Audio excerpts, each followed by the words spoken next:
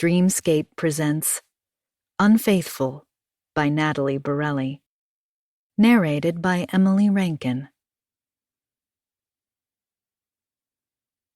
Chapter 1. I wake up too early, too hot, my legs entangled in the sheet. I dreamt of something stressful, something to do with missing a flight or losing my passport. Then there was a ladder that didn't quite get up to a top floor and was swaying dangerously. It's the phone ringing that pulls me out of the dream. I reach for it quickly so as not to wake Louis, my pulse still racing. Hello? It's me. I raise myself on one elbow. Alex, what time is it? I don't know, 5, 6. I need to see you. Beside me, Louis stirs. I'll have to call you back. When can you come? He has that urgent tone, the way he speaks when he wants my attention, immediately. It's not even 6 in the morning and I'm exhausted already. I don't know, Alex. I have a meeting this morning. I'll come after. No, you have to come now. Alex, I can't. I'll come later as soon as I'm free, all right? What's going on anyway? He sighs into the phone. Or maybe he's smoking. He says he doesn't, but I've smelt it on him often enough. Dope, mostly. I'll tell you when you get here. Bring the notebooks with you. All of them? Yes, it's important, Anna. Bring them, okay? He hangs up. I turn to look at Louis, who is sleeping beside me, one arm flung above his head, calm as smiling Buddha. I bet he's not dreaming of swaying ladders and missed flights. I kiss his bare shoulder, and he doesn't even stir. Nothing can wake up Louis, except Louis. Who was that? He croaks. Sorry, I was hoping you were still asleep. That was Alex. Of course it was. Can you ask your students not to call in the middle of the night, please? He turns on his side and I push playfully against his back. It's not the middle of the night, it's 6 a.m. I can hear the birds outside, and there's a sliver of dawn light slipping around the edge of the blinds. I was up late, he mumbles. I know. I rub my face with both hands. I may as well get up. You want me to bring you a cup of coffee? No, thank you. Downstairs, Roxy greets me by dropping a chewed-up toy at my feet. We go through our usual routine where I stroke her head and she rolls on her back, exposing her pink belly for me to scratch. She's a French bulldog, and technically she's Mateo's dog. I let her out the back door and into the yard, then turn on the coffee machine. While I wait for it to warm up, I empty the dishwasher, change the water in Roxy's bowl, open a bag of dog food, and scoop some into her food bowl. All the time I am thinking about Alex, analyzing how he sounded just now, what it might mean. Alex is my best, brightest PhD student. He's a genius, really. I've never had a student like him before. He's on the cusp of publishing something extraordinary, and my job with him is to make sure he gets there in one piece. Sipping my coffee, I open my laptop to go over my notes. First thing this morning is a faculty meeting. We're facing an uncertain future, and I suggested to Jeff about getting together a fundraising committee weeks ago. I did it to make a good impression, to show that I'm a team player and full of good ideas. Jeff agreed to my suggestion. He almost always does. Jeff is the chair of the mathematics department, and what Jeff thinks matters. Especially as any day now I will find out if my full professorship application has been successful. I am pretty confident, or I'm trying to be anyway. Part of me feels that if I don't get it after all the extra work I've been doing, I may as well give up. Those of us who applied in the department expected to have heard by now, but this year there's only one full-time position because of our budget cuts, and it's taken longer than usual. Nail-bitingly longer, you could say, but still, I'm cautiously optimistic. I go back upstairs to shower and get dressed into my usual meeting attire, linen skirt and pearl-colored blouse. Professional, but feminine. I clip on a pair of small diamond earrings. Not real diamonds. We do all right, but we're not that rich. And fasten a silver necklace with a small heart-shaped pendant around my neck, a gift from the children for Mother's Day. In the mirror, I catch Louis watching me from the bed, one arm bent behind his head. He's frowning.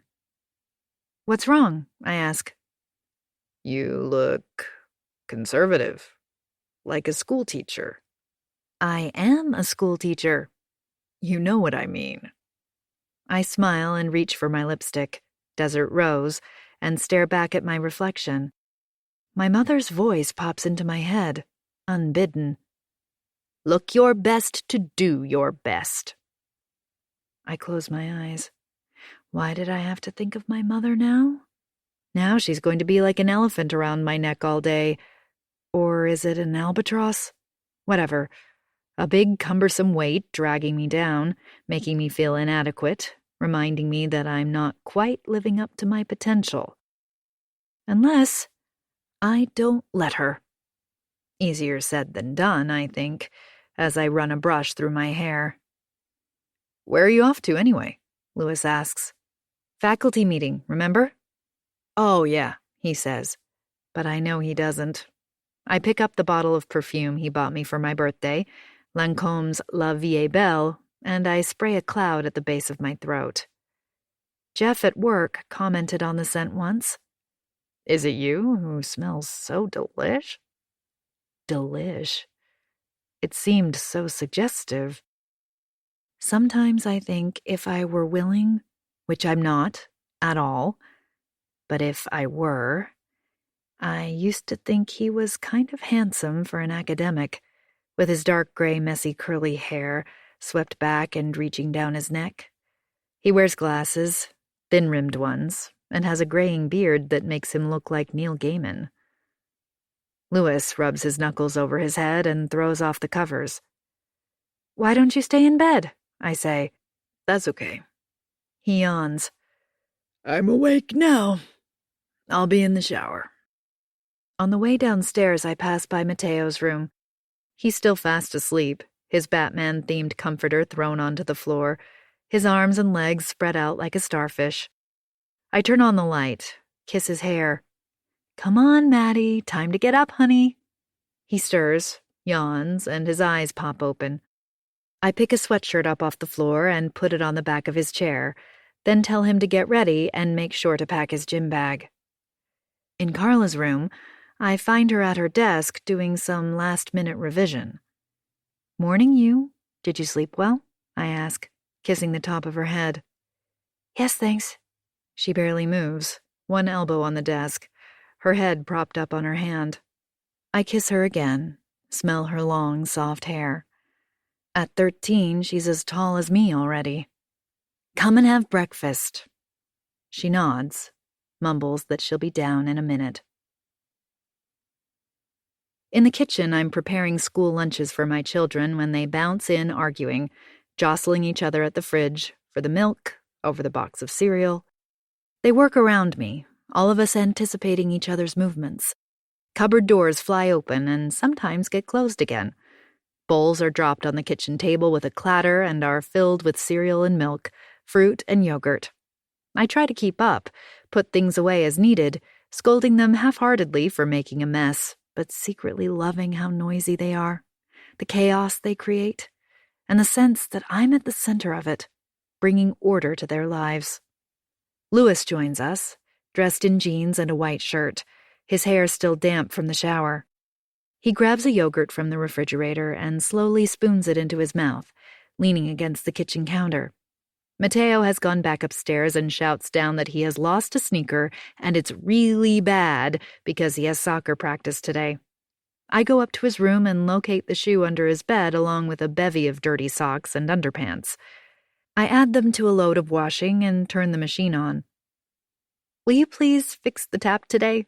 I ask Louis. Every day I bring up the dripping tap in the kitchen, and every day Louis says he'll fix it. Every day I say something like, If you don't have time, I can get the plumber in.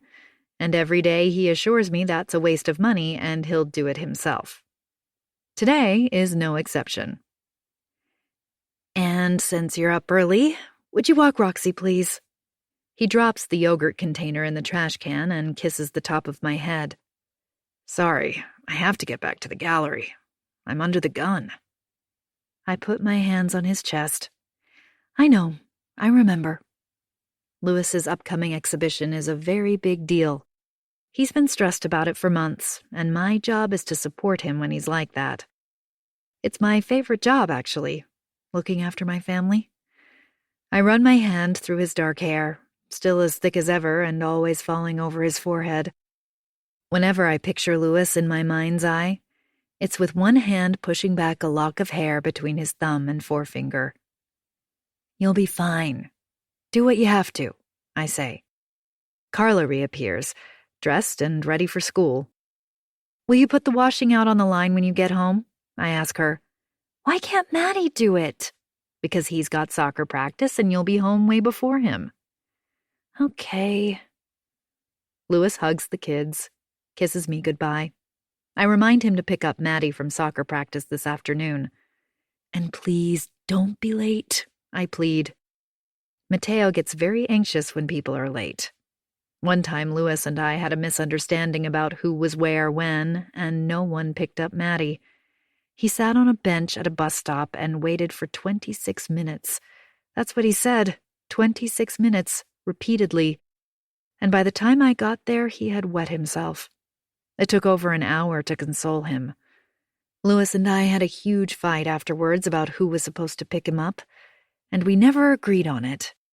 Although to this day, I know it was supposed to be Lewis. And don't forget tonight. What about tonight? He says. Ha, you're so funny you should have been on the stage. I tried. They wouldn't even let me audition. I laugh. It's an accidental joke because tonight the kids are putting on a show. Carla has written a play for the Young Playwrights competition, and she is staging a special preview performance for us, having roped in her little brother to play various roles, all in our very own living room. I think I'm as excited as they are. Do I need to get anything for dinner? Lewis asks. No, all done. It's pizza night tonight. One day when my children are old enough to go to restaurants by themselves, they will realize that real pizza tastes like heaven, drips with oily, melted cheese, has very few vegetables on it, and miles of pepperoni. Pizza here, Chez Sanchez, consists of homemade whole-grain sourdough spread with homemade low-salt tomato passata, truckloads of seasonal vegetables, and low-fat cottage cheese. Sometimes I wonder how much of what I do to look after my family will end up as a discussion on a therapist's couch. Lewis gives me that lovely smile of his that still makes my heart flutter. Then, with another kiss, he's gone. I hug my children goodbye, tell them I love them to bits, accidentally mess up Carla's hair. Mom! And, after they're gone, I grab the leash and the roll of dog poop bags from the hook behind the door of the laundry and let Roxy out for a quick walk around the block. Chapter 2. Good morning, everyone. Jeff is standing at the whiteboard. We don't use screens or projectors for small meetings like this, just good old-fashioned magnetic boards. He shoots me an annoyed look over his shoulder. Hey, there you are, he says. Yeah, sorry. Dog walking. Lost track of time. There are 5 of us in this committee. Jeff, of course, as the department chair, and the other 2 mathematics professors, Rohan and John.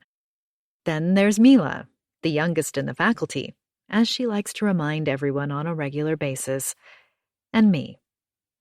We're here because our future funding is tenuous at best. Our generous endowment has been frittered away by our so-called investment advisors who managed to get a return at about 1/3 the rate of everyone else, and now we have to come up with new sources of income. That, in a nutshell, is the meeting. I nod at each of them and set my laptop on the table. So, where are we up to? I wake up the laptop and open a new document while surreptitiously checking out Mila. She's wearing a loose top that droops over her bare shoulder in a can't keep it up, it's too big sort of way, revealing a thin silver bra strap. At least she's wearing a bra over a fine collarbone. I look down at her skinny jeans, fashionably torn at the knees and cut off above her delicate ankles. I don't know. She's obviously smart. After all, she's an associate professor at 26. But she's also very pretty, with shiny black hair and olive skin, and eyelashes so long I suspect they're false. Being sexy shouldn't be a disadvantage in this job, but I think it is. I'd never dress like that for a business meeting. What was it Lewis said this morning? You look conservative. I catch Mila looking at me, looking at her, and I quickly return to my laptop, my finger poised over the keyboard. Since you're here, will you take minutes, Anna? Sure, happy to. I always take minutes. I may as well have it tattooed on my forehead. Team player, no job too small or too menial. Then Jeff adds, I know I always ask you, but you're the only one I can trust to do it right. I smile. Then I think I'm blushing. Am I blushing? I sure hope not. It's no problem, I stress. Of course, it's not really my job to take minutes. He could have asked June, the department secretary, to sit in. But the truth is, I am the only one who can be trusted to do it right. That's one thing everyone always says about me. I am dependable. I will always step in and help, and often make things right. Which is probably why I'm always in meetings. When I'm not teaching, I mean. I seem to always put my hand up for things. Committees, student support, fundraising, grant applications, acquittals. Sometimes I end up on committees I don't remember signing up for. But if the work needs to be done, I am ready. I rally when the going gets tough. I'm a rallier. Ideas, Jeff says now. Let's hear them. Anyone? At the top of my document, I type new funding opportunities, staff suggestions, and bold it. Mila takes the pencil she's chewing out of her mouth. We could contact our alumni? Organize a fundraising dinner? Good. Thank you, Mila. Jeff writes down Mila's suggestion on the board, like it's a very valid one, and I'm thinking, really? Is that the best you can do? Then he says, Anna, will you organize it? I blink. I'm about to say, why doesn't Mila organize it? It's her idea. But being a team player, a rallier, I just nod. Although I do ask, don't we do that already? No, we don't. So let's. Okay. Anyway, as a member of the teaching staff, I don't think he actually means for me to organize it. I make a note to mention it to June. Let's not beat around the bush here, people, Jeff continues. This faculty will not get bailed out again by the executive. At this rate, we'll be lucky if we make it to the end of next year. We are in early talks with a number of philanthropic institutions. June and I are handling that. But I'll be blunt, it doesn't look good. So if you have any bright ideas... What's going on, Anna? I look up. Nothing. Why? You're smiling. I plaster on my most innocent face. Puzzled, sincere. If I could, I wouldn't just say it out loud. I would scream it from the top of my lungs. Because when I suggested this committee, I didn't know that Alex, my PhD student, was about to prove one of mathematics' most important conjectures. And once Alex and I publish our paper, donors will be falling over themselves to throw money at us. That's how important this paper is. It's groundbreaking and marvelous, and it's the best thing to come out of Locke-Wideman University ever. And while it's absolutely Alex's work, as Alex's advisor, I can say I am responsible, in my own small way, for that achievement. I imagine Jeff's face when he finds out that I am co-author of a groundbreaking paper that is going to bring Googleplexes of dollars to our university. I mean, let's face it, the last time I published anything was a comment on a working mom's Facebook group about a one-pot recipe. My whole family loved it. 5 stars. I shake my head. Nope, all good, as you were. He winks at me and turns back to the board. Okay, then. Alex had come to study at this little university because of me, he said. He had stumbled upon a paper I had published 1,000,000 years ago, back when I was a grad student myself, and had walked into my office brandishing a copy of a now defunct mathematics journal.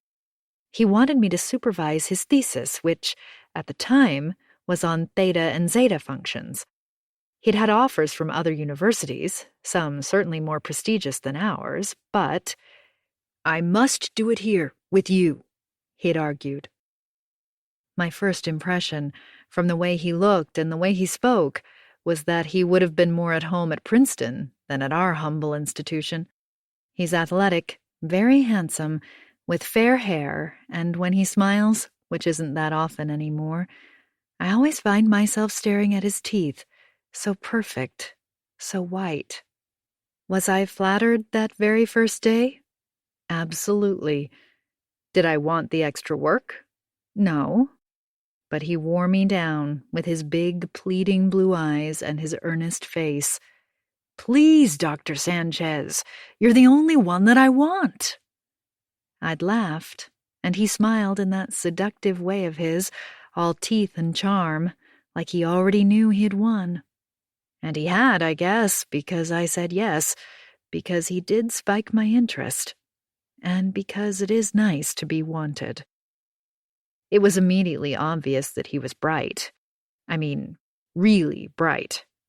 But like a lot of geniuses, he's also obsessive. He can spend days poring over a minute and insignificant detail. It's as if he can't differentiate what's important from the trivial. He also gets distracted easily. After he'd been working on his chosen topic for a few weeks, he came to my office, closed the door, sat down and said, I have to tell you something. We didn't have a meeting scheduled, but that never bothered Alex. He just comes in whenever he likes, and if I'm sitting with another student, he'll wait outside, tap his foot against the door jamb loud enough for us to hear, cough, make a nuisance of himself until we're done, or until we give up. What is it? I asked. You have to promise to keep it secret. I rubbed my forehead. I can't promise that. What have you done? He looked sideways and sighed. Did you get drunk? Do something you regret? Did anyone get hurt? Do we need to speak to student services? Anna, are you for real? Is that the first thing that comes into your mind? Just tell me, Alex. He handed me an ordinary spiral notebook. Alex does all his preliminary work on paper, which is not that unusual. I opened it. The writing was messy, full of crossed-out equations and shorthand notes, but I knew how to read it, and it made my stomach twist. I stared at it for a long time, and for a moment I wondered if he was playing a joke on me. Can you tell what this is? He said. I couldn't even look at him, and I couldn't speak either. The Penty Stone conjecture. A famous problem, unsolved, first proposed in 1905 by mother and daughter mathematicians Claudia Penty and Nomi Stone. Then the world forgot about them until an American billionaire and futurist called Leo Forrester resurrected them. His foundation awards prizes to innovative discoveries, and he'd stumbled upon the Penty Stone and realized that if it were solved, it would revolutionize too many things to list, from computing power to aircraft design. The reason I knew so much about the Penty Stone was because of my mother. She was a scientist, and I was an only child who turned out to be a bit of a math prodigy, an aptitude I nurtured and generally worked very hard at because it felt like it was the only thing she liked about me. If I had to describe my mother, I would say she was cool, strict to the point of austere, and not very motherly. When I was 14 years old, my mother assigned the Penty Stone problem to me as some kind of punishment for sneaking out one night and going to a party I hadn't been allowed to go to. That summer, when my friends were hanging out by the river, going to the mall, having sleepovers, I was at my little desk trying to solve a math problem that had grown men punching the wall in frustration. But that was the deal, she'd said. If I could solve it, I could go out and play. I didn't know it was some kind of trick, and I spent the entire summer on it, poring over equations just like the ones I was staring at in Alex's notebook, until my eyes felt like I'd rubbed salt into them. I didn't solve it. That should go without saying. And to this day, the very name Penty Stone makes me want to bite someone. I flicked through Alex's notebook, numbers blurring as I swiped the pages quickly back and forth, unable to fully absorb what I was looking at, feeling confused by the familiar, the aberrant, knowing I should feel excited by the possibility but feeling devastated instead. Finally, I looked up.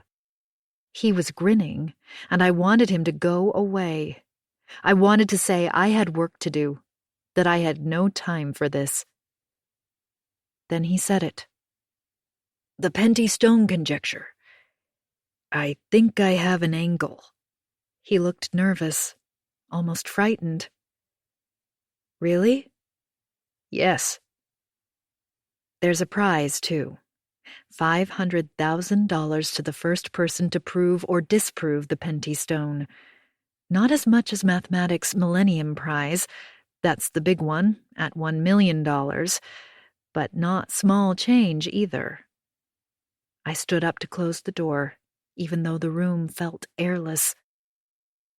You want to talk me through it? He did, animatedly, chaotically, and yet beautifully. He hadn't come up with a complete solution yet, but the work he'd done on his thesis to date had accidentally nudged him in the right direction. I think I can do it, he said, breathless. I paused, willing my heart to slow down. It's harder than you think. I know. I need your help, Anna. Will you help me? Would I help him? My first thought was no. Absolutely not. But how could I say no? What if he found another supervisor? Someone at MIT, maybe? Could I bear it? And if I said yes, I could think of it as closing a circle. The end of the work I'd started so very long ago. And I want to change my PhD topic to this, he continued. Can I do that? I thought about it. The ramifications were negligible. People changed their topic all the time. And it has to remain secret, he added. For obvious reasons. Obviously. If it became known at this point, even just within the university, that Alex was close to solving the Penty Stone, and especially what his approach was, there was no doubt someone else would jump on it and quite possibly snatch the prize before he did. Us academics might look mild-mannered and geeky on the surface, but underneath we're a bunch of hyenas who'd do anything for a scrap of recognition. Not even your husband, he said. Honestly, Alex, Lewis wouldn't know the Penty Stone from the Rosetta Stone. I don't care. Nobody can know. You have to swear. Nobody. I did. I swore. I'm good at keeping secrets, I said. I was already thinking of what it might mean for the university, the research funding we'd be able to attract. This would be a game changer for our faculty. We would join the ranks of the most prestigious academic institutions in America. After that, the conjecture was all he could think about. But passion has its consequences. He lost weight, lost sleep, grew dark circles under his eyes. We spent months on it, which is not very long in the scheme of things. People spend years, decades, trying to solve a conjecture. He went down rabbit holes a few times. He'd think he was so close, then one detail would make the whole thing crash and he'd have to start again. Then he became paranoid that people were spying on his work. He wouldn't put anything at all in a computer in case we got hacked. He wrote everything by hand and kept it in a locked drawer in my desk, even though he had his own locked cabinet in an office he shared with other students. "I don't trust them," he said. "So lock it in your cabinet then. Anna, they're on wheels." In the end, we agreed he could work in my office, which I would lock whenever I was out. I also had a small desk brought in especially for him. It was kind of exhilarating because we made progress so quickly. But when his health deteriorated, when he couldn't cope with the pressure, he was awful to be around. I dreaded coming to work. He was always angry, sad, desperate, manic. Then he became resentful of me because he thought I wasn't doing enough to help him, as if somehow it was my fault he hadn't solved it yet. Like it was simple multiplication and I hadn't explained to him how to do it. Then he stopped coming altogether. I knew he wasn't working on it at home because all his notes were in my office. Then one night I woke up in the middle of a dream with an idea. I tiptoed downstairs and called him. I told him my theory. What if? What do you think? Would that work? 2 days later, he'd cracked it. A PhD thesis can only be authored by the student in question, but we agreed to write a paper together about the Penty-Stone conjecture and its proof. We'd be co-authors, which was not that unusual between the student and his or her advisor, but to co-author a paper on such groundbreaking work is worth its weight in gold for any academic. His name would be first. There was no question about that. But we would have to be quick. Even though I wasn't paranoid like he was, ideas have been known to hop from head to head until they find a willing host. Often they find more than one, and whoever gets there first wins.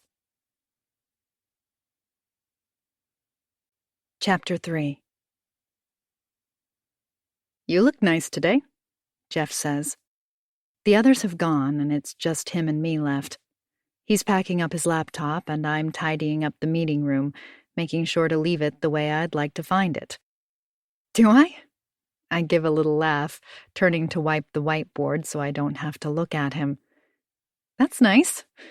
Lewis thought I looked conservative." He comes up right next to me and takes the block eraser from my hand, puts it down in the tray. "What?" I ask. He takes my shoulders so that I'm facing him, then reaches for the top of my shirt and swiftly undoes the button. "There," he smiles. "Fixed it." I feel myself redden. The top edge of my plain white bra is visible now, and my first thought is, I wish I'd worn a nicer one.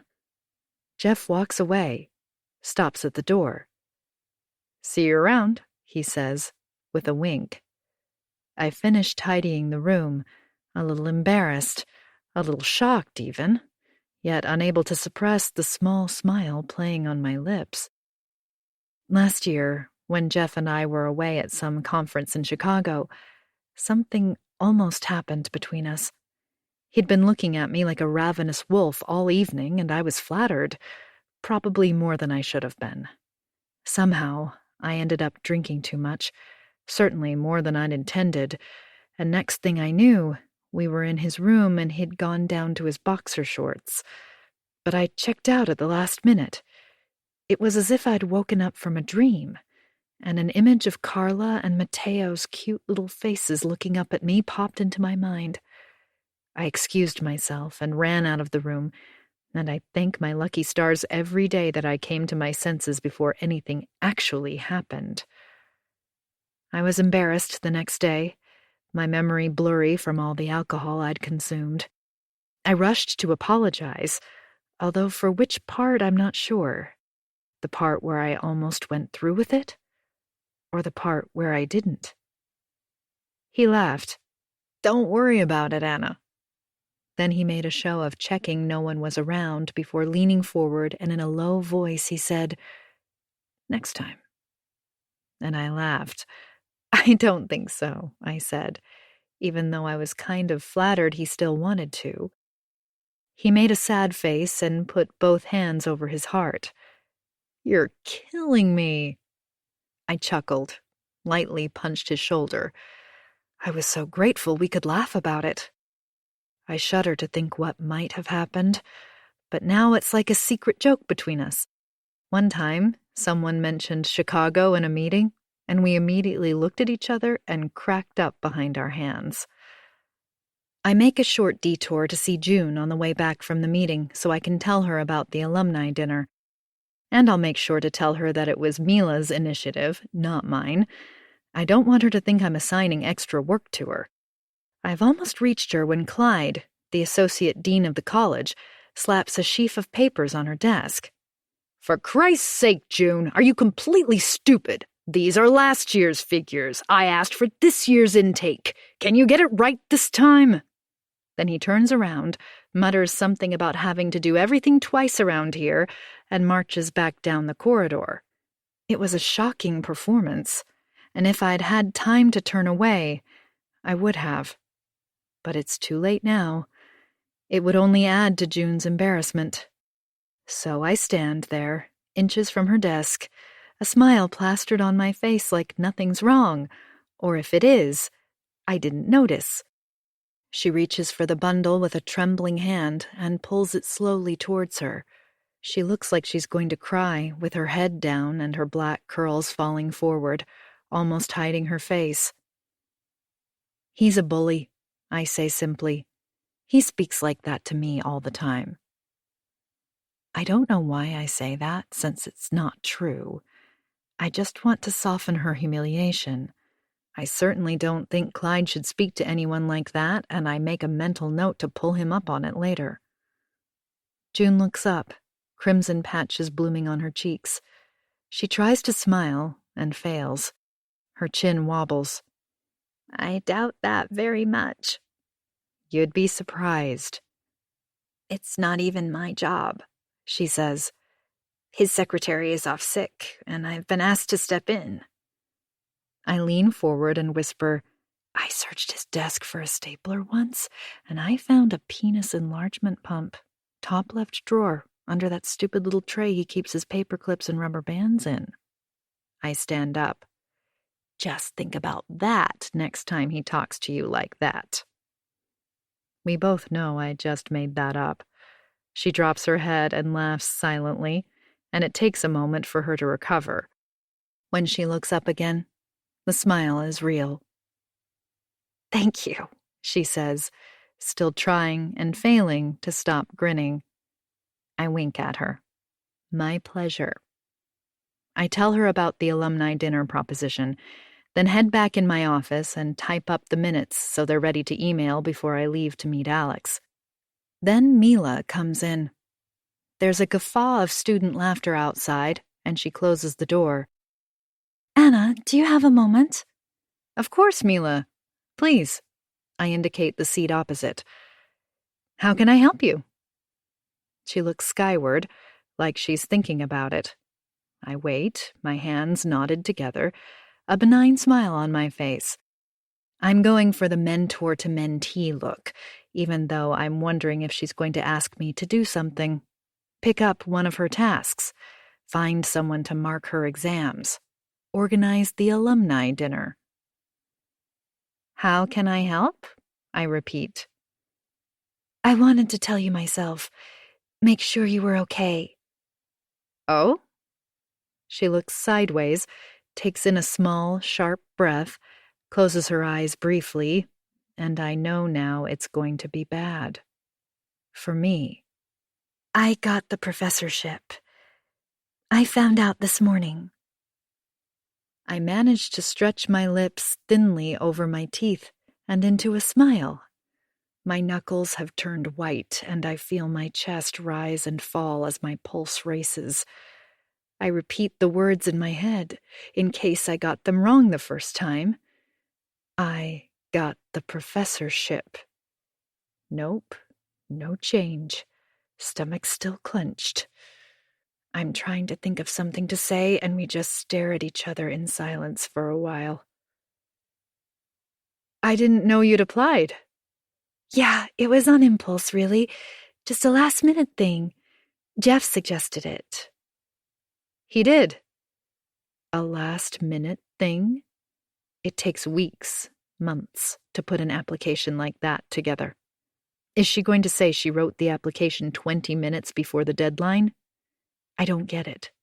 Does she want me to feel even worse? Then it occurs to me maybe there's more than one professorship this year after all. Maybe I too will find out today. So they announced it? This morning.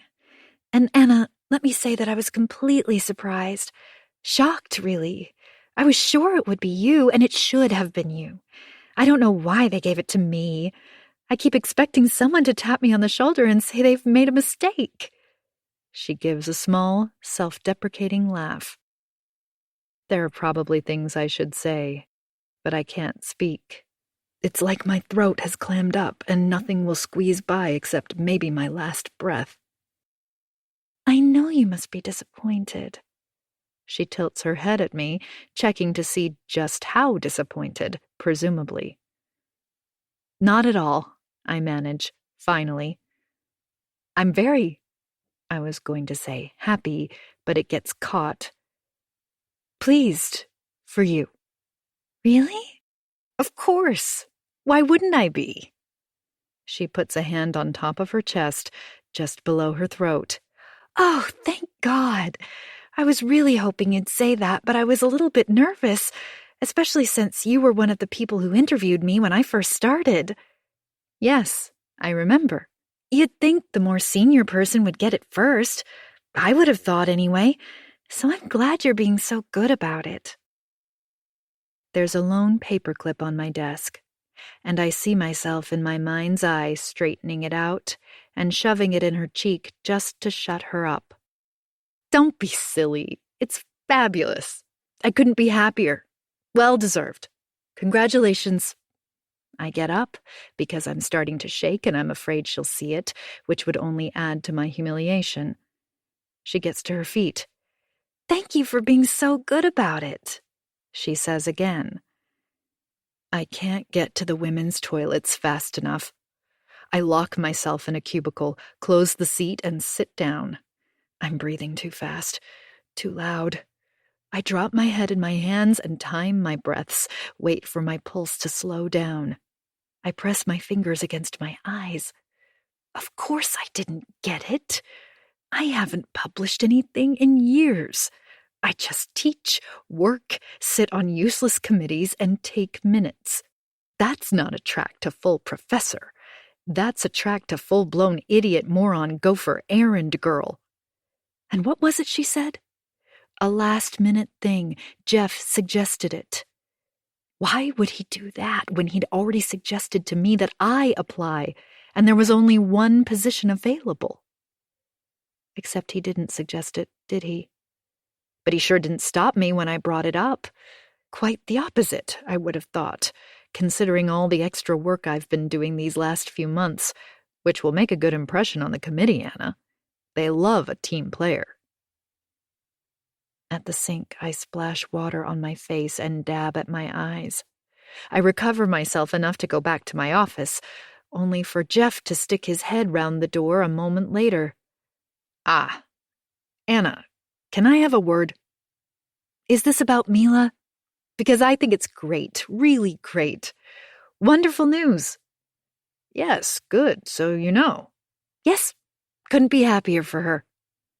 Okay, good. Oh, by the way, did you type those minutes? In your inbox. Well done. Good stuff.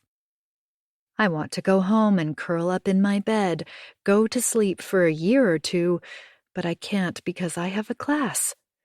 Maybe I could say I'm sick. Ask June to get a replacement teacher for the afternoon. One of the postdocs. No. Mila will know it's because of her, and then she'll think I'm upset and she'll be making cooey noises at me. Oh, you are upset, Anna. I'm so sorry. I wonder if Mila will offload some of her classes on me now. Of course she will. Then I remember I am supposed to go and see Alex. Good. This is what I need to focus on. Alex and the Penty Stone Conjecture. It sounds like a children's book title. Alex and the Penty Stone Conjecture. I blow my nose, picturing Jeff's face, and Mila's, when they find out our paper got published. I imagine Jeff realizing he backed the wrong applicant. Mila's words echo in my mind. It should have been you. Damn right it should. I think back to the phone call from Alex. What is he up to? He sounded upset? Not exactly. Intense? Yes, definitely. Should I brace myself for more bad news? Has he found an error? Will he say we can't submit yet? It would be a setback, certainly, but we'd had those before. Maybe this one is much more serious. But I know the work and I know the paper and I know it's ready. Unless I've missed something. And considering it was only this morning that I was quietly confident I'd find out any day now that I got the professorship, and I didn't even twig that Mila was in the running, let alone that she'd beat me to it. Maybe I shouldn't trust my own judgment. But I need this paper. This is my opportunity to prove them wrong, to laugh in their face, to quit the job and get a better one elsewhere. Maybe move the family to Boston so I could teach at MIT. I grab my bag and snatch my jacket from the back of my chair. I don't care what Alex's problem is right now. I'll sort it out. I don't care what it takes either. I just want to see the look on Mila's face when our paper gets published. I want to get to tap her on the shoulder and say, I think they did make a mistake after all, Mila. Chapter 4.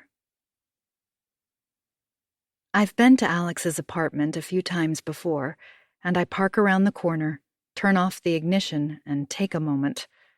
I need to be calm and reassuring. Alex has a tendency to overreact, and God knows he can get himself into a state of despair over the smallest thing. He's 27 years old, but sometimes he may as well be 12. But he is the genius behind our work, and my future depends on how well I can manage him, as I remind myself as I make my way up the stairs. His apartment is very nice, certainly not what you'd expect a student to live in.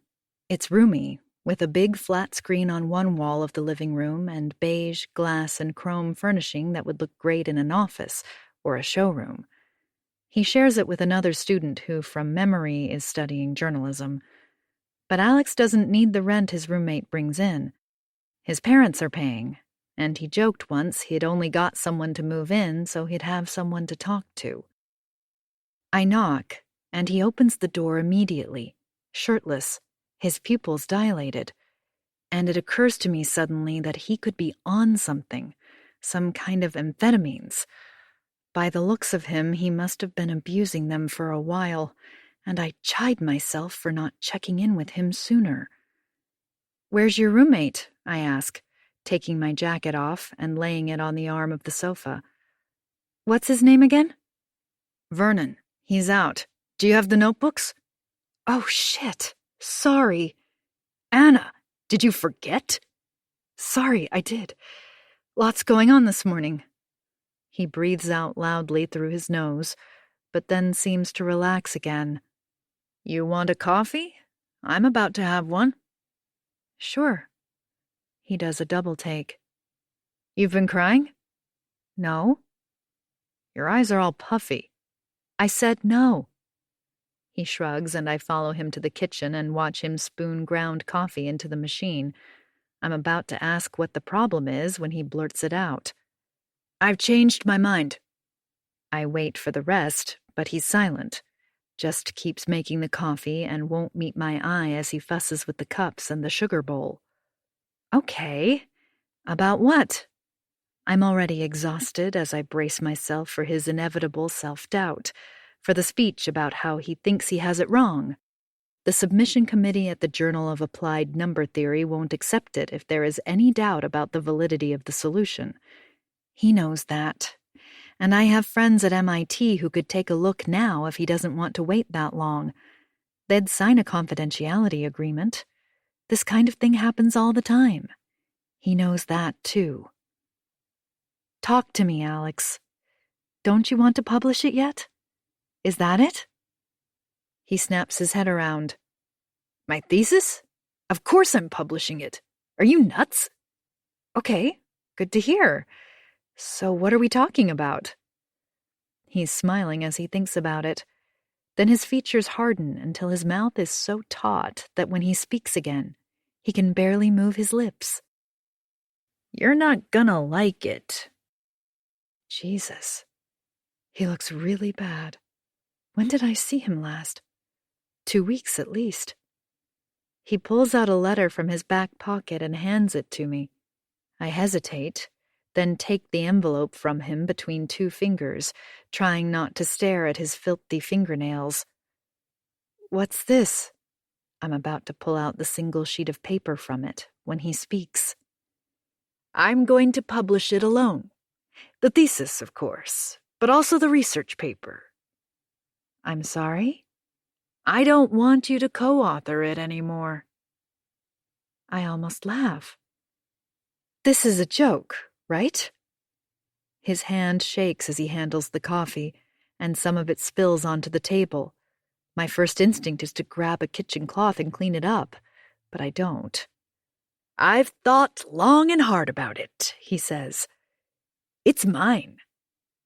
A wave of outrage flares through me, and I grip the envelope tighter in my fist, but then tell myself to calm down. I take a breath and let it slip from my fingers. He doesn't mean it. He's panicking about something. There's no need for me to do the same. He leans against the window ledge, stirring his coffee with a spoon, a breeze from the partly open sash window behind him ruffling his hair. Come on, Alex. I helped you, you know that. You couldn't have done it without me. He smirks, rudely. Are you listening to yourself? I did do it without you, Anna. You were there in the room, and that's about the extent of your contribution. You know that's not true. I think of all the hours I spent with him, poring over his work, trying to grab hold of the slimmest gossamer thread that we could tug and unspool into the light. I think of all the times he despaired and wanted me to hold him until it passed, the times he would sob on my shoulder like a child while I whispered soothing words to him. He told me once that I was much nicer than his own mother. Thinking back on it in this moment, I realize something I didn't want to confront then, but I may have to now. Alex is unhinged. I think of that night when I called him at almost midnight. I woke him up and he was annoyed because it was the first time in weeks that he'd had a few hours uninterrupted sleep. Until I called, that is. But I'd had that sliver of an idea, and it was enough for him to get unstuck. It was the final missing piece of the puzzle. We had the solution. I put all this to him now, through clenched teeth. You don't remember that? Really, Alex? He smiles from one side of his mouth. The arrogance dripping from his sneer makes me want to slap him. Do you honestly believe you made that much difference? You're not that good, Anna. It's you who is trying to ride on my coattails here, not the other way around. And anyway, I told you, I've thought long and hard about it over the last few weeks and... Weeks? You've been letting me do all this work on the paper for the last few weeks? He shrugs. So?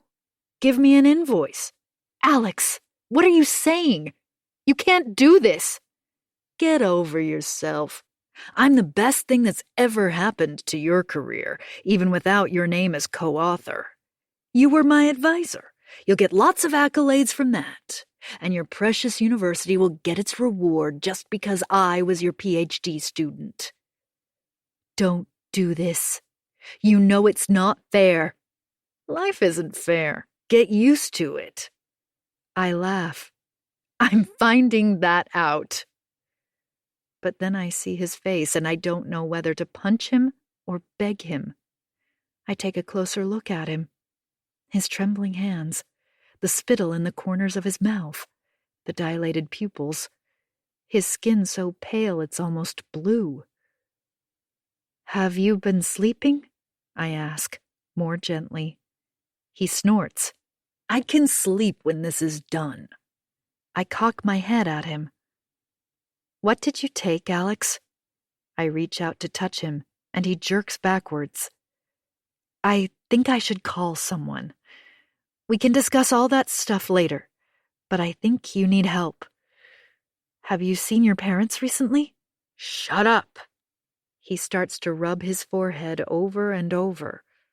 I move around the table toward him. I just want to hug him, hold him tight until this passes. I'm worried about you. No, you're not. Stay away from me. It's okay. But his nose has started to bleed. Honey, please, look at me. I'm not moving. I'm right here, Alex. What's wrong? I'm not going to hurt you, you know that. But he's backing against the window behind him, his eyes darting around as if searching for escape. I've said my piece and I want you to leave. Now. I have to call someone. I have to do it now. He needs an ambulance, but my bag and my phone are in the living room, so I keep talking, holding his gaze as I walk slowly to him. You can publish alone. I don't care. I really don't. Come on, Alex. Come and sit down with me. I extend my hand to him again, but he just laughs. I come closer, so close I can almost touch him. He raises his arm over his face. Leave me alone! For a horrible moment, I think he's afraid of me. Then, in one motion, he turns, pushes high the sash window, and swings one leg out so that he is sitting astride the windowsill, looking down. I scream for him to stop, but he's already slipped under the top sash, and I am standing with my arms outstretched and a scream garbled in my throat. Alex! But Alex isn't there anymore. Chapter 5. It's so strange, unreal, like a dream.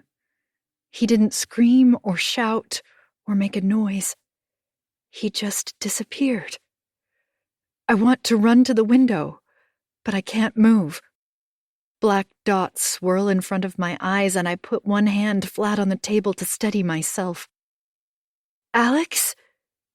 After a moment, I take a step, then another, until I've reached the window. Alex? Slowly, I peer down, along the alley that borders the west side of the building. I can't see him. I'm looking, but I can't see him, and for one beautiful moment I think maybe he's playing a joke on me, until I see his bare foot. His body is wedged between the brick wall of the building and a dumpster. A piece of metal has pierced his torso, and anyone can see that he's dead. I clasp my hands over my mouth to stop myself from screaming and drop to the floor, my back against the wall. I have to get help. I crawl to the living room, stumble upright, and snatch up my bag from where I left it on the couch. It's a tanned, soft leather bag with a single shoulder strap, and Lewis had once joked that searching for something in it was like shoving your hand inside a giant mushroom. I think about that now, the giant mushroom, and I don't know what's real anymore. Am I tripping? Did Alex give me something in that coffee and walk out of the apartment? Is this some kind of prank? No, I didn't touch my coffee. I empty the bag on the floor because that's the quickest way to locate my phone. I snatch it with shaking hands, then stop. Alex is dead. I'm sure of it. Should I ring the university first? Or should I ring his parents? What will I say to them? I should ring the ambulance. That's it. That's what I need to do. My finger hovers over the first digit. 9. And tell them what exactly? He was going to leave my name off the paper and then he fell out the window. I remember the letter he gave me earlier, lying on the kitchen table. I pick it up with shaking fingers. It's typed on thick, cream-colored stationery. Dear Anna, firstly, I want to thank you for being my thesis advisor and for everything you've done to make me feel welcome at Loch Weidman. I've decided to publish my work alone. That includes the paper based on my thesis. I know that we had discussed you being cited as co-author, but upon further reflection, I have come to the conclusion that there's no reason at all for your name to be included. To be honest, I'm concerned that having you as co-author will lend your contribution more weight than is warranted. I trust you'll understand and respect my position. Please forward any written material in your possession. Below that, he'd added in a handwritten scrawl, like an afterthought, Sorry, Alex. I put a hand over my eyes. They'll think I did it. Of course they will. They'll read the letter, then they'll say I pushed him in a fit of rage. They won't believe me when I explain that he just jumped. He was there, then he wasn't. Because that's what happened here, isn't it? Will I go to jail? Yes, of course I'll go to jail. Our doctoral students die. We kill them. Or I kill them. That's what they'll say in the newspaper headlines, the blogs, the social media posts, and talkback radio. Killer. And for some insane reason, I think of my mother and I can almost hear the soft click of her tongue, impatient and disappointed. I return to the window slowly, like a cat, listening the entire time. Every sound seems amplified, like I have bionic hearing. Distant traffic, a dog barking, the clanging of a distant hammer in a construction site. No sirens. Yet. Okay. I need to breathe. Focus. I think of my children as I crumple the letter and shove it in my pocket. I wash the cup and wipe it dry with the tea towel before putting it back in its place on the shelf. Not that I'm concerned about prints or DNA, but best not to raise questions about who was there this morning with Alex. In the living room, I'm on my knees as I frantically gather everything I dropped earlier, my heart bouncing around my chest. 2 tampons, a packet of tissues, a long-lost silver pen, makeup, sunglasses, wallet, keys, loose receipts, an unopened packet of mints, an ID pass on a lanyard for a panel I attended at UCLA last year. A throat soother stuck in its wrapper, the sight of which makes me want to burst into tears. I remembered Matteo doing that, sucking on it and changing his mind, putting it back in its wrapper and dropping it in my bag. I shove it all back into my purse and I'm almost hyperventilating as I dart around the room for anything else of mine. Then finally, softly, quietly, I open the front door. I'm about to check the hallway when I hear footsteps coming up the stairs. I push the door closed again, my heart pounding as I hold my breath, praying that it's not his roommate. In my head, I'm already making excuses as to why I'm here, alone, when the footsteps continue past this floor, up another flight, and I let my breath out. On impulse, I grab a light beige beanie from the coat rack and push it down over my ears. Then I put my sunglasses on. I slip out and almost run down the stairs. I only need a minute, less, 30 seconds, and I'll be outside. But just as I reach the last flight of stairs, someone comes into the building. I hold my breath and keep my head down as I slip past. I catch a flash of dark hair and the glimmer of a silver and purple ring on an index finger. "Sorry," I mumble. I step out onto the sidewalk and run to my car. Chapter 6. I shove the beanie in the glove compartment and drive off. My heart is still pounding. Every sense is heightened. Every sound is a roar. Even the breeze on my skin feels like a hurricane. Did anybody see me? I visualize the wall opposite Alex's window. It's a plain brick wall, the side of an old warehouse building. No windows that I can remember. The alley is narrow, empty except for trash cans and the dumpster. He didn't make a sound when he fell, which is possibly the strangest part. How long was I in the apartment after that? I don't know.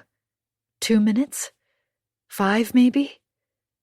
I try to remember if I told anyone I was going to see Alex, but no, I don't think so. Then I think, don't think so isn't good enough, so I rack my brain, retrace my steps.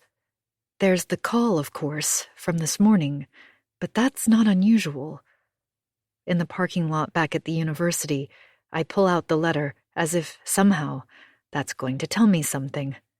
I smooth its creases against my thigh and begin to read it again just as a loud bang above me makes my heart somersault. "You okay, ma'am?" It's the attendant, or maybe a security guard. I can't tell, but he's wearing a uniform. I realize he tapped the roof of my car to get my attention. I wind my window down. "Yes, thank you." "Okay, then." How long have I been sitting here? I tear the letter in as many pieces as I can and grab the beanie from the glove compartment. I shove the lot in the trash can near the elevator, then make my way upstairs, drop my things off, and go to teach my next class. I am normally a very engaged teacher. I ask questions as I go, make sure I'm not losing anyone along the way. But today I teach the class on autopilot. I don't even snap at Melanie, one of my brightest first years, but with an attitude problem, when she puts one leg up on the fold-away tablet arm of her chair. About a third of my class is young women, which is not unusual in the first year. They'll fall away, though, most of them anyway, over the next 3 years. At the beginning of term, I usually play a mental game where I try to guess which ones will stick it out. Melanie is one of them. She's so smart, and I really believe she loves the subjects, but she puts people off with her insolence. Especially me. She seems to have zeroed in on the fact that I'm a bit of a pushover and unconvincing in my admonitions. Whenever I tell her off, half-heartedly as she scares me a little, she'll double down and pop a bubble of gum moments later. At one stage, I hear her scoff something like, "Hello," and I realize I haven't said anything in a while. That's because I heard muffled voices out in the corridor and I thought, this is it. They know. They're going to burst in the door and announce that Alex is dead. Except it doesn't happen, and the voices move on. I get through the rest of the class and then walk quickly to the staff room. I grab my tuna and egg salad from the fridge so that I can pretend to eat it back at my desk. I say pretend because I don't touch it. I can't eat anything, let alone tuna and egg, but I tell myself that that's what I would be doing normally. So that's what I'm doing. I pull the lid off the Tupperware, poke at the food with my fork, close it again, and shove it in the trash, container and all. I go through my tasks during the rest of the day like I'm in suspended animation. I almost have to physically jerk myself forward at regular intervals just to keep moving. At one stage, Jeff pops his head in, and I think, this is really it. He says the name, Alex, but he doesn't say dead, and I blink in confusion. "What did you say?" I was asking if Alex is doing a presentation next Tuesday for the panel. I picture him lying behind the dumpster. Why hasn't he been found yet? How long is it going to take? Or maybe he has, but no one will tell us. Could that happen? Should I say something soon? Something like, I was expecting to hear from Alex. He's not answering my calls. I wonder if he's all right. Is he? Jeff asks again. Postgraduate students are asked to do a presentation every 3 months to evaluate their progress. They're not compulsory, but you'd have to have a good reason not to attend. Alex didn't do the last 2 because by then he'd decided to switch his topic, and he wasn't ready to disclose that. We'd discussed this one, coming up, just last week.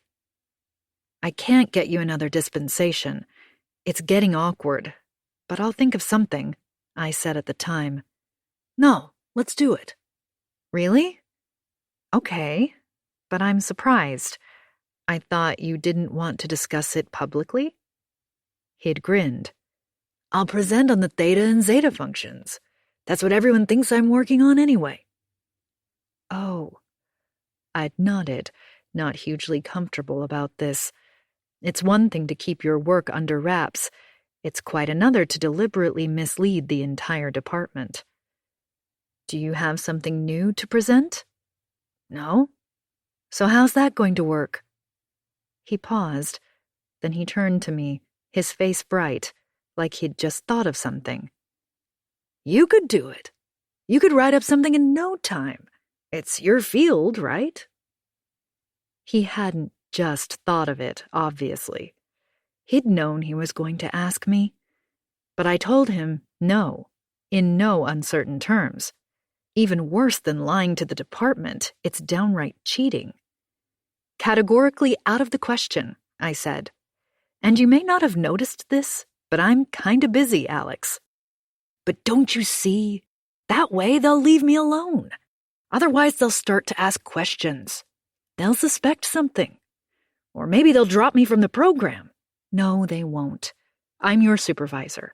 Only I get to drop you.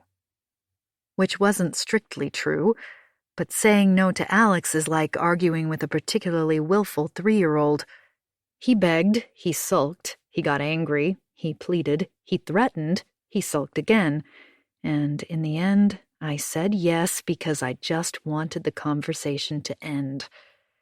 So I did the work. I stayed up until 4 in the morning to do it. I would have given myself an A+ for it, too. Jeff clears his throat. Sorry. Yes, he's confirmed that to me. He'll be there. He nods. Good. I look forward to it. He's about to leave, but stops, turns around. You okay? Sure, why? You just seem a long way away. Sorry, just tired. You look tired. You're not upset about the promotion, are you? And it occurs to me then that he didn't even bother to tell me himself. Nobody told me, except for Mila, and that doesn't count. She was just gloating. No, I'm not upset about the promotion. I wait until I am back in my car to have a cry. Then I drive home, and when I walk in the door, into the noise of my kids preparing Carla's play, there's a moment where I almost convince myself it never happened. Hello? I say, as I move towards the living room. No, they shout. Don't come in. Okay, sorry. Where's your dad? In the shed, they shout. I stride across the garden to the shed and stand in the doorway. Louis is bent over his bicycle, and for a moment I'm almost tempted to blurt it out. Something horrible happened today. Hey, babe, how was your day? He says, without looking up. It occurs to me, not for the first time, that a certain distance has crept between us recently. It's the way he says, how was your day, like he's not actually interested, or he's too distracted to really listen. But maybe I'm overthinking it. Maybe it's because he's been so busy.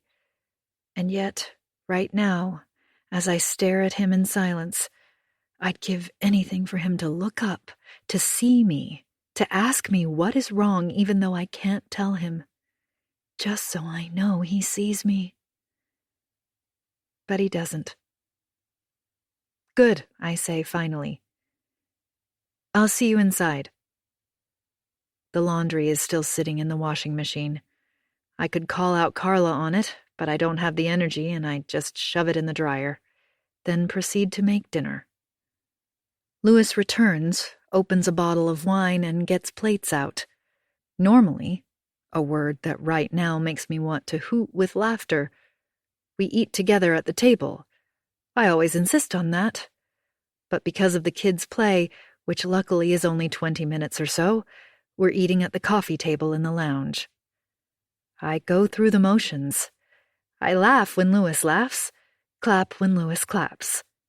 I'm unable to comprehend what's happening, but I do my darndest to hide it, and I'm grateful that I have something to look at other than the images in my own mind. When the performance is over, we give feedback, which in my case consists of repeating everything Louis says, but with different words, and telling them how wonderful they both were. Afterwards, they go to their room to finish homework, and Louis says he has to go back to the studio to work. I have so much to do, he says. I know, I say. I understand. But deep down I wish he would stay. We could sit on the couch and he would put his arm around me, and we could talk of other things, simple things, family things, and I could forget about Alex and maybe even pretend it never happened. Then it hits me, the enormity of what I've done, and for a moment, I can't catch my breath. I mumble something about going to the bathroom and I sit there on the edge of the bathtub, my head in my hands. What have I done? What's the matter with me? I should never have bolted like this. I should have called an ambulance, explained what happened. I bet his system is full of drugs. I didn't mean to tell them about the letter, but I didn't think. I panicked, and now it's too late because there's no way I can tell anyone now. What would I say? I forgot? I prevaricated, then changed my mind? When I get back to the living room, Louis is shrugging his jacket on. I'll be at the studio till late. Don't wait up, he says, then takes off on his bicycle. Later, after the kids go to bed, I watch an episode of Martha's Vineyard Mysteries. I can't concentrate on the plot. I just watch the scenery, the boats, the sea, the pretty houses. And by the time Louis comes home, I've worked myself into such a state of anxiety that I have to pretend to be asleep, so he can't see the fear in my eyes. Chapter 7. The next day, and I'm doing it all over again, except that I have not slept, so my brain is frazzled. Sometimes it zaps, literally zaps, with a sharp noise like someone has cracked a whip inside my skull. I've carefully made up my face and put on my colorful Mona print shirt dress. I even made pancakes for breakfast. Maddie shrieked with excitement, and Carla gave me her brightest smile. I love seeing them happy. I love it so much I almost cried. Knock, knock. Ready for the staff meeting?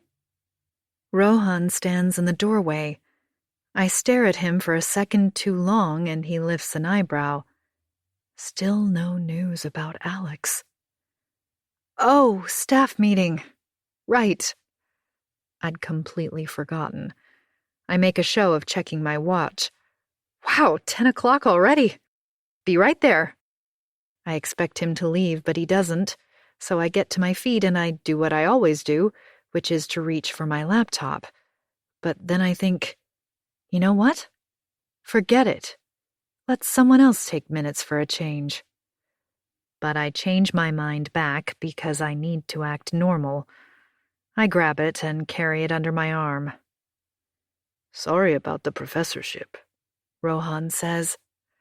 I turn to look at him, unexpected tears nipping at the back of my eyes, partly because I know he means it, partly because I've been holding back tears for hours now, and they're threatening to be set off at the smallest display of emotion. I rest my hand on his arm. Forget it. The extra work isn't worth the money anyway. He laughs. You have a point. But thank you. It's all good. Let's face it, the professorship is the least of my problems. I get through the rest of the day with no news, and by this point I'm seriously considering calling the police myself. I'm marking papers with the overhead light on. It's raining outside and it's getting cool, so I have an old Loch Weidman sweatshirt on because my office has a thin, horizontal window below the ceiling, more like a vent, really, the type that you tilt open by turning a crank, but it's been stuck for ages now, so I can't close it. The door is open, as it usually is, and June appears. She holds on to the handle, and something in her demeanor makes me sure that finally, this is it. I hope I am ready. I don't feel ready. Have you heard? She asks softly. Heard what? A beat. About Alex? She's unusually pale, and when she purses her lips together, the corners of her mouth pull down like she's going to cry. I sit back in my chair and put the pen down on the desk. Is something wrong? She takes one step closer and quickly glances behind her down the corridor before closing the door. Alex. He's dead. I'm so sorry. I flinch. Alex? My Alex? I asked this with a hand on my chest, and my eyes opened wide. Carla did that last night as part of her scene, and I made a mental note of it, then rehearsed it myself in front of the bathroom mirror this morning. June nods. Yes. I cock my head at her. No, he's not. I spoke to him just yesterday. This was true, of course. There would be a record of that, and I have just put it on the record that I am probably the last person to speak to him, and I'm not hiding anything. He's dead, Anna. They found him a few hours ago. Her words conjure the image I've been trying to banish from my mind. I feel my chest compress the air out of my lungs, and there's a moment where I'm not sure I can get it back in. I sit there, looking at her, suddenly unable to speak. The room is airless in spite of the broken crank. Then I realize I'm not asking any questions. I find my voice again. Who told you? Who found him? The police called. Val in Student Services told me just now. I cover my face with my hands. Oh my God. June comes around my desk and touches my shoulder gently. It's not your fault, Anna. I look up so quickly it hurts my head. He was not well. Everyone knows that. There was nothing you could have done. I breathe out again, slowly. You don't know that. Yes, I do. Maybe I pushed him too hard. I stare at her in shock. Did I really just say that? I put my hands over my face and pretend to cry, but suddenly I'm laughing and I can't stop. Luckily, tears are streaming down my face anyway. June scans the room for a chair, then pulls the one from the other side of the desk around to my side. She sits so close to me, our knees almost touch. I've never been this close to June before. I barely notice her, to be honest. I realize now how pretty she is, with her bouncy black curls and her curvy shape. She looks younger than me, but I think that's because she's in better shape than I am. We're both nudging 40. That has nothing to do with it, she says, and for a moment I forgot what we were talking about. You know what Alex was like, how difficult it was for him. He was depressed. I stare at her for a moment. How would you know that? He told me. He was worried about how obsessive he had become. He didn't sleep for days at a time. I don't know how he managed, frankly. I stare at her in disbelief. Alex was my student, my protege, and yet June, who, as the faculty executive assistant, isn't even part of the teaching staff, knew so much about his inner demons.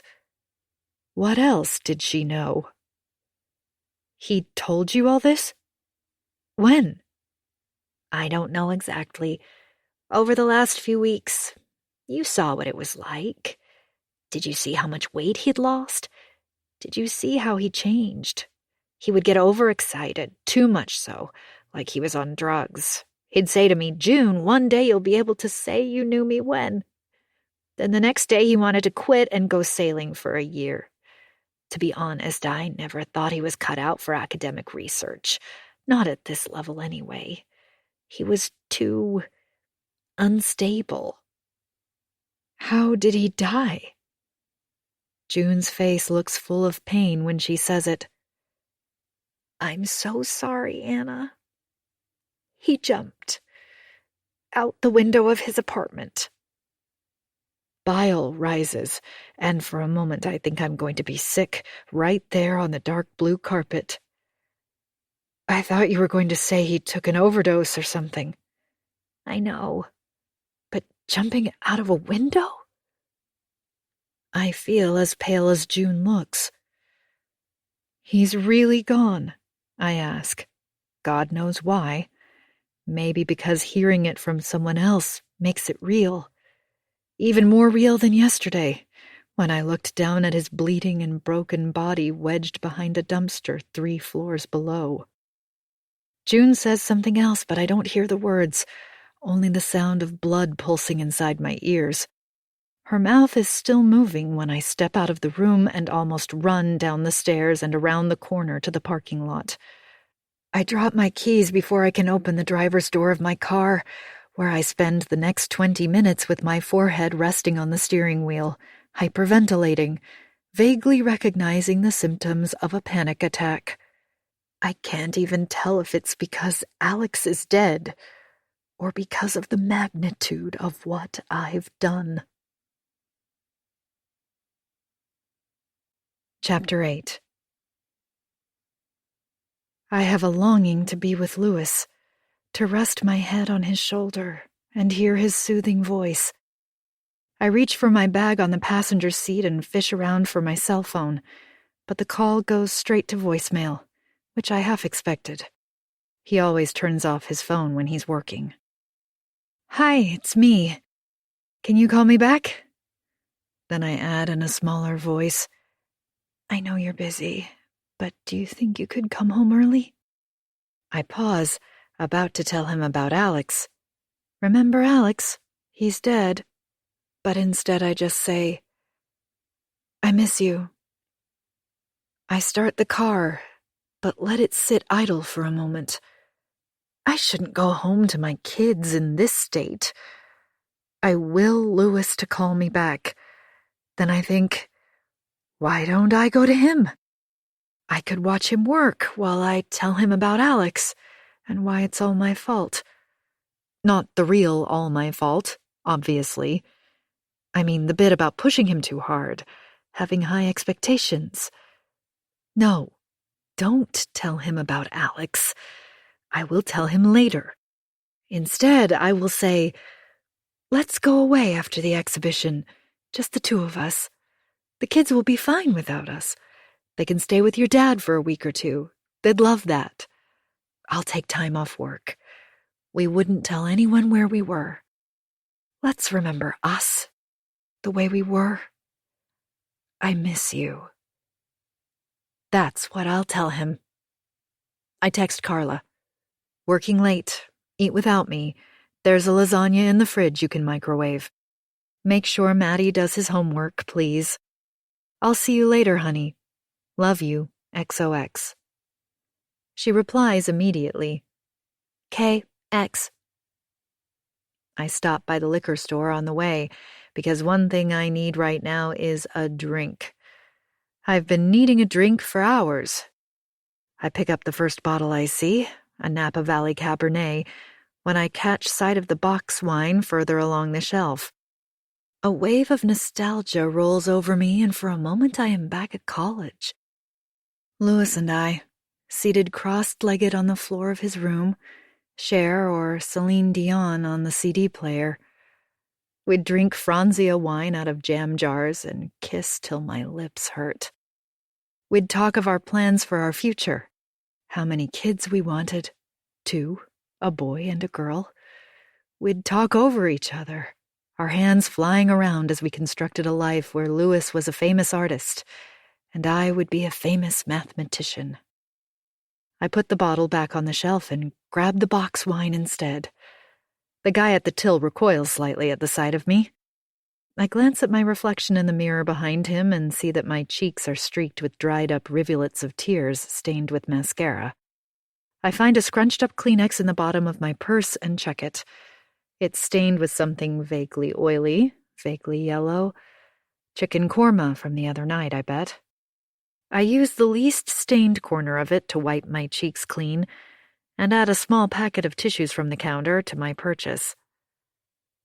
Louis's studio is in an old industrial warehouse on the west side of the city. He occupies half of the 3rd floor, which is huge.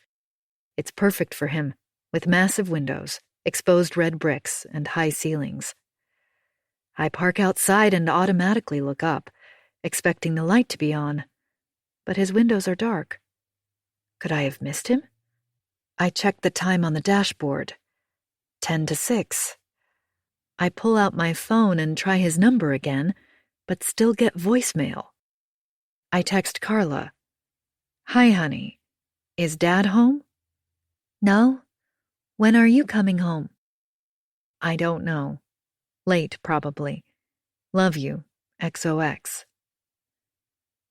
I wait a moment for a reply, but none comes, so I slip the phone back in my bag and grab the box wine from the passenger seat. I know where the key is kept, and with a bit of luck it will still be there. There's a code to get in downstairs which I have to look up in my notes on my phone. I punch in the numbers and the heavy door opens with a click. I take the elevator, one of those enormous cargo lifts, to Louis's studio. I find the spare key in its usual place, between 2 bricks where the mortar has crumbled away. It's small and flat, round at the top, and looks completely wrong for the big metal door. It feels gritty in my hand, like it hasn't been used in a long time. It catches in the lock and looks like it might not work after all, and suddenly I feel desperate to get in, to wait for him. I give it one more twist and it gets past the snaggy bit, and suddenly, I am in. I haven't been in Louis's studio in months, but the smell is the same, a mix of turpentine and glue, or something like that. I flick the switch by the door, and the fluorescent tubes flicker into life, and I gasp. In the center of the room is a giant bird's nest made of twigs and feathers and bits of hay, and suspended by cabling so thin as to be invisible. I run my fingertips over a small part of it and realize it's not twigs and feathers, but bits of recycled plastic made to look like them. Inside are 2 small, strange creatures emerging from their giant eggshells, their eyes pleading, and I have to look away. Other than bits of materials on a trestle table, the place is surprisingly tidy. But Louis is always tidy. Very organized. I take my box wine to the kitchenette at the far end of the room. It's just a sink set into a white tiled bench, one cupboard hanging on the wall above, and a small one below. I put the box on the bench and reach up to get a glass, then notice 2 of them lying in the drying rack. Wine glasses, too. I don't remember Louis's studio being stocked up in wine glasses. I check the cupboards and find 2 pretty blue and white bowls, the kind you'd serve olives or nuts in. The chipped, mismatched china plates he used to use have been replaced by a set of 6 ceramic dishes, sand-colored on the outside, and handmade by the looks of it. Next to them on the shelf sits a set of matching cups, shaped like goblets. What on earth is this stuff doing here? It sure doesn't look like the kind of thing Louis would buy for himself. He doesn't care what he drinks out of when he's working. I search around for the battered old campfire mug with the Cleveland Browns logo on it that he's always holding, and spot it on top of a milk crate, along with empty pickle jars and old newspapers. My skin feels clammy. It's too stuffy in here. The windows in this studio are sealed shut except for the ones at the top. Louis has welded a hook to one end of a long steel rod to open and close them, and I find it leaning against the wall. I manage to hook it around the latch and tug a top pane open. A light breeze makes the long white feathers on the sculpture flutter. I pick up a wine glass, admire its elegant design, and pour myself a generous serve of wine just as the goods lift rattles into life outside. The knowledge he is here is like a warm wave of relief, and I immediately pour the second glass for him, lean back against the counter, already smiling at the thought of surprising him.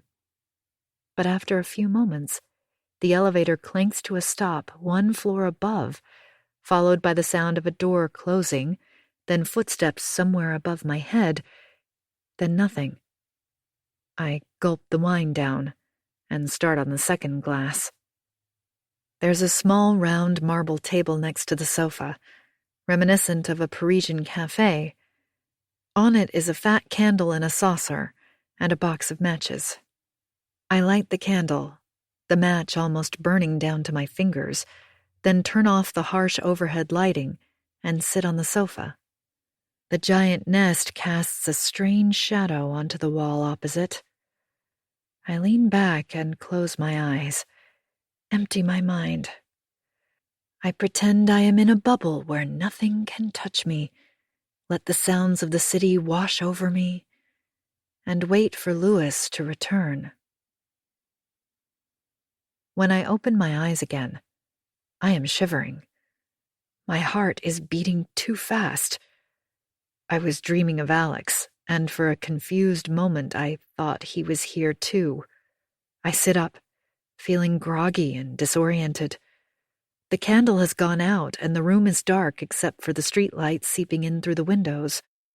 I pad my way over to where I left my bag and scramble for my phone. No messages from Louis.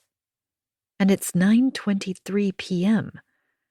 I try him one more time, but again am directed to his voicemail, so I don't bother leaving another message.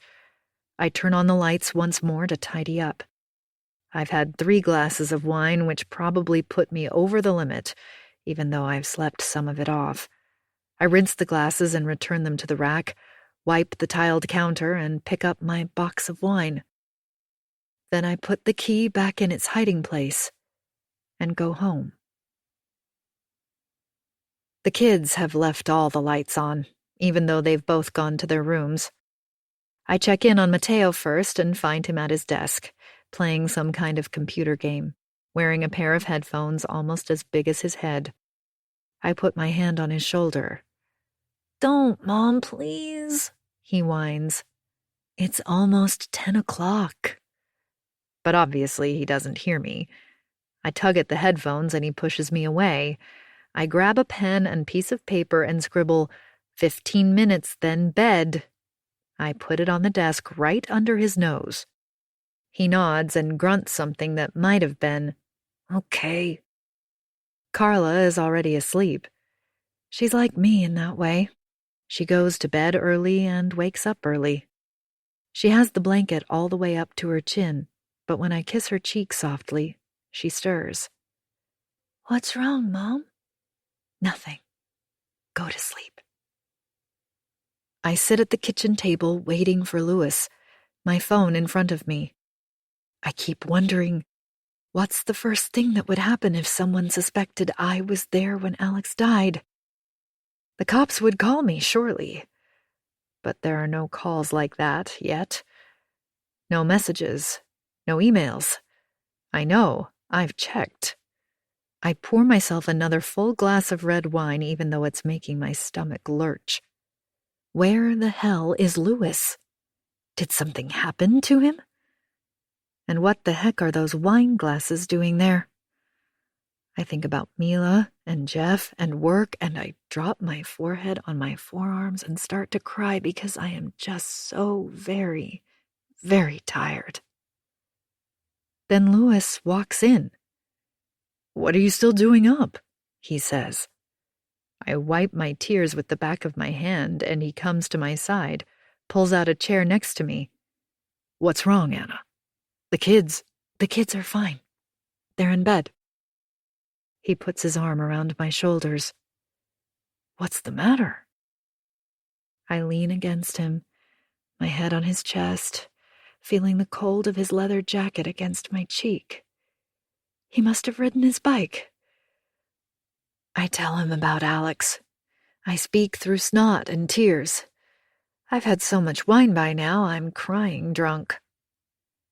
"You should have called me." "I did. I left a bunch of messages," I wail. He quickly pulls his phone out of his pocket. "I'm sorry, I forgot to turn it back on." "Where were you?" "Oh, honey, at the studio. Did you forget? We talked about this, remember?" He brings me close again. "No, of course you don't. No wonder, with everything that's happened." My head is fuzzy with all the wine I've consumed. It's sloshing inside me, and I think I'm going to be sick. I should have eaten something. That's my problem. "I'll be right back," I managed to blurt before stumbling into the bathroom and vomiting into the toilet bowl. When it's over, I lean on the sink with both hands and stare at my reflection. Did Louis really say he was at the studio all evening?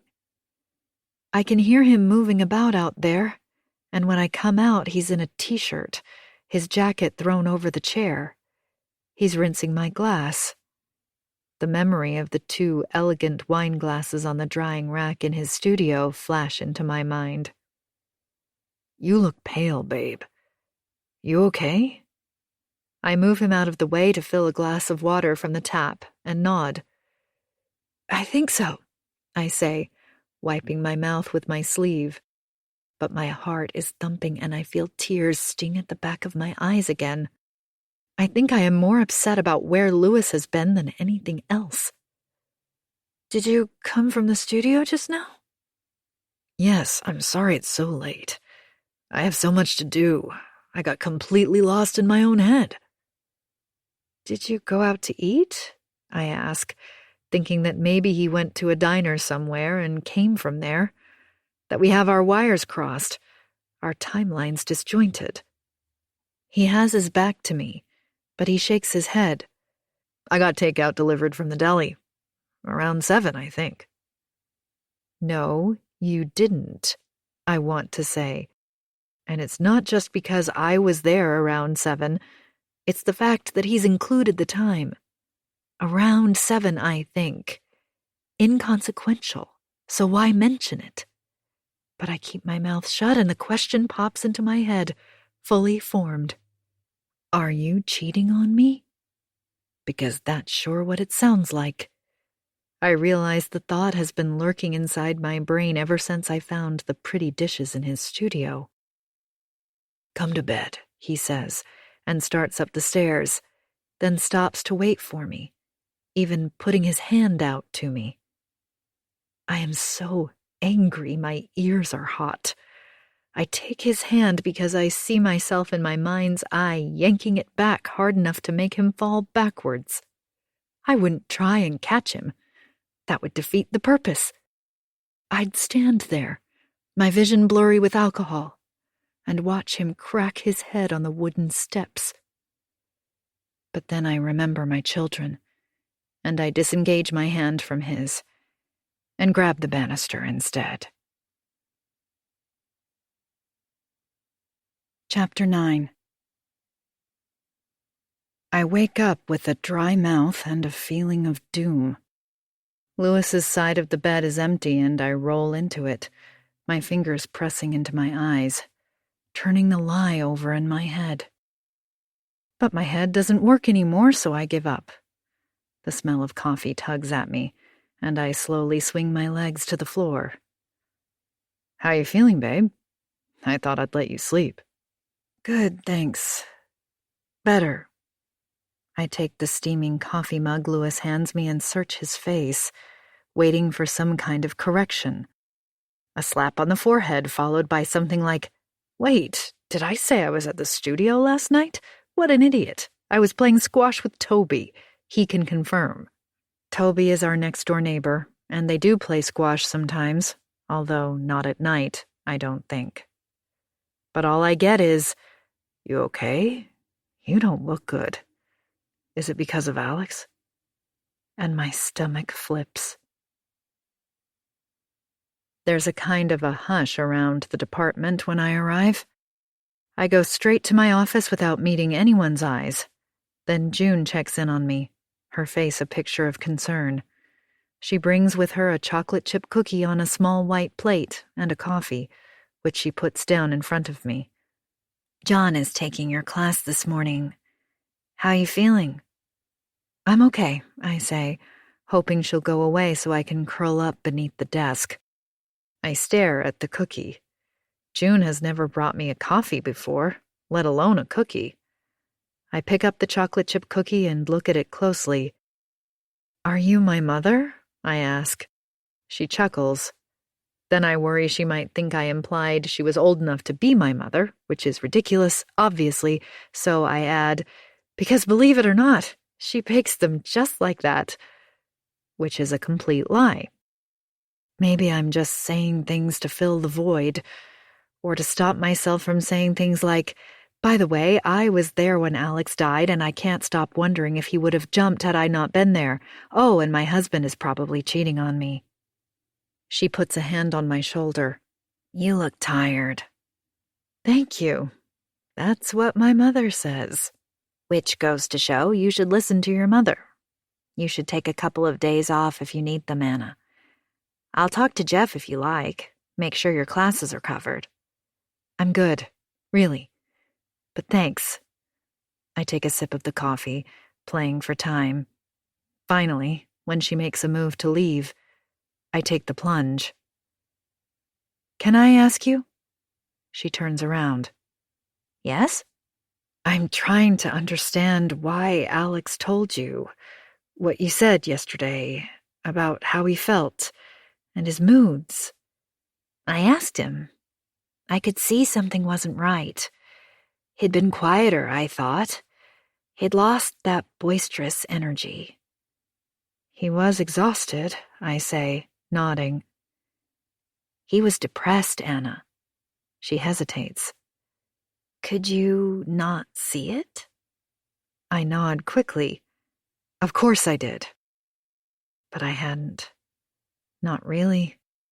What I saw was the obsession and the highs and the lows, but I didn't see that he needed proper help. Not like that. It's not your fault, she says, and I'm thinking that if she keeps saying it, she must believe it is. I know. Thank you, I reply, even though it's a lie, obviously. It is my fault. I may not have killed him. I don't think so anyway, but he is dead because of me. Because I was there, and he lost the plot. God, I so don't want to think about that right now. But I can't help wondering just how much he's confided in June, especially considering I had no inkling they were even speaking to each other. Did he ever talk to you about me? I ask. She smiles. He said that you were the best, and that was why he wanted to do the best possible work he could. Because of you. You deserved it. I think about that, wait another beat, but she's lost in her own thoughts now. So she doesn't know clearly that Alex had changed his mind about me. That he didn't think I deserved much at all in the end. Let me know if you need anything, she says. Also, his father called. He said to thank you on behalf of him and his wife. He said they really appreciated how much you did for their son. It's like someone has their thumb on my throat. I can't speak. I know. She sighs. Then, as she leaves, she adds, "The police will be here in an hour. I know they'll want to speak to you." I breathe in at last. Me? Why? She frowns. Because, out of everyone here, you were closest to him. Of course. Sorry. Yes, I'll be here. Chapter 10. Talking to the police turns out to be the easy part. Almost perfunctory, I think. There are two of them, a man and a woman whose names don't register through the white noise of my anxiety. They want to know about Alex's state of mind. I tell them how very bad it was, how we were terribly worried about him. I echo June's words. He'd lost so much weight lately. He'd changed so much. He would get overexcited, too much so, like he was on drugs. It dawns on me that I never liked Alex very much. That maybe I knew that deep down, but I never put it into words before. I liked what he brought out in me. I liked myself as his savior, the only person who could comfort him, put him back together when he fell apart, help him find his true genius. But now that he is dead, I have no feelings for him other than the lingering resentment of what he was about to do to me. The police and I agree on how very tragic the whole situation is, and I tell them the university is reviewing how it assesses students' mental health, which is something that just popped into my head. I make a mental note to bring it up at the next staff meeting. They nod, write things down, and thank me for my time. They speak to June, who no doubt tells them the same thing, and to Jeff, who wouldn't have known anything anyway. I am so relieved when they leave it makes my head spin.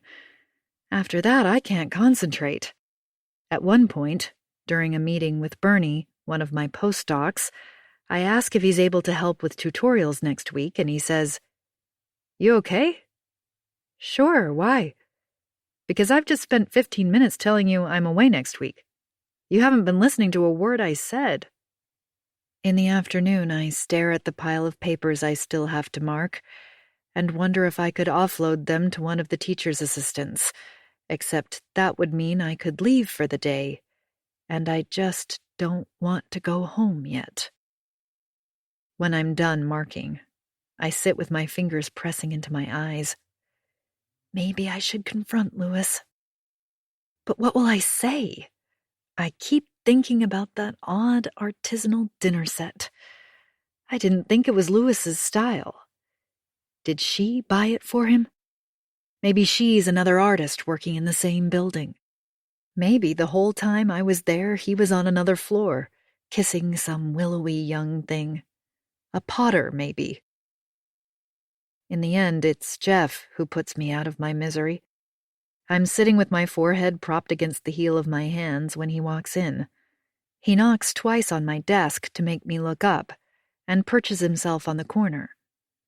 "What a day, eh? I'm sorry about Alex. Feel like a beer?" I cock my head at him.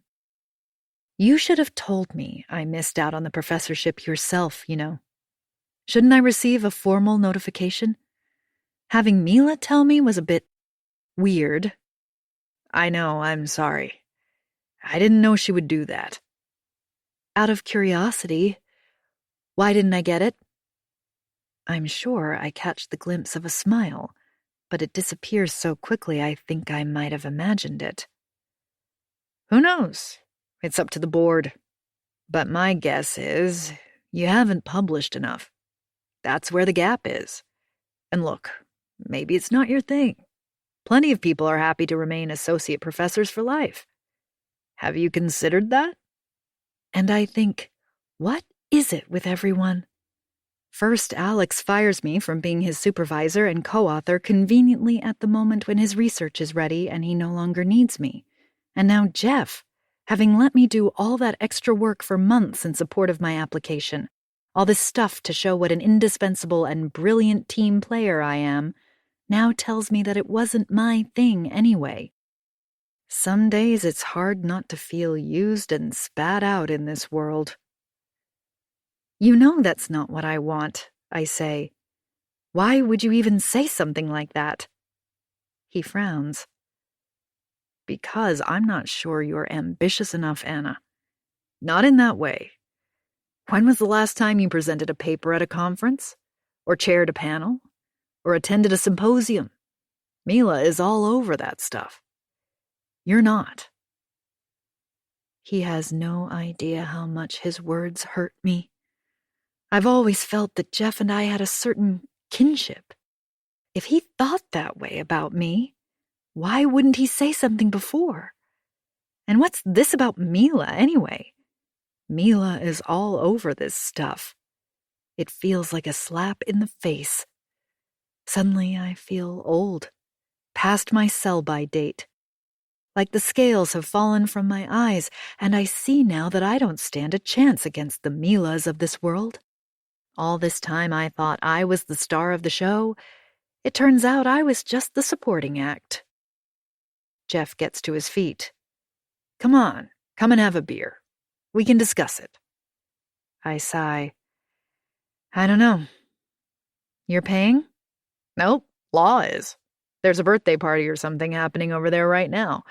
If we move fast, we might score 2 each. I hesitate. But then, I'm feeling so strung out anyway. I may as well go for it.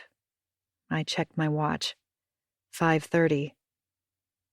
Is Mila going? He cocks his head at me. No, she's left for the day. I look up at him under my eyelids.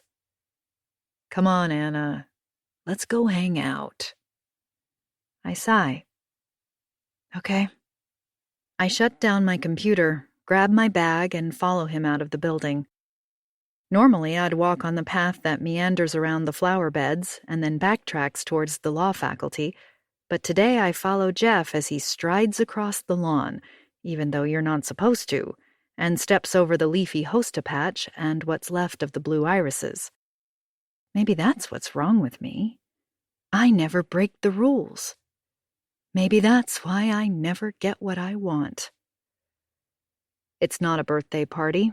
It's a retirement farewell, and we missed the speeches, but not the alcohol. I'd never do something like this normally, crash a professor's retirement party. That's very Jeff, though. He's always looking for a way to get something for free. We stand at the drinks table, plastic cups, carrot sticks, and dips, and Jeff finds 2 beers at the bottom of a plastic bucket full of watery ice. He hands me one, and we clink bottles. I'll be right back, he says, then disappears to talk to someone at the other end of the room. I watch him go, confused, and shake my head. I don't know why he bothered asking me along. I should just leave, I think, as I lean against the table, holding the bottle of beer without a bottle opener, wondering what I'm even doing here. Is that your boyfriend? A man in his mid-30s with a short beard and green eyes has slid up next to me. Sorry, is it okay if I join you?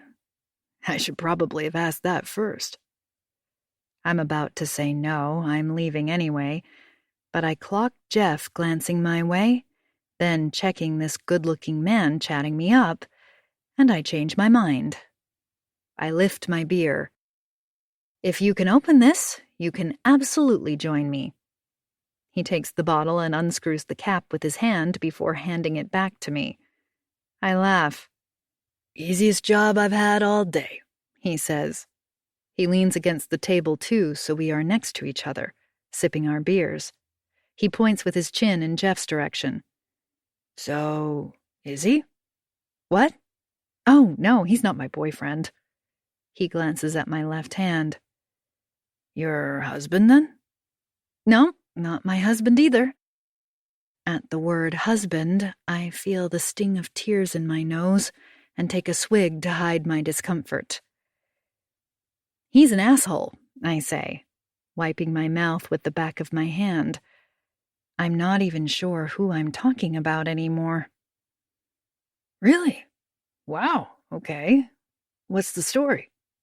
My eyes never leave Jeff as I turn my head slightly so I can whisper in this stranger's ear.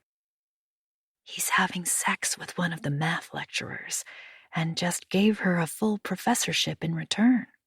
Huh. So the whole #MeToo thing not really on his radar, am I right?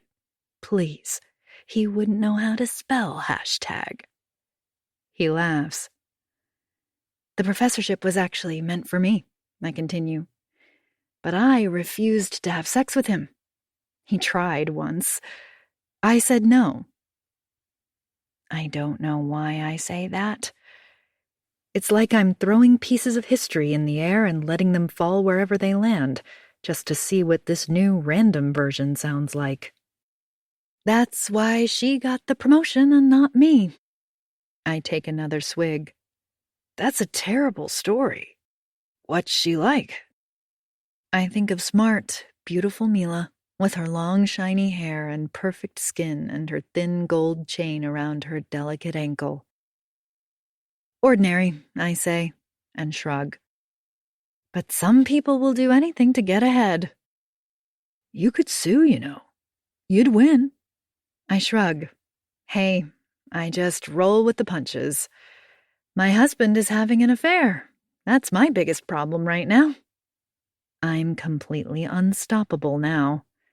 Maybe it's the beer, or maybe I'm just lonely and tired of being everyone else's support system. I could have confided in Lori, which would make a lot more sense, on the surface at least. Except that Lori, who I don't see much anymore since she moved to Seattle, and who is on her third marriage, with a teenage son from the first, always comments on how lucky I am. You have the perfect husband, the perfect children, the perfect career. How did you do it? She'd say. And I'd joke back with something like, you can have my kids if you like them so much. Scratch that. I'll throw in the husband too. Take the lot. See how you like them after a week. But deep down, I believed she was right. I did have the perfect family and the perfect life. So there was no way I was going to confide in Lori right now. Maybe one day, after it had all blown over. I imagine myself in 10 years on one of our ski trips in Colorado, sitting side by side on the chairlift, Lori commenting on my wonderful life.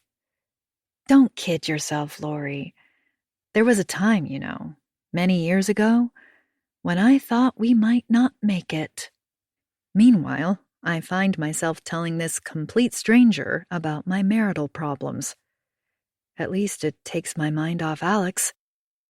In fact, what happened with Alex is beginning to feel like a distant memory. Even the police didn't seem that troubled by his suicide. This is what I do now. I make myself think of Alex's suicide as opposed to Alex's death. Meanwhile, this man listens intently to my woes, standing very close, head slightly bowed in concentration. Would you leave him? He asks, when I finish. I recoil. My husband? No. I mean, I've fantasized about it sometimes, when he's annoyed me particularly. But don't you ever wonder what it would be like to be with someone else? What it would be like for me? It depends. I mean, I have wondered what it'd be like to be married to someone successful, tangibly so. Someone busy, driven. I look back at Jeff, who catches my eye and winks at me. Maybe I should have done it that night in Chicago. It sure had never occurred to me that Louis would be the one to stray. Maybe this is my punishment for flirting too much. Then a thought occurs to me.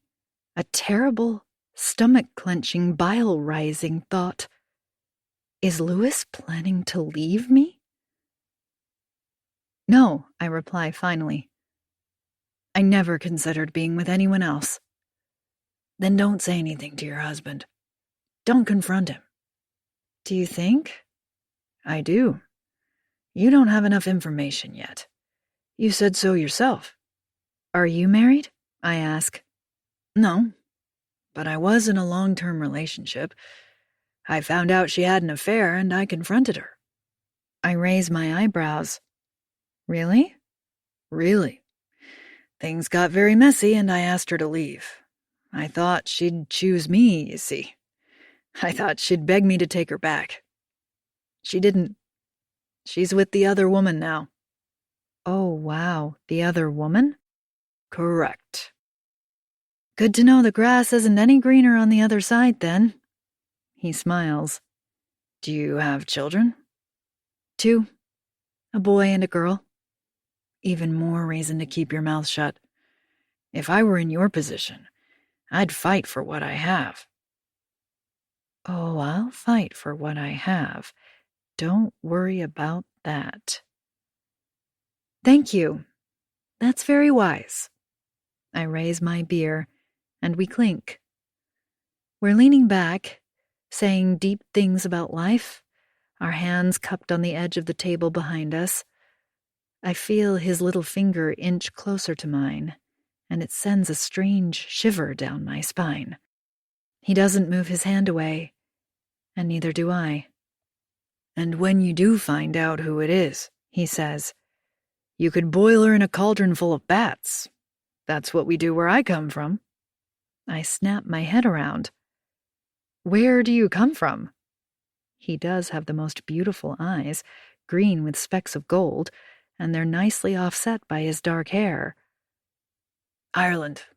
I've never lived there. I was born here, but my grandmother tells me these stories. I should have done it to my ex. My mind is too frazzled to compute that, and I stare at him, vaguely wondering where I could get bats. He bursts out laughing. I was joking. Then he adds, we don't use bats.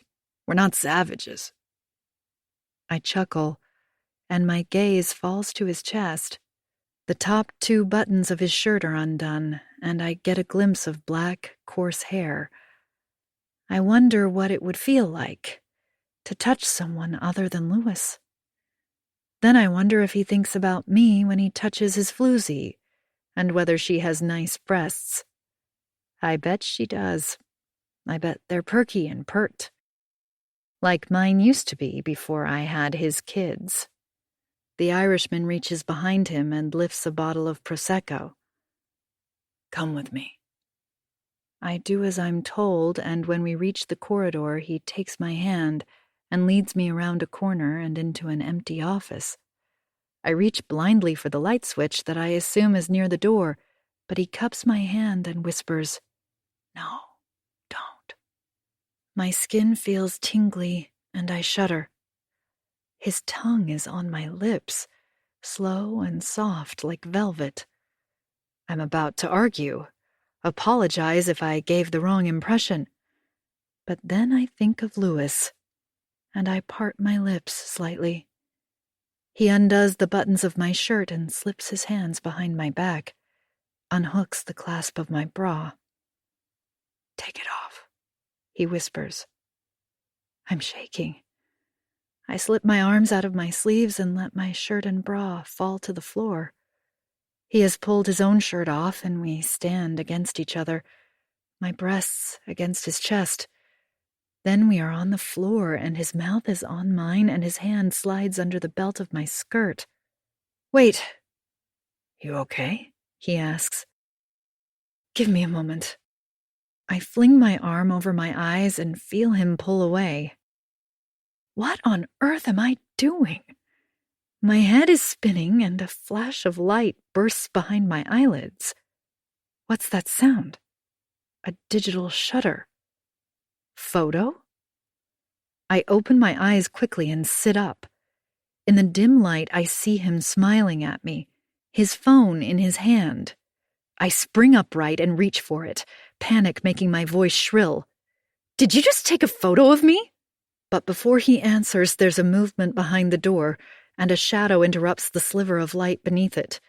I put one finger on my lips to indicate we should be quiet. I hold my breath.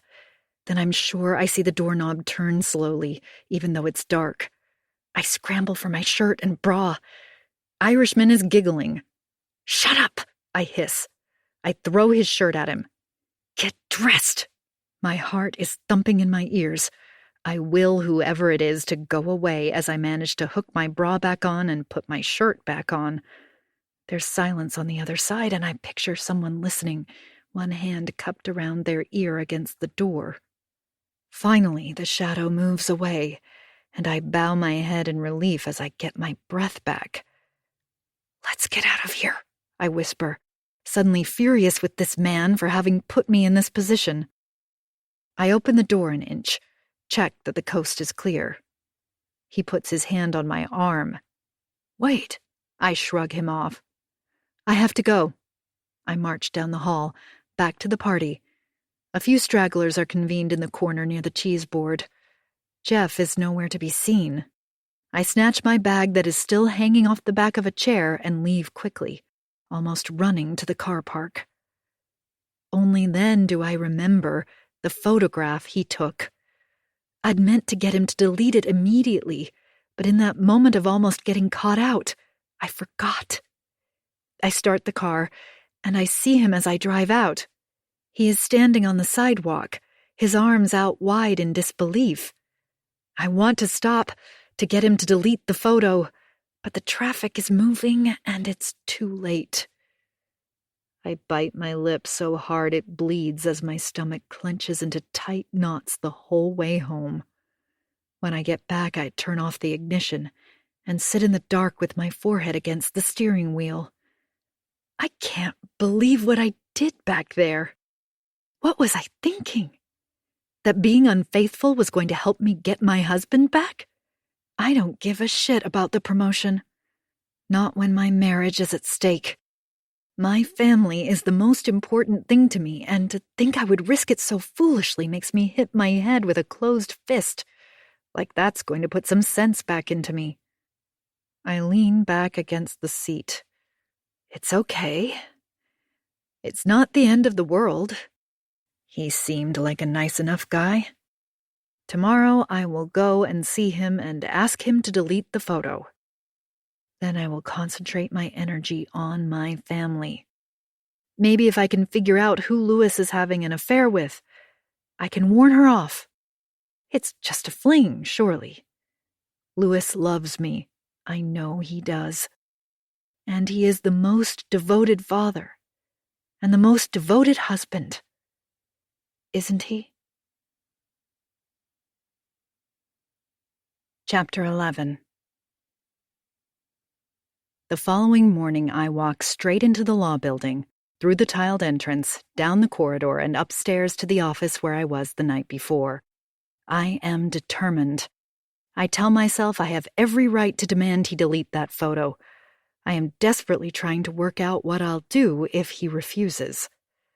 The door to the office is open, but instead of him, I come face to face with a woman with short gray hair and a birthmark on her left cheek. She is sitting behind the only desk in the room. She looks up over her glasses, startled. "Can I help you?" I'm looking for... I don't know who I am looking for. I don't even know his name. "This is your office?" "Yes. And you are?" "There was a..." I am stuttering. I can't put words together to form a coherent sentence anymore. I try again. "I was at Professor Bashki's retirement party last night." "And?" "I'm looking for a man. He has a beard and green eyes." She frowns, giving a small impatient shake of the head, understandably. She makes me feel like a schoolgirl tracking down the boy she kissed last night. Except I am almost 40 years old. She returns to her task. "I have no idea who you're talking about. I'm sorry. Try admin down the hall." "Okay. Thank you. My mistake." I walk back out, surreptitiously scanning the floor on the way out in case I left anything behind last night, like my bra or my self-respect.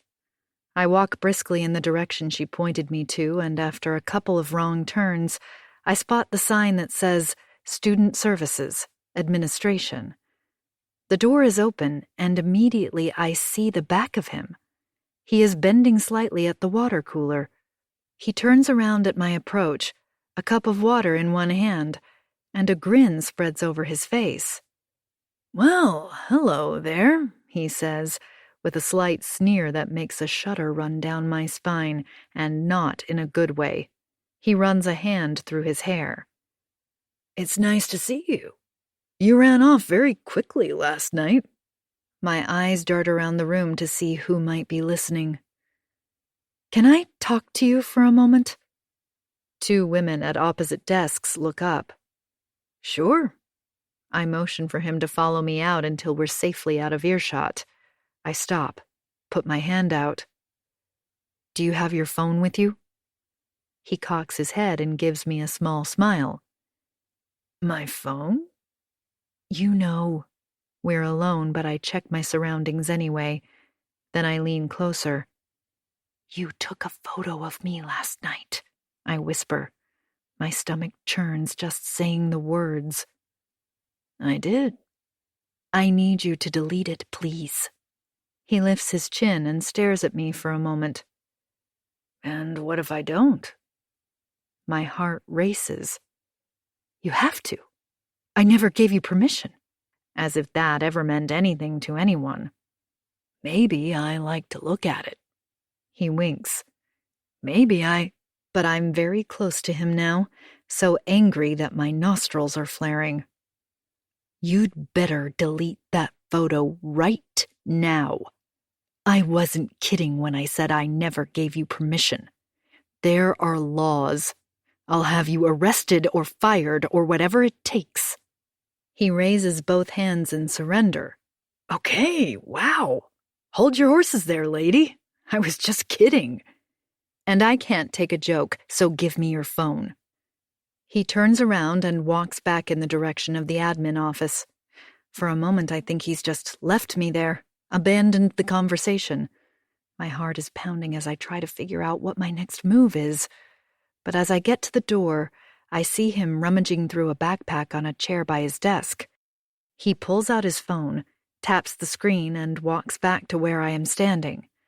I am so relieved it makes my legs wobble. "Ryan?" He turns around. A woman standing at the photocopier makes a face. "It's stuck. Can you take a look?" "Sure. Give me a sec." When he returns, he holds up the screen to show me. "Done." I narrow my eyes at him and reach for the phone. He hands it over. I flick through the camera roll. The last few pictures are of a dog in a park, a golden retriever with a red bandana tied loosely around its neck. I scroll down quickly, my hands shaking. There's a blur of people, an older couple in a restaurant, him with his arm around a woman, a red-haired girl, both of them grinning. More pictures of the dog, sun setting in a park that looks vaguely familiar. Him, Ryan, with his arm around an older man's shoulders. A family resemblance. His dad, I suspect. After I've scrolled all the way up to the beginning, photos dated from over a year ago, I hand it back to him. "Thank you." He smirks. "You want to catch up for a coffee sometime?" "No." I turn around to walk away. "Anna?" I stop, spin around. "How do you know my name?" He gives an exaggerated eyeball roll. "Geez, paranoid much? You told me." He sneers at me, like a cocky teenager. Did I really almost have sex with this man? What on earth was I thinking? I have a family. I have children, for Christ's sake. I blame Louis. Louis, who can't keep his penis in his pants. Louis, who lied to me about where he was at the time I needed him most. Louis, who suddenly drinks out of tall-stemmed wine glasses and eats olives stuffed with yak cheese off handmade pottery. Ryan puts his hand on my arm, but I shrug it off while pretending to pull the strap of my bag farther up my shoulder. "You don't need to be embarrassed about last night," he says. "I'm not," I blurt. I feel myself blush crimson. I'm not embarrassed. I am humiliated. There are more people around now, students, staff, professors, and I wish he would shut up. My eyes dart around like ball bearings in a pinball machine, frantically checking to see if anyone is listening. "Let's just forget about it, okay?" "If you say so. Want to be friends?" "I'd like to be friends." "Sorry, I really don't have time for that." Then I add, "But if you mention anything about last night, I'll deny it." I march out, and this time he doesn't call out to me or try to stop me. I can still feel his hand on my skin, like a burn. I have a class that morning. Calculus. First years. I teach it on autopilot, distracted by everything going on in my life. Alex, Jeff, Ryan, Lewis. When it's over, I walk out and run into Jeff. Again. I'm beginning to wonder if he's doing it on purpose. Maybe he prefers to have all our conversations in corridors. "What happened to you last night? I went looking for you everywhere. I thought we could share a cab home." I almost blurt that I left early, claim a headache, then remember my handbag hanging on the back of the chair. "Yes, sorry. I got sidetracked in conversation." "Yeah, I saw that. That guy, right?" He smiles. "You two seemed to have a lot to talk about. Then you both disappeared." I felt a blush creep up my neck. "Right. Anyway, Jeff, I really have to go." Sure. "You have time for a chat after work?" "Why?" "No particular reason. I just want to see how you are. I imagine Alex's death must have hit you pretty hard." "Thanks, but I can't." I am already walking away when he speaks again. "Okay, next time then. I'm worried about you," he shouts to my receding back. Chapter 12. 1 week later, and I barely think about Alex anymore. It's a terrible thing to say, I know that. And when I do think of him, it is with anger. It's the thought that he used me just so he wouldn't have to write the paper himself that makes my chest vibrate. His death? I don't know. Maybe it hasn't really sunk in. Maybe it never will. At this point, all I think about is Lewis. Like I'm stuck on a loop. Lewis and me, Lewis and I, Lewis and some other woman. The idea that Lewis is having an affair, by now I have convinced myself of this fact, is obsessing me. Whenever he's out of the house, I rummage through his things, his pockets, the drawer of the small desk that is unofficially his in the corner of the living room, the family computer that also is unofficially his, and on which he keeps his email account. Carla came up with the password to that computer, and it's scribbled on a post-it note sticky taped to the bottom of the screen. Shay Lay Sanchez. I trawl through his emails, fingers in my mouth, other hand on the mouse, scrolling, reading, until my eyes bleed. Nothing. Nothing unusual in his appointment book either, not even a squiggle or a code word that I can detect among Lewis's organized, neat, everything spelt out entries. I pore over his cell phone bills, looking for a repeated number, an unusual one. I call the ones I don't recognize. "Hello, is this the aquarium?" But they're all legitimate numbers. Art supplies stores, 3D printing, packing and transport, Perry Cube Gallery, recycling plants. Although it's not to say he didn't meet her at one of those places, obviously. One day I surprise him at the studio for lunch. Salt and pepper calamari with creamy horseradish, his favorite. I don't find him in flagrante delicto, which I take as evidence that it's all in my head. He seems pleased to see me, so that's even better. We eat lunch on the couch in front of the giant nest, and he serves it on those pretty plates. "Where did you get those?" I ask. He shrugs. "Can't remember. Probably for one of the open studio shows." And really, the more I try to catch him out, the more innocent he seems, the more I tell myself I'm being paranoid. It's my imagination getting the better of me, and 1,000 other cliches. I convince myself that the whole Alex thing got me rattled and that I'm not thinking straight. But then the suspicious voice inside me pipes up. "You know he didn't get takeout from the deli that night. He lied to you." And every time I think of that lie, my blood boils all over again. I spend hours awake at night thinking of all the things I do for my family, and that I do them with joy and gratitude. I clean, I cook, I sent the kids to private schools plus ballet and drama and coding camp for Carla, and soccer and fencing for Mateo, date nights with my husband once a month. Did we go last month? I can't remember. Sex once a week at least. And yet, somehow, it's never enough. I'm never enough. June has brought me coffee in a real cup and saucer, and a plate of cookies. She has done this every day this week, bar one. The other day I finally asked, "What have I done to deserve this?" That day, when the associate dean shouted at me, "You were very kind. I just wanted to say thanks." "Oh, really?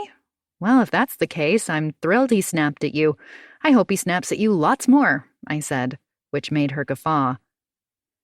"So, how are you feeling this morning?" she asks now. "I'm okay, June, thank you." I bite off the edge of a cookie. "Ginger?"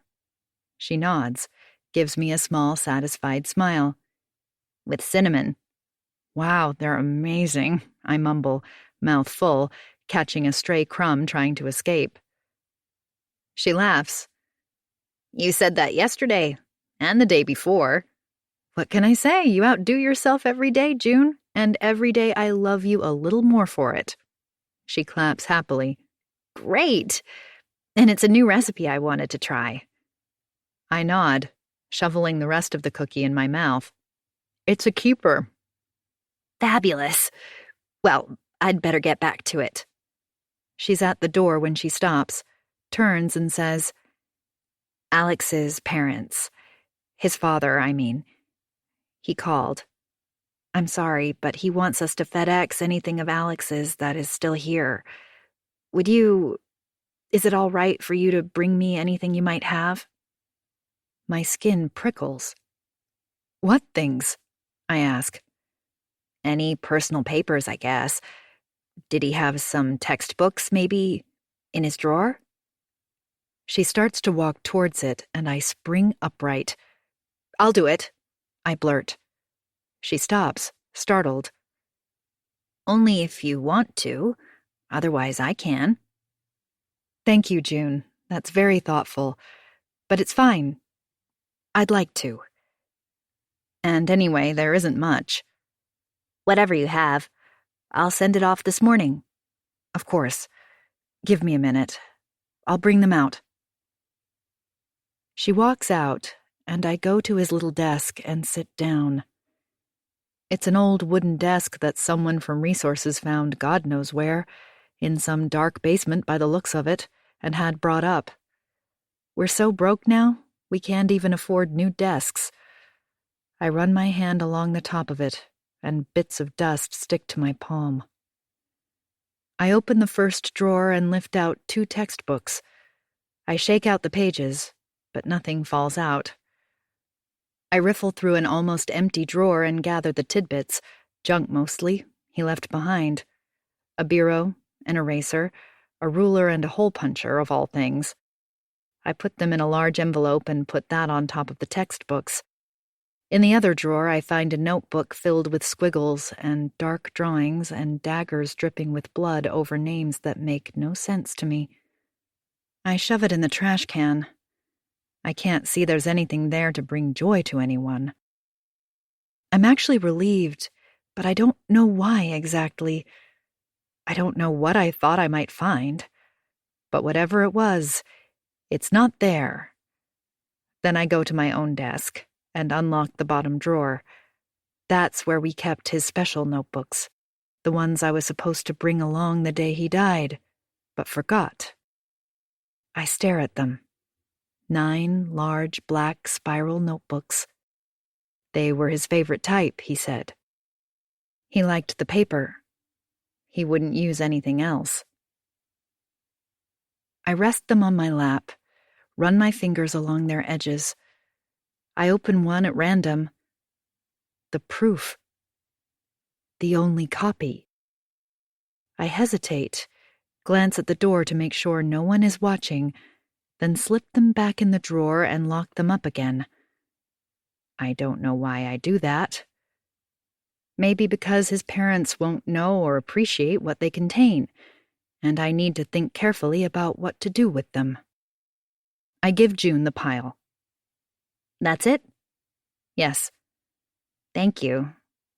You look tired. Can you go home early? Actually, I have to go home early. Big day today. It's Lewis's opening night at Perrycube. Oh, good luck with it. I hope it goes well. Thank you, June. I sure hope so. He has been working so hard. I am reapplying my lipstick in front of the mirror in the living room. Propped on the mantelpiece is the invitation for tonight's opening. One side displays a detail of The Nest, the largest work in the exhibition. On the other is the time and date and the usual blurb. You are invited to the opening of Without Us, an exhibition by Luis Sanchez at Perrycube Gallery. Luis has been at the gallery all day, but he's returned to get changed. He comes downstairs now, dressed in black jeans and a black shirt and a gray tie. You look very handsome, I say, straightening his tie. Thanks, babe. I'm nervous as hell. Look how sweaty my palms are. He shows them to me before rubbing them on his thighs. They're going to love you, I say. You think? Yes, I do. I've finally started to believe I really was paranoid, that there was a simple explanation for why he wasn't at the studio that night. But since I never mentioned I was there, I just haven't been able to bring it up. And now it's well and truly too late, too weird, and it would display my lack of trust. You're so jealous sometimes, Anna. Why can't you trust me? He'd say, like he has said every other time. He puts his arms around me and hugs me close, but not the way I would have liked. I want his hug to be like, let me rip those clothes off your sexy body.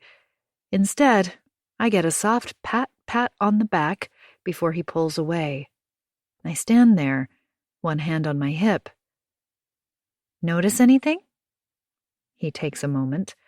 I sweep one arm over my body to show my outfit. He laughs. Yes, you look beautiful. I'm wearing wide pants and high heels and a yellow puff-sleeve shirt. I bought the outfit at Beechwood Place yesterday. I spend hours in there, choosing the right look. Now I catch sight of our reflection in the mirror, and there's no doubt we still make a beautiful couple after all these years. Carla stomps down the stairs and stops in her tracks at the sight of us. Wow, you guys spruce up nice. Where are you off to? For a moment I think she's forgotten this is her father's big night, and I'm about to tell her off, but then I catch the grin on her face. Ha ha, I say. Very funny. She holds out a small package wrapped in pretty crepe paper. There you go, Dad. I just wanted to say congratulations. I love you.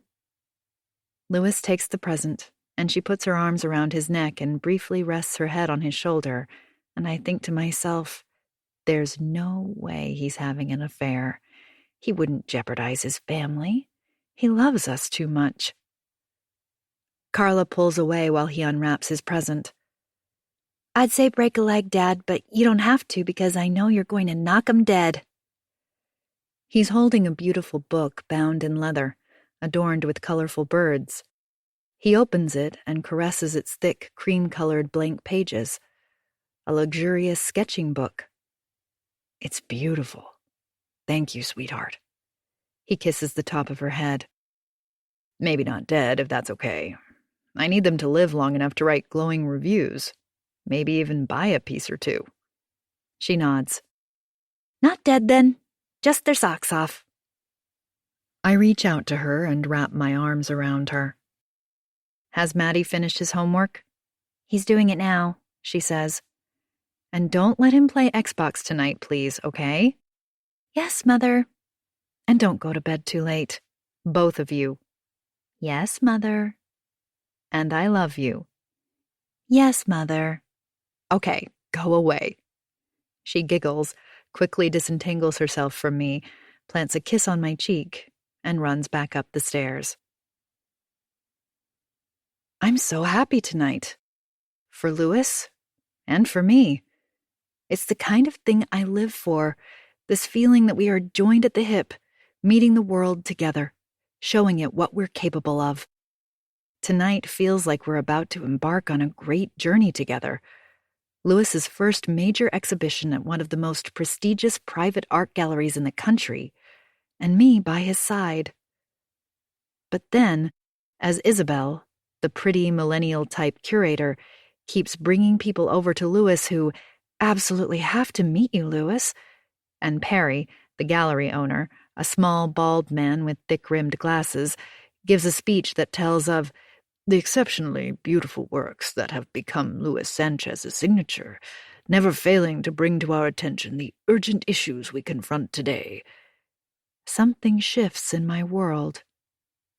At first, it's not even a shift, more like a hairline crack quietly creeping up in my line of vision. Maybe it's because red dots begin to appear next to every artwork, too quickly to keep count. It dawns on me just how many people are here, and who they are. Not just art buyers, but serious collectors.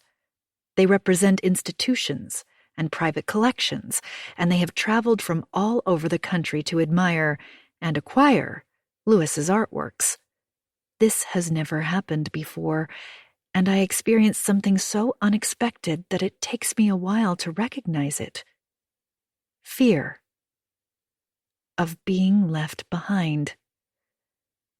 I used to think that the reason I held the family together was because I was indispensable. I work, I pay the bills, I support my husband in his career. Not for the first time, it occurs to me that my own prospects of success have passed me by. Suddenly, I am just an ordinary math teacher, and Louis has chiseled his way into a bigger future while I wasn't paying attention. Could that be because I work long hours in a small airless office, then come home and put on a load of laundry? I make lunches for the kids to take to school and keep everyone to a regimented schedule of ballet lessons and soccer practice. And now, Louis has met his destiny, and he doesn't need me anymore. My husband doesn't need me anymore. If only I'd been better at forging a career, become someone he could be proud to be seen with in public. Suddenly I feel like I never reached my potential, and now it's too late. That I am a disappointment to everyone. Don't be silly, says absolutely no one, especially not my mother. I was looking away, nowhere in particular, lost in that hairline crack that has turned into a chasm by now, when I hear his voice. He is giving his speech, delivering his lines with boyish charm and self-deprecating jokes. It's a brilliant speech, short and sweet, funny, very interesting and completely different from what I'd expected had I bothered to think about it. And most importantly, it holds everyone's attention. You could have heard a pin drop right until the end. He's glowing, my husband, like there's a halo around him. His eyes are upon me, filled with pride and love, and I smile back at him, my eyes similarly sparkling with joy, my cheeks flushed with pleasure in the glow of his love. But then it dawns on me. It's not me they're looking at, those eyes filled with pride and love. I see now that they're focused on a point just to my left, and I slowly turn around to look over my shoulder until I locate the object of his adoring gaze. Chapter 13. Isabel. Beautiful, ethereal Isabel. Even her name rolls off the tongue like a promise. Isabel. Young Isabel. Very young. I can't peel my eyes off her. I stare at her shiny blonde hair styled in an elaborate updo, her perfect porcelain skin, her sparkly blue eyes, and all I can think is, give up now, Anna. It's over. Just pick up your bat and go home. I've been slowly edged towards the back of the crowd as people elbowed their way closer to Louis. My outfit, which I was convinced up until now was stylish and professional, suddenly seems all wrong. Like I've made an effort, but not the right one. I am dressed for an important meeting, while every other woman in the room is elegant, wealthy, sexy. Isabel is dazzling in a slate-gray flowing layered ensemble that cascades in ripples of silk down her front, showing off her perfect breasts. At least I was right about that part. Whereas I look like a life insurance salesperson on her way to a seminar. You can feel the sexual tension between them even standing as they are at opposite ends of the room. My chest is rising and falling with the effort of breathing. Were they together that night while I waited alone in Louis's studio? Of course they were. That's what he's been doing these past few weeks, when I thought he was working hard on his exhibition. I'm under the gun, babe. An image of myself holding a shotgun to his head pops into my mind, and I leave it there for a moment because it makes me feel better. What about all the nights I worked late on my application so I could get a better job, better paid, work harder for my family? All the healthy meals I prepared while he made love to her. The instructions I left peppered with exclamation marks and tips when I couldn't be home. Salmon teriyaki. Just fry the salmon, already dusted with flour, in the fridge. In the wok with lemon juice. 1 min or so each side. Make sure the wok is super hot first. Then add the teriyaki sauce, in the little blue and white jug, also in the fridge. And when it's almost bubbling, serve it up. Vegetables are cut up, ready to steam, in the container with red lid, bottom shelf of the fridge. Sorry I have to work late again. Love you all. X. Was he licking her toes while I washed dog poop off our porch? Was she, on her knees, begging for more, while I scoured for recipes that would be delicious and nutritious? A wave of nausea rises up my throat as I watch him lapping up the attention, and all I want is to walk up to him, slap him, and yell, "Remember me?" right into his face. They're posing for photos now. Louis and Isabel. The artist and the curator. I thought Louis and I made a nice couple, but these two together look spectacular. How long has it been going on? I try to remember when these late nights started, the evasive answers about where he went, but I can't pin it down. I was hardly there myself in the evenings. Those months of work with Alex took care of that. Is she going to reap what I've sown and tenderly nurtured all these years, while my time came and went with barely a ripple? Suddenly Louis is by my side, a glass of champagne in his hand. None for me, I note. What do you think? He asks. I pause and gather myself. I search his face for evidence of his treachery, a twitch of guilt even, but all I find is the beaming grin of a winner. He raises his eyebrows. So? It's wonderful. Really, Louis. Congratulations. Thank you. He smiles. But I couldn't have done it without Isabel. For a moment there I thought he was going to say, but I couldn't have done it without you. I pull my lips wide into an approximation of a smile. She's amazing, he continues, in the tone of someone talking to himself, shaking his head in awe at how wonderful she is. It looks like she might have a shot at selling the nest to the Contemporary Art Museum for their permanent collection.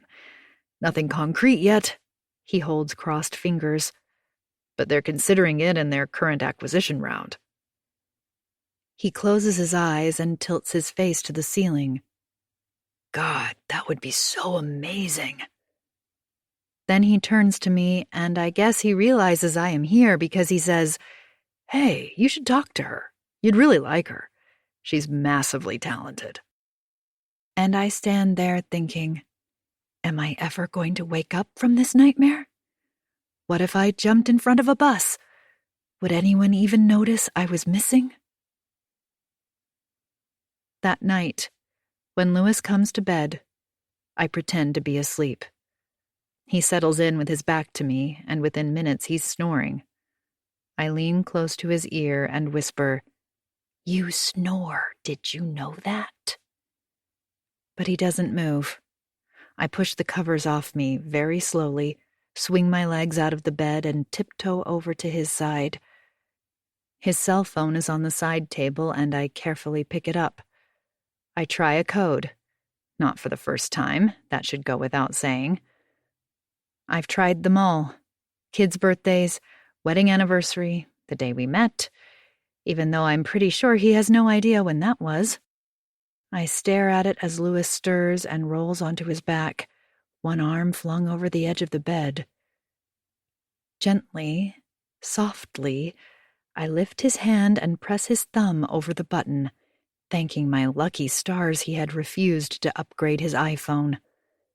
The environment, Anna, says the man who makes sculptures out of plastic. Ah, but it's recycled, see? The screen lights up and shudders. Try again. I press his thumb harder this time. His eyes blink open. What are you doing? You are having a nightmare, I whisper.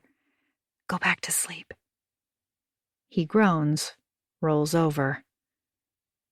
I'm in. I miss you. It's right there, in black and white. And he has a nickname for her. Belle.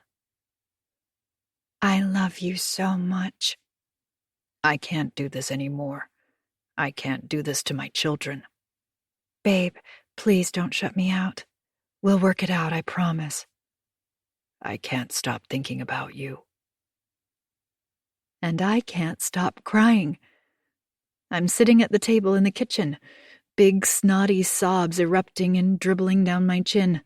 Sobs so loud I have to keep my hand over my mouth so as not to wake up the neighborhood. I scroll back quickly. The first one I find is dated April, 3 months ago. I'm so sorry. It should never have happened. I miss you so much. I miss you too, Belle. Do you love her? Don't. He's going to leave me. She's going to make him. You can see that a mile off, the way she's pulling at him like a drug. All I can think about are my children. How would they cope if we split up? And immediately, the next logical thought pops into my head. Who will they choose? There was a time when they were little, and I was working all the time. When they became bonded to Louis. He was caring for them just about full time so I could work. I missed my children so much it hurt, but it seemed the right thing to do while Louis got on with his art practice. I liked supporting him. I was proud of him. But I can still remember with a flash of pain when Mateo fell off his bike in the park and, clutching a bleeding knee, wailed from the top of his lungs, "Daddy!" And yet I was right there, mere feet away. But Louis had already scooped him up and sat him on his lap on a bench in full view of the other parents. They looked at me with pitying faces while Louis pretended to operate. Scalpel, electric saw, carefully putting a plaster with a picture of a Ninja Turtle on it. Where did they come from? Did he carry them in his back pocket? He kissed it better and sent him on his way. I resolved right there and then to spend a lot more time with the children. And I did. They needed me and I needed them. I think they were puzzled at first by my insistence that I'd soothe them even when they weren't that sad, and mop their brow when they weren't that sick. I read stories whether they were tired or not, and cooked hot meals that would make a child nutritionist want to quit their job and join the circus. I go back through the texts, wailing into my palm. Her last text from last night. "I love you so much I could burst. Congratulations, my love." And all I can think is, do. Please burst. Please. Let your flesh rip open and bits of your organs fly out all over the walls because you just can't hold it in anymore. All this love for my husband, it made you burst. In reply, he texted, "I couldn't have done it without you. You're incredible. I love how smart you are." Seriously? What about me? What am I? Chopped liver? Am I not smart enough anymore? Considering it's what has defined me my whole life, it's a blow, I won't lie. It's my nightmare of a childhood, my career and my sacrifices, and it's stupid Alex and the professorship I didn't even get. Maybe I'm not that smart. Maybe that's my problem. Maybe I'm not smart and everybody knows it except me. Come back to bed, Anna. My heart somersaults in my chest and I slap the phone down, screen to the table, so hard I think I might have cracked it. Louis puts his hands on my shoulders and squeezes. Without looking up, I reach up and take his hand. "I will. I just need a minute." He picks up an empty glass from the table and puts it next to the sink.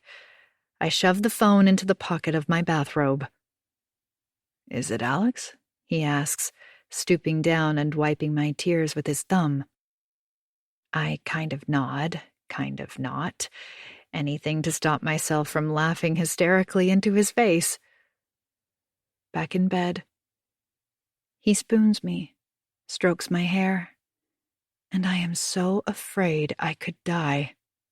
I feel this yawning void stretch out before me, a schism of loneliness. All the promise of my life vanished. Alex's death has robbed me of my professional future. Louis's success has robbed me of my family. I put the pillow against my face to muffle my sobs. Chapter 14. This morning I stare at my reflection in the bathroom mirror, purple crescents beneath my eyes, puffy eyelids, frazzled brain, despairing mood. "Hey, babe, have you seen my cell phone?" I spin around. Louis is leaning into the bathroom, holding onto the door jamb. No? Okay. You okay?" I nod quickly. "Absolutely. Great night last night, by the way. I'm sorry I got—" "No, I get it." "It's his parents. I had to gather his things for them. That's what got to me." "Oh, Anna, you should have said." "Don't be silly. It was your night. And a wonderful night it was, too. I'm so proud of you." He smiles, slides a lock of hair in that space between his thumb and forefinger, and pushes it out of the way. I can hear myself asking, Are you going to leave us? But his face doesn't change, so I know it's only in my head. I'll make coffee. Thank you. I'll be there in a sec. The moment he is gone, I pat the pocket of my robe and pull out his phone. After I get dressed, I make the bed and yell out, "Found your phone!" And he bounds up the stairs while I brandish it. It was on the floor. I have a quiet afternoon today, so I decide to follow her. I tell myself I just want to see what I'm up against. What is so special about her that Louis would risk breaking up his family? He said last night that she can help him break into major collections, that the sale of the nest is just the beginning, which surely can't be reason enough that he'd leave us. Maybe she's good in bed. Maybe she does things that every man dreams of but would never dare ask his wife. Maybe I need to update my repertoire. Maybe we have fallen into the classic married couple trap, when making love is just a quick release because we're too tired to do anything else. I borrowed a cap from Carla, dark blue with a wide brim at the front and a small white pineapple logo. I know the gallery closes at 5, so I sit in my car, the cap over my ears and my oversized, unbranded, mirrored aviator sunglasses over my eyes. She emerges at 5:10, waves to someone inside, and takes off on foot down the street. I slip out of my car and follow her, past the West Side Market and into Church Avenue. She walks into a vivid blue house that looks like something out of a movie set, with a pretty garden at the front. I'm surprised. I expected her to live in one of those renovation projects, a building that would have been some kind of factory once but is now converted into lofts and oversized apartments with floor-to-ceiling windows. I get myself a takeout coffee from the deli across the road and wait idly for a while. I'm not sure she'll come out again, and I'm just starting to think, why am I here again? So she lives in a pretty blue house. Okay, can I go home now? When her front door opens, she's changed into shiny, dark gray leggings and white running shoes with a hot pink stripy pattern on the side.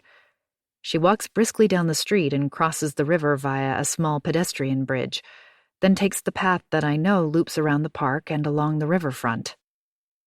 I'm red-faced and out of breath by the time I sit down on a bench with my coffee and watch her run in circles. She doesn't even break a sweat, her ponytail swinging in time with each strong, bouncy stride.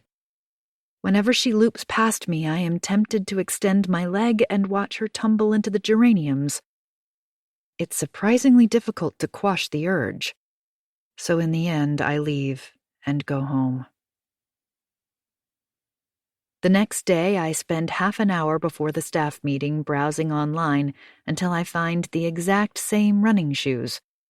I make a note of the brand, and at lunchtime I go down to Champs and get myself a pair, even though they cost $160. I also buy a pair of leggings, which is kind of scary because my thighs are not what they used to be, and a t-shirt with little holes in it, just like she was wearing. "We should go running together," I tell Louis that night. He frowns. "Why?" "It would be fun. Don't they say that couples who run together stay together?" He laughs because he thinks I'm joking. I'm about to argue, insist, but then I think I should probably practice first. And I do. Only because I want to follow her again, and it's easier to do that if I'm running. I get to the park, and there are so many of us runners, and for the first 5 minutes I'm enjoying myself. I feel like I'm part of a tribe as we smile at each other as we pass. It's nice. I'm tempted to go up to Isabel and say, "Hi, remember me?" just to see the expression on her face. But then she might suggest we run together, and that's just not an option. Compared to Isabel, I look like a sad, middle-aged woman with saggy breasts and an expanding waistline, desperately trying to hang on to her youth. Which is exactly what I am, so that makes sense. I don't even know what I'm trying to achieve here, other than check her out, size up the competition. And it's done now.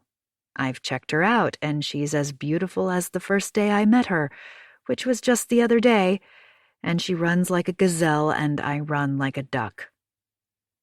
Back home, I put the clothes away in the bottom of the closet. 3 days later, and I'm having a beauty day, as I call it. I've made an appointment after work at Marcus Bond Salon because it's eye-wateringly expensive, so I figure that's good. He should be able to fix me up. I'm about to leave when Jeff shows up. Anna, can you type up this grant acquittal, please? He hands me the paperwork. It's the form, I say. Yes, I know. But it's blank. It hasn't been filled in. Yes, I know, that's why I'm asking. But it's going to take hours, and I can't right now. What do you mean you can't? Why not? I slip on my jacket and grab my bag. I have a hair appointment, if you must know. Oh? A hair appointment? He smiles. You know you're beautiful just as you are. He's still holding out the form. I tap it with one finger. Ask Mila, I say. She's all over this stuff. $220 later, and I walk out with my hair dyed almost black. It was brown, but with strands of gray peeking through, which I had said I wanted to get rid of. It's been straightened to an inch of its life. It was vaguely wavy, and with bangs cut bluntly in a horizontal line. It's in a kind of short bob, and when I say short, I mean cut it any shorter and you've gone past my hairline short, and also cut real short above my ears, and whatever is not the bob is shaved, which is most of the back of my head. Short hair makes you look younger, says the woman cutting my hair, who is not Marcus Bond, because apparently Marcus Bond only cuts for his regular clients. It's terrifying. And I don't look younger. I look about 50 now, which is 10 more years. Boom, just like that. And I don't know what to say. And my chin wobbles when I pay, but I don't want to cry at the hairdresser because who cries at the hairdresser? Other than small children, I mean. I don't go back to work. I just go straight home and Louis says, "Oh, wow, Anna, what happened?" And he says it like I had an accident and I've walked in on crutches. It just needs a wash, I say. You know what it's like. They put too much product in it. I'll be right back. I rinse it over the sink and it's still very bad and very scary, so I grab my nail scissors and start to hack at it, hoping to transform it into some kind of cute pixie cut. Oh, wow, Mom, what happened? The children say later. Nothing. You like it? No. Okay, then. Can you set the table, Maddie? And that was my beauty day, and I couldn't even get that right. I love how smart you are. I think about those words until my blood boils, and I'm biting the inside of my cheek so hard I taste blood. I think about them until my chest rises and falls with anger and my pulse races and my lips pucker and I'm breathing hard through my nose. I think about them, and then I get to work. I'd like to say what I'm about to do next is a spur-of-the-moment thing, but that would be a lie. I've been thinking about doing it for days, maybe even ever since Alex died. Was I thinking about this when I locked the notebooks in my drawer instead of giving them to his parents? Yes. I've turned the idea over in my mind ever since, trying it on for size, weighing up the risks, but I haven't done anything about it. I close my office door but don't lock it because that would be weird and invite questions. I find myself muttering positive affirmations, which makes me sound like a madwoman, even to my own ears. It's going to be fine. You deserve it. It's better this way. Think of the university. I open the document on my computer and read it again. The Penty Stone Conjecture. A simple proof. It's short, under 20 pages, and beautiful, elegant in its simplicity, and as perfect as a circle. Then I cup my hand over the mouse and select Alex's name. I take a breath, my finger hovering over the delete button. I can still change my mind. There's still time. I'm concerned that having you as co-author will lend your contribution more weight than is warranted. Then I think of Louis and I think about Isabel. I think of Louis and Isabel together, kissing, making love, and a ripple of anger travels through me, so savage it made my jaw lock. I love how smart you are. One small click, and just like that, Alex's name is gone, leaving only mine. I may not be the most beautiful woman in the world, and I may have a shitty haircut, but if my husband loves smart so much, he's about to get an orgasm of volcanic proportions that's guaranteed to blow his brains out. I load up the webpage of the Journal of Applied Number Theory submission form. How many authors does your article have? 1. This paper has one author only. There. Not so hard, is it? I'm doing it. It's happening. Stop thinking, Anna. I fill in the rest of the form, typing quickly so I won't have time to think. Name, email address, institution. Just wait until my colleagues hear that one of their own has solved the Penty Stone conjecture. I just hope I'm there to see Jeff's face when he finds out. Our future will be assured. This will put us on the map. We will attract the brightest students in the country. All because of me. I wonder if he'll ask Mila to take minutes. I have the cursor on the submit button, gripping the mouse so hard my knuckles turn white. This is it. Now or never.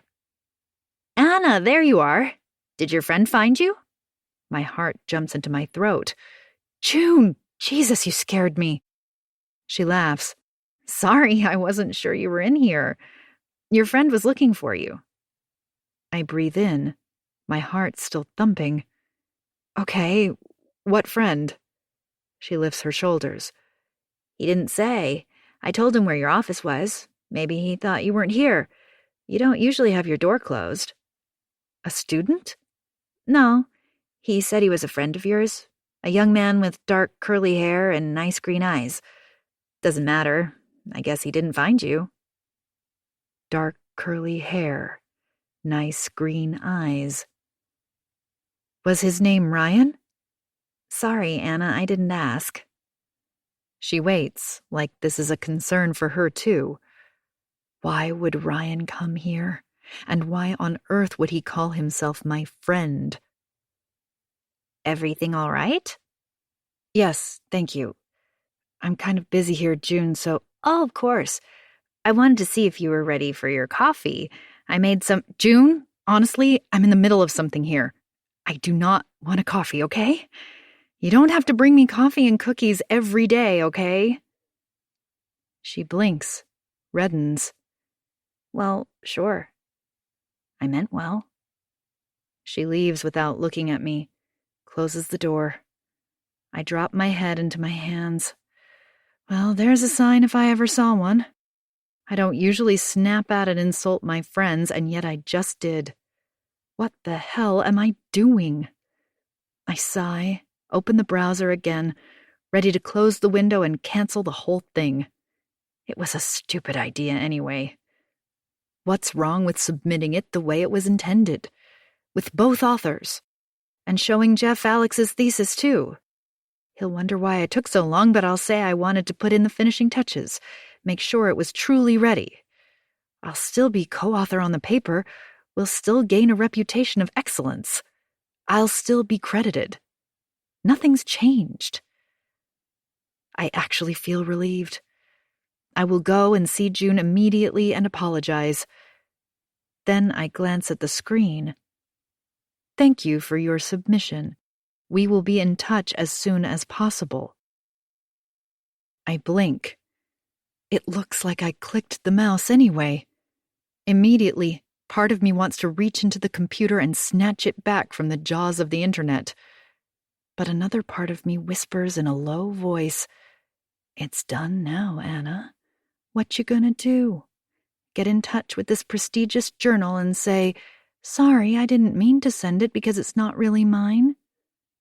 Or are you going to stand up for yourself for once and take what you deserve?" I unlock my bottom drawer, retrieve Alex's notebooks, shove them in my bag. I wish June hadn't told me about this mysterious friend, because instead of feeling triumph that I submitted the proof, I have a knot in my stomach. Why would Ryan come here? It probably wasn't Ryan. Maybe June got it wrong and it was a student. Or a prospective student. Yes, that makes sense. Well, whoever it was, they can come back later. Poor June. Her face just now when I snapped at her. I'll go and apologize immediately, then get on with the rest of my day. What will I do with Alex's notebooks? Get rid of them, that goes without saying. I was going to find a dumpster for them somewhere. It seems kind of fitting in a way. Then I change my mind. I don't want to take any risk. Instead, I find a secure shredding service online and arrange to drop them off later. Then I pull out a hairbrush and get myself presentable for the staff meeting. It doesn't really work. I still look like a porcupine. Chapter 15. At first, I spent entire nights awake, my unblinking eyes staring into the dark, wishing I hadn't done it. After all, I'd had so many other, better choices. I could have gone to Jeff with the notebooks and told him about Alex's research. We could have published it in his memory. Maybe his family would have let us keep the prize money. They're wealthy. They don't need it. We could have started a scholarship in Alex's name. But it's too late now. That's what I tell myself when I wake up in the dead of night. It's too late now, I whisper, my heart hammering, Alex's ghost hovering over my bed. It's too late. I sleepwalk through my life waiting for some indistinct hammer to fall, for things to go wrong, for Lewis to leave me. I picture the recipient of my submission at the journal reading my paper, then squinting with the look of someone who has heard of this solution before. Because what if Alex had already contacted them without telling me? That would make sense, right? That would be very much in character for Alex. Do I have an explanation for how this could happen? How could my student submit a work of genius, then die, then for the exact same work of genius to be submitted again, except this time authored by me? Do I have an explanation for that? No, officer, I do not. Not readily. But as days turn into weeks and nothing happens, I begin to think maybe, just maybe, it's going to be okay. Instead of dreading the call, I start to resent how long it's taking before they approve the paper. I feel like I've crossed a threshold. I am already on the other side, drumming my fingers, waiting for everyone else to catch up. Then I worry that it's taking too long, even though I know mathematical proofs can take months to be peer-reviewed and validated. But I also know this won't be the case here because this proof, its beauty lies in its simplicity. It's the kind of proof that someone might review and wonder why no one had thought of it before, because it's just so obvious. But I don't spend these long weeks of waiting idly. Instead, I devote them to the other part of my plan, to make my husband fall in love with me again. Turns out there's no shortage of information on the internet about how to do exactly that, and I'm good at research. Over the next few weeks, I become not someone else exactly, but someone better. More devoted, kinder, more patient, happy. I make myself look deliriously happy every time he walks into a room. I ask him about his work. I laugh with delight at his success. I nuzzle his neck and tell him he's handsome. I cook his favorite meals. I rub my nails lightly over his back when he looks stressed. I put candles out on the back deck after the children go to bed and invite him to watch the stars with me over a glass of wine. I buy sexy underwear and make love to him every night. And I watch him like a hawk. That goes without saying.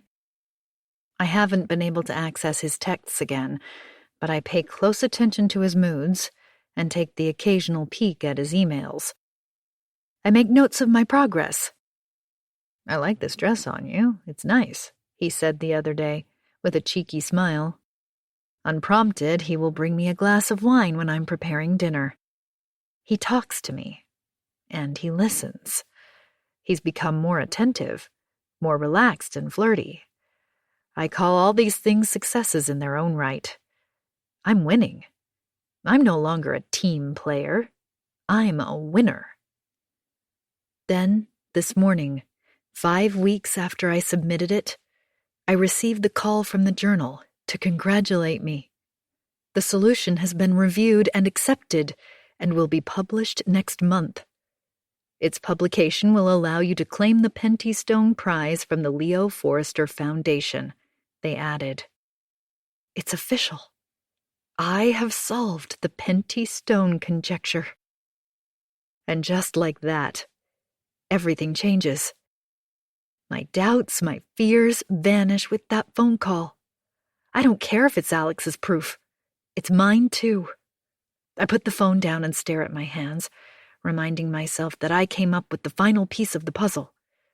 I banish the voices in my head for good, and after a few minutes of silence, I go to Jeff's office with a grin on my face and butterflies in my stomach. June raises an eyebrow at me, and I put one finger to my lips and wink at her. Then I walk in, close the door after me, and lean against it. "You'll never guess what happened," I say. Then I tell him. He doesn't believe me at first, understandably. Little old me, minute-taker, gopher-errand loser with no ambition whatsoever, suddenly solves a major math problem out of thin air. I pull out the chair opposite his desk. "They're publishing it next month. I just got the call from the journal. Then an email from the Leo Forester Foundation who want to come here, to the university, I mean, and formally present the prize." He looks at me sideways, squinting. "Is it the 1st of April today?" I smile. "Nope." He picks up the phone and speaks to someone at the journal. He actually had to do that, assert that it was true, that I wasn't just spinning it. Once he's checked the facts, he doesn't speak for a long time, just stares at me. I was really expecting more, and I feel a stab of disappointment. "You're happy?" I ask. "It'll be good for the university." "This is incredible." "I know," I say, relieved. I grin. "But you never said." "I wanted to make sure.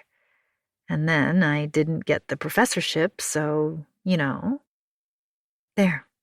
I'm a winner now. I get to indulge in these little digs. He sits back in his chair and plays with a pen, waves it in the air. He narrows his eyes at me. Something isn't right. I wait, tilt my head, but his expression doesn't change. It's dark and suspicious, and suddenly I know, and it's like the entire edifice that is my new winning life collapses around me. I screwed up. It's over. I just did a very, very foolish thing, because I'm an idiot. He knows. Of course he knows. How could I have been so stupid? He must know about Alex and the proof.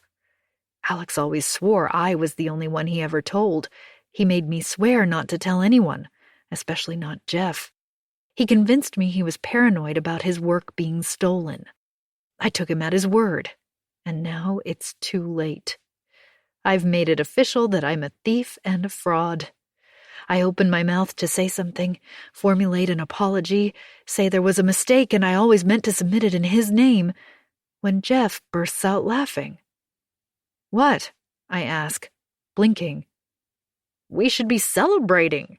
There should be champagne.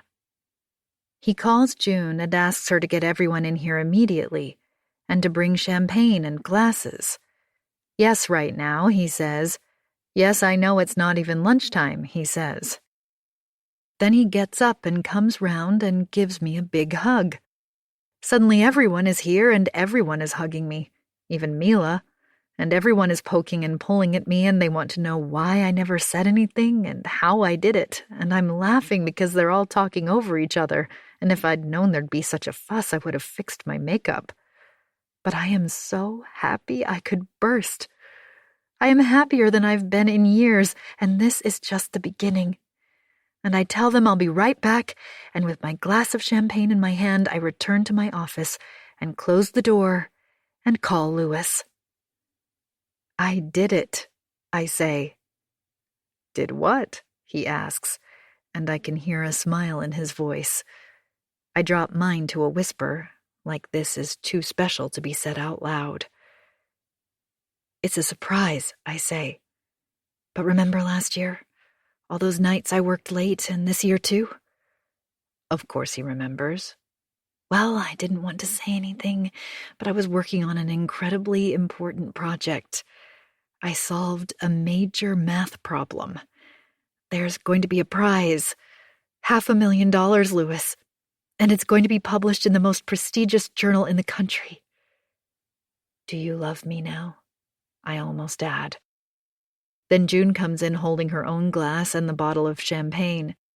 Come on, you. We're all waiting for you. I have to go, I say to Louis. No, wait.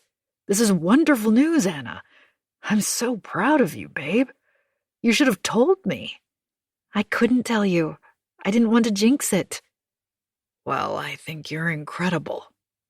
Thank you, darling. Let's go out and celebrate.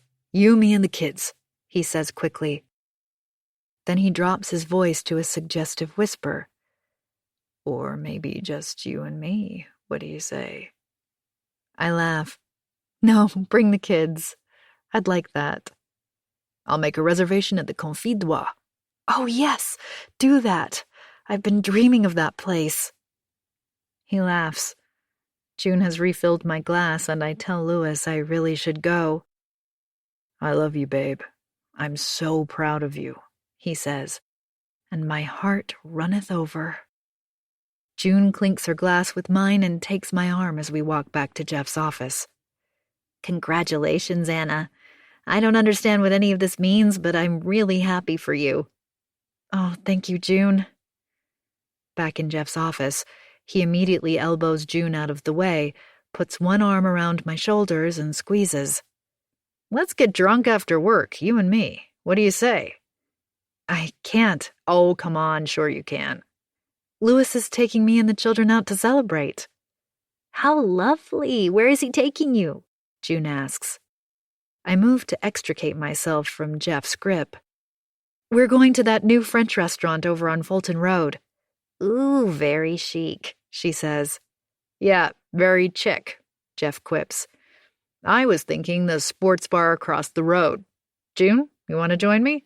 Since we're not good enough anymore? She rolls her eyes at me. I don't think so, Jeff. Another time, then. Meanwhile, let's have a toast. To Anna. I leave at the end of the afternoon with a feeling of having reached the pinnacle of happiness. I savor every second as I walk out onto the street because I want to remember it all. I want to relive it any time I like. I want to be able to say, remember the day I won the Penty Stone? It was in the fall and the tupelos had turned bright red and the air had that smell of wet leaves, remember? I'm laughing to myself as I swing my satchel back and forth like a child, but as I approach my car, my key already pointed at it, I freeze the grin still plastered on my face, my hand suspended in midair, my finger poised over the unlock button. At first, I think someone threw dirt on it. Then, as I get closer, I see it's graffiti. But no, it's not graffiti. Across the driver's side, in big, sharp letters, someone has scratched the word whore. I stand there, jaw slack, mouth open, my satchel banging against my legs, then slowly walk around the rest of the car looking for any more vandalism. But there's none. Just that one word. I glance at the other cars on the street, walk up and down a few lengths, but the vandals picked mine, and mine only. Anna? I spin around. June is walking towards me, smiling. Where are you off to? Oh, wait, of course you're celebrating. I thought you left ages ago, I say. Didn't you leave ages ago? I did. Then I decided to do some shopping around here. Everything all right? You look worried. Then her gaze leaves my face and her hand flies to her mouth. Is this your car? I had been trying to stand in front of the word so she wouldn't see it. Now I turn with a sigh to inspect the damage. Yes, it's my car. I can't believe this happened. I knew I should have parked in the parking lot. She bends down to take a closer look, and I see the word in its entirety again instead of as a series of angry score marks. My high from moments ago has crashed like a bad trip. Now I feel like I'm going to cry. I bite the side of my thumb, expecting her to say something like, "Whore, why? What did you do?" But she stands up straight and says, "Kids, unfortunately it's a bit of a problem around here." It is? She sighs. They're bored. There really should be more youth facilities for them. We really need it in this neighborhood. But look, it's just the surface. There's a good auto body place on Bel Air. I'm sure they'll fix that easily. Do you think? Yes, I'm sure. We both stare at the car for a moment. Don't worry, she says finally. They'll have it as good as new, you'll see. Go to your dinner and have fun. It's nothing. I know. It's just that I'm supposed to meet my family now, and I just don't want to do it with that. I point at it. My son is only 10, I add. She makes a face.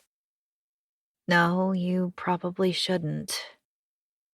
The sky turns gray suddenly, and a gust of wind sends dust into my eyes, and I screw them shut, rub my fingers over them. I'll have to leave it here. I'll call an Uber. I take out my cell phone and start tapping. Would you like me to take your car to the auto body place? It might be a good idea not to leave it here too long, and you can probably pick it up from them tomorrow. Oh my God, June, would you? I mean, I wouldn't be putting you out? No, it's no problem, really. Go on, you've had such a great day. Don't let this thing get in the way. I put my hand on her arm. Thank you. That is so good of you. It's no problem at all. Hey, there you are. She turns to point at a black car that has stopped beside us. The driver is leaning to signal to us through the passenger window. I motion to him to wait and hand her my car keys. Thank you, June. I'm so grateful to you. I really am. Hey, it's no trouble, really. I'll ask them to call you when it's ready. See you tomorrow, Anna. Have a great time. I step into the back of the Uber, waving at her. June is right, of course, I think, as I click my seatbelt in. It's nothing, just kids. A prank. Then I close my eyes and remind myself that I'm a winner, and a little bit of vandalism is nothing, and I would be stupid to let it ruin my evening. Chapter 16. It always fills me with pride when I go out with my family. I imagine the other diners glancing at us and thinking, what a lovely family. Look at those children, so well-mannered and so sweet. And what a handsome couple they make. Lewis says we were lucky to get a table, that they were full, even though this is midweek. But he explained his wife had just won a mathematics prize for work that's going to change the world, and they shuffled a couple of reservations around to make room for us. You're kidding, I say. He smiles, his lovely, sexy smile, and a lock of dark hair falls over his forehead. He pushes it back with 2 fingers. You got me. I laugh. Then Carla hands me a small package. Oh, honey, what's this? It's not just from me. It's from all of us. Lewis is watching me with a twinkle in his eye. Open it, Maddie says. I rip the paper off quickly and open a small purple box. Inside is a pair of heart-shaped earrings in delicate silver filigree with small diamonds. Lewis and I were waiting outside a jewelry store recently. I don't remember why anymore, and I pointed them out because they were heart-shaped. This is what the new improved me does now. Reacts to heart-shaped jewelry when my husband is within earshot, because everybody knows heart-shaped jewelry is cute and sweet and equals love, and I want to remind him that we're in love and we're cute and sweet. But this is even better. Buying your wife heart-shaped jewelry is a message. It's loud and clear, and I'm so touched he remembered that my eyes swim. He kisses me on the lips. Congratulations, babe. I knew you were incredible, and I didn't think you could surprise me anymore. But I was wrong. You are something else. You're incredible. I remember those words, too, imprinted as they are on my retina, and sent to someone else. If I was smiling before, now I'm positively grinning. Can we eat now? Maddie asks, and we all laugh. Everyone gets their favorite, and we agree we will eat here as a family at least once a month from now on, which sends Mateo's eyes rolling back in his head. Carla is telling us about some coding camp she wants to go to when Maddie stops eating, fork up in the air, eyes firmly on the window. What is it, sweetie? I ask. There's someone watching us. I turn around to follow his gaze, but all I see is a guy looking at the restaurant, the way you might when you're wondering if it's a nice place to eat at. Who are you talking about? Lewis says. Outside, Maddie says. Then I get it. That young man is not gazing at the restaurant, or the menu that is displayed outside. He's staring at me. But I have no idea who he is, except all of a sudden, I do. I know those eyes. My stomach rolls. It's Ryan. Ryan without a beard. Clean-shaven Ryan. Definitely Ryan, but he looks so young. His cheeks are flushed from the cold and the corners of his mouth are turned down, like he's upset about something. One of your fans? Lewis says, turning back to his food without looking at me. Hardly, I think. But I laugh. Probably. He doesn't look like a fan, Maddie says. He looks angry. I don't think he looks angry. I think he looks confused. Lewis squeezes my knee under the table and looks at me questioningly. I give him a quick shake of the head and go back to eating my food, wishing Ryan would go away, except he just stands there, still as a statue. I push pieces of duck around my plate and try to make light conversation, but my heart is beating too fast, too hard, and it's making the silk fabric of my dress visibly shudder with every beat. What if Ryan walks in and... What? Confronts me in front of my family? Tells everyone I rolled around on the carpet with him? I'll go and find out, Lewis says, throwing down his napkin. I quickly put one hand on his arm. That's okay, I say, trying to sound cheery and failing. It's someone from work. I stand up so fast the table scrapes and shudders against my thighs, almost tipping our glasses over. I walk quickly outside into the cold air, unsure what I'm going to do or say, my stomach twisting a little more with every step. But Ryan isn't there anymore. I look around, but he's gone. "You work with some weird people," Maddie says under his breath as I return to my seat. I laugh, embarrassed. "Someone from work?" Lewis asks, one eyebrow at a sharp angle. "Yes, that's what I said. I hadn't recognized him at first. He works in the law department. He must have seen me and hesitated about coming in. I don't know. He was gone when I got outside." I pretend to laugh again, but I feel my mouth tremble with the effort of it. All I can think of is the word whore scratched on my car. The following Monday, I go straight to June's desk with a small potted green plant. "For you," I say. She beams as she takes it from me, reddens a little. "What for?" "For helping me out with my car, of course. It's called a ZZ plant, and the florist assures me they're unkillable. Not that I doubt your nurturing skills, obviously, but, in this place, between the floral lighting and the unreliable aircon." "Thank you. And you're very welcome, Anna. There was no need for that." "There was, and I wanted to. You've been so nice to me." For some reason, as I say this, I feel my lips tremble. It's the stress of everything. It's the car, the vandalism, Ryan.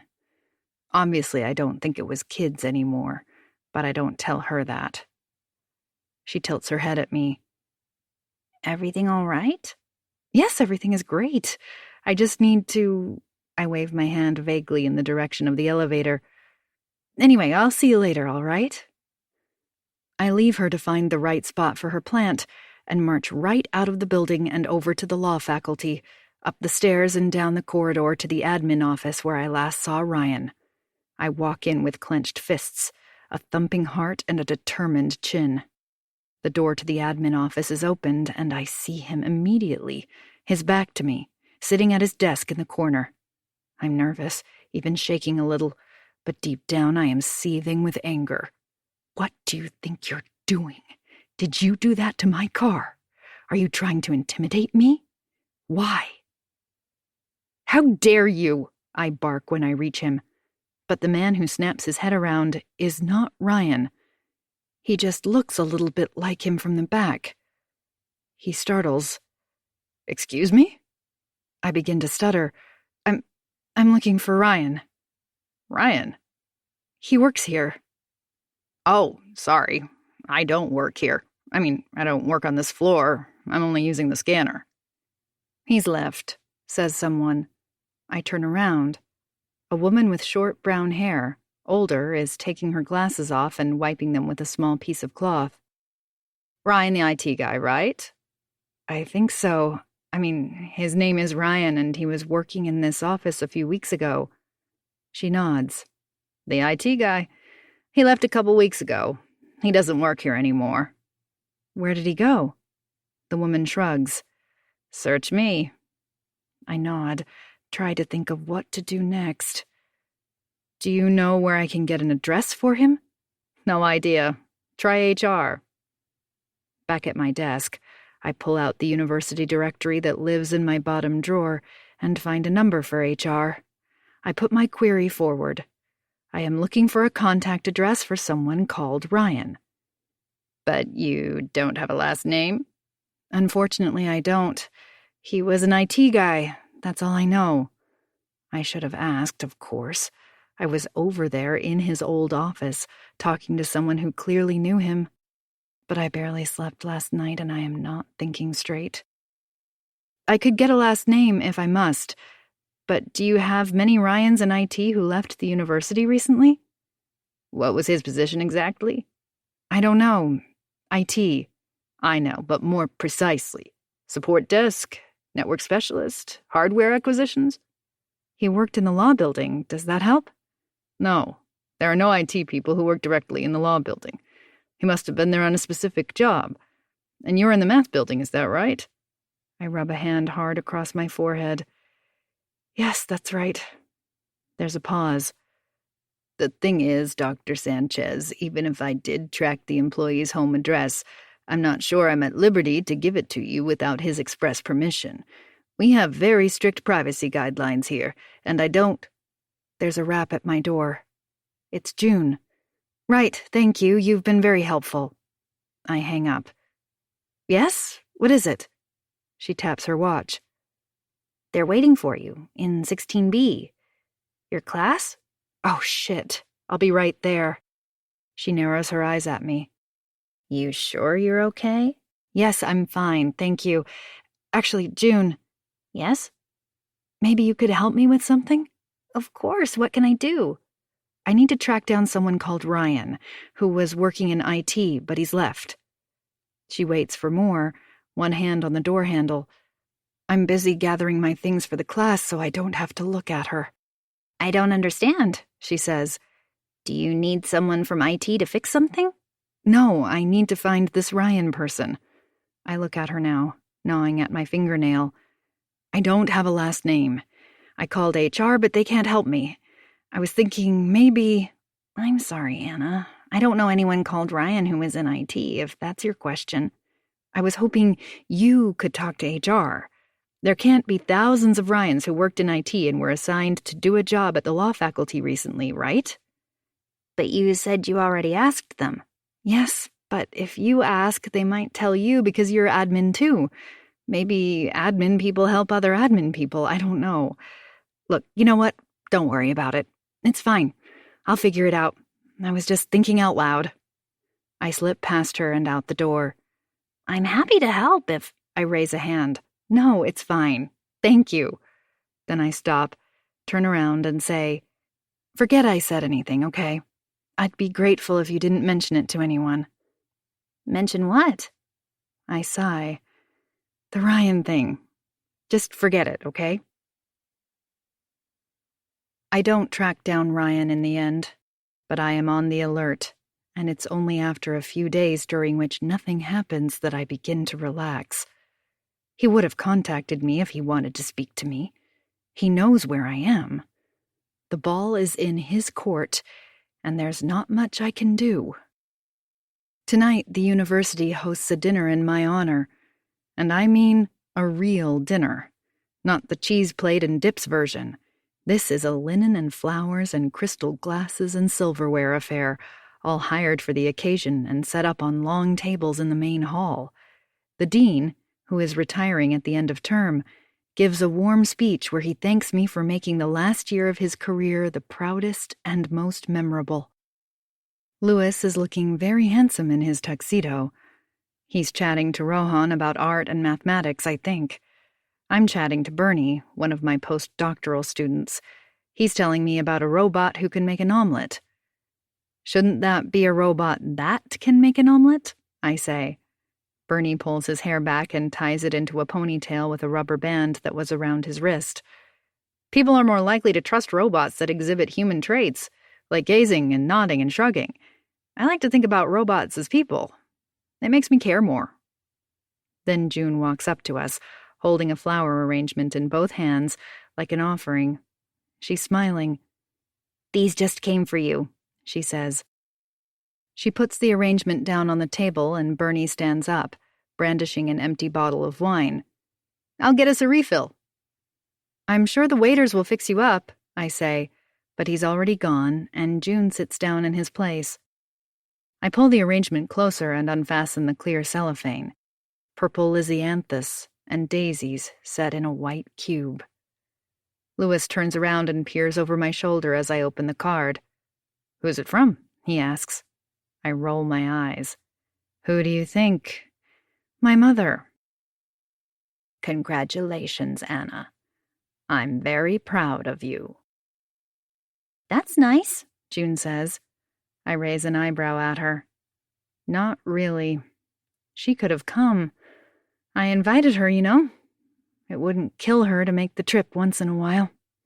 I point at the flowers with my chin. She always sends the same whenever there's a birthday in the family. When she remembers them, anyway. June helps herself to the jug of water. You're not close? You could say that. I never see her. She doesn't even come to visit her grandchildren. No. I shrug. She's not a caring person. Not in that way. And she's become a recluse of sorts in her old age. I fan myself with the card. That's beside the point anyway, as we were never close. I know this is going to sound strange, but my mother didn't like me very much. June scoffs. Shocked, I think. I doubt that. Please, you don't know her. But I can tell she doesn't believe me. Maybe she thinks I'm exaggerating, or that I'm put out because my mother hasn't shown up for me. I bring my chair closer to hers. The thing is, both my parents were scientists. Physicists, to be exact. That's all they thought about. Science. And they had ambitions for me because they believed, unscientifically I might add, that all of their talents would be funneled into me. That I would be their best work. My mother especially. I think my father just went along with her because it was easier for him. She, on the other hand, had this idea that I would be some kind of Marie Curie or Rosalind Franklin. She was obsessed with turning me into the perfect scientist. When I was 11, she told me not to have children. I'm not kidding, June. She said, they only interfere with the work. She always talked about the work like she was devoting her life to humanity or something.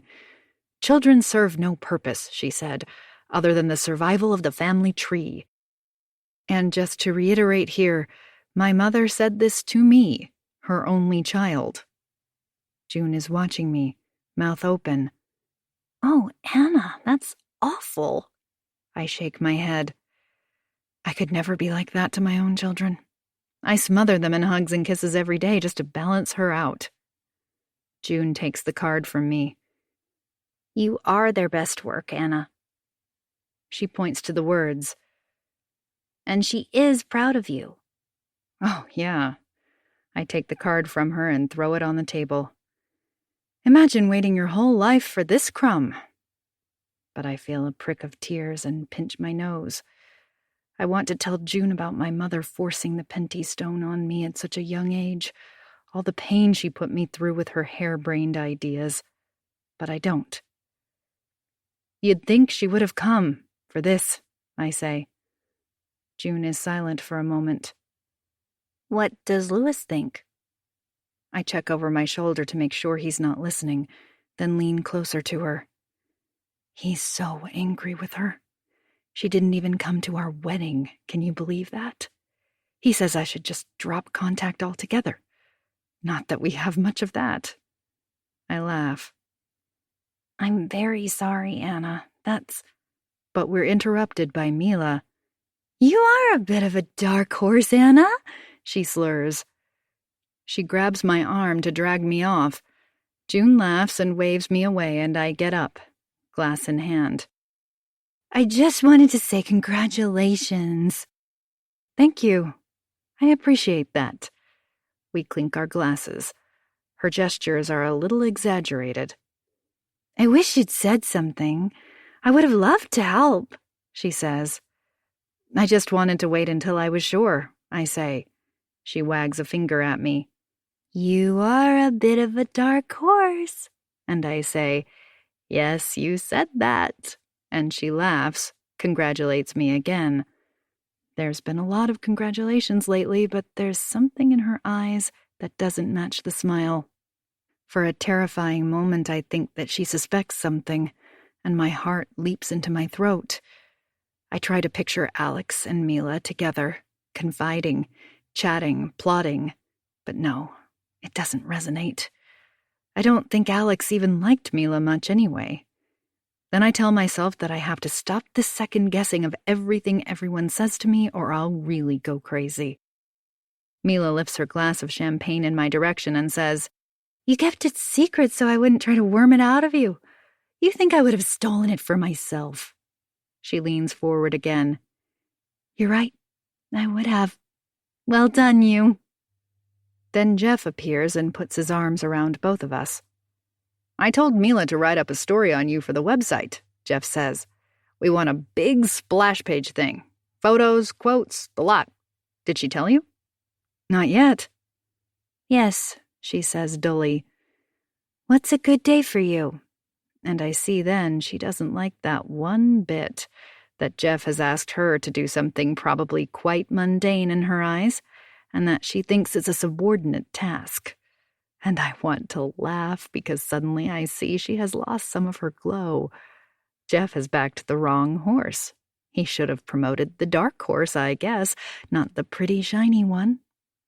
I bet he asks her to take minutes from now on. And if I were unkind, I'd say this is one of the best moments of the night. I'm asked to make a speech even though we've had many of them already. I rise to the occasion, and I thank my colleagues, the university, my students. Then I thank Louis. I look right at him when I tell the room that the most important thing in my life isn't mathematics. It's my family. That I have done this for my husband and especially for my children, so that they'd look up to their mom someday, which makes everyone laugh, even though it's the truth. Chapter 17. Word has spread about the Penty Stone, and I stand in a packed lecture hall staring at faces I'm sure I've never seen before. I don't know if they simply never showed up for class or if they don't belong here in the first place. Thorn in my side, Melanie, still managed to stake her place at the front, and when our eyes meet, she takes the gum out of her mouth and sticks it on a piece of paper in front of her. That's a first. Perhaps some of the infinite advantages in winning prizes includes respect. I lose some of these first-time attendees, though, somewhere between complex analysis and Riemann surfaces. By the time the class ends, the sloping lecture hall is dotted with empty seats. It's actually hard not to feel slighted that I wasn't as riveting as all that. When the class ends and I return to my office, I run into June in the corridor. Jeff said you asked for extra support. Yes, I'm a bit overwhelmed with everything since the win. Well, from now on, I'm to assist you with any admin work. She does a little captain's call, tipping her hand to her head. I laugh. That's nice. I'm glad. I've actually got a bunch of things for you to do. Let me put it together. You have time this afternoon to go over it with me? She seems pleased. I certainly do. Name your time. Okay. Also, would you like to go for a quick drink after work? Maybe even something to eat? I give her a confused tilt of the head. We've never done that before, socialize outside work. She registers my hesitation and gives me a quick, apologetic smile. But I understand completely if you're busy at home. It's just a thought, a spur of the moment. I hesitate for a moment because Louis said last night that his sale fell through. Turns out the Nest is not going to a prestigious institution, and Isabel was talking out of her proverbial. Part of me thinks I should be there for him. The other part thinks, screw it. You know what? I'm not busy, and I would really like that. I'll call Louis and tell him. He won't mind? No. Trust me, there's truckloads of dinners ready to be reheated in my freezer. They'll be fine. She suggests the tapas bar on Jefferson Avenue. It's close. The food is excellent. Perfect, I say.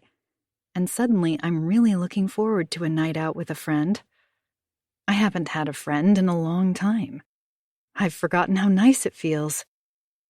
Then Mila appears beside us like something that's sprung out of a box. Ready? She asks chirpily, then turns to June. I'm interviewing Anna for the website. June and I make a time to catch up later, and Mila and I continue on into my office.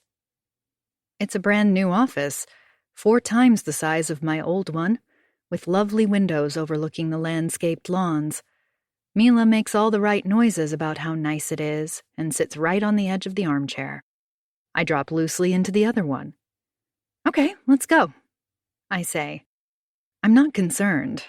I'm lining up lots of these interviews. I even have one coming up with the New York Times for their Profiles in Science series. That's the big one. In comparison, this chat with Mila feels like a walk in the park. Sure, okay, she says, pulling out her iPhone and setting it down on the table. I'm recording this. You don't mind? Of course not. Okay, good. So, I'd love to know about your process. How long have you been working on the proof? And just like that, my confidence evaporates. I feel ridiculously unprepared, and now I want more time. I've been so cocky. I think I just assumed this would be a gushing session about how fabulous I am. A year? I say finally. Her eyebrows shoot up. Wow, is that all? Oh, okay, I meant probably 3 years then. She tilts her head at me. So what is it? 1 year or 3? 3, I think. I could have said my whole life, and that would be almost true. I think the reason I don't is because I hate to talk about that time of my childhood, when the Penty Stone conjecture represented nothing less than an instrument of torture. Okay.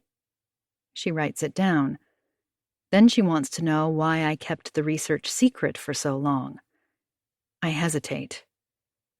Is it because as a woman you were worried you wouldn't be taken seriously?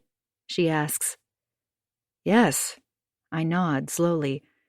That's very perceptive of you. Then she asks, Have you some supporting documentation? Anything we can upload to the website to accompany your article? And that isn't in the journal's paper? Something you held back from Forrester. I cock my head at her. Supporting documentation?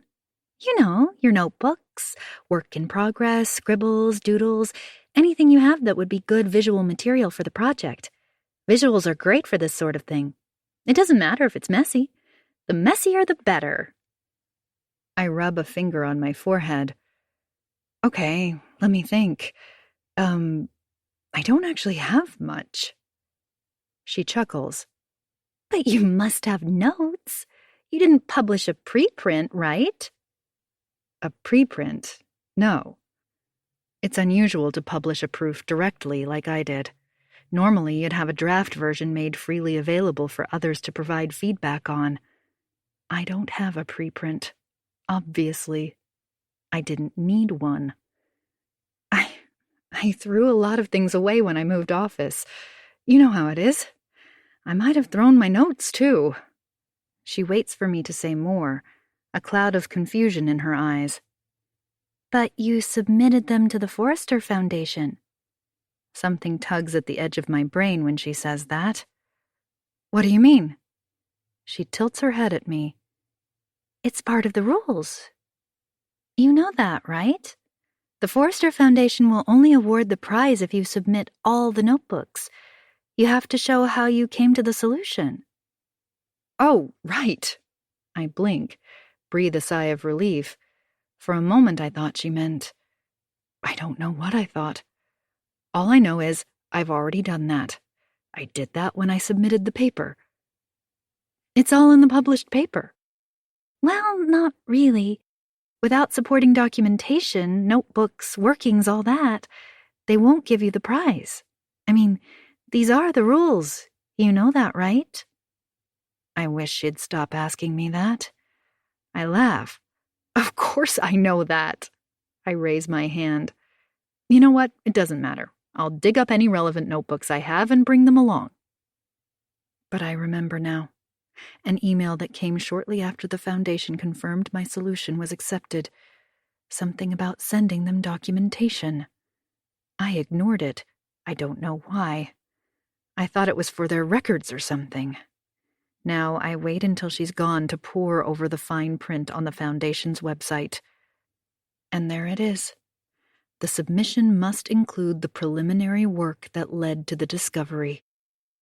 Then a paragraph detailing what's acceptable in terms of documentation. I sit back, push the palm of my hand between my eyes. I have a vague memory of knowing about this requirement, but I didn't think it was compulsory. Did Alex and I ever discuss this? Of course, one requirement was that a paper be published about the solution in a reputable journal, and I've done that, and that's enough, surely. Who cares how I got there? It was stupid of me to destroy the notebooks. I should have copied them first, so I'd have the workings in my own handwriting. I could have added rings from overflowing coffee cups, spilled red wine, make it look like I'd been working late at night. I wasn't thinking straight back then. Never mind. It will be fine. Of course it will be. They wouldn't have said I'd won the Penty Stone otherwise. I'm sure this so-called requirement is not absolute. I mean, I solved it, didn't I? The whole world knows I solved it. They could hardly not give me the prize. And if they ask, I'll just say something. I'll think of something. It'll be fine. The tapas bar isn't very far, and June and I decide to walk. We're almost there when the weather changes abruptly, and we wrap our coats tighter, raise our collars, and squint against the icy wind. I take her hand to hurry her along, and we almost fall into the restaurant, laughing, our cheeks red and our coats sparkling with melting crystals. It's early enough to score a good table near the window. We drop ourselves on the hard wooden bench, rub our hands together, and immediately order margaritas with lime juice and dry orange curacao. They arrive in jam jars while we scan the menu. Conversation flows. We find ourselves on a new level of friendship. I've asked her before about her personal life, but she's always been cagey. I'm not in a relationship. Not anymore, anyway, she said. Trevor. That's his name. We were together for years, and 18 months ago I found out he was seeing my best friend behind my back. That's why I moved away and ended up here. New beginnings and all that. And the rent is cheap here. I'm sorry, June. That really sucks. Yeah, I'm getting over it. Tell me about your mother. She rests her elbows on the table, hands knotted together. I cock my head at her. You want to know about my mother? I rub my eye, unwind the scarf I'm still wearing around my neck, and fold it on the bench beside me. Okay, I'll tell you about her. I cross my arms on the table. The best way to explain my mother is to tell you about my friend Hope. I take a sip of my drink. I grew up in Youngstown, and it was there in middle school that Hope arrived one morning, in the middle of term. As soon as I saw her sitting at her desk that day, I wanted to get to know her. It was like friendship at first sight. She looked sweet, kind, with curly blonde hair, almost red, and she had chipped pink nail polish. Our teacher, Mrs. Johnson, asked for a volunteer to look after our new classmate, show her around, that sort of thing. I couldn't raise my hand fast enough. I'd do it, absolutely. You can count on me, Mrs. Johnson, I said. I'd never had a real friend until Hope. Her parents were hippies who made clothes out of ethically grown cotton and sold them at markets and in local stores.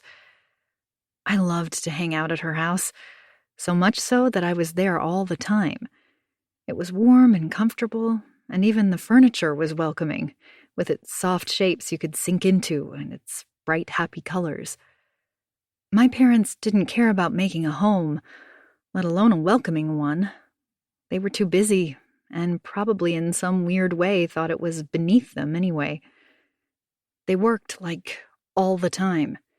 Even when they weren't working, they were working. As a result, my house was Spartan and neglected.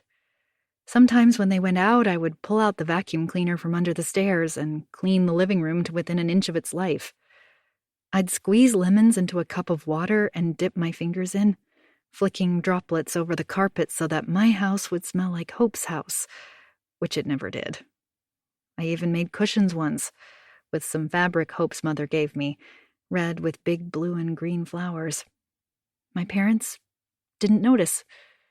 When I pointed this out to them, my parents looked around mildly bewildered and muttered something like, "Very nice." At Hope's house, we'd sit on beanbags in her room and listen to Michael Jackson. She showed me her parents' stash of pot once. "Smell that," she said. I thought it smelt like rotting mushrooms, which probably wasn't far from the truth. We'd talk about what we would do when we grew up, kind of like what Lewis and I would do years later in college. But there was my mother.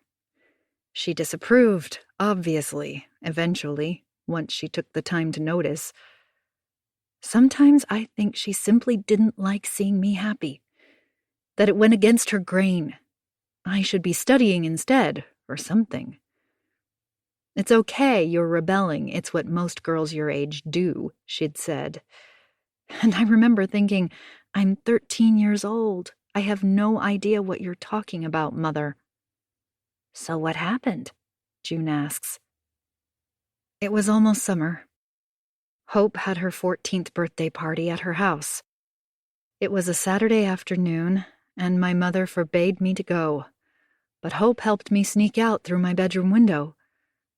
I was probably there for only an hour before my mother came to get me. I bury my face in my hands and groan. You should have seen her. It was the most embarrassing day of my life. Hope's mother tried to coax her to stay. There were other parents there enjoying the party, and she offered her a glass of something that she'd poured from a large glass pitcher that had floating bits of fruit in it. But my mother stood there, her face white with fury, her lips pressed together in a thin line. She saw me, marched over, and yanked me away. And that was it. I was grounded for the rest of the year.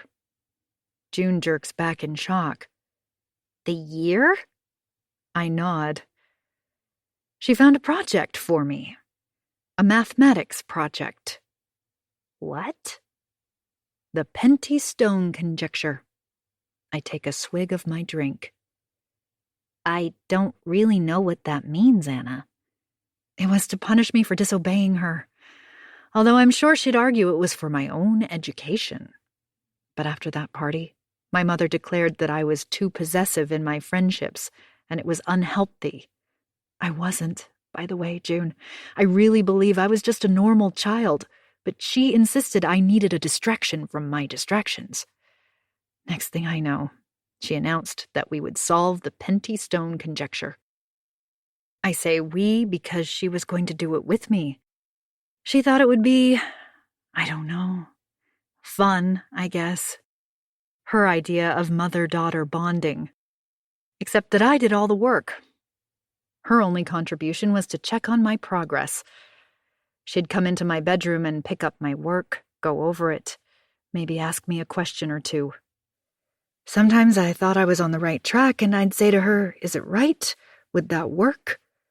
But she'd just shake her head. "No, that's not going to work," she'd say. Then she'd take my pen from me, put a diagonal line through the page, and give me the notebook back. "Try again," she'd say, and I would cry myself to sleep. It felt so hopeless. I was never going to get it. I was locked up all summer, every day. I missed Hope so much. I used to dream about her. I fantasized that she was trying to find ways to get me out, that we'd run away. Even after we went back to school the following term, I was locked up every weekend, metaphorically speaking, of course, but still, in my room, poring over it, trying to come up with a proof just so I could get out and play. Until then, no movies for me, no dances, no hanging out after school playing by the lake with my friends. Not that I had many of those to begin with.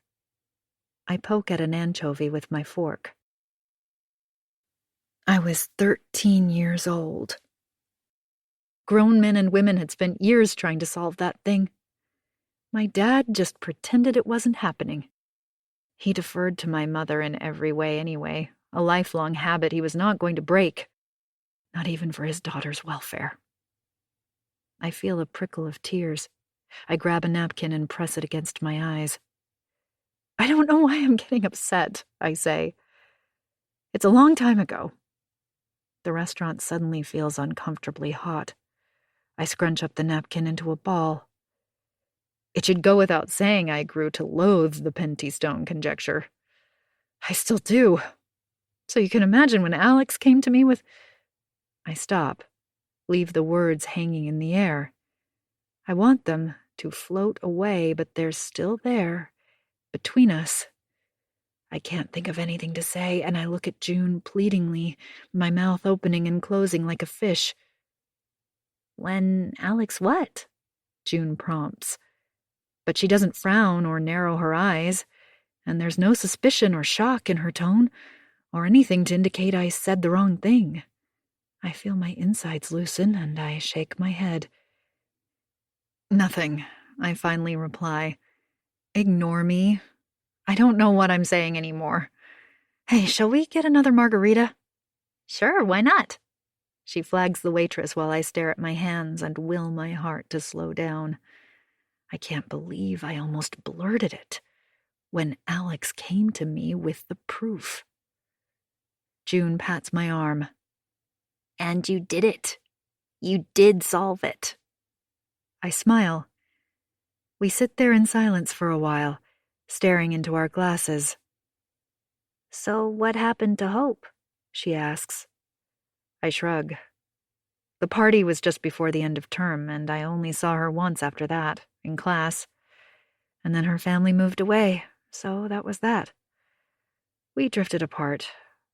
I don't know where she is now. I don't really like to think about those years, to tell you the truth. It's in the past now. I run my finger along my glass, leaving a trace in the condensation. My mother used to say, back when she still talked to me, that I was an over-attached child. I would cling to her, she said. Then I met Hope, and I clung to Hope until they moved away. And maybe she was right, because now I cling to Louis, and my children, of course, but especially Louis. Louis is the only friend I ever had after Hope, the only friend that is truly mine. I haven't even seen my mother in years, as she refuses to visit us. I told you she didn't come to our wedding, didn't I? June nods, biting into a small mushroom. This is how horrible she is. Are my words sounding a little slurred? Before we got married, she called me. She said not to marry him. Something was wrong with him. What do you mean? I asked. But I knew what she meant. She saw I was happy. She was going to do it again, try to ruin it for me. I scoff. I mean, really? I'm about to get married to the love of my life, and she tells me there's something wrong with him? I make air quotes around something. I laughed at her. I said, yeah, he loves me, Mother. That's what's wrong with him. Seriously, that woman will stop at nothing to ruin any chance of happiness for me. It's like it's embedded in her DNA. I told her, honestly, Mother, enough. I'm a grown woman. I can do what I like. Save it. She didn't come to my wedding after that. And then she moved away. Where to? Some small town in California called Clear Lake. I've emailed her that we'll come and visit. Take the kids on vacation. Most grandparents would love that, wouldn't they? You'd think so, wouldn't you? But no, not this one. But did you find out what she meant? About Louis? June asks. I give her a look. Please. These were just the games she liked to play. There was nothing wrong with Louis. He loves me, and she couldn't stand that because she's a sick woman. He is the only person left in my life who truly loves me. Sometimes, in my darkest hour, I believe that I will meet so few people in my life who will truly love me that when I find one, I have to hold on to them with everything I have. Chapter 18. We're talking about relationships, and I want to know more about Trevor, but June's not saying much, and I get a sense that she's still too sad to talk about it. I lift a greasy finger. Okay, so final question. How would you describe him in one word? She thinks about it and smiles. Funny, she says. He was really funny. He used to make me laugh a lot. I try to ask more, but she waves my questions away with a flap of the hand. What about Louis, in one word? I peel a prawn and sink my teeth into its flesh. Unfaithful, I say, sucking on the tail. She gasps, and I look up abruptly. It's like the word escaped from me without my realizing it was even there. I start to laugh, but she's looking at me, her head tilted, her eyebrows drawn together. I want to say something, but I'm stuck, and my eyes start to swim. Louis is having an affair? Her eyes grow wide with understanding, but disbelief also, which makes sense considering I've just waxed lyrical about what a great husband and father he is for the last 20 minutes. Hearing it like that, without adornments, is like having the carpet pulled from under my carefully constructed house of cards. I immediately regret saying anything, but it's too late. It's fine, June. He's not having an affair anymore. It's over. Oh, Anna. How did you find out? I tell her about my suspicions, then seeing him with Isabel, and finally the coup de grace, finding the texts. Especially the texts. How do you know it's over? I just know. Have you checked his texts again? I shake my head. His cell isn't always on his bedside table, and to be honest, I feel like I got away with it once. I'm not game to try it again. So how do you know? I tell her what it's been like, how sweet he's been. I show her my silver earrings, which I happen to be wearing. He remembered I liked them, I say. And they're heart-shaped. You know what that means? That we're in love again, that's what. Not that we ever stopped, but it's gone back to the way it used to be, in a way. I smile at her, but the words sound hollow, and I wonder if I ever really believed them. And his show is over, so he has no reason to go to the gallery anymore. Right, she says, staring intently at her plate. What does that mean? She shrugs. Nothing, what do I know? I'm an idiot. Hey, that's my line. Come on, tell me. Just that, she sighs, puts her fork down. Listen to yourself, Anna. Why would Louis stop seeing Isabel just because you're trying so hard to be perfect? He can have his cake and eat it too, as far as I can see. She registers the shock on my face and raises her hand. Look, I'm only saying this because I've been there, and I did all the things you did. I was the perfect girlfriend, and he still left me for her. Of course, it's very possible the affair is over, but you don't know that. You should be in control of this situation, Anna, not try and second-guess it. If he's going to stop seeing... What's her name again? Isabel. If he's going to stop seeing Isabel, it should be because you made it happen. I laugh. I thought I was. Believe me, I've turned up the seduction dial to stratospheric. What else are you suggesting? Confront him. Give him an ultimatum. Make him take responsibility for his actions. I'm such a loser. Of course she's right. And yet... What if he picks her? I say in a small voice. He won't. Then she thinks about it and shrugs. And if he does, well, he would have left sooner or later. But he won't, she says again. Have you checked his toiletries bag for condoms? What? No? Why his toiletries bag? I'm not even sure he has one. That's where Trevor kept them. Alternatively, you could always confront her. Have you considered that? How do I do that? March up to her at work and make a public spectacle of myself? Of course not. She pauses. You know what would be helpful here, I think, is if you could see them together? You could probably gauge a lot from how they interact. Like, are they trying too hard not to interact? You know what I'm saying? I don't know how to do that either, I say sullenly. Look, Anna, it's up to you. Don't listen to me.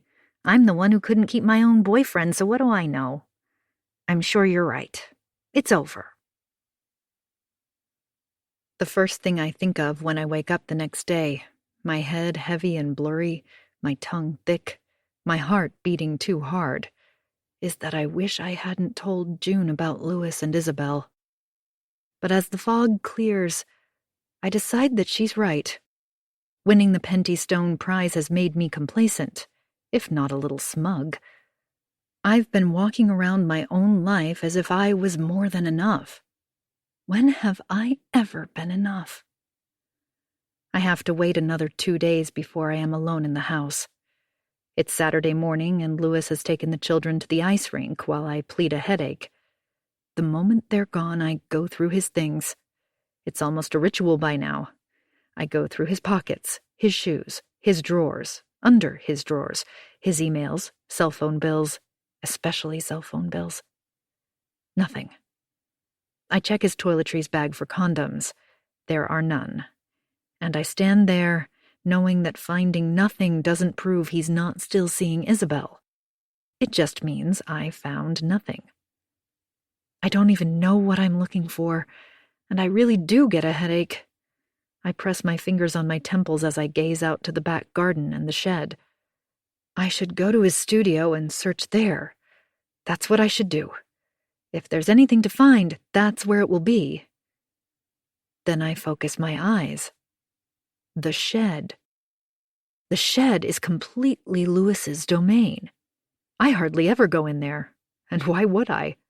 It's where he tinkers with his bikes. There's nothing for me there, which makes it the perfect hiding place. I unlock the door and catch a whiff of chain oil.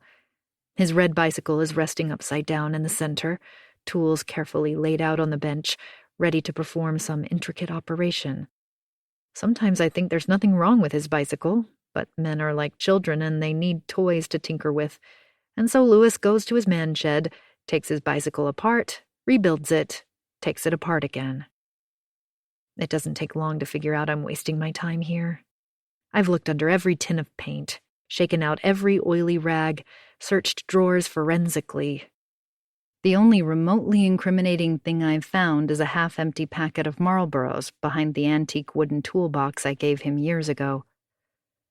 It's only when I'm about to give up that I spot his canvas bag in the corner, the kind that you strap diagonally across your torso, like bicycle couriers use. I open the flap and there's nothing there, except for a packet of Listerine strips, which is certainly interesting in itself, and I wonder what they're for. Kissing, perhaps?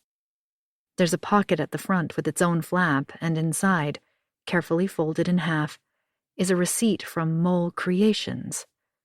I smile. It's the receipt for the earrings Louis bought me to celebrate the Penty Stone win. Except it's not. It's the right jewelry store, Mole Creations, but the date is wrong. The receipt is from 3 months ago.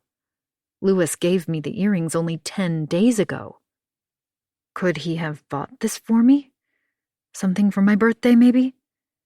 But that's in another 4 months, and our wedding anniversary is another month after that. It doesn't seem like Louis to plan a gift so far in advance.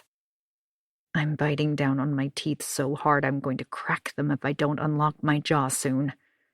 I hold the receipt in my fist and crush it slowly. Because the worst part is, the receipt is not for the pair of heart-shaped earrings. It's for a necklace. 14-karat gold. And it cost $510, which is 3 times as much as my earrings. Necklace, 14-karat gold, does not tell me much, and I absolutely have to know what it looks like. Is it pretty? Is it sexy? Does it spell her name between 2 interlocking hearts? Louis has taken the car, so I take an Uber to the jewelry store. In the back seat, I stare out the window, fingernails digging into my palms. The driver is chatting idly about the weather, what else, and checking me out occasionally in the rearview mirror. I ignore him. I don't trust myself to speak without yelling furiously. Yes, it's cold, isn't it? Instead, I close my eyes and make myself breathe through my nose because I can't go in there with this out-of-control anger barreling through me. I'll end up smashing something. Not a good look in a jewelry store, I don't think. By the time I walk in, I've regained some control. I hand my receipt over to a pretty blonde woman with a very elaborate hairdo, lots of makeup, and a bright smile that doesn't reach her eyes. If they ever did a remake of Stepford Wives, she'd be perfect. My husband bought this for me, I say. Lucky you, she replies, and I nod. Lucky me. I was wondering if I could have it resized. Desperate, obviously. Lame, even. I don't know what size it is to begin with. What if it's one of those long, loopy necklaces that drops down to the navel? Oh, well, let's take a look. Did you bring it with you? No, I just wanted to know if it was possible first. Do you have another one here? I laugh for no reason whatsoever, waving the crumpled receipt in front of her. She raises her eyebrows and looks towards the door, as if to gauge her escape route. This is going completely wrong. She's going to have me arrested if I don't come down soon. May I? I nod, and she takes the receipt from me carefully, using the very tip of her fingers, and smooths out the receipt on the glass counter. I don't need to look it up. The design is listed right here, see? I squint, then I see it. Lilii, it says, right above her long red fingernail. That's the model of the necklace. Oh, I thought it was... I don't know what I thought. Some kind of inventory naming convention, I guess. Unfortunately, I don't have another one here, she says. I bite a fingernail. Do you have a picture of it I could look at? I'd really like to discuss with you how resizing it would work. Certainly. She pulls out a catalog from under the counter, flicks it open, and turns it around so I can see it. Here we are. It sits above the collarbone. Is that not the case for you? She tilts her head and looks at my neck, which is of normal size and certainly not so big that this necklace won't wrap around it. But I'm not listening to her anymore. I pull the catalog closer and stare at it. The necklace is shown in a full-page color photograph, and the only word for it is exquisite. Of course, the artist and the curator. What else could it possibly be? It's a fine gold chain, as fine as a gossamer thread, with 2 narrow baguette diamonds on one side, just above the collarbone. I'm going to be sick. My silver heart-shaped earrings suddenly feel trite. The kind of gift you give your wife to show you appreciate her, but without the investment. A gift for the giver's benefit. Just one step up from a KitchenAid. I snatch up the receipt from the glass counter and walk out. Chapter 19. It's been 2 days, and I've been ruminating incessantly about the necklace. I did another forensic search that afternoon, in case there is a pretty gift box with my name on it hidden somewhere. It goes without saying that I didn't find one. I was almost tempted to confront him about it, but then I thought, the gift isn't recent. What if it was given in the heat of lust? What if it is over between them? Louis has been attentive to me lately.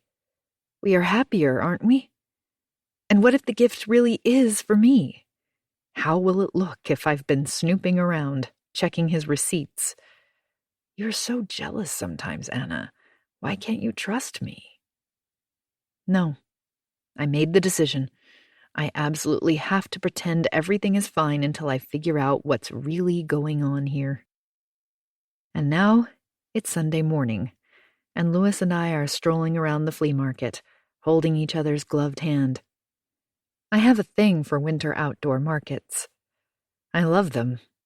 I love the icy air on my cheeks, the vendors with their fingerless gloves, the white sky, the promise of snow. I'm warm in my duffel coat, a blue and white woolen scarf that Carla knitted for me a few weeks ago around my neck. It's a new hobby for her, and we're all wearing beanies that are too small and scarves that are strangely misshapen, and I love them all to bits. Louis stops to look at a Bakelite clock, and I turn around, scanning for the source of that roasted chestnut smell. I nudge Louis. Do you want some? He looks up. Sure. The vendor is roasting them on a hot plate and selling them in paper cones. I'm digging up the right change, fingers like blocks of ice, when a voice behind us calls out, Louis? We both turn around. Isabel. Hello, she says, smiling at my husband.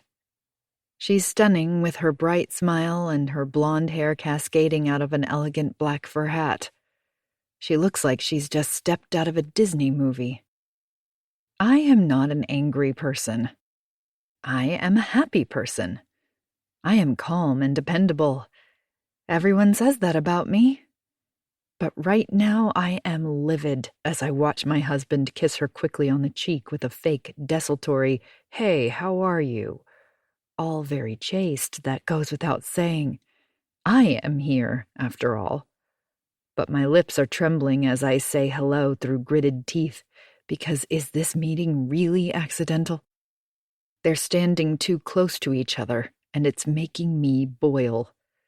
I imagine myself pushing her away with both hands, palms slapped hard against her long black leather coat. I picture her stumbling backwards and hitting her pretty head on the asphalt. I imagine her mouth making a perfect O of surprise, and her blue eyes wide in shock, and fear too, until her eyelids close like the eyes of a vintage doll. Then I imagine the blood. A tiny rivulet at first, seeping from the back of her head so slowly we don't notice it until it grows into a pool and we have to step away so as not to get it on our shoes. I imagine everyone agreeing it was an accident. The heels of her tall leather boots were too high, too thin, too unstable. Silly girl, she couldn't keep her balance. I sigh. As tempting as it is, I don't push her. Because I am a happy person. And a rallier, which is why I make myself smile. It takes some effort, but after a few tries, I get there. Then I realize they're waiting for me to say something. Hello, I say, with as much fake cheer as I can muster. She asks after the family. We tell her we've been well. The family is well. Thank you for asking. Anna just won a prize for her research, Louis says. Congratulations, she says to me.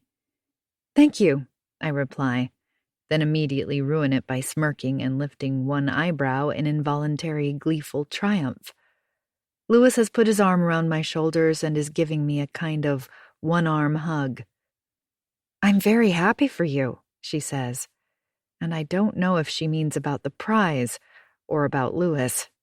I keep thinking about what June said, about how I should see them together and gauge their reaction. Now is the moment. I am looking for any evidence that they are still in touch, still screwing behind my back, and I can't find one exactly. I search Louis's face for any telltale sign, a tightening around the mouth, a quivering of the nostrils, and I find it. It's when she says, "It's nice to see you." He turns bright red. Then he rubs his hand over his chin, and I bite the inside of my cheek until I taste blood. They are trying to appear relaxed, casual even, as they chat about the art world. Have you seen so-and-so's show? What are you working on at the moment? What would I do if they were still cheating behind my back, I wonder? I don't know. I'd drag him away, move the family to Martha's Vineyard and add a moat around our house for good measure. I'd expose her, shame her. I'm not one to shame women when there's adultery involved, but now that I'm the wronged party, screw it.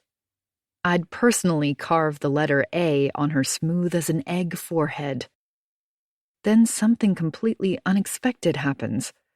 A man, good-looking, athletic build, nice square jaw, joins us. He puts one arm around Isabel's waist and shakes Louis's hand. "Hey, buddy, long time. How are you?" "I'm great, Patrick. This is my wife, Anna." I manage to close my jaw and say hello, and my gaze darts from Louis to Isabel to Patrick. Louis seems to know a lot about Patrick. He asks him about some deep-sea diving trip he took last summer and how their vacation plans are coming along. Everything shifts in an instant, and suddenly I am sure of nothing. Is it possible that it was never Isabel? Maybe I had my wires crossed, and there really was another woman called Belle who's been screwing my husband. Have I been so wrong? Do I see desire between every woman and my husband as a matter of course? Am I so insecure that I can't tell anymore? "Hey, you guys want to come over for dinner?" I blurt, interrupting everyone. I suddenly really want to see them together, up close over an evening. Louis and Isabel, Patrick and Isabel, Louis and Patrick. I want to know. There's a chorus of, "Oh, sure, why not? Sounds like fun, when?" And everyone pulls out their phone, but it's harder than it looks because everyone is so very busy. "Yeah, sorry, not going to happen until after Christmas for me," Patrick says, explaining he has to travel to Colorado for a conference, and then somewhere else for something else. We all make noises about what busy lives we lead. Then Patrick turns to Isabel. "But you can go?" And we laugh, because we're not joined at the hip, are we? The way some couples are. Don't we all hate that when one can't make it, then the other is automatically also out of action? "Great! Come next Friday night. It'll be fun," I say very brightly. Too brightly. She smiles sweetly and taps the date into her calendar. We say goodbye like old friends. She kisses me, one on each cheek. The collar of her coat is tall and folded back over itself. It gapes slightly as she leans to kiss me, and when I pull back, I catch a glint of something. Just between the tip of her collarbone and the hollow of her throat. 2 thin diamond baguettes on a gossamer thread of gold. Chapter 20. After that, I had to get as far away from Louis as I could without leaving the market. I didn't trust myself not to have some kind of breakdown. Just the effort of pretending nothing was wrong as I idly fingered a collection of old tobacco tins was making my chest hurt. But he followed me, stood next to me and picked up a green tin, I think. I couldn't see properly. My vision had become blurry. "I didn't know Isabel had a boyfriend," I said. The only mildly good news in this whole screwed-up scenario. He made a sound like, and slipped his arm into mine. I pulled away. I had to. I reached for something else on the display table, but I didn't move away this time. I wanted to ask more, like, did they live together and were they engaged to be married, when he said, "Why did you do that?" I waited a beat, confused. "You mean, invite her for dinner?" "Yes." "Oh, I don't know. It just came out." "Okay," he said. "Why? Is there a problem?" "No, there's no problem. I would have preferred it if you checked with me first, that's all." "Oh, I see." Then, for some unknown reason other than a deep-seated habitual response, I add, "Sorry." "That's okay. It's no problem. Just saying." I said I had a headache after that, and lay on my bed all afternoon, one arm flung over my eyes. I couldn't stop picturing that necklace around her thin white neck. I got up eventually, and I was sitting at my dresser, my face buried in my hands, when Carla came into my room. I didn't hear her until she put her hand on my shoulder and said, "I love you, Mommy." I raised my head and ran both hands over my eyes before turning to face her. "That's so sweet, baby. Thank you. I love you too, baby girl." I haven't called her that in years. I snatched a tissue from the box and blew my nose. Hay fever. In winter. I really need to get some antihistamines. She put her arms around me and lay her head on my shoulder. "Hey, I'm okay, sweetie. Just trying to get rid of this runny nose. Whose turn is it to pick a movie tonight?" I hated myself for letting her see me like this. After she left, I washed my face and stared at my reflection in the mirror.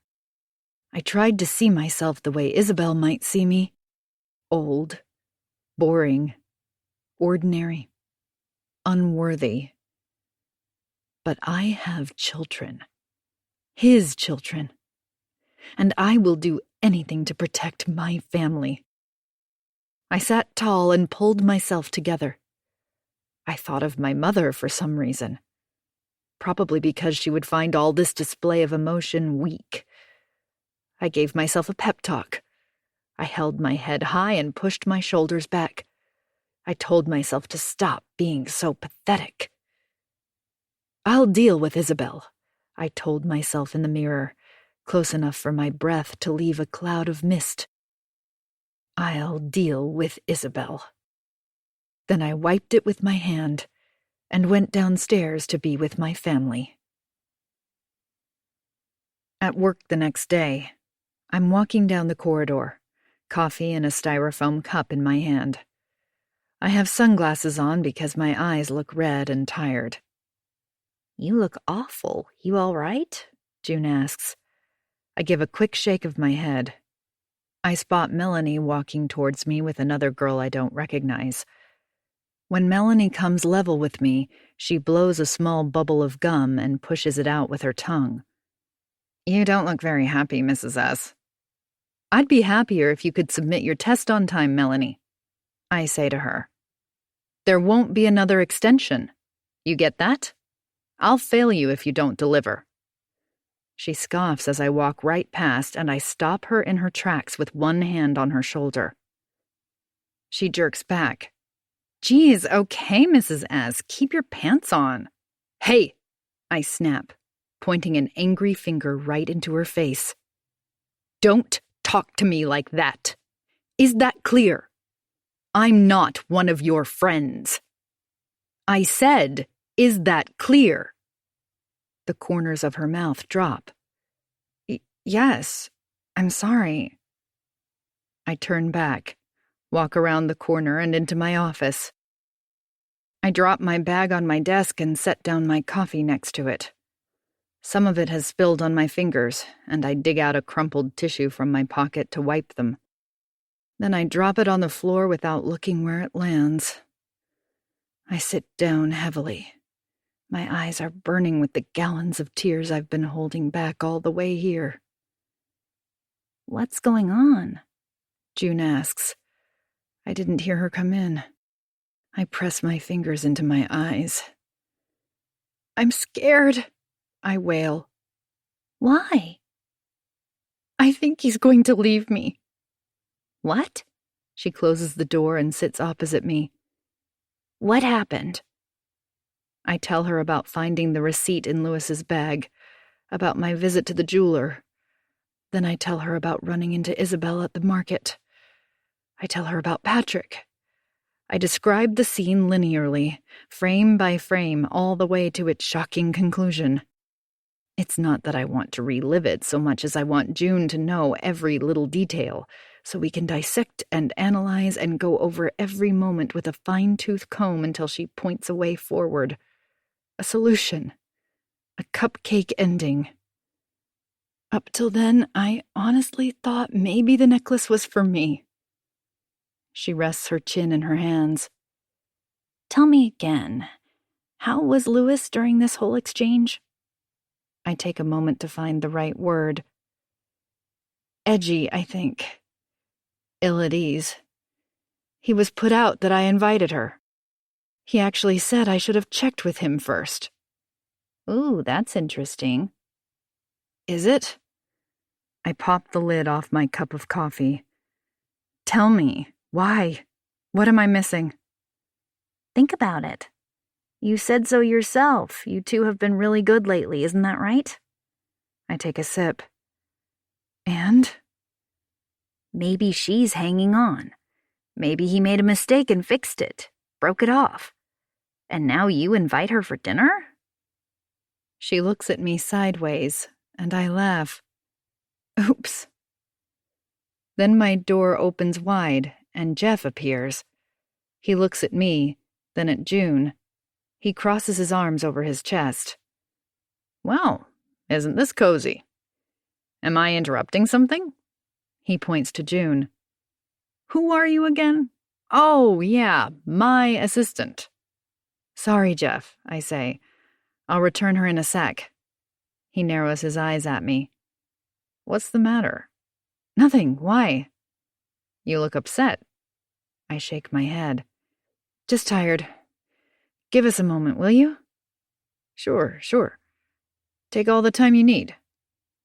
Thank you, June and I say in unison. So, what are you going to do? She asks, after he's gone. I don't know. My coffee is getting cold by now, and I take a bigger gulp. What do you think I should do? She doesn't reply, just thinks about it for a moment. See how dinner goes. You're still having her over for dinner, right? I wasn't going to. Oh, but you must. This is the only opportunity you'll have to judge the situation. She stands up and pats my shoulder. By the end of it, you'll know. And if it's really bad and they're still together... Then what? She lifts her shoulders in a half shrug. You'll think of something. Later, on the way back from the tutorial room, I spot Jeff at the end of the hallway, leaning against the pale green wall, talking to a student.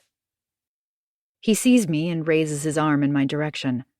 Anna, come over here. When I reach him, he puts his arm on my forearm and turns back to the student.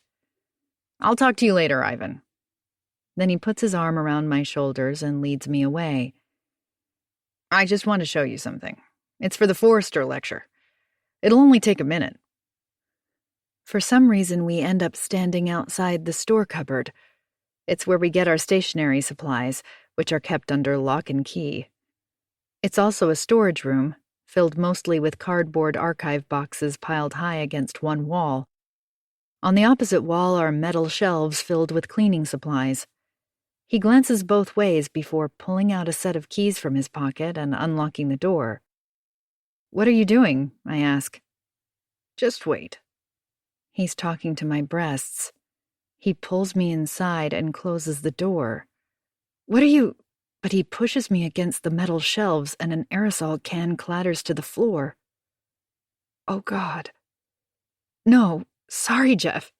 I press my palms against his chest to push him away, give a small, embarrassed laugh. I don't think so. He presses harder against me. Come on, Anna, he growls. Tell me, what have you been doing with June anyway? He rubs his groin against me. You two are always together, whispering to each other like schoolgirls. Then this morning the two of you were in your office with the door closed and you were crying. I saw you. What are the two of you up to, eh? A wave of panic engulfs me. I'm too far from the door to get out easily. He's too heavy, pressed against me like that. The shelves start to wobble behind me and something cuts into the small of my back. Enough, Jeff! What are you doing? I push harder, start to shout, but he puts his hand on my face, extended so that his fingers are over my eyes and the palm of his hand is over my mouth. The taste of his skin makes me gag. He licks the side of my neck. What does your husband say?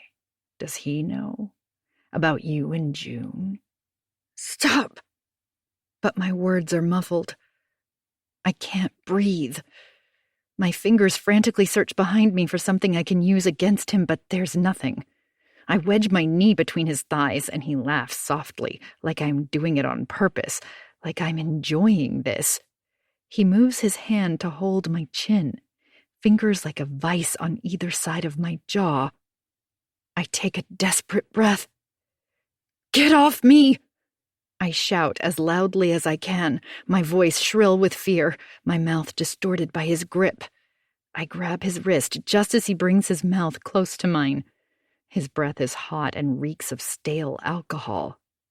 "Come on," he groans into my face. "I know you want to. Don't tell me you're just a tease. You've been wanting me to do this to you ever since you first laid eyes on me." He brings his free hand up my skirt, his fingers sliding up my thigh. "How does that feel? Is that nice?" His mouth is against mine, hot and wet, making me heave. I let out a wail, twist my head away, then grab his hand and bite it. He jerks away suddenly. "Hey! What did you do that for?" He stares at his finger where my teeth have left a reddening crescent. He massages it, an astonished look on his face. "What the hell is wrong with you? That really hurt." I wipe snot off my face with my sleeve. I'm shaking with fury and humiliation. "You're out of your mind. I'll report you for this." He jerks his head back, an angry look of scorn and surprise on his face. "You're a bitch, you know that? You're just a tease. You've been at me like a bitch in heat since forever. And what about Chicago, hey? You played the tease then, and I let you get away with it. But you never stopped coming on to me, did you? You want to play it that way again? Then you better watch yourself, Anna. Nothing good happens to women like you." Does he actually believe I ever wanted this? I straighten my skirt, my entire body vibrating with anger while he straightens his clothes. He opens the door, and light floods in from the corridor. Students walk past, their heads swinging towards me in unison. A burst of laughter. "I won't let you get away with this," I say between my teeth. "Oh, really? What are you going to do, Anna? Report me? Who do you think you are? You want to tell them about Chicago? Or shall I? Because there's bound to be a whole lot of people who saw you get drunk and come on to me like you couldn't get enough of me. Plenty of people who saw us leave together that night. And I don't think your behavior was leaving much to the imagination, but hey, your call." He snorts. "And by the way," he rests one hand on the door handle, "Mila says you're avoiding her, that you refuse to talk about how you came up with the solution. What's that about?" He waits, chin forward, but I don't reply. I wipe my cheeks with trembling fingers, and he shakes his head in disgust, steps into the corridor, then changes his mind and turns around again. "And one more thing. You know why you didn't get the professorship?" My chest is rising with every loud breath. I run my trembling fingers through my hair. "I never submitted your application to the board. That's why. I never even nominated you." He smirks. I search his face, looking for the lie, for the joke, for the punchline. I think of all the extra work I did, the many conversations I had with him about the best way to approach my application. All the proposals I devised, wrote, and submitted. Funding proposals, asset refurbishment proposals, how to attract more young women to study mathematics proposals. All to show I am a team player, a rallier. He answers his own question. "I wasn't going to waste my time. I knew you wouldn't get it, so I didn't bother submitting it." "You're an asshole," I say, my voice low and shaky. He shrugs. "Maybe. And maybe I was wrong.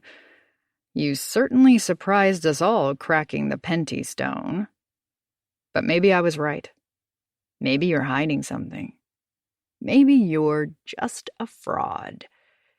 But hey, he taps the door twice with the palm of his hand. We'll find out one way or another, won't we? Chapter 21. I've washed my hands, my face, rinsed my mouth, popped mints to fend off the impending nausea. I stare at my own reflection. Did I really bring this upon myself? Was I so taken by his attentions that I misunderstood what was going on? I know you want to. You've been at me like a bitch in heat since forever. And a part of me thinks it's true, that it's my fault. I sent the wrong signals. Even in the face of such violence, I can't help but think it's me. Because in the end, it's always me. Even when it's other people, it's me. I already know I won't do anything about him. Nothing at all. For all my bluster about my family and what I'm prepared to do for them, I am a coward. I couldn't bear for Louis to find out about Chicago, and I have no doubt Jeff would make sure he does. For all I know, that's all Louis needs to run into Isabel's arms for good. I bring my hand over my eyes, Jeff's parting words still ringing in my ears. Maybe you're hiding something. Maybe you're just a fraud.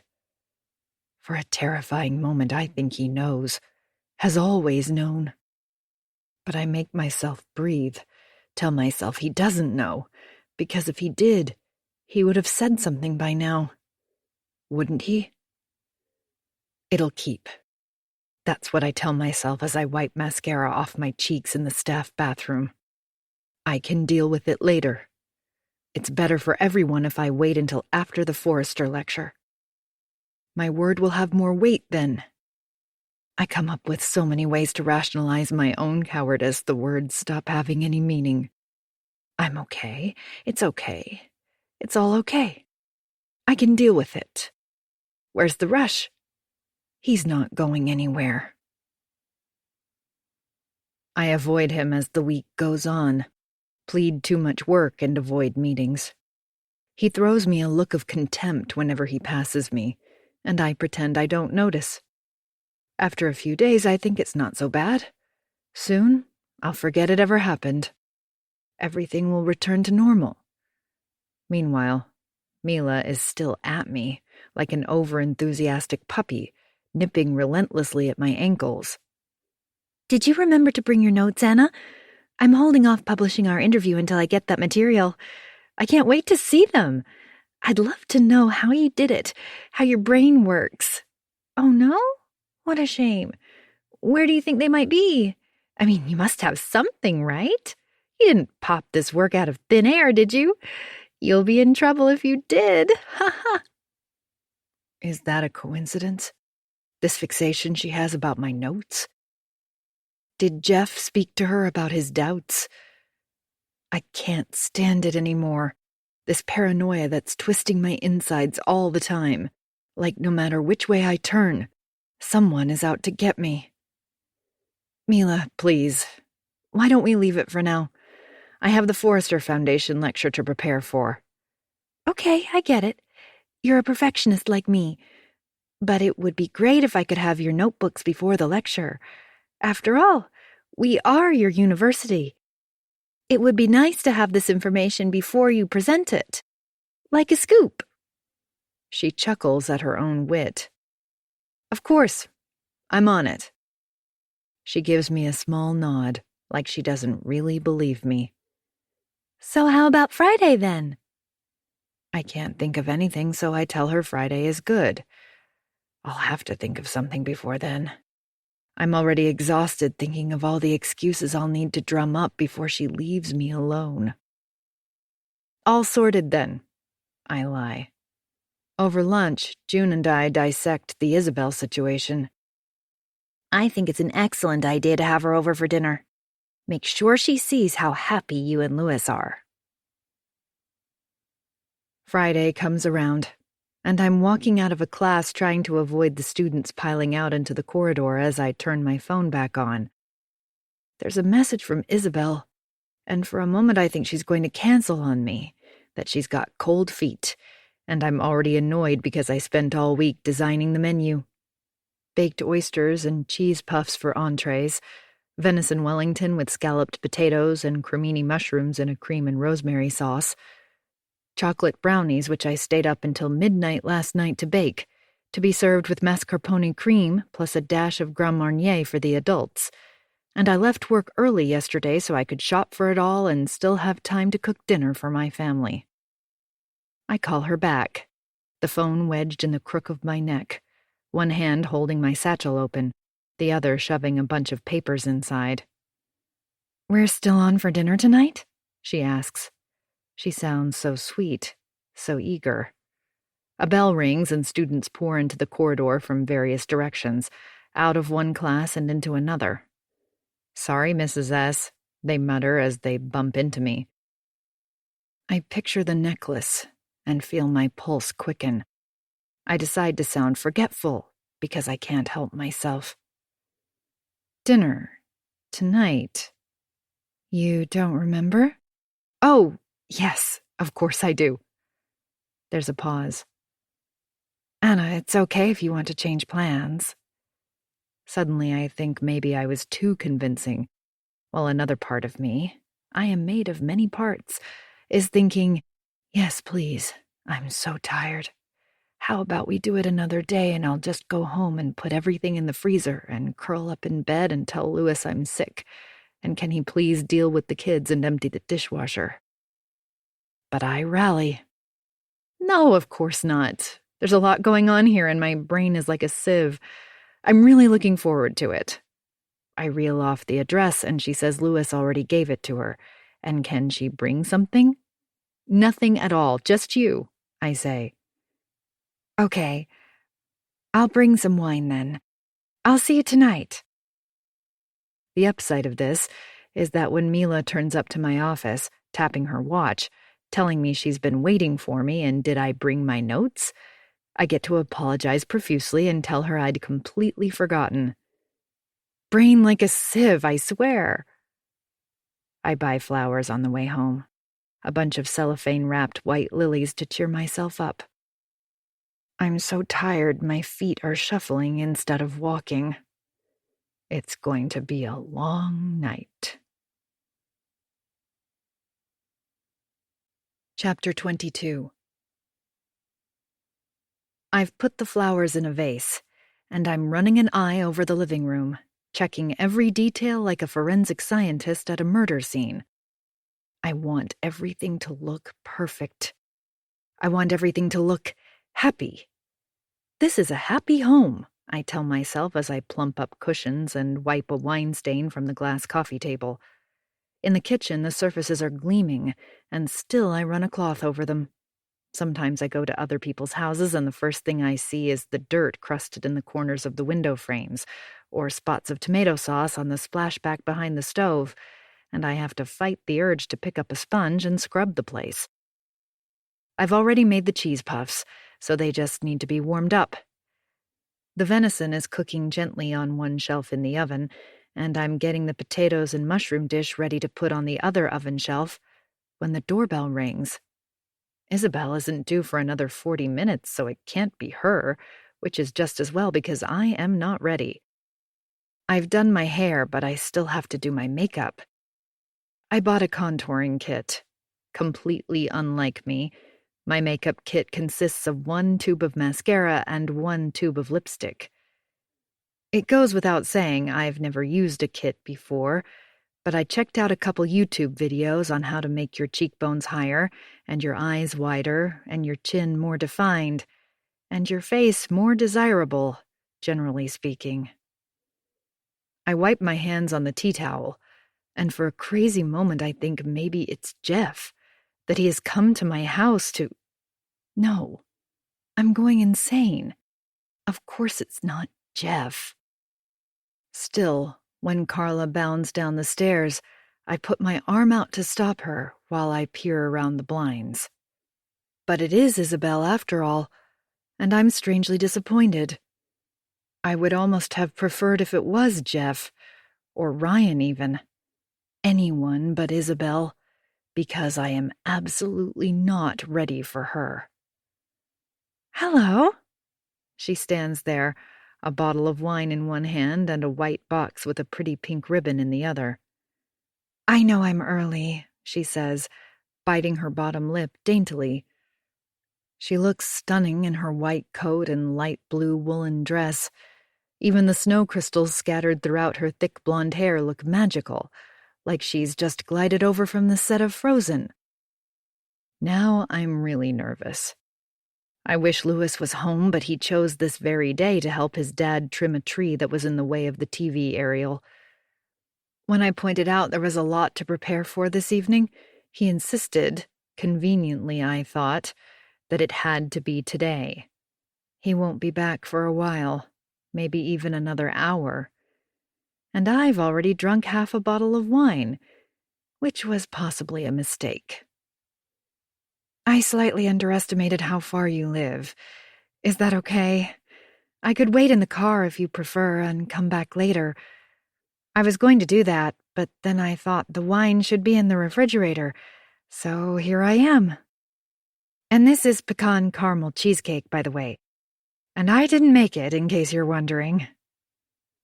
I take the box from her. I wasn't, I say, recognizing Mario's patisseries sticker on the cake box, thinking I wish she'd told me. I wouldn't have made the brownies if I'd known. But then I tell myself it's sweet and that it's going to be a long night if I'm already overthinking things, so I should just stop right now. Hello, Carla says. Sweetheart, this is a friend of mine, Isabel. Carla tilts her head at me as if to say, Friend? Don't be silly. You don't have any friends. She's a friend of Daddy's, too, I say. A very good friend of Daddy's. It's nice to meet you, Carla. You look just like your mom. How old are you? 14, Carla says, pulling her sleeves over her hands and standing with one socked foot over the other. 14 is a great age, isn't it, Anna? And I'm thinking, is it? Not where I came from. Very. Come in, Isabel. I've only just started cooking, but you can sit and fill me in on what you've been up to since you were born, I guess. I laugh. Carla stares at me sideways, trying to understand why I'm being weird. Isabel is too polite to do so. I take her coat and immediately scan her throat for the necklace, but her dress has a collar and I can't see it. I consider saying something like, Oh, wait, you have a leaf stuck there. Let me get it for you, just so I can tug at it. But I don't. I touch my hair self-consciously as I lead her through to the kitchen. She looks so fresh and well put together, whereas I look like the local drug dealer with my messy hair and my gaunt, unmade face. Maybe once Louis finally gets home, I could sneak upstairs and slap gallons of whatever is in that contouring kit on my face. I'd better finish dinner. I laugh for no reason whatsoever. Would you like something to drink, Isabel? Yes. How about this? She brandishes the bottle of Chardonnay, and I wonder if she caught me looking at it greedily moments earlier. I pull out a glass for her, which makes me think of the elegant tall-stem glasses in Louis's studio, which makes my hand twitch and I spill some of the wine on the table. I tear off a paper towel, laugh again, this time in a way that threatens to reach maniacal proportions, and wipe it off. It really is going to be a very long night. I check on the venison to steady myself, then finally I ask, Where do you live, Isabel? She takes an olive and drops the stone into her palm. I quickly put a small plate in front of her. Ohio City, she says. Oh, that's nice. I go running there sometimes. I don't know what's the matter with me. I just seem to blurt out things for no reason whatsoever. Now, of course, she says, predictably, "Oh, that's so funny. So do I. We should go running together sometimes." "Well, that's a coincidence," I say, one hand on my hip. I smile, sort of. It's hard to smile when your whole face is so tense it feels like rigor mortis setting in. But I'm just pleased the kids have disappeared right now, because they would absolutely exclaim, "What's wrong with you, Mom? Why are you lying?" Then, mercifully, I am alerted to Louis's arrival by the excited barks of Roxy. "God, it's cold outside." He pats Roxy, then rubs his hands together, and suddenly I feel like I'm in a play, and my kitchen is just a set, and we are all very bad actors delivering our wooden lines. "Well, it's warm in here. Come on in," I chirp. We all laugh, and they say a friendly hello, which I can't help but keep a check on. But so far, so very peck on the cheek. He comes over to me and kisses me on the lips, so that's nice. Then Carla and Mateo erupt into the room to greet their dad, as they do, and suddenly the atmosphere feels warm and festive. Louis opens another bottle of wine, and the kids settle at the kitchen table, fascinated by this new guest who is a friend of their parents. Isabel asks them lots of questions, none of which are, "How do you like school?" or "What do you want to do when you grow up?" which in their eyes is a definite tick. Then Louis says, "Why don't we sit down at the dining table?" And I'm thinking, maybe because I'm here cooking? But everyone else seems to think it's a good idea, and they disappear, leaving me in the kitchen with a stained apron, sweating over a 3-course gourmet meal for my husband and his floozy. Only then does it occur to me that maybe I didn't think this through. I knock back the rest of the wine. "This is nice," I say, pointing over baked oysters and cheese puffs at a silver ring on her index finger, even though it's not really, but I'm hoping it's from Patrick. I just want to hear her say it. "Isn't it?" She slips it off to show me. "It's interesting," I say, handing it back to her. "Kind of like a wonky bagel." "I don't know about that," she says, although I note she purses her lips as she slips it back on, so that's nice. "He's a very interesting metal artist," Louis interjects. "French." "Well, ooh la la," I quip, then laugh, but they don't, and I wonder, how does he know anyway? Did he give it to her too? "Are you and Patrick married, Isabel?" Though she doesn't wear a wedding ring. "No, we're not. But we're talking about it," she says coyly. "Really?" Louis asks. "That is such wonderful news," I say, only just restraining myself from clapping. "What a shame Patrick couldn't make it this evening." "He travels all the time. That's the downside of his work. To me, I mean, not to him. He's an athletics recruiter." The whole time I'm staring at Louis, searching for clues and finding none. "How interesting," I say. "And how did you two meet?" She says something about being introduced through friends of friends, then Mateo pipes up. "Mom and Dad met at school." "At college, sweetie," I say. "And Mom fell in love with my dad." He punctuates this with a mini eye roll, something about the word love. "But he was going with another girl, then she died from eating a peanut so Mom could be with Dad."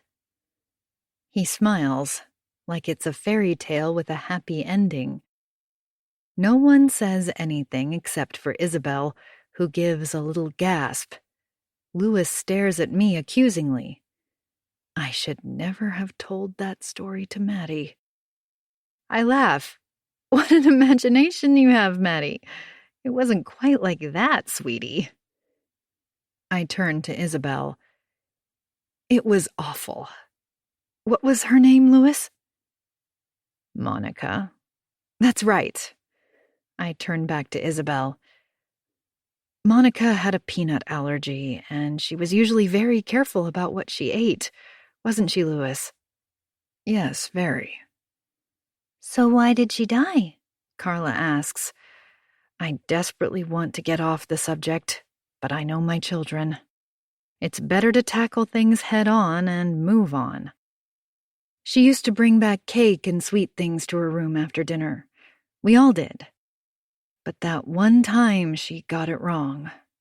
I sigh. Didn't she have an EpiPen? Carla asks. At school, there are 2 girls with a peanut allergy.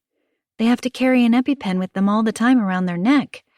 There's even a spare one in the school infirmary. I should hope so, I say. She did have an EpiPen, but it got misplaced that day. Louis, who has barely spoken throughout this exchange, replies, and it's my turn to shoot him an accusatory stare. It might be the truth, but I don't think it's right to say it in front of the children. It's the kind of tale nightmares are made of.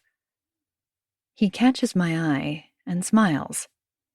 And then I married your mother, and you 2 monsters came along. How lucky was that? He gets to his feet and starts piling up the plates. Okay, who's for dessert? Maddie screams, Me! And Louis pretends to cut him into pieces to serve on plates. It's a standard joke in our house. So, of course, Carla screams, Me! I'm for dessert! And Isabel is laughing so much she's holding her stomach. I don't know if she really thinks it's that funny, or she's just playing it up for the kids. Then Louis asks again, Who's for dessert? And the kids scream, Isabel! But Louis says, What about Mommy? Which is nice because Mommy never gets to play this game. Mommy is never for dessert. Maybe he tried once, but I wriggled out of it. I suppose that's why. I laugh, extend my arms ready to be cut up to pieces, but they're insistent. No, Isabel's for dessert! And I can see Louis doesn't want to do it. He steals sideways glances at her, probably hoping she'll say something like, No, not me, please cut up Mommy instead. But she doesn't, and the kids are overexcited and they won't let up, so he relents, does his thing, cuts up Isabel in pieces and serves her up on a plate. And I have to say, she's a natural, completely comfortable with my husband's hands on her and my kids pulling her limbs apart. I'll get the cheesecake, I say. Chapter 23. The first time I ever saw Louis was at the college library. I was scanning the shelves for something, and he appeared beside me. He smelt of something warm and sweet, like the whiff you catch as you walk past a bakery. Sorry, he whispered, reaching across me. I fell in love with him the moment I saw him. Later, I found out he was going out with a girl from my dorm, Monica. I hadn't forgotten her name earlier, I just pretended to. He told me once that she was the first girl he loved. I rolled my eyes when he said that.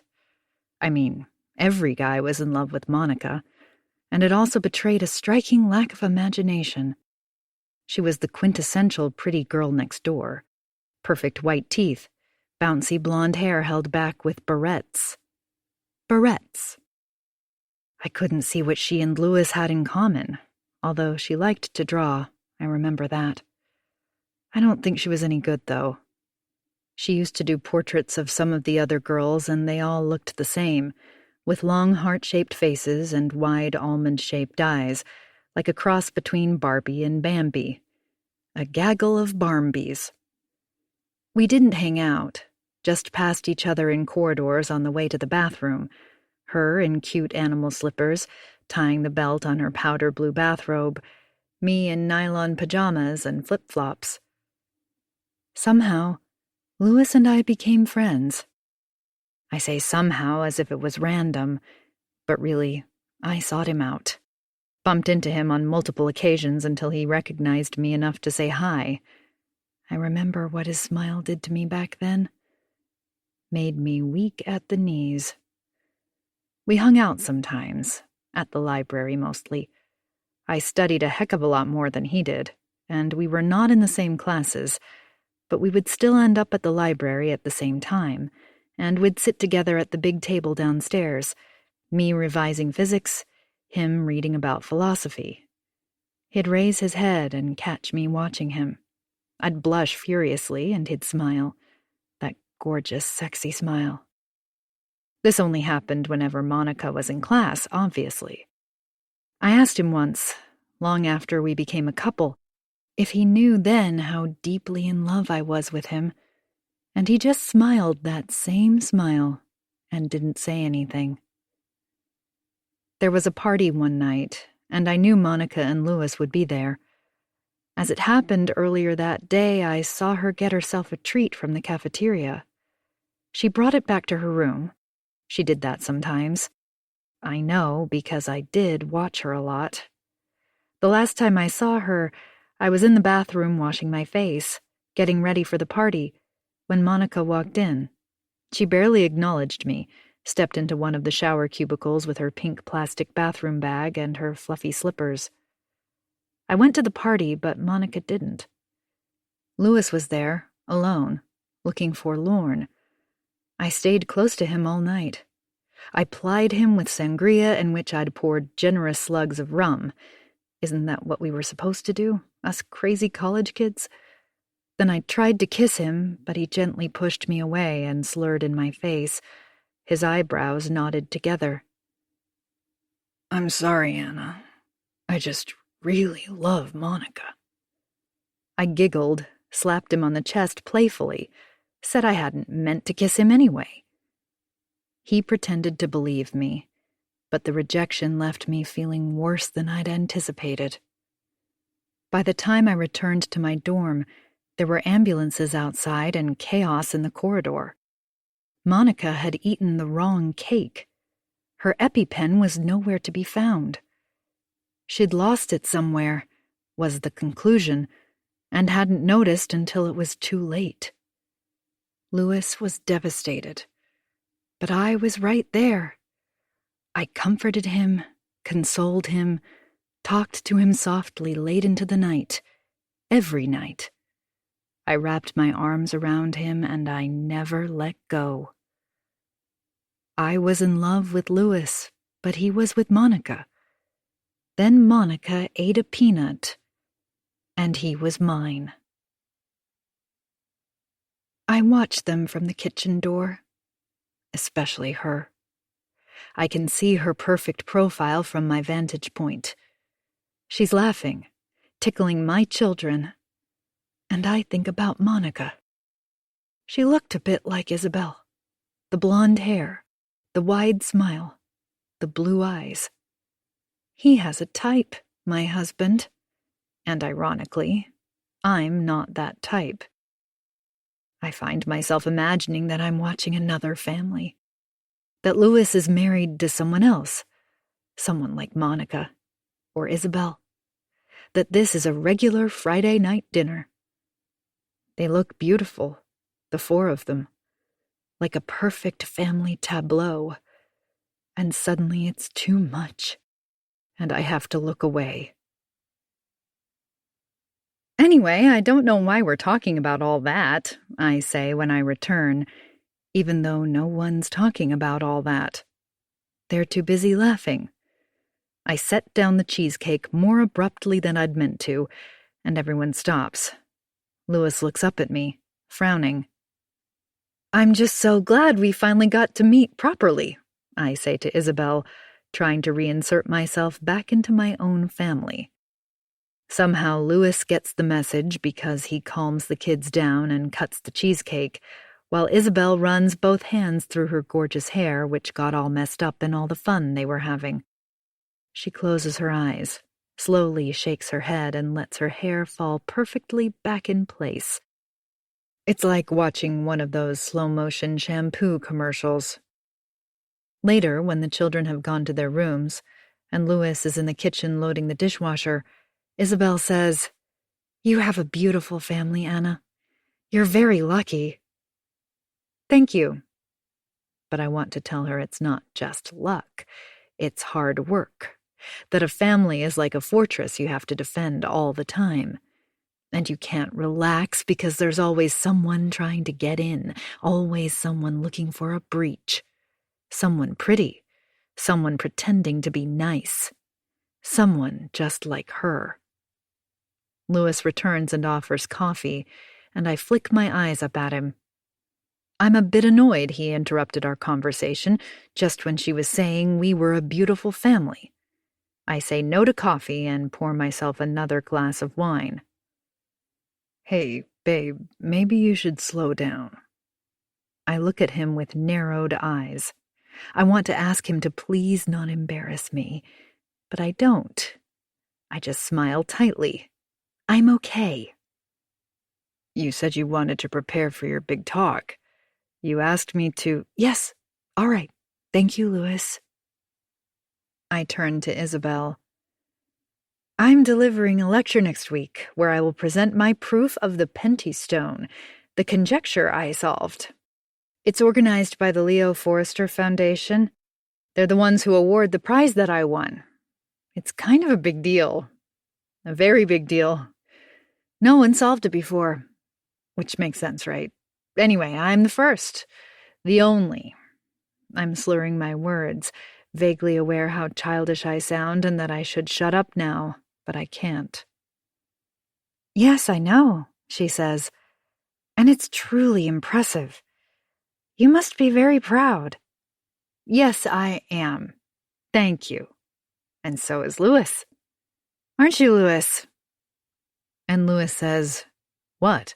And I say, Proud of me? And he says, What for? And I laugh and slap him playfully on the arm and say, Never mind, and turn back to face Isabel. She's folding her napkin neatly, brushing it flat and folding it again, and if I didn't hate her so much, that would earn her a point in my book. I really should go, she says. We all get up, unsteadily in my case, and say goodbye. Louis helps Isabel with her coat. It's funny, but he seems almost relieved that she's leaving, and she seems almost detached. Certainly not that friendly. They behave like colleagues, not like lovers, and I don't know anything anymore. Is it possible that I was wrong? I kick myself now because I should have asked her when he was out of the room whether there's someone called Belle who works at the gallery. Maybe all this time I've been focused on the wrong person. But when she turns to slip her arm into the sleeve of her coat, I catch a glint at her throat, and I know. There is no other Belle. They're just playing it cool for my benefit. And I'm such an idiot that it's almost working. This is pretty, I say, reaching literally inside her collar for the delicate gold chain, trying not to scratch at her throat. It sits below the neckline of her woolen dress. I bet that's why she chose that dress, so she could wear it in secret. A secret between her and my husband. And the joke's on me. She looks down. This? Yes, isn't it? Was it a gift? I ask, my heart bouncing around my chest. She has the gall to glance at Louis as she replies, Yes, it was a gift. Then after a beat, she adds, From Patrick. And I have to walk away to stop myself from doing something I won't regret, like sticking a fork into her pretty neck. Louis pops his head in through the kitchen door to say he will walk Isabel back to her car. I nod, unable to speak, give a small cough to hide it. I'll finish in here, I say finally, clearing my throat. Goodbye, Isabel, I sort of shout out. She too pops her head through the door. Thank you for a wonderful evening, Anna. You're welcome, I say. Then under my breath I add, not because I am a child. Then I wait until they're gone to sprint up the stairs so I can watch them. It was supposed to be a guest bedroom, this room, but we use it as a storage space now, mostly for the children. It still has a bed, which is covered with God knows what, sports things they don't use anymore like hockey clubs and Carla's little tutus that I packed in crepe paper and inside silk-lined suitcases. I squeeze past Lewis's old speakers and step over boxes of DVDs and guitar cases and hit my toe on a kettlebell. When I reach the window, I stand just off to the side of it, in the dark, and lift the edge of the drape with one finger. It must have rained. The yellow hue of the streetlight across the road is reflected in pools of water on the asphalt. Her shiny silver Lexus is parked across the road. It lights up and beeps awake. Lewis opens the door on the driver's side. They talk for a minute, then he turns around and glances back at the house. When he turns back, she takes his face in her gloved hands, white, fur-lined at the edges to match the coat, and kisses him, eyes closed. It's a long, languid kiss, her mouth pressed hard on his, before the kiss turns strong, passionate and familiar, like they've done it before so many times they know each other's mouths by heart. I feel a sob crack in my chest. He takes hold of her wrists and brings her hands down. Then Isabel lifts her face up to me and she looks right at me, like she knows I'm there, watching in the shadows. And she smiles. I jerk back quickly, and the drape flutters down. She can't have seen me. It's dark and I was only looking through a sliver of glass. But she knows I'm here. She must have known I would be watching, because that kiss, it was for me. I went to bed and pretended to fall asleep immediately so I wouldn't have to look at his treacherous face. He joins me not long after, and within minutes he's snoring. I prop myself on my elbow and watch him. I picture myself throwing things, breaking things, throwing his stuff out into the rain and kicking him out along with it. How dare she? It's her fault. I'm just going to say that right now and never revisit that claim. Do this to our family. Do you remember? I whisper softly into his neck. He is lying with his back to me, and I spoon him close, hold him tight. I breathe in the scent of him, sweaty and sweet. Do you remember that time we spent that entire week in your apartment? How we ended up living on brown rice because there was nothing else and we didn't want to leave? Old packets with long-gone sell-by dates that we found at the back of the kitchen cupboard. You joked the previous tenant must have left them there, you remember? But we didn't care. In the end, we only came out into the light because we ran out of brown rice. You didn't want to let me go. I love you to the moon and back, you'd say. Do you remember, Louis? You remember how obsessed with each other we were? That was your word, obsessed. You're obsessed with me, you'd say, and I'd laugh. Am I? Yes, you are, you'd say. You're obsessed with me. Tell me that you are. I am, I'd whisper. I'm obsessed with you. And you'd say, I would do anything to keep you forever. And I'd laugh because it was a strange idea to have and to keep. But I liked it. So will you keep me forever, Louis? We could run away, all four of us. We could move to Martha's Vineyard and live in a gingerbread cottage. You could fall in love with me again. You could keep me again forever, just like you always wanted. He doesn't reply. I want to bite the back of his neck. I want to break the skin and taste him. I'm so drunk, I think I might just do it. Chapter 24. I spend the weekend working on my presentation, so I don't have to talk to Lewis other than a few grunts here and there. He thinks I'm stressed because of the lecture, and he makes sure the children stay out of my way.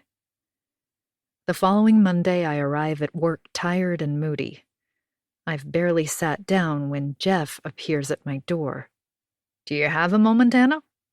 There's something about his demeanor I don't like. He appears overly relaxed and he's grinning in a way that's just not good. "In my office? Now?" I follow him because I don't think I have a choice, then immediately wonder if it's a trick just so he can get me alone in his office for a repeat performance of the other day. I grab my cell on the way out, and when he invites me to sit down opposite him, I show him my phone. "Mind if I record this?" I ask. He shrugs. "Knock yourself out." I expected him to sneer, to laugh at me, to say that I'm just a tease, that nothing good happens to women like me, but I suppose my recording the conversation is putting a stop to that. He taps the edge of a stack of pages on his desk, and I begin to think we are going to be here all day when he says, "I've just heard from Jeanette in HR. We've had a complaint, a formal complaint of sexual harassment." I look up. He shoots me a pained look. Oh my God. So I am not the only one? Of course I'm not. How could I not think of that? He has assaulted other women. Who? Mila? I don't think so, somehow, unless she really is having an affair with him. I think back to what I said to Ryan at the party all these weeks ago. He's having sex with one of the math lecturers, so he gave her a full professorship. I would laugh if the whole thing wasn't so horribly wrong. I am so relieved I let out one long exhalation. I smile to myself because I know why I'm here now. He wants to know if I'll keep our dirty little secret. "Who is it? Who put in the complaint?" "It's confidential, I'm afraid." "Is it bad?" He glances at the top sheet in front of him. "It's pretty bad. Non-consensual sexual touching, forcing the complainant to comply under duress, that sort of thing." This is going to be bad for the university, and at a time when we were just getting back on our feet. "So, what do you want from me?" I ask. He looks at me sideways.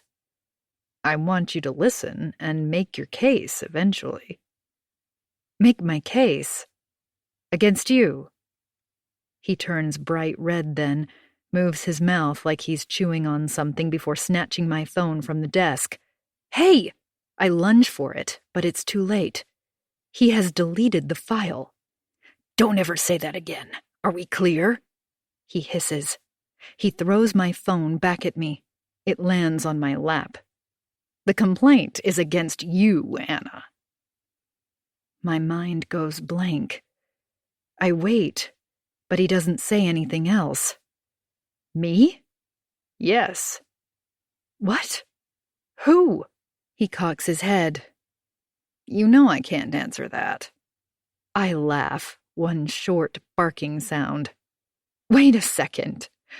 One of my students has accused me of sexual assault? Is this a joke?" "I didn't say it was one of your students. Now, you know the protocol. We will conduct an investigation." I'm on my feet. What the hell is going on? This is bullshit, Jeff. You can't seriously believe. It doesn't matter what I believe. But it's a complete lie. I've never even touched a student. I am very aware of my responsibilities under our code of conduct. I would never. Anna, please. I saw you, remember? I frown at him, my head shaking in confusion. The retirement party? You scuttled off with that guy. He leans forward across his desk. I saw you. I feel myself blush, remembering the moment when Jeff knocked on the door behind which I lay half naked. I remember how he waited for me to answer, but I never did. How minutes ticked by until he gave up. But he knew I was there, and that I wasn't alone. I'm shaking uncontrollably and tap my foot against the leg of my chair as if that's going to help. Thoughts tumble in my mind and I can't make sense of anything. He's not a student, he's an employee. He fixes computers or something. Or did. He's not even here anymore. He's also a stalker. I shouldn't even be discussing this with you. He takes his glasses off and puts them down on the desk. He was a student then, Anna. He was in third-year law. And yes, he had a part-time job with the IT support desk, but that's irrelevant to the claim. I feel lightheaded. He was a student here? At Locke? Yes. He didn't tell you? I shake my head quickly, and he picks up his glasses again. Maybe you can say that in your defense. So he's a mature student then. He must be in his 30s. Doesn't that mean something? He's 26. I drop my head in my hands. Oh my God. I'm supposed to read the rule book to you, so nothing happened, Jeff. He snorts with laughter. Not according to him. Is that how you're going to approach this, Jeff? He's sick. He's doing all this to hurt me. And he's left. He's not here anymore. That's right. And he cited you as the reason he left. Bullshit. He sits back, picks up his sheaf of paper, and begins to read. Now, on behalf of Locke Weidman, I assure you we will conduct a fair investigation. It is not in our interest to favor either one or the other party. You will be afforded the same respect as the person who filed the complaint. There will be a disciplinary meeting where you will have the opportunity to present any evidence or witnesses. However, no act of retaliation will be tolerated. But the blood rushing in my ears is drowning out his voice.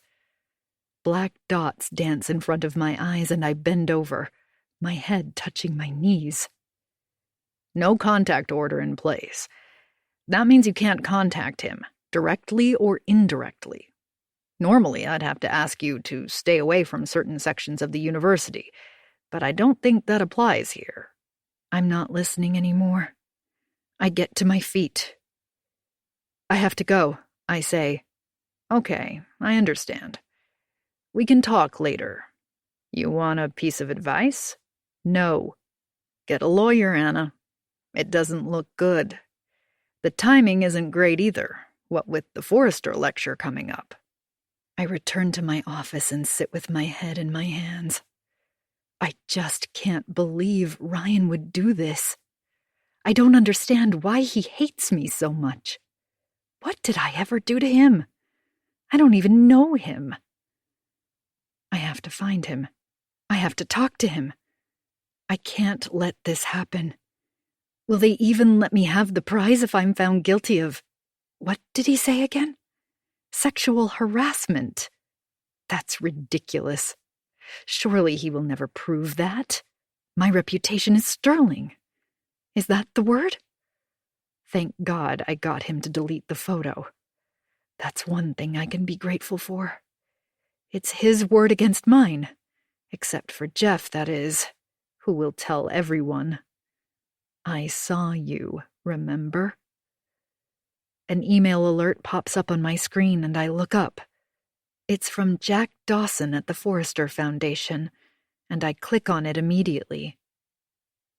Anna, we're so excited about tomorrow.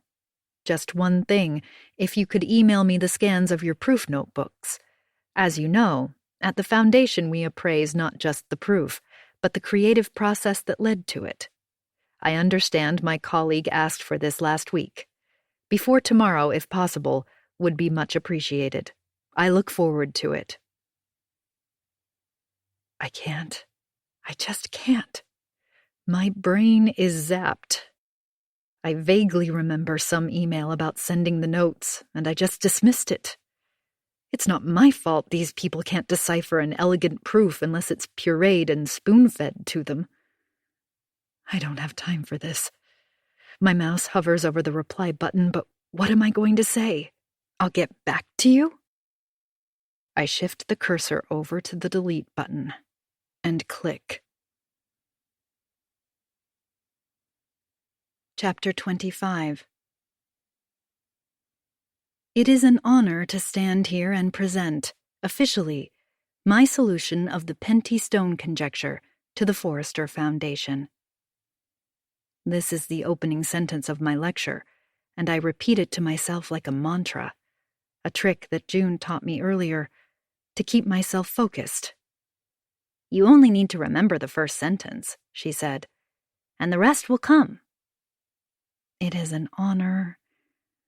I am standing on the stage in the large auditorium. We only use this space for conferences, panels, or public talks, like the one I'm about to give. Its raked seating is split into 2 tiers with a balustrade running along the middle. The walls are covered in beige cloth that, coupled with the comfortable gray seats, padded, no hard plastic here, gives the space an acoustic hush.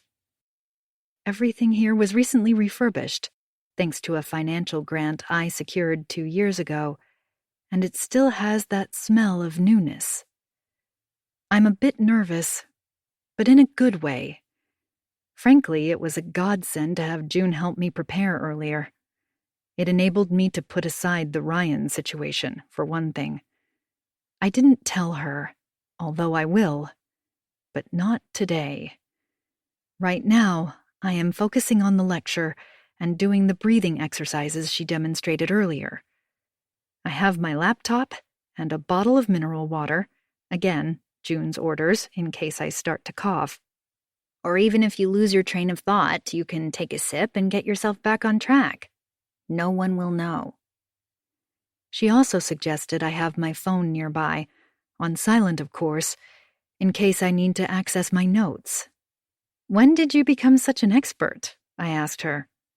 "I did a course on public speaking once. Never used it. I'm glad it's come in handy, finally." It certainly has. I feel calm, prepared, quietly confident. I've been mic'd. We've tested everything, including the screen above me where my slides are projected. I look up at a sea of faces, hundreds of them, staring back at me. From my vantage point, it looks like every single seat is filled, even the ones right up there at the back of the sloping seating. A deep, genuine sense of pride overcomes me, like a balloon slowly expanding in my chest, and, in spite of everything, or maybe because of everything, I wish Lewis was here. To my left, on the edge of the stage, a technician fiddles with a camera on a tripod. He gives me a thumbs up that we are ready to go. High above me, the screen displays the first slide, which is just the title of my lecture, The Penty Stone Conjecture, or Love Among Prime Numbers. The dean of the School of Science introduces me as needing no introduction, which provokes a ripple of laughter through the audience. Then a hush settles, and I am ready to begin. I click on my laptop and display the first slide. What is it about prime numbers and their random affection for each other? I talk about twin primes, a pair of primes that are separated by 2.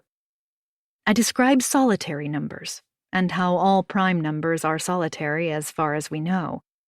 I tell them about perfect numbers, and how together they form a club, to which weird numbers do not belong.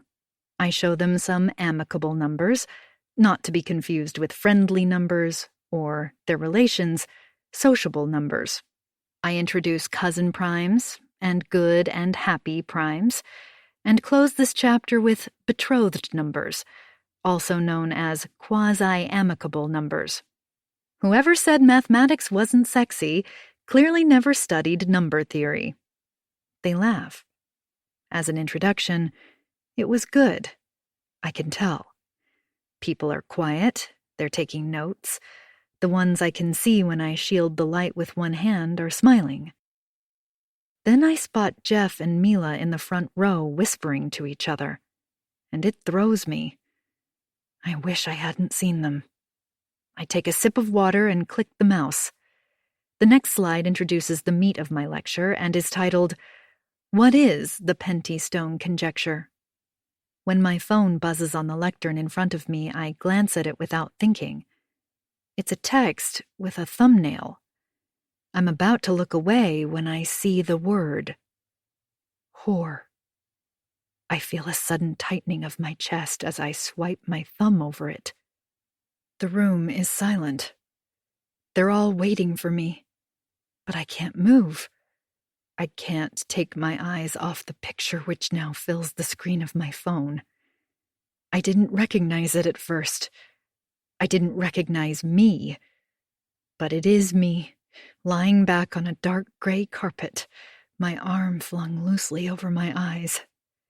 I'm naked, although you can only see down to my waist, but my breasts are exposed, large, indecently filling up the screen. There's a murmur through the audience, and I look up finally, and for a moment I forget why I'm standing here. Then my phone buzzes again. Enjoy your next slide. I know I will.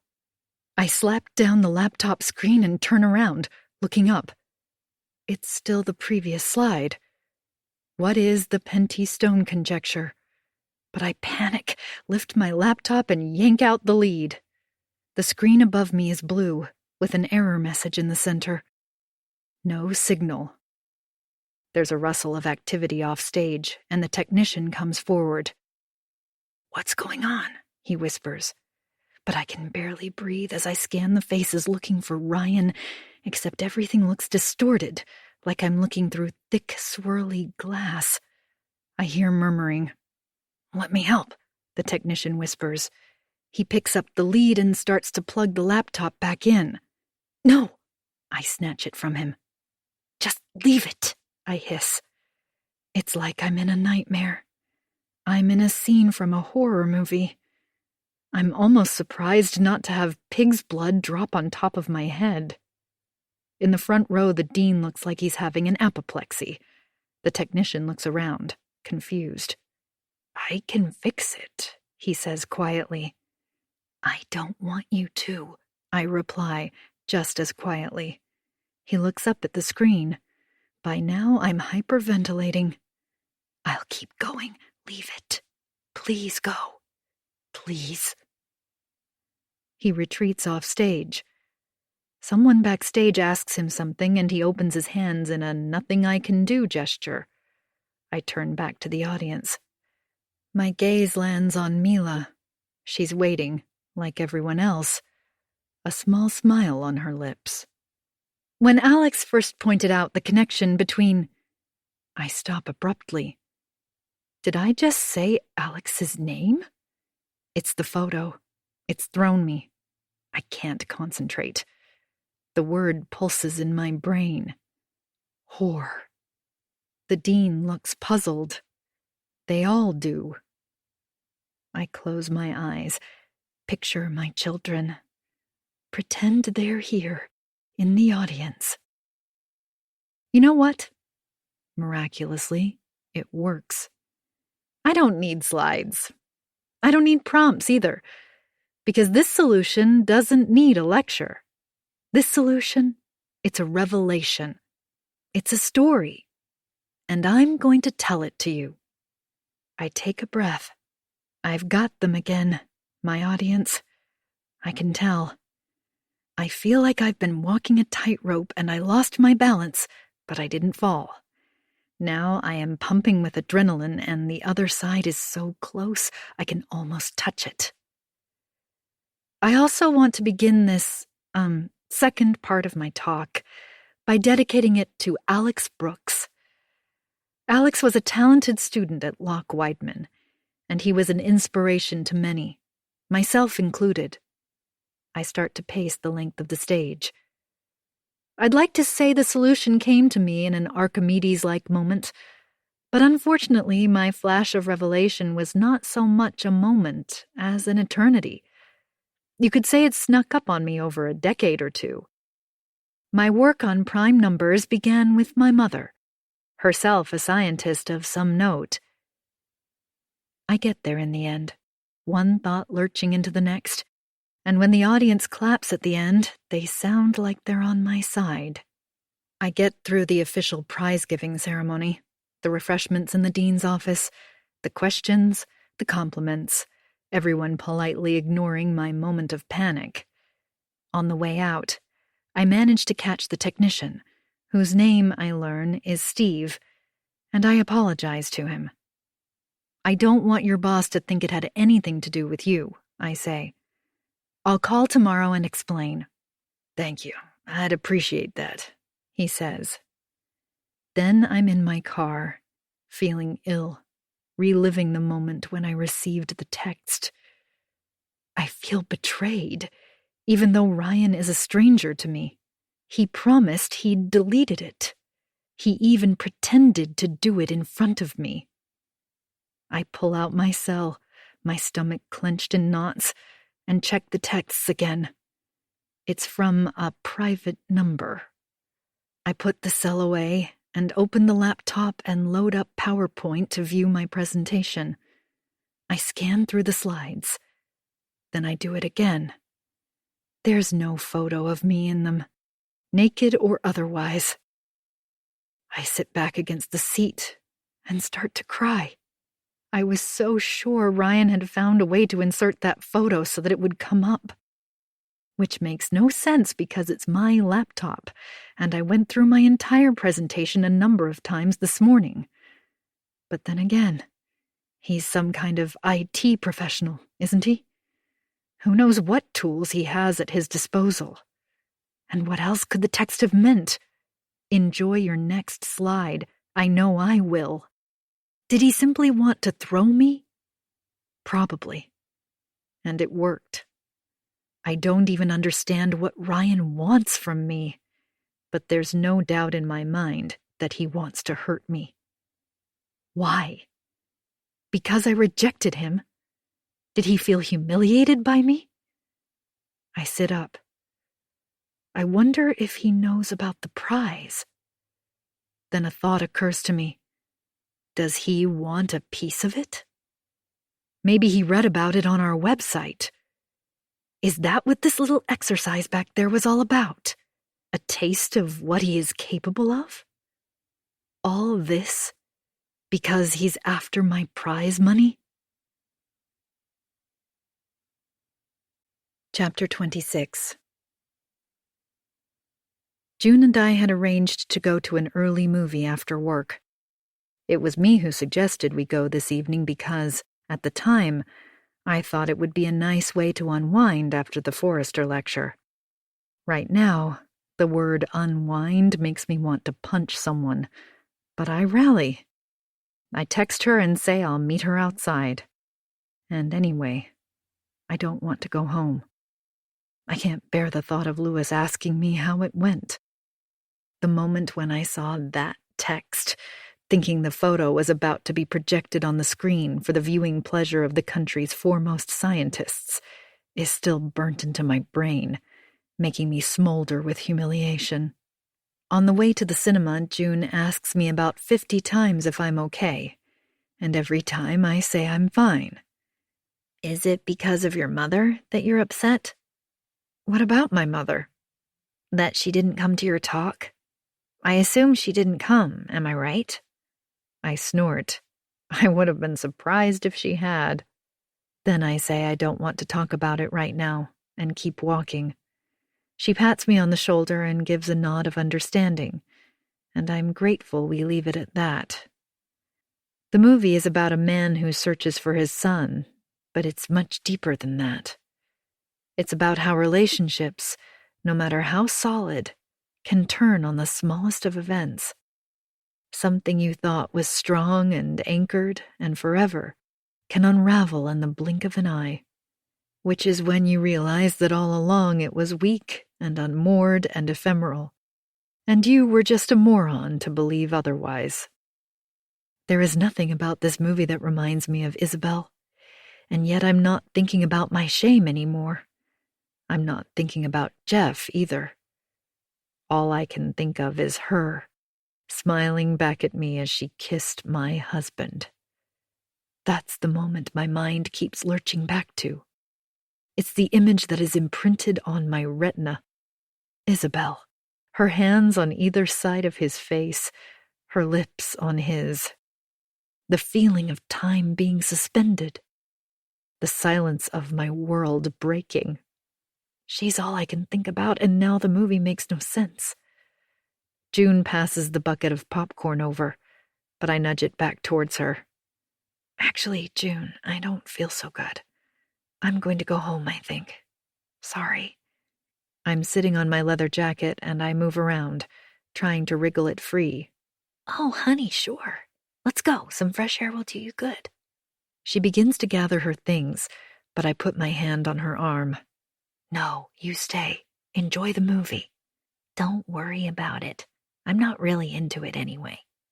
Behind us, a man makes an impatient click of the tongue, and we scurry away, half bent in the darkness. We end up at the Wonder Bar where we manage to score the window seat, a long padded bench nestled in a nook against the glass. I immediately order a bourbon lemon tonic and lean back against the fake fur pillows. It only takes 2 sips before I tell her what happened during my lecture. She listens, her mouth agape, her eyes growing wider until she brings her hands against her face and groans. How horrible, Anna. Trust me, it could have been so much worse. But where did the photo come from? Who took it? The words tumble out of me, making me realize how tightly coiled they were inside me, like I've let a spring loose. I kind of screwed up. I say this with my teeth bared, like an emoji trying to be funny. This was when I had my suspicions Louis was having an affair. I'd also just found out Mila had gotten the promotion instead of me. I'm not trying to make excuses here. Or maybe I am. I wave a hand in the air. Suffice to say, I felt like shit, and there he was, this nice man who made me laugh and who was interested in me. Somehow we ended up in some empty office. Honestly, I didn't even know what he had in mind, but when he started to kiss me, I went along with it. Let the god of perfect wives come down and strike me with thorns or something. But I was thinking about what Louis had done, and frankly, I was in the mood for revenge. I was imagining myself telling him later, one day, a long way away. Guess what, Louis? I laugh. Hey, now the joke's on me. And Louis will probably find out. One day, Ryan will strike. I press my fingers against my eyes. I think he'll want money. Money? Like blackmail? I nod. I should have tried to stop him long ago. I kept wishing he would go away. You weren't to know, Anna. I look at her. Oh, but I did. You remember the word on my car that day? I'm pretty sure he did that. But that was weeks ago. And anyway, wasn't it just kids? She looks doubtful. Will you help me find him, June? I don't know what else he's going to do, but he's scaring me. He stalked me in the past. Stalked? Yes. The day I found out about the prize, we went out for dinner to celebrate. At the Confidois?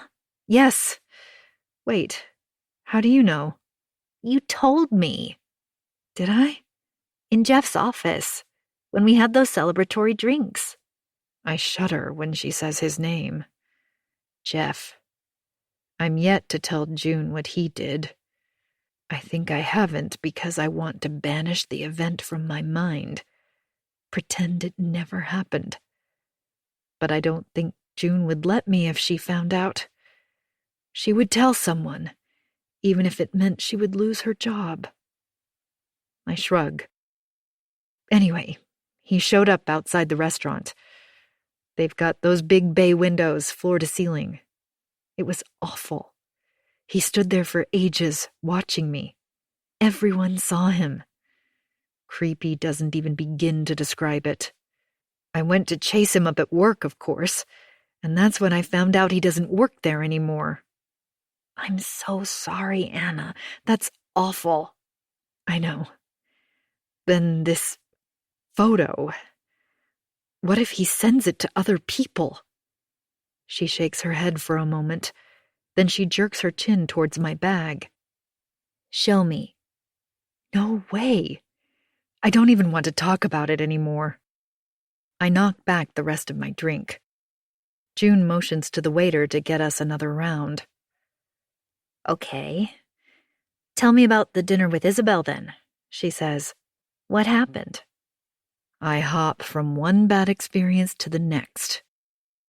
I described the whole evening, including the fact that Isabel arrived so early that I wasn't even ready, and I had to sit through dinner looking 100 years old, while she looked like she'd just stepped out of a fashion shoot.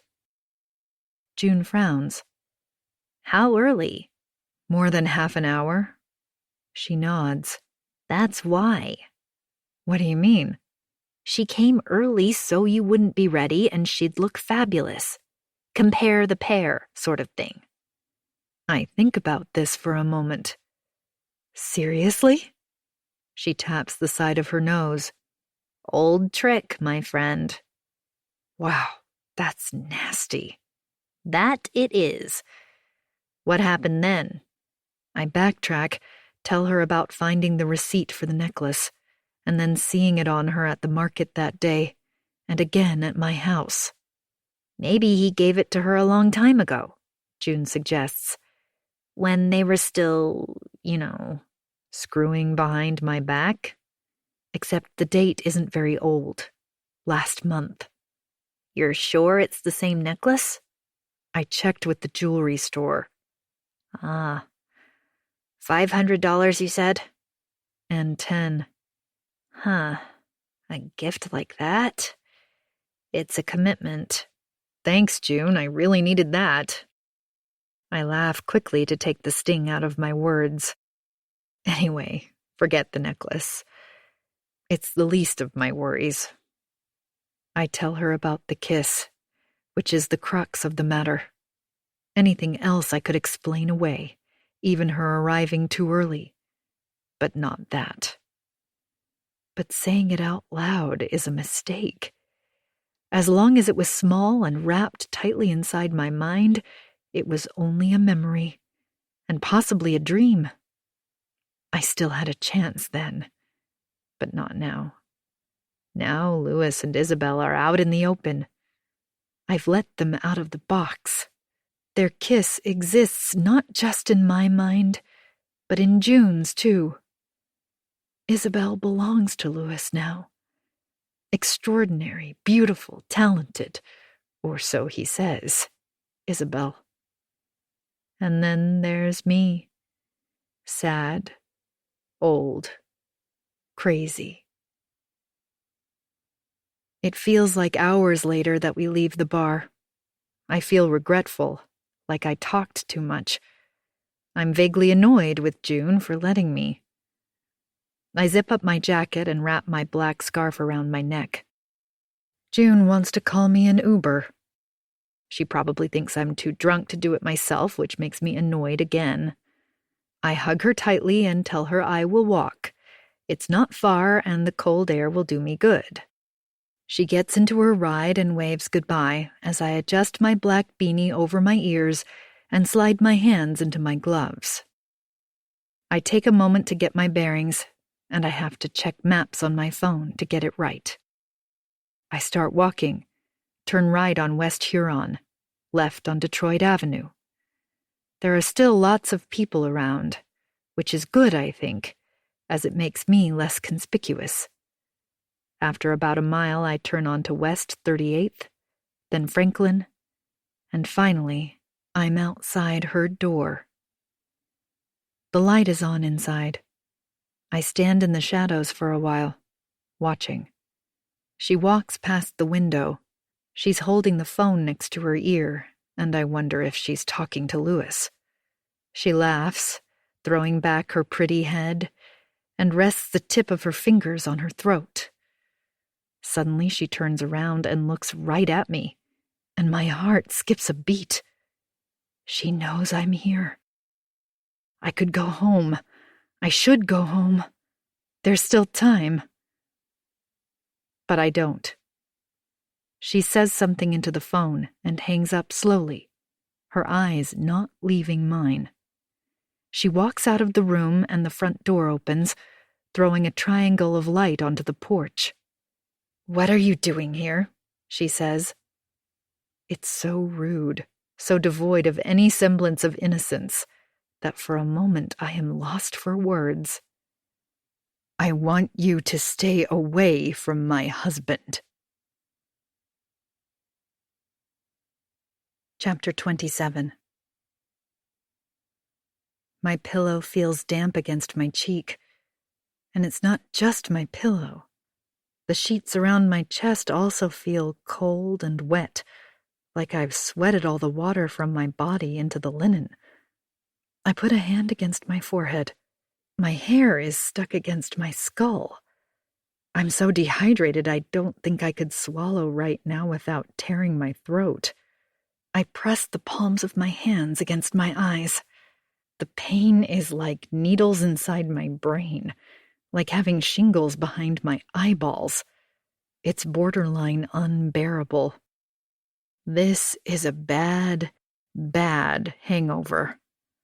I open my eyes, squint at the daylight, and feel as if I've rubbed salt into them.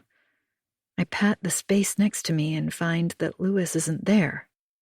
The day feels half gone already, like 10 or 11 in the morning. I try to remember how I got myself in this state, but can only catch shreds of images as they flash past. I'm running down the street, getting rained on. I'm soaked, sitting at a bus stop with my arms around my torso, and I don't think I'm waiting for a bus. My hands are cold, and I don't know where my gloves are. I'm inside a bar because I don't want to go home yet. The room is small and dark, and on the walls are dim lights shaped like scallop shells, and the mirrors behind the bar are etched, and a man in a black suit plays jazz on the piano. And is this what they call a speakeasy? I drink a Scotch cocktail that tastes like smoke, and I love it so much I get another and another and another. The bartender says he'll call me a taxi because I have to go home now. He hands me a paper napkin, and I use it to blow my nose. I don't want to go home because I'm angry with Louis. I'm so angry with Louis, I want to punch him. My head hurts so much I can't think. I push the sheets off me and press my fingers against my temples. Something rattles in the kitchen, metal against metal. Louis must be down there. I'm trying to remember why I was so angry with him, and when it comes to me, it's like I've been punched in the chest. It propels me upright, gasping, eyes wide open, heart thumping behind my ears. Isabel is pregnant. I remember now. I went to see her after June and I left the bar. I walked all the way to her house. She looked surprised to see me, but then her face slowly morphed into something else, and she turned triumphant. I was shaking, my teeth chattering. "Come on in," she said. The house was warm. She was walking barefoot on the rug, and I remember thinking, that's a nice rug, gold and red and velvety, the kind of rug that would feel pleasant and soft under your toes. I must get one like that for the living room. Then I told her again to stay away from Louis, stay away from my husband, and it didn't sound threatening at all. I sounded silly and hollow, words that have been said so often they've become a joke. When did anyone ever stay away from the husband after being told to do so by a screeching fishwife? She did what I might have done myself in her position. She laughed at me. "You don't deserve him," she said. Then she too reverted to type by adding, You don't understand him. And it was my turn to laugh. I don't know exactly what happened after that. I know that I yelled until my voice was hoarse. I know that I cried and begged, I think. Yes, I'm pretty sure I begged. At one stage, she left the room, and I lifted the glass bubble vase of giant white daisies from the side table and dropped it on the floor. The flowers scattered at my feet, and the water pooled onto the pretty rug. But the vase was still intact. Then the memory melts. Fragments go missing, like burn holes that start in the middle of a lit photograph and grow outward, leaving scorched, misshaped rings in their wake until there's nothing left. I close my eyes, press my fingers between them. I do my best to concentrate, will myself to remember. And slowly a memory comes into focus. I see Isabel put the flowers back in the vase, hear her voice right next to my ear, like she's shouting at the side of my face. He loves me, she's saying. He adores me. He longs for me when he's with you. Did you know that? He can't stand you. He says you're boring and dull, that you have nothing in common. I can give him the life he deserves, the life he should have had a long time ago. You have no idea how talented he is. He is wasting his life with you. He loves me, and I'm carrying his child. She put her hand on her belly then and stopped speaking, breathless. Everything went still, like there was no air left in the room. What did you say? My voice was so soft, it was barely audible. I stared at her, my eyebrows knotted with shock, my mouth distorted in pain. I was begging her with my eyes. No, please, no, say it isn't so. I'm pregnant. We're happy. He's so happy, or haven't you noticed? Have you really not noticed how fucking happy he is? Then she fiddled with the necklace at her throat and smirked. And I lunged at her and yanked it off, and she wasn't smirking anymore.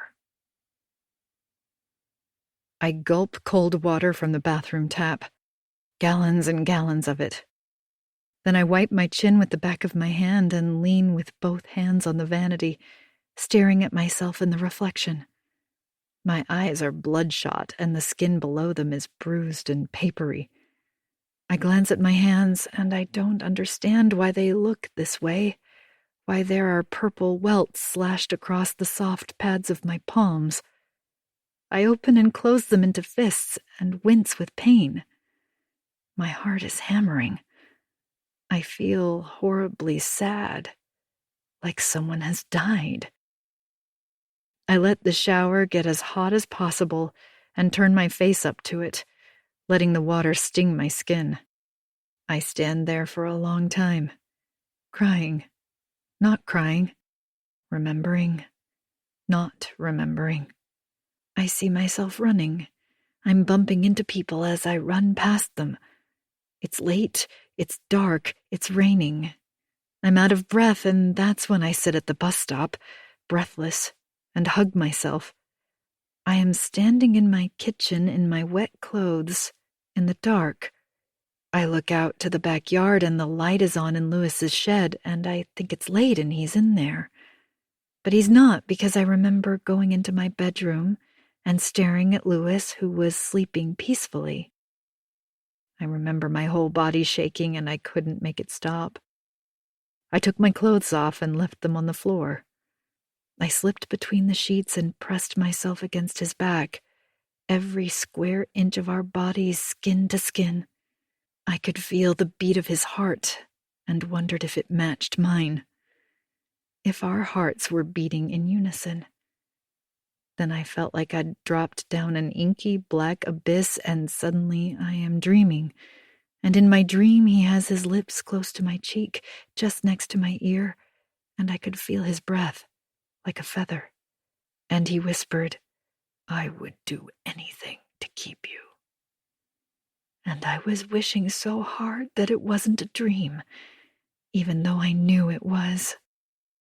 As I turn the shower off, I remember something else, a vague memory of Isabel leaving the room, and I wonder if she went to call Louis. I can only imagine what she might have said if she did. She knows.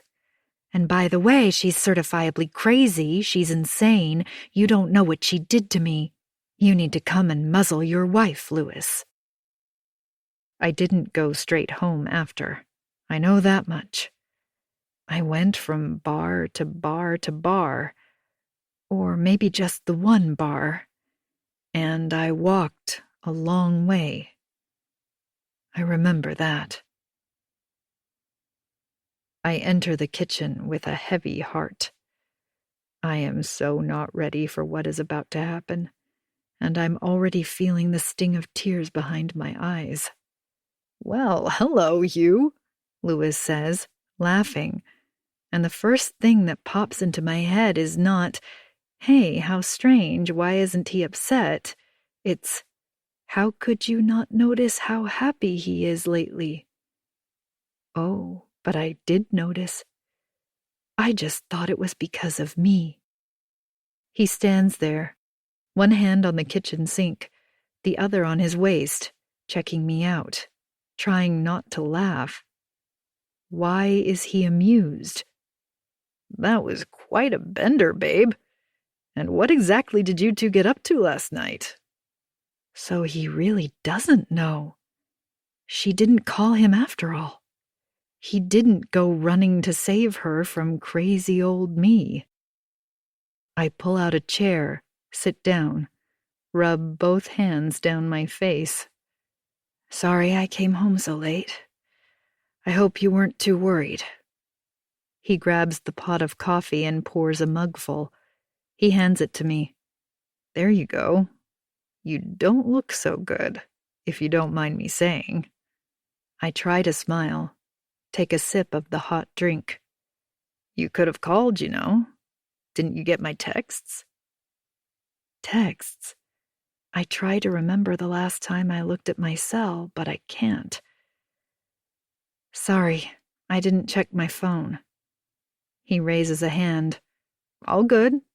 Once I spoke to June, I stopped worrying." Oh, God. That's right. June called me at one point. I only picked up because it was her. I was in a bar. She said Louis was wondering where I was and he'd called her. I asked her to say we were together, make up some story, tell him I'm in the bathroom.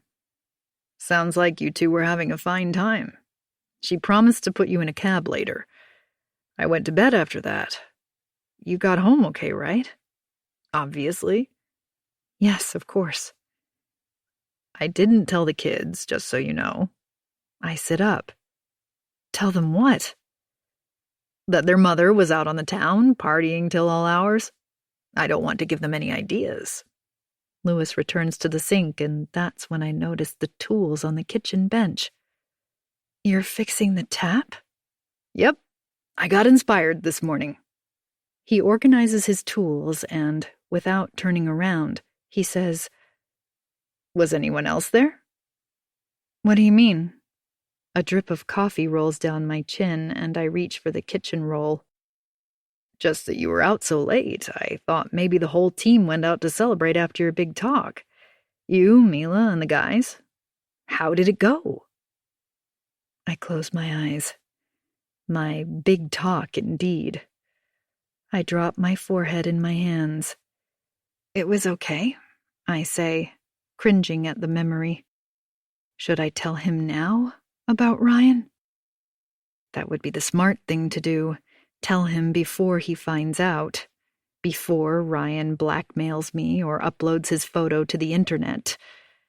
Maybe he's emailed it to that nice journalist from the New York Times who's writing an article about me. And what does Dr. Sanchez, winner of the Forrester Prize for the Pentystone conjecture, like to do in her spare time? See page 12 for photos. I can't believe I can't even win a prize without screwing it up. I cross my arms on the table and drop my forehead on them with a groan. What happened?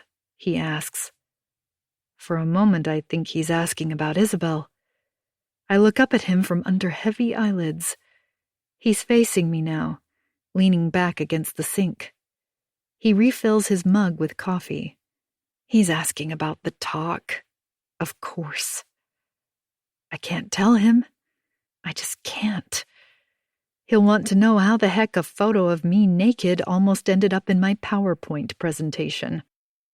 More to the point, he'll want to know how it came to be in existence.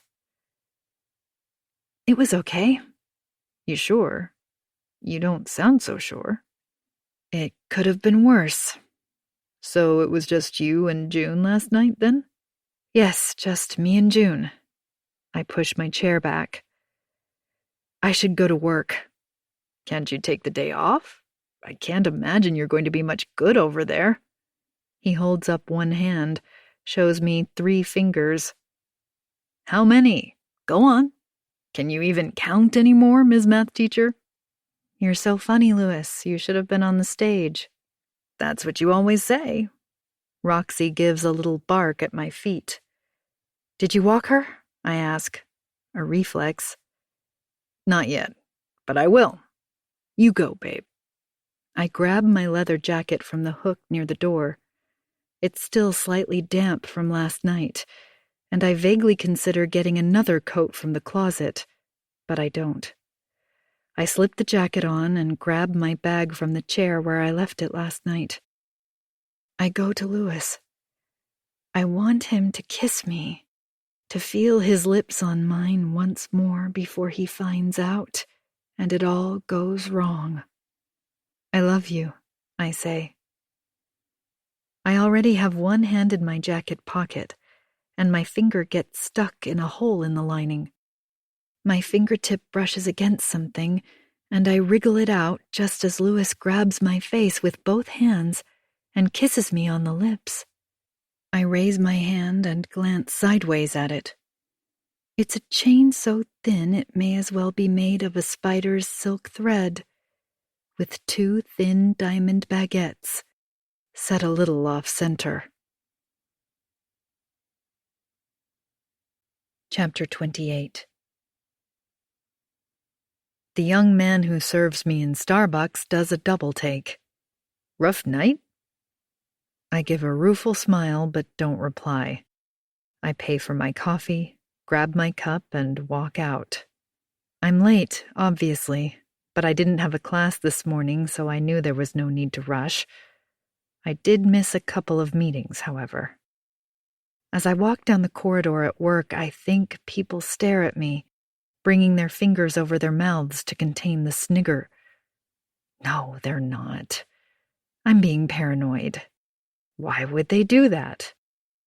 A group of students from my 3rd-year class, 6 or 7 of them, walk up towards me, and I'm convinced they're staring right at me with narrowed eyes and barely suppressed sneers. One of them bumps into my shoulder. I don't feel well. I walk into my office and close the door. I take the necklace out of my pocket, hold it loosely, twirling it between my fingers. I can still feel the thumping of my heart as I realized what it was earlier when I was kissing Louis goodbye. I immediately shoved it back in my pocket and put my other hand behind his neck. Just the thought that he might have seen it sends spasms of horror through me. I don't remember how it got there, but there's no mistaking the fact that it fit exactly in the red welts on the inside of my left hand, as if I'd grabbed it and pulled hard, so hard that it almost broke the skin. I thought this might help.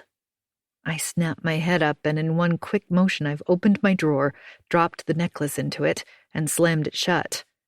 June blinks in surprise. Sorry, you gave me a fright, I say, laughing. She's brought me the usual cookies and a cup of coffee. I glance at my own take-out cup. She follows my gaze. Oh, well, you look like you need 2 of those anyway. She smiles, puts down her offerings on my desk, and takes her usual chair. You okay? I rub my hand on my forehead.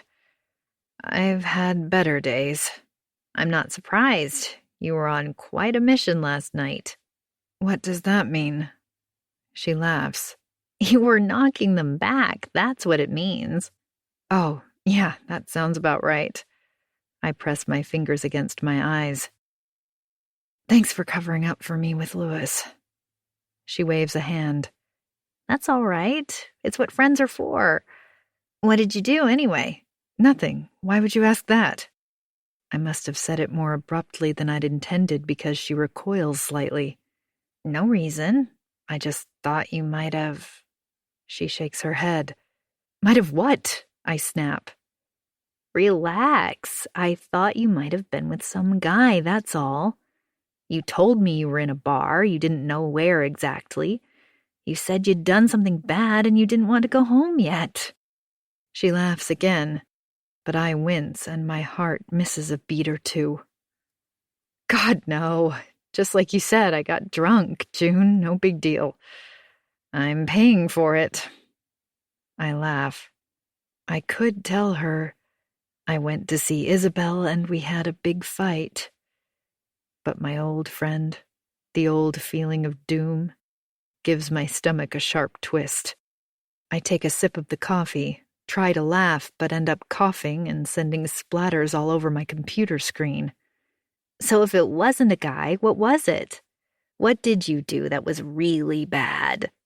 She smiles, arms crossed over her chest. Nothing, I say, too quickly, wiping my monitor with the edge of my sleeve pulled over my hand. I laugh, a cackle of noise. I just wanted a night out by myself. I'd had a pretty rough day. I was upset about Ryan, you know that. I can't tell Lewis about Ryan. I just ended up... Okay, fine, I drank too much. What are you going to do, arrest me? She tilts her head at me. Oh, okay. We don't have to keep talking about this if you don't want to. I should go. We both have work to do. She gets up. Thank you, June, for covering for me. I mean that. I owe you one. That's okay, she says. It's what friends are for, right? It's the first of 2 final-year math exams for freshmen. I walk down the middle of the room and pass out the papers. Then I sit at the front desk and spend 2 hours trying not to think. When it's over, I gather the tests and take them back to my office. June pops her head in asking if I want to go to lunch. I tell her I'm busy, but thank you. I point at the pile of exams and mutter something about having lunch at my desk. Thank you very much, June, I say again, because I just don't have a lot of buffer right now. I can't afford to put anyone offside, June least of all. I didn't bring lunch. That goes without saying. I should go downstairs to the cafeteria later and grab a sandwich. I spend the next 2 hours marking.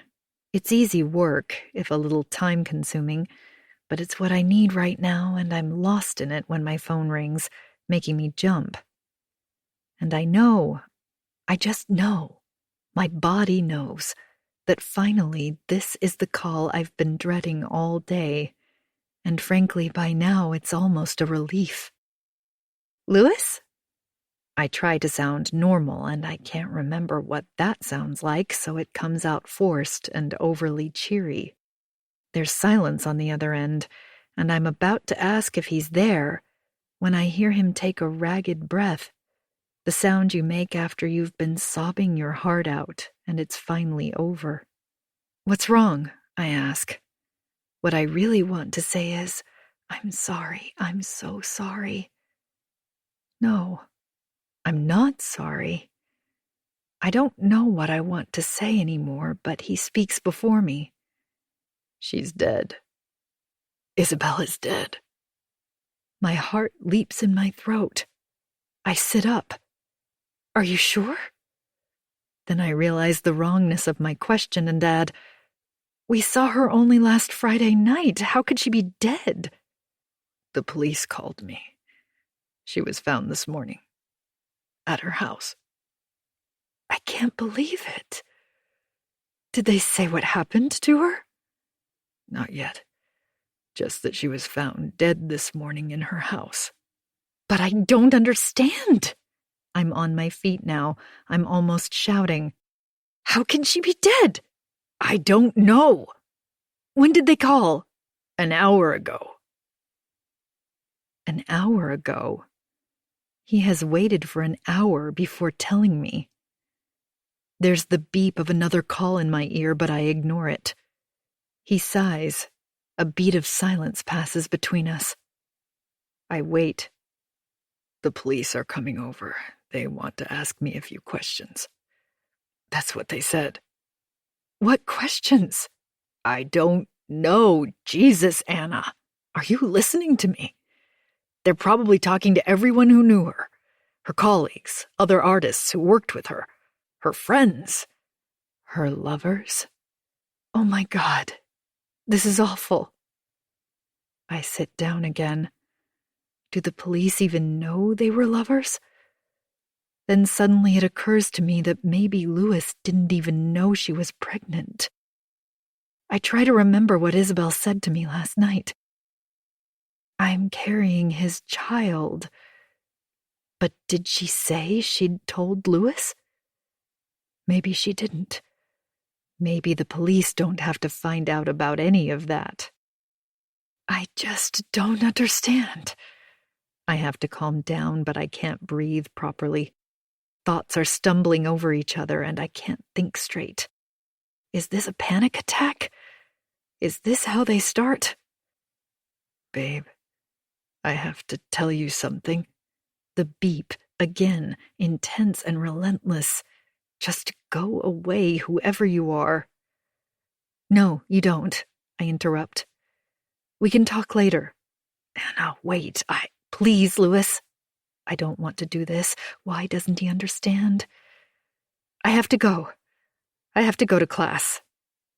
Then he says something so low I can barely make out what it is. Barely, but it sounds like, I'm scared. I want to say, just tell them the truth and everything will be okay. But that's not true. Nothing can be possibly okay after this. And I don't want him to tell them the truth because then they'll know. And everybody will know, and I'll know for sure that my husband didn't love me anymore. That he loved her instead, and that she was carrying his child. And now she's dead. This is so bad. And yet I am numb. I have to pull myself together. People will be asking soon, did you know her? I must say the right thing. Think of her parents, her boyfriend, her colleagues, words of sorrow. But all I can think is, will they do some kind of DNA analysis on the unborn child? And what did I do with my gloves again? I have to think. There is no room for error now. You still there? He asks. I want to scream into the phone. This is all your fault. Why did you have to do this, Louis?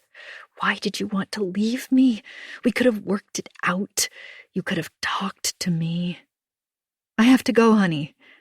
I love you, I say instead. Anna, listen. Tell me you love me. Say the words, Louis. Say, I love you too. I love you more than ever. Because whatever I did, babe, I did it for you. And that's the whole truth. But June walks in without knocking, and she's about to say something, but she sees my face. It's going to be okay. I have to go. And I hang up. She comes over, sits down. Everything all right? What's happened? I just got really bad news. I don't say any more, and she doesn't pry. Anything I can do? I shake my head, gnaw at a fingernail. No, I don't think so. Did you want to talk to me about something? I came to say a detective just called. He's been trying to reach you. A detective? Yes, Detective Jones. He's going to be here in 15 minutes to talk to you. Why? I don't know, he didn't say.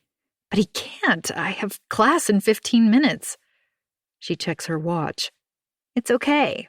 I'll catch Rohan and get him to take it for you. She stands up, but I grab her arm, making her wince. June, wait a second, please. I need to talk to you. I won't take long. She sits down again, this time on the very edge of the seat. I drag over my own chair so our knees are almost touching. What's up? You know how I said to Louis that I was with you around... I look up, try to think, still gnawing at my fingernail. Around 11? She says. Around then, yes, and after that too. Okay. What about it? I was hoping... Can you say that again if it came up? Say we were together? Like you said to Louis. The fingernail has broken off, and now it's bleeding. What, that we were together? She repeats. Please, would you? Until maybe 1:30 maybe? I don't understand. I mean, you already said it to Louis, right? So I'm just asking that you don't contradict yourself, that's all. If it comes up. It's just that I went out drinking. God, did I go out drinking? I laugh, rub my forehead. It's not a good look right now, June, especially after the presentation. So I'm just asking you this small favor. No biggie. She thinks about this, her eyes never leaving mine. You want me to say we were together? Frankly, by now I thought that was obvious. Yes. In a bar, drinking. Which we were. Until 1:30 a.m. Yes, please. I wait, fingers in my mouth. If anyone asks.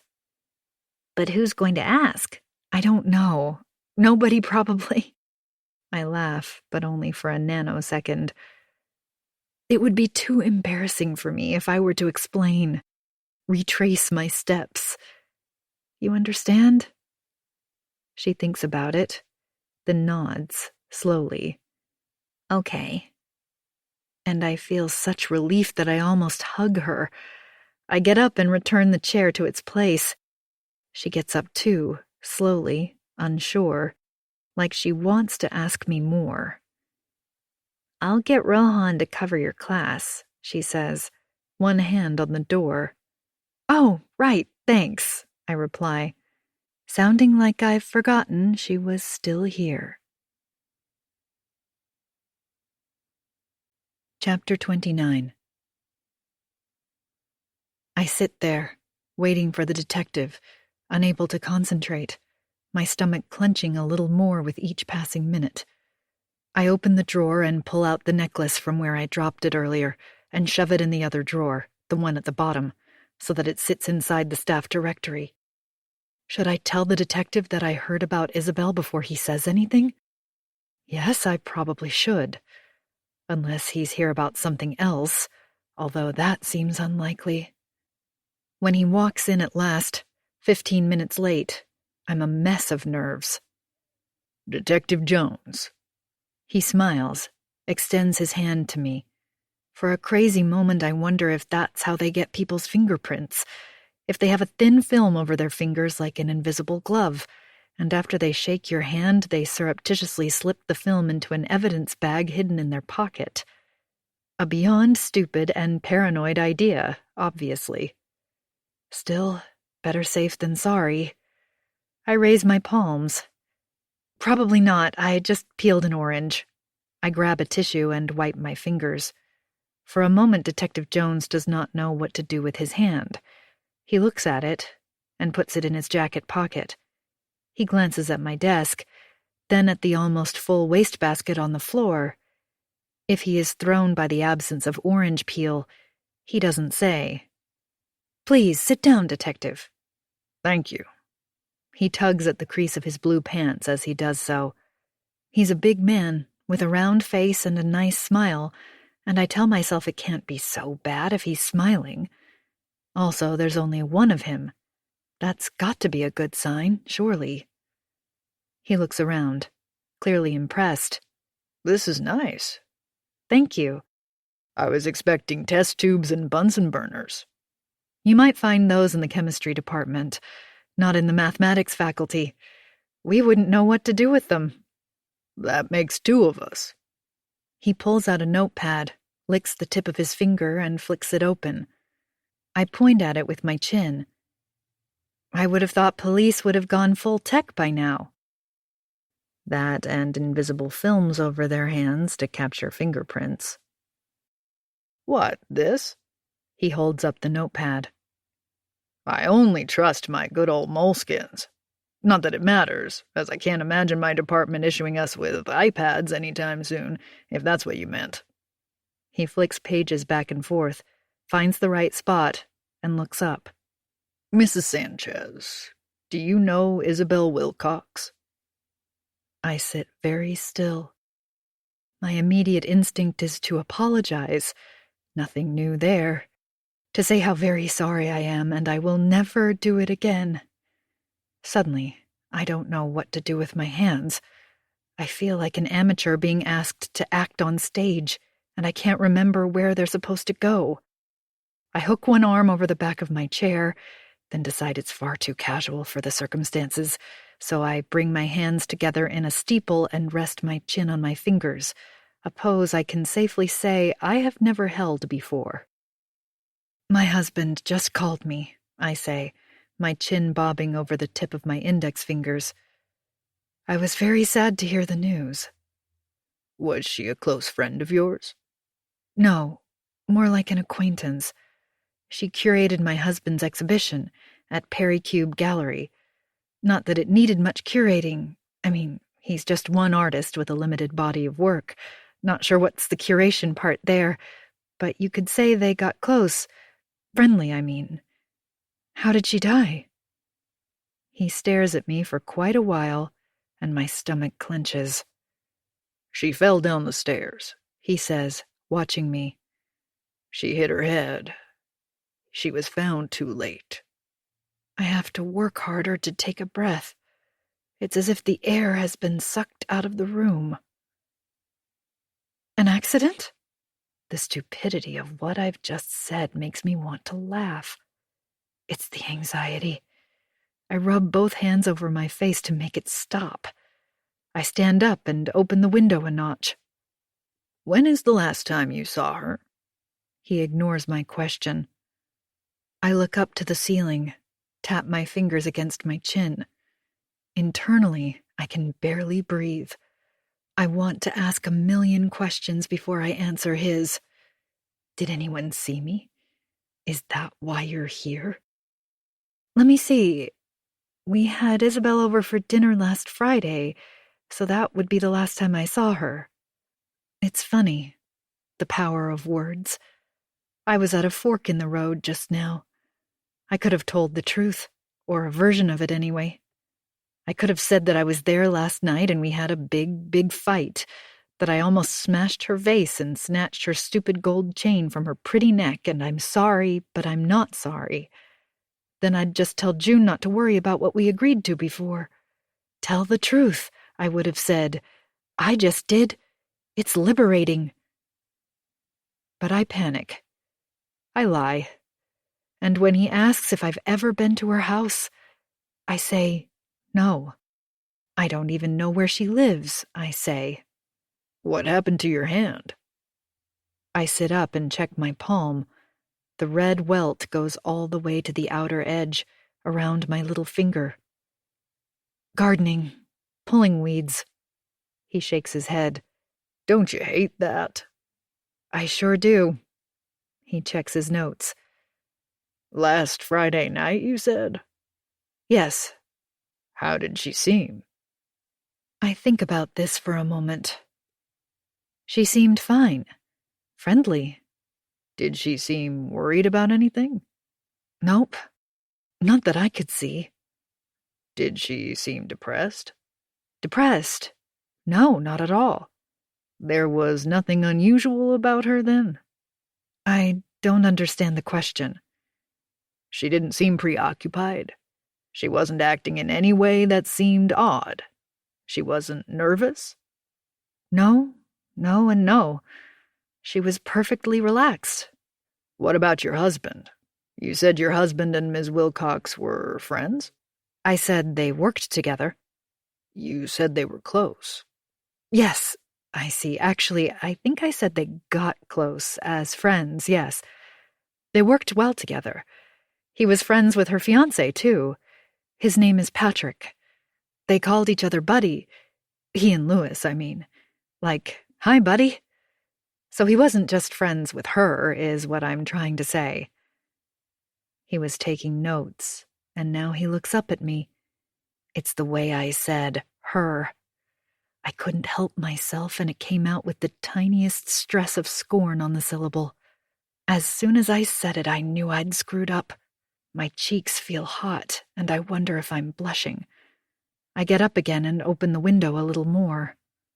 Have you spoken to my husband yet? I ask. My colleague is doing that as we speak. Is there anything else you can tell me about her? About her relationship with Mr. Patrick Fowler? I shake my head. No, I only met him once, briefly. God. I rearrange my pens in the holder. This is really shocking news. I just can't believe it. What about your husband? I thought we just went over that. He checks his notes. Not yet. How was their relationship? It was normal, professional. But my heart sinks. The police will know soon, if they don't already. It's not like there's no record of their affair. There are texts, for one thing. I can't stop thinking about you. There are probably lots more by now. I wonder what they say. I'm pregnant. Are you happy? Deliriously. I can't understand why Anna hasn't noticed. That's because she's boring and dull. You two have nothing in common. You're so right. I long for you. You're the only one who understands me. Everyone will know. It will be plastered across the World Wide Web in one big fat masthead. Beautiful curator had affair with up-and-coming installation artist. More details on every single page of the internet. Everybody will know he was unfaithful. They will ask, which one killed her, do you think? The wife? Probably the wife. It's always the wife. No, it's the husband. It's the husband who killed her. No, it's the wife. Because the lover was pregnant. I taste blood and realize I am You've made it this far. Nice. Time for a short musical pause. This audiobook is completely free, and we hope it brings you some joy. Let's continue soon.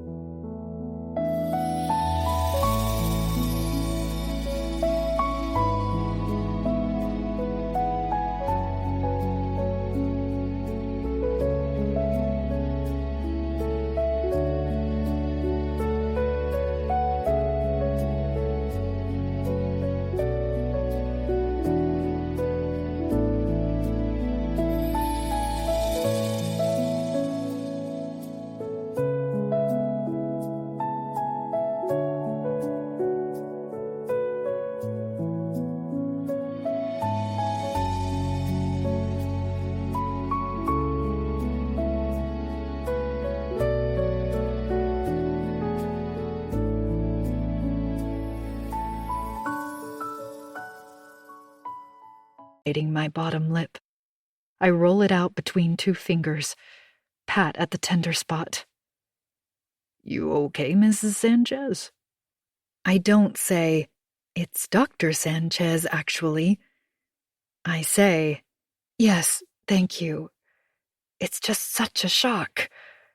Poor Isabel. Yes, she and my husband were friends, friendly, as she must be. Must have been, I should say. With a lot of her artists. It's the way they do things in that world, you see. I can't imagine myself asking my husband to cook dinner for my colleagues. I see them often enough as it is, truth be told. Chuckles. But no, I have nothing to add on that score. Nothing I can think of, sorry. Well, I won't keep you, he says, folding his notebook and returning it to the inside pocket of his jacket. Then as we reach the door, he turns around and smiles. You don't remember me? I'm sorry? I spoke to you, although not in this office. He glances around the room. When your student died. I raise my head slowly. Yes, I remember now. I thought you looked familiar. I lie. Alex, wasn't it? Yes, that's right. I rarely ever think about Alex anymore. It all seems like such a long time ago, much longer than the 6 weeks or so since he died. I try to work out how I feel hearing his name, and I come up with nothing. I literally feel nothing. That's an odd case, too, he says. My jaw tenses. Is it? Certainly. It's not every day you investigate someone who died by jumping out of a window. Alex Brooks. That's right. You were rather close to him. That must have been a shock, too. Of course it was. All of us here in the mathematics department, myself included, were rather close to him, as you put it. I'm pretty sure we spoke at length to the police at the time. To you, I mean, since it was you. I remember now. Just out of curiosity, did you and Alex Brooks ever have any disagreements? Any difficulties working together? I have a headache. It's making my eyeballs wobble and I'm having a hard time focusing. Why on earth would you ask me that now? I finally managed to say. My apologies. I should have clarified. The examiner hasn't ruled yet on whether his death was accidental or whether it was suicide. It's taking some time. Since I happened to be here talking to you, and you and Alex Brooks worked closely together, I was taking the opportunity to ask about his state of mind. I know doctoral work can be very taxing on young people. I shake my head. Oh, sorry, I thought... Forget that. I wasn't thinking. Did you say suicide? It's a possibility. I see. I think about this for a moment, rub my hands over my arms like I'm trying to warm myself up. To answer your question, yes and no. I was his supervisor. Which is why I was asking. Yes. I raise my hand. It's shaking. I cross my arms. I understand that now. He was struggling, yes. He was late on his thesis. They all are, to be honest. Just once I'd like to see a student turn in a thesis on time. I laugh, then catch myself. I'm sorry. What I was going to say is, I hardly ever saw him because he stopped coming. He liked to work at home on his own, in his own time. I was concerned he was using drugs, maybe some kind of amphetamines, stimulants of sort. I don't know if that helps. Thank you, it does. And I wish I'd said something sooner about the drug use. If he was using, I mean, I actually have no idea. Just an impression I got. I think I even mentioned it at the time. Detective Jones watches me for a moment. Then he nods abruptly, thanks me, and finally walks out. I let out a breath as I sit there with my heart thumping and what's left of my fingernails between my teeth. Why did I have to say that? I hardly ever saw him anymore, but I was worried about his excessive drug use. How would I know that if I never saw him? Did Detective Jones pick up on that? That I'm inconsistent? Of course he did. That's his job, catching people out when they lie. Also, did I say that the first time they came to ask about Alex? I hardly ever saw him anymore. I have no idea. I can't remember. I call Lewis. Have they been yet? Yes, a female detective. She's gone. I release a breath. A detective came to talk to me too, just now. What did he say? Same as you, I suspect. Asked how she seemed when I saw her last, which was last Friday. That's what I said.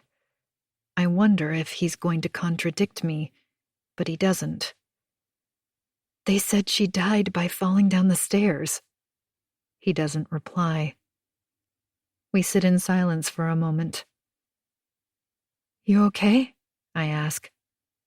Yeah. Okay. Good. It'll be fine. Everything will be fine. I don't know what that means, Anna. I know. Just trust me, okay?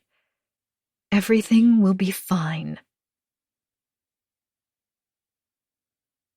Chapter 30. Louis arrives back home and he stands in the kitchen, his shoulders bowed, his features distorted with sadness. I take him in my arms. I hold him, stroke his hair, and we stand there a while until he disengages himself and sits down heavily at the table. I sit opposite him and take his hand.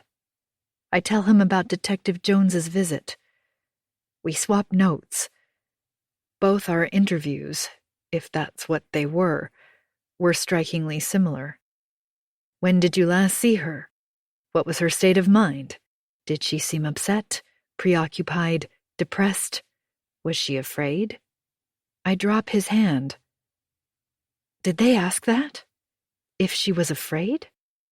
He nods, runs his fingertip over a spot on the table. They didn't ask me that. As far as I could tell, her fall was an accident. What did you say? He shrugs. That she was great.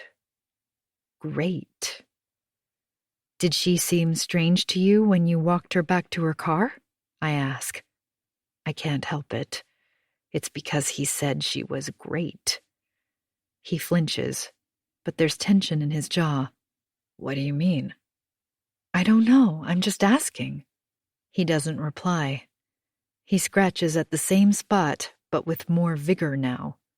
Talk to me, Louis. He remains silent and doesn't meet my eye. Then he gets up, grabs a knife from the cutlery drawer, and returns to his chair. He uses the knife to scrape off something at the same spot. What are you doing? There's a bit of wax or something, or some gum. I'm removing it. He's like a man obsessed. I put my hand on his. Stop. He raises his head and looks at me, and his features crumple with misery. I squeeze his hand. I check the clock behind me. Pull yourself together, Louis. The kids will be home any minute. Just as I say that, Maddie and Carla bounce through the front door into the kitchen. They leave traces of slush from their shoes on the clean floor, and I don't care. I hug them tight, together and in turn. They complain, of course. Mom, you're crushing me. I don't care, I tell them. I just want to hug them forever. Louis just sits there scratching at the spot on the table, but they don't seem to notice. I cut up some fruit for them, ask them about their day. For once, I'm grateful for their trite responses. Good, fine, okay. Maddie grabs a chocolate milkshake from the fridge and drinks straight from the carton. Carla goes upstairs to do some coding for her school project. Maddie takes his milkshake into the living room, mumbling something about playing with his Xbox. Normally that would be out of bounds at this time of the day, or so I hope. I'm not usually here now, but not this time. I am so overwhelmed with love for them that it makes my eyes swim. I will never stop striving to keep my family together. It's what courses through my veins, this craving to be everything that my mother wasn't, to keep my children safe and happy. My kids will never grow up thinking they're unloved or unwanted or not enough for either of their parents. Anything I do to achieve that goal is, as far as I'm concerned, fair game. My reverie is broken by the sudden sonorous tones of a news bulletin. Homicide detectives are investigating after a woman was found dead in her home. Louis and I stare at each other, then rush to the living room. For a moment I'm confused, but it's only that Mateo has set up his Xbox game on the TV set. I snatch up the remote. Hey, it's just for a second, Maddie. I switch channels until I find it. This morning, the woman was found just after 9:30 a.m. by a cleaner. Louis is next to me, eyes transfixed by the screen. The medical examiner's office is yet to determine the cause of death. At this stage, it's not clear whether the police are treating the death as suspicious. Investigators did not release any other information. My cell rings, and I look for my bag, which I find hooked on the back of the chair in the kitchen. It's June. Hi. I saw the news. I know. It's awful. We were just watching it as well. And I'm not comfortable about lying about whether we were together last night. I walk out of the kitchen and through to the backyard. A gust of wind makes me shiver. I sit on a dry patch on the top step. It's not really lying, June. Well, it is, actually. We weren't together. I don't want to make a big deal of it. Why did you change your mind? I don't know, Anna. I just don't feel comfortable with this. If you haven't done anything... I just can't speak. I sit there, my head shaking like a broken toy. I haven't done anything, I managed to say. Did the police contact you? Of course not. Okay, so there's no problem then. But there will be a problem, Anna. Why do you say that? Because the cops will want to know where you were last night. They're going to ask you for an alibi, and why would they do that? Oh, come on. Because your husband was having an affair with her. If she was killed, wow, back up a second. Nobody said she was killed. They think it was an accident, okay? I mean, I should know. I'm the one who spoke to the police earlier. She waits a moment. Look, I'm just not comfortable, that's all. Wherever you were last night, I told you I was drinking. I went to a bar. Bars. So you're covered then. Just tell them where you went. You don't need me to lie for you.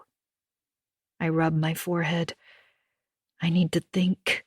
I'm so tired and my brain isn't working properly. Louis comes to the door, watches me. Can I come over? We could talk. I ask. What, now? Yes, please. Please, June. It's raining again, and I left my umbrella at home. By the time I arrive at June's house, water is dripping down my neck and into the collar of my jacket. I take off my coat and lay it on the back of a chair, while June makes room for me on the sofa by grabbing a pile of magazines and articles and putting them on a table near the window. She disappears and returns with 2 mugs of something warm and caramel-colored. I take mine with both hands. Thank you, it smells delicious. What is it? It's a chai tea with cinnamon and a dash of bourbon. Thank you. That's exactly what I feel like. I take a sip of the hot drink. It's incredibly delicious. Do you have a recipe for this? Yes, I'll dig it out and give it to you. Thank you. I'd like that. Anna, what's going on? You didn't come to ask me for a recipe. I sit back against the couch. You know why I'm here. What happened last night? She asks. I look at her, right into her eyes. I did something really bad. Oh God, what did you do? It's not what you think, I say quickly. I tell her how I showed up at Isabel's door, how we argued, the terrible things she said to me. She said she was pregnant. Her eyes grow wide. Louis's? Yes, or so she said. What happened then? I consider telling her about the necklace, how I snatched it off her, how it caused the thin welt on my hand. But I don't. I'll leave that for another day. I don't think June needs any more reasons not to help me. We argued. She said she loved him and... Anyway, look. When I left her, she was perfectly fine, and that's the truth. I just walked out. She was laughing behind my back. I sure didn't kill her. And anyway, she fell down the stairs, according to the detective. Down the stairs? That's what he said. She shakes her head, like she's annoyed with me, like I'm not taking the situation seriously. But you see, June, if the police were to find out, it would probably get leaked to the press, don't you think? Why would it get leaked? Because I won the Penty Stone? Because it's a lurid story? The usual reasons. She thinks about this for a moment. And you really, really didn't do anything to hurt her? No, June, I promise you. She was perfectly healthy when I left her. She was in much better shape than I was, and that's the truth. She takes the time to think about it some more, and I sit there, my heart in my mouth. Finally, she says, Okay, then I'll say we were together. I'll say we came back here if anyone asks. Oh, God, thank you. Thank you. June, you have no idea what that means to me. She shakes her head. So what time did you get home? Good question. I'm not sure, to be honest. I give a small, embarrassed laugh. By now, I'm embarrassed about everything I've done, the way I behaved, how out of control I got. About 1 a.m., I think. Maybe later. You really did go out on the town. I sit back and sigh. I know. You hungry? She asks. I smile. Why? I have tons of yummy things in the kitchen. I'll bring something out. I laugh. Honestly, I've put on weight since I've met you. I follow her into the kitchen. Her kitchen is nothing like mine. I've never seen a kitchen so messy. Jars with what looks like flour and sugar are left open haphazardly on the bench, which is already riddled with crumbs. I kind of wish I hadn't come in here. Nothing too filling, please. I still have to make dinner for the children. She pops off the top of a container and hands it to me. Check this out. I lean over to take a look. Smells yummy, looks shocking. What is it? Caramelized salted peanut toffee. I thought I could serve it with cocktails. Actually, I don't know what I was thinking. Anyway, I made a mess of it. I used honey instead of sugar, and it's gone all hard and weird. You make it sound so tempting. I know. Why did you do that? I was experimenting. Anyway, you're supposed to serve them with dry martinis or something. What are they like? Disgustingly delicious. Can I have the martini without the salted caramel peanut disgusting thing? No way. It's a job lot. All or nothing. She winks at me. Anyway, it's irrelevant, I say, my head throbbing again. I don't know if I can ever drink anything ever again. Sure you can. Just the one. It'll make you feel better, I swear. I sigh. If you say so. She puts the crumbly, sticky mess on a plate and hands it to me. Take that with you. I'll bring the lemon and olives. We're back in the living room when she asks abruptly, Do you have a gun? Me? No. Why would you ask that? Don't you think if Isabel had a gun, she probably wouldn't be dead now? But that's ridiculous. No, it's not. If she was killed, we don't know she was killed, June. But if she was... Well, this is why you don't want to be a woman living alone and not be able to protect yourself against an intruder. Trust me, I think about that all the time in this city. You're not making any sense. Do you have a gun? Sure I do. I'd be stupid not to have one. Really? Where? In my bedroom. It's a small one, a 380, but it'll do the job. You should get yourself one, honestly. I think about Isabel with a gun, and suddenly, I am absolutely convinced that if she owned one, she would have used it on me. I should go, I say. I'll see you tomorrow? I ask. You certainly will. She takes my glass and my plate and takes them into the kitchen. When she returns, I have my jacket on. And don't worry, she says, hugging me at the door. Your secret, all your secrets, I should say, are safe with me. Chapter 31. The fact that Isabel is dead makes me forgive Louis. That's how I think of it anyway, because what's the point of holding a grudge against a ghost? It's over. That's the thought that keeps popping into my head. It's over. And as far as the police are concerned, it was an accident. That's certainly the impression I got from speaking to Detective Jones. God, just imagine it. Thinking you were so special, it was okay for you to rip another family apart, take a father away from his children, all in the name of love, and then poof, neck broken. Game over. There's poetry in that, I think. Still, as we lie in bed together, me spooning Louis, I do want to whisper into his ear, "Don't do it again. Ever." I can hear him sigh. Maybe he's even crying, I'm not sure. I put my arm around his torso and caress him, console him, just like I did all those years ago after Monica died. Shh. There. I love you so much, I say softly. Let's move away. You, me, and the kids. Let's get away from this place. We could move to Martha's Vineyard. I talk to him like this, whispering softly. I looked it up, I say.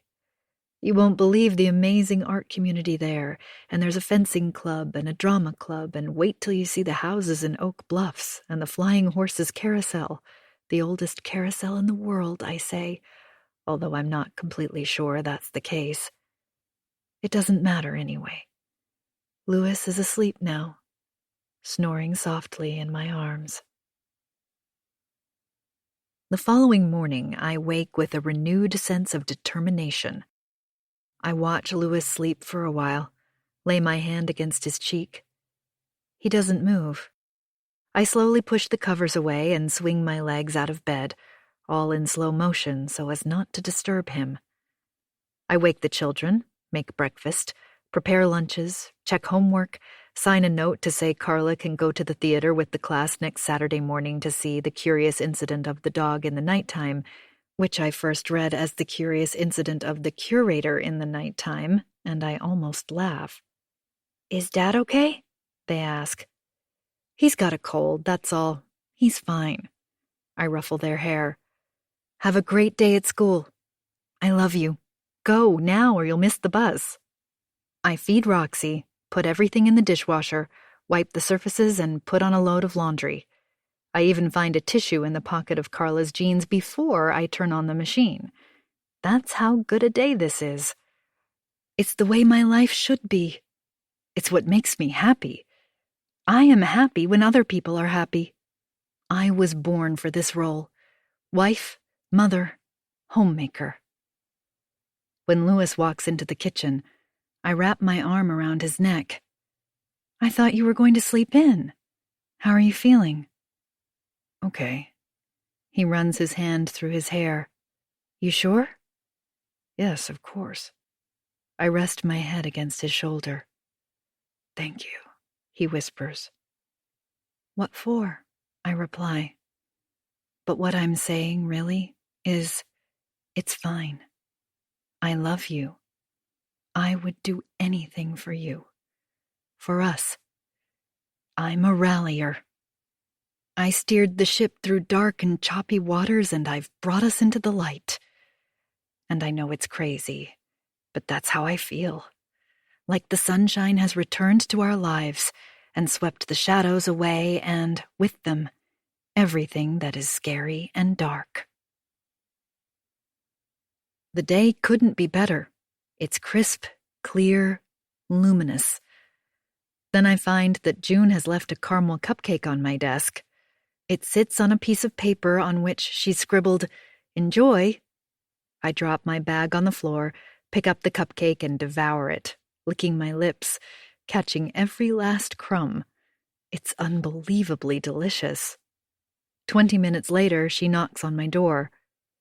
"That was the best thing I've ever tasted, ever," I say, pointing to the empty yellow baking liner. "And hello, by the way." She laughs. "I'm glad. All part of the service." She sits down opposite me, her notepad at the ready. I have so much work for her to do, all the work I've been neglecting these last few weeks, in fact. Reports to send, applications to collate, class schedules to update and send to students. You can never work with anyone else but me, you know that, right? I couldn't bear it if you stopped baking me these divine treats. Well, I can't promise. I might just get a better offer, you know. Don't even try. Pretend this job is some kind of hostage situation. One hint you're considering another position and I'll blow the place up. You're in a good mood, she says, when she's finished cackling. I am. June gets to her feet, taps the notepad with a flick of her pen. I'll go and get this done, shall I? Thank you, June. You're the best. You really are. I glance at my watch. Also, I have to leave early today, as I have to get Mateo from soccer because Louis has a dentist appointment. Just so you know. I teach my classes, sit on my meetings, do my job. At lunch, I eat a Greek salad at my desk while scouring the internet for Christmas decorations. We've had the same ones for years, and I've decided it's time for a refresh. I want to get enough Christmas lights to outshine every other house in the neighborhood. The kids will be beside themselves.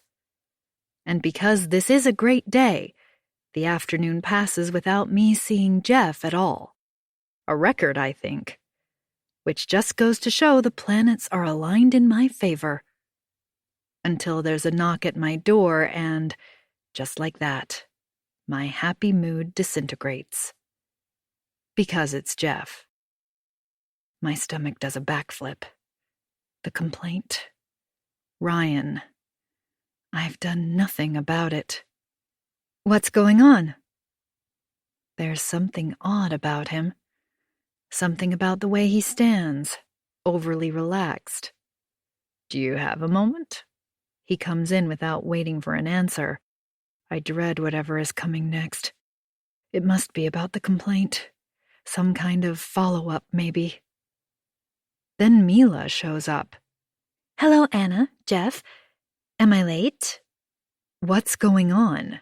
I ask again, but no one answers. Mila closes the door, and they settle themselves in the armchairs opposite my desk. Jeff hauls one leg over the other and takes hold of his ankle. I suspect he thinks this is cool and casual, but he's so out of shape it looks painful. Meanwhile, Mila just taps on her iPad. No one says anything. Did I forget a meeting? No, Jeff says. Sorry to intrude. This won't take long. Come and sit down. It's amazing, really, how perfectly civil he can be, like he didn't assault me, like he is a normal person and not a violent creep, like he has nothing to reproach himself for because it was all my fault. My cell phone buzzes. I reach for it and shut it off without looking to see who it is, then shove it in my bottom drawer.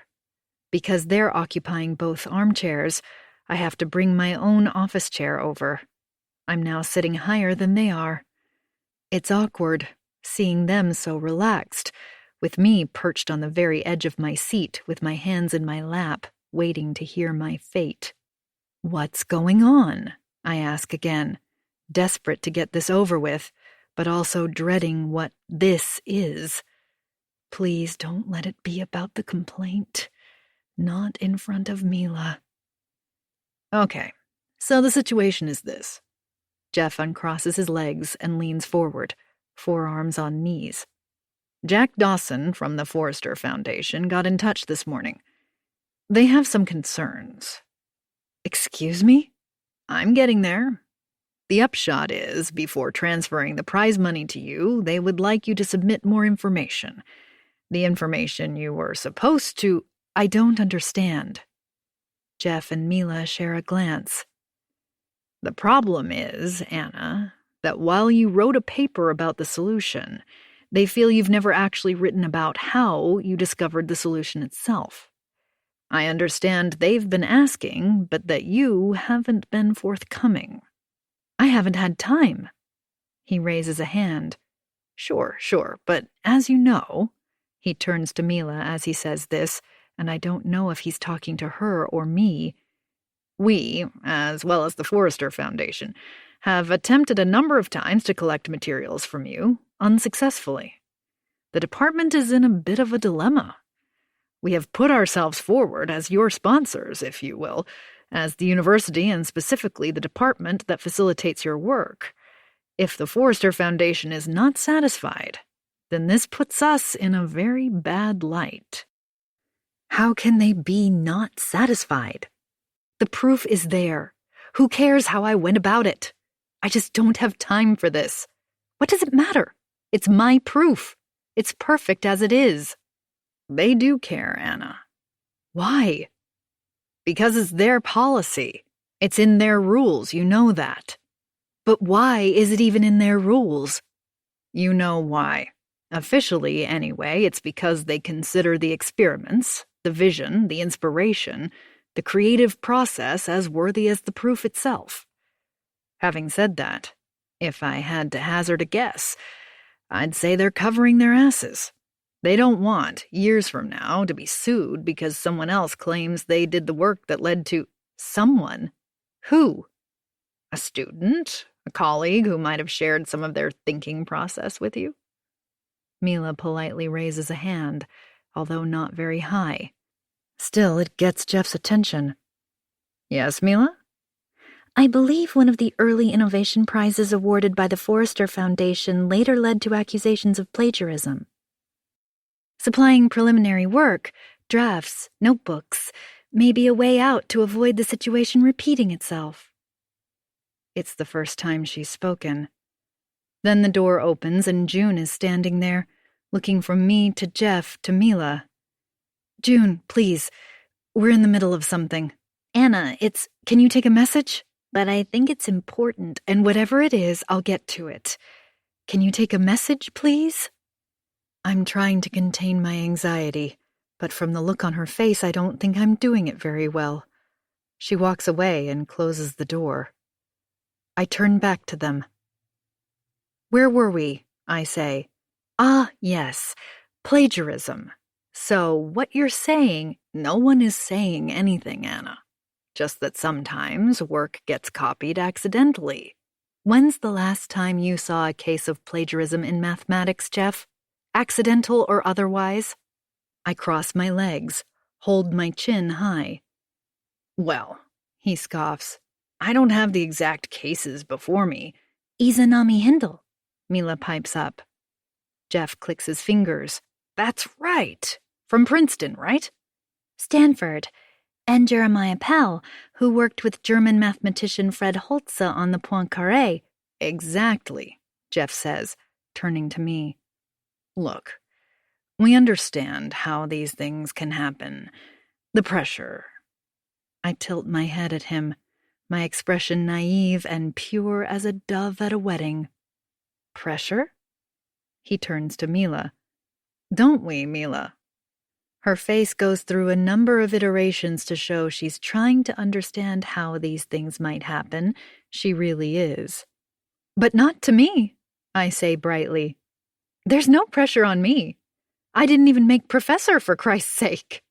I laugh, although it comes out strangely high-pitched and deranged, like that crazy parrot YouTube video Maddie was forever showing me last year.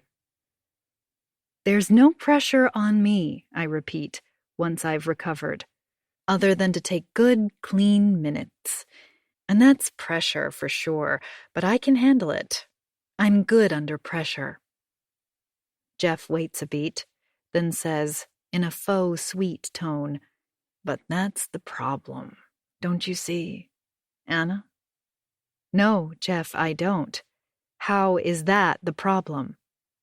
He's on his feet, shouting, "Because you've never done anything like this before." Then Mila, ever helpful, leans forward and says, "You never even applied for a grant to undertake this research, Anna." "Exactly," Jeff says, turning around to look at her. "Unusual, right?" I sit back and glare at them. "So, what you're saying is, I stole it." I feel my cheeks burn. They both laugh. "No, of course we're not saying that." Jeff sits back down. "We're just conveying what the Forster Foundation said, which is, yes, all right. You've made your point. Repeatedly." I get up, go to the door. "I'll get you my notebooks first thing." They follow my lead. I'm holding the door open, and they leave. The moment they're out, they're whispering to each other. I slam the door. I can't help myself. I sit at my desk and start tidying up. I spray my computer screen and wipe it clean, organize paper clips by color, slide the corner of a tissue between the keys on the keyboard. I really should go home. I open the drawer and get my cell and glance at the staff directory. I can't believe how foolish I was to leave the necklace here. For all I know, Jeff and Mila will be rummaging through my things looking for some scrap of evidence that I really have stolen the proof. Won't they wonder what it's doing there? They won't know its significance, but still, not exactly the world's best hiding place. Can they really take the prize away from me? That's what they're saying, isn't it? That I have to prove my own proof? Now there's a laugh. I shove the necklace in my bag, turn my cell back on, and it pings. Then it pings again. I have 7 missed calls, all from the soccer club. Maddie. Chapter 32. I'm running out the door, punching one arm in my jacket and hoisting my bag over my shoulder. I call Louis, but he doesn't pick up. I leave a message, the phone wedged in the crook of my neck. "Is Maddie with you? Can you call me, please? I was supposed to—" I drop the phone and it clatters on the floor. I pick it up, dropping my bag in the process. I scramble to gather my things together and run to my car. I drive to the sports field on Bainbridge Road like a madwoman. I can't stop thinking of my poor child, my baby, my Maddie, who must be beside himself by now. I can picture him on the bench, wheezing through his panic attack. He has asthma and stressful situations make it worse. Did I pack his Ventolin? I can't remember. He must be so upset, and the thought is making my stomach roil as I speed through at least one red light and almost run over a cat. I keep redialing Louis, but it goes to voicemail every time. When I get there, I park the car in a non-parking zone and run straight to the coach's building. It's locked. I look around. I'm so late, there's no one here. No one clearing up after the kids. No lingering parents chatting. Nobody. I try Louis again as I pull at my hair. Seriously, Louis, can you please call me? I'm getting really worried. Maybe he went home with one of the other parents. Except he never does that. It's part of his anxiety. If Louis or I say we're coming, he'll wait. He just won't get into a car with anyone else, no matter how well he knows them. I call my home number with my heart thumping in my chest. Carla answers. "Honey, is Maddie home?" I have one hand over my eyes as I pray silently. "Yeah," she says, nonchalantly, and the relief that spreads through me makes my whole body wobble, like my bones are made of rubber. Oh, thank God. Did Dad bring him home? Can I speak to him? "Dad's not here." I can hear her crunch through an apple. When are you getting home? So how did Maddie get home? Your friend brought him. What friend? June, I think that's her name. June? I've grown dizzy with relief and black dots dance in front of my eyes. I sit down on the bench, press the heel of my hand between my eyes. You want to speak to her? I sit up. She's there? She's upstairs with Maddie. He was pretty upset, Mom. I know, honey. How is he now? They're reading a book, she says. What book? I don't know. Hang on. I hear her run up the stairs and call out, What are you reading? Mom wants to know. I've returned to my car, and I sit down in the driver's seat, phone against my ear, feeling my breath return to normal. Phantom toll booth, she says finally. Oh, right. Well, that's good. Phantom Tollbooth is a good choice. One of his favorites, and the copy he has belonged to Louis when he was growing up. Which doesn't mean that much to Maddie, actually. Still a perfect pick when he's upset. So he's all right? He's hiccuping, but he's okay. I think he likes June. I just can't believe what I'm hearing. Maddie never goes with strangers, ever. I don't know whether I should scold him or hug him when I get back. And the fact that he's not freaking out, let alone calmly reading a book. Can you put June on, please? Okay, 1 sec. Seconds later, June comes on. Hi, we're all good here. Did you get my messages? Messages? No, yes, but I didn't listen. I was trying to reach Louis. I left a couple of messages to let you know what was going on. Hang on. She speaks away from the phone. Yes, Maddie? Oh, sure, of course. She comes back on. I'm being summoned back to reading. We were up to the part where Milo and Talk get arrested. It's a bit of a cliffhanger. He's already read it 10 times, you know. I meant for me, she says, and I laugh. It's such a relief that tears start to roll down my cheeks, and for a moment I can't speak. I wipe them with my sleeve. You're the best, June. You really are. I'm 5 minutes away. Can you wait till I get there? Of course. I'll see you later. I walk silently up the stairs to Maddie's bedroom. Through the open door, I see him sitting on the edge of his bed, right next to June, his head resting on her shoulder. He's holding an almost empty glass of milk on his lap and sucking on the corner of a plastic toy while she reads to him. When he looks up to me, his eyes are heavy and watery. Hey, sweetie. I kneel in front of him. I'm sorry I was late. You didn't, hiccup, come for me. I'm sorry, Maddie. I really am. You forgot me. No, I didn't forget you. I had to work, that's all. You all right, sweetie? He nods and gives a shuddering breath. Good. I turn to June and mouth, Thank you. She smiles. Maddie, June and I will talk downstairs and I'll make you a hot chocolate, okay? June gets up and he tugs at her, and for a moment I think he won't let her go. She hands him the book and thanks him for his company. Can June stay? He says to me. June has to go home soon, okay? Say thank you. Thank you, he says to June, and I hug him tight and kiss his head until he wriggles himself free. Downstairs, June sits at the kitchen table while I make a hot chocolate for Maddie. She tells me how the soccer club had tried to call me on my cell, but I wasn't picking up, so they called the department and got through to her, and as I was so tense in that meeting that I almost shouted at her to go away, she thought she was doing me a favor. Look, June, I'm very grateful. I really am. But next time, probably best not to go and pick up my children without telling me first. I almost had a heart attack. I left you 2 messages and a text, she says, a tad defensively. I tilt my head at her. One day, I begin, then I stop. One day what?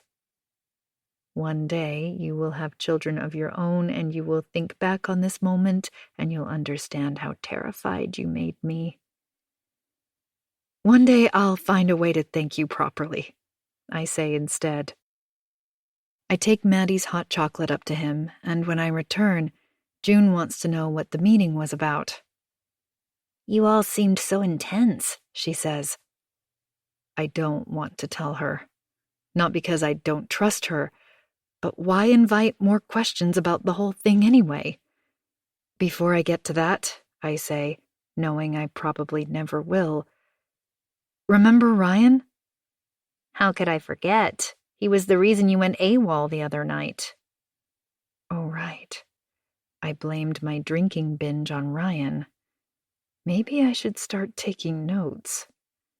Well, I drop my head in my hands. He's filed a complaint against me. What for? Sexual harassment. She laughs, a loud cackle. Then she realizes I'm serious and her eyes grow wide. I tell her about the other meeting I had with Jeff, the fact that he saw me disappear with Ryan that day, that I think Jeff could even be a witness for all I know.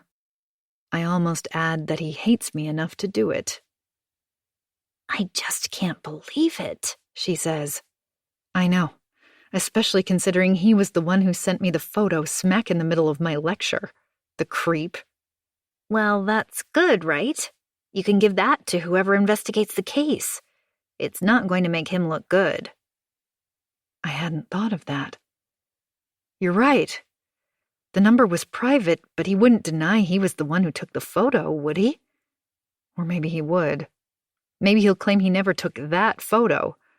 When I scrolled through his phone that day, I'm sure it wasn't there. He probably moved it to another device, she says. I sit up abruptly. Lakewood Park. What? Oh my God, June. I remember now. The other photos on his cell. There were a number of them with a dog, a retriever. I close my eyes. I can see the park, and I can see the dog. I can see the sunset. I open them again. I know how I can find him. I know where he walks his dog. And just then Louis comes home. I introduce him to June. The kids come bouncing down the stairs to greet their dad. June says she has to go, and she puts on her coat while Carla ruffles through my bag from my purse because she needs money for new tights for her dance class tomorrow, and before I have time to think, my hand has shot out towards her. Wait! I've shouted, and now they're all looking at me. Carla, Maddie, June, Louis. Their gestures snap frozen in the moment. Sorry, I laugh. I take the bag from Carla and, as discreetly as I can, I feel for the necklace at the bottom of the bag, hide it in the palm of my hand, then hand the purse to Carla. There you go, sweetie. The necklace is still in my closed hand and Louis looks at it, and for a crazy moment I think he's noticed. I hug June goodbye, nudging the strap of her purse from her shoulder, and it falls to the floor. Sorry, I don't know what's the matter with me. It's one of those bags with a million pockets, and I'm on my knees, quickly shoving everything back into it, and I manage to slip the necklace inside a small compartment on the side that closes with a press stud. I hand it back to her. There you go. Sorry about that. That's all right. Big day, she says, with a wink. I hug her goodbye, clock Louis looking at me oddly, his head tilted. I smile as I will my heart to stop hammering. Chapter 33. I am sitting on a bench near the wooden platforms that I remember from the shots on Ryan's phone, watching the sunset. This is around the time he took those photos. I remember those distinct blue and pink hues hinting at the sky. He might not come today, of course, and that's okay, because if that's the case, I will return tomorrow and the day after until I catch him. But dogs like routine. They like to go to the same places at the same times, so I think it won't take long. If he still comes here, that is. 2 dogs barrel down the path, pouncing after the tennis balls their owner has thrown for them. I watch a poodle dig a hole with 2 front paws, sending clods of wet earth all over the nearby swings. It starts to rain, big drops of water that stain the ground, and I think it won't be today. I'm about to give up when I see a retriever with a red scarf around his neck. My heart jumps into my throat even before I recognize Ryan, 10 feet behind him, looking so ordinary, unhurried, so normal that it makes my jaw lock with rage.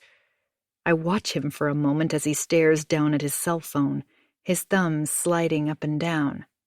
He looks up at the sky and squints, and before I have time to walk over to him, he has whistled for his dog and they've turned around in the direction of the gates, with me not far behind. 15 minutes later, Ryan crosses Riverside Drive and walks up the short driveway of an elegant home. He uses his own key to open the door before disappearing inside, the dog running ahead. This is good, I think. It's better than confronting him in the park. He can't run away from me if I'm in his house. I wonder if he lives alone. Surely not. Such a big house. Is he married? Children? I'm pretty sure he said he wasn't, but everything he says is a lie. I hope he's married. I want to tell his wife what kind of creep she's saddled with. I walk up the steps to the porch, my pulse racing, my hands closed into tight fists, and ring the doorbell. The door opens almost immediately, and I'm taken aback by the older woman in front of me. She smiles politely, pulling the edges of her powder blue cardigan tighter around her. "Can I help you?" "I'm looking for my friend," I say, remembering not to choke on the word. "Ryan. Is he here?" I'm absolutely expecting her to say something like, "There's no Ryan here. Please go sell your wares somewhere else." But no. She gives me a quick up-and-down appraisal and opens the door wider. "Yes, he is. Come in." She ushers me into the living room, a large space divided in the center by double doors that almost take up the entire width. The house is lovely inside, with arched doorways and eye-catching woodwork around the doors. A window looks out onto a backyard where the dog sniffs around a wrought-iron garden table. This is absolutely not what I had in mind. "Would you like to sit down?" she asks. "That's all right, thank you. I've been driving. I like to stretch my legs." "Of course. Did you come from far?" "Not really," I say, thereby contradicting myself. I don't add anything else, so after a moment or two, she smiles and says, "Well, I'll fetch Ryan. I won't be a minute." I walk idly around the room, contemplate a framed poster of a Matisse exhibition at the Tate Gallery from 1953. In one corner of the room is a built-in cabinet, with shelves on top and cupboards below. I glance at the framed photos nestled among leafy plants. Ryan appears in a number of them, and they suggest that the woman who welcomed me is his mother. Grown man Ryan lives with his mother, which goes some way to explaining things, I think. One photo, partly obscured by a split-leaf philodendron, catches my eye. I reach for it, and a rush of something like anger or fear erupts inside me. I have to pick it up, to look closer, to make sure I'm not mistaken. Blood is pulsing in my ears as I study the group photo, close to 20 people maybe, all gathered around Ryan's mother, who is seated in the center. Most people are standing. Some of the younger children are sitting cross-legged on the floor. Ryan is standing next to his mother, his hand loosely resting on the back of her chair. I peer even closer, but there's no mistake. In the next row, to the left, plainly visible. "Here we are. she says behind me. I'm still holding the photo when I turn around. Ryan is standing next to her, staring at me, an astonished look on his face. His gaze drops to the photo in my hand, and a patch of crimson grows up his neck and spreads across his cheeks. "What's this?" I ask him, holding the photo, my mouth trembling. His mother frowns, looks from me to him. "It's from my birthday," she replies. "If you must know." She tilts her head slightly, one hand tapping lightly on her sternum. "What was your name again?" "Anna." "Ryan, can I have a word?" I can feel my nostrils flaring. "Is everything all right?" his mother asks. My eyes won't leave his face, and without answering her, he says, "Yeah, sure. It's this way." I put the photo back on the shelf and follow him down to the back of the house. Ryan has the run of the basement, a large room divided loosely into sections. "How did you find me?" he asks. I close the door of his room, and he looks nervous suddenly. Good. I think back to the day I met him at the party. I can still see him pointing to Jeff on the opposite side of the room. Is he your boyfriend? Your husband, then? You want to tell me what's going on here, Ryan? He sits down on a beanbag, doesn't offer me a seat. Not that I want one. I'm standing, my fists on my hips, so angry I'm vibrating. How do you know Jeff? He looks down at his hands. He's my uncle. Oh my God. I have to sit down after all. I pull out the chair from the front of his desk. Your uncle? I have a headache. It's knocking at the back of my skull. So why did you pretend not to know him when I met you that day? Because he asked me to. Why? He wanted me to take a photo of you. He wanted a photo of me? You're going to have to do better than that, Ryan. What the hell is going on? He looks at me, cheeks burning with embarrassment. He wanted a naked selfie of you. I could tell him, technically, if he takes the photo, it's not a selfie. But I don't. I listen, my head in my hands, while Ryan explains our almost tryst was a setup. He was supposed to approach me as soon as Jeff left me alone and lure me into that empty office and somehow get a photo of me naked. I was amazed you went along with it, he says, watching me from under hooded eyelids.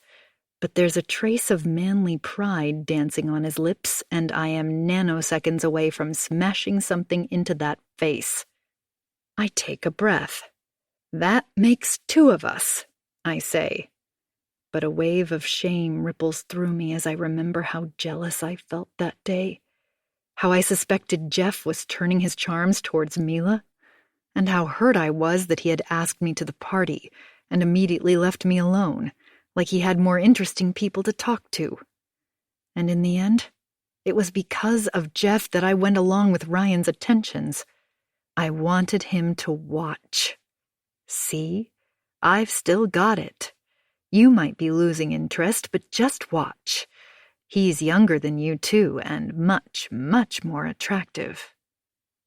And that's it? He wanted a photo of me naked? He nods.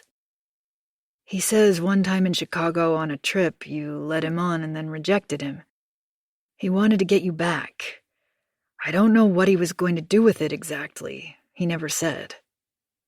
Oh, but I know. He was biding his time. Sending it to me during the lecture was just a taste of things to come. He was going to tease me with it occasionally, keep me on tenterhooks with fear and shame, probably wait until I'd officially received the prize, and only when the release of the photo could most humiliate me would it find its way into some public forum on the internet.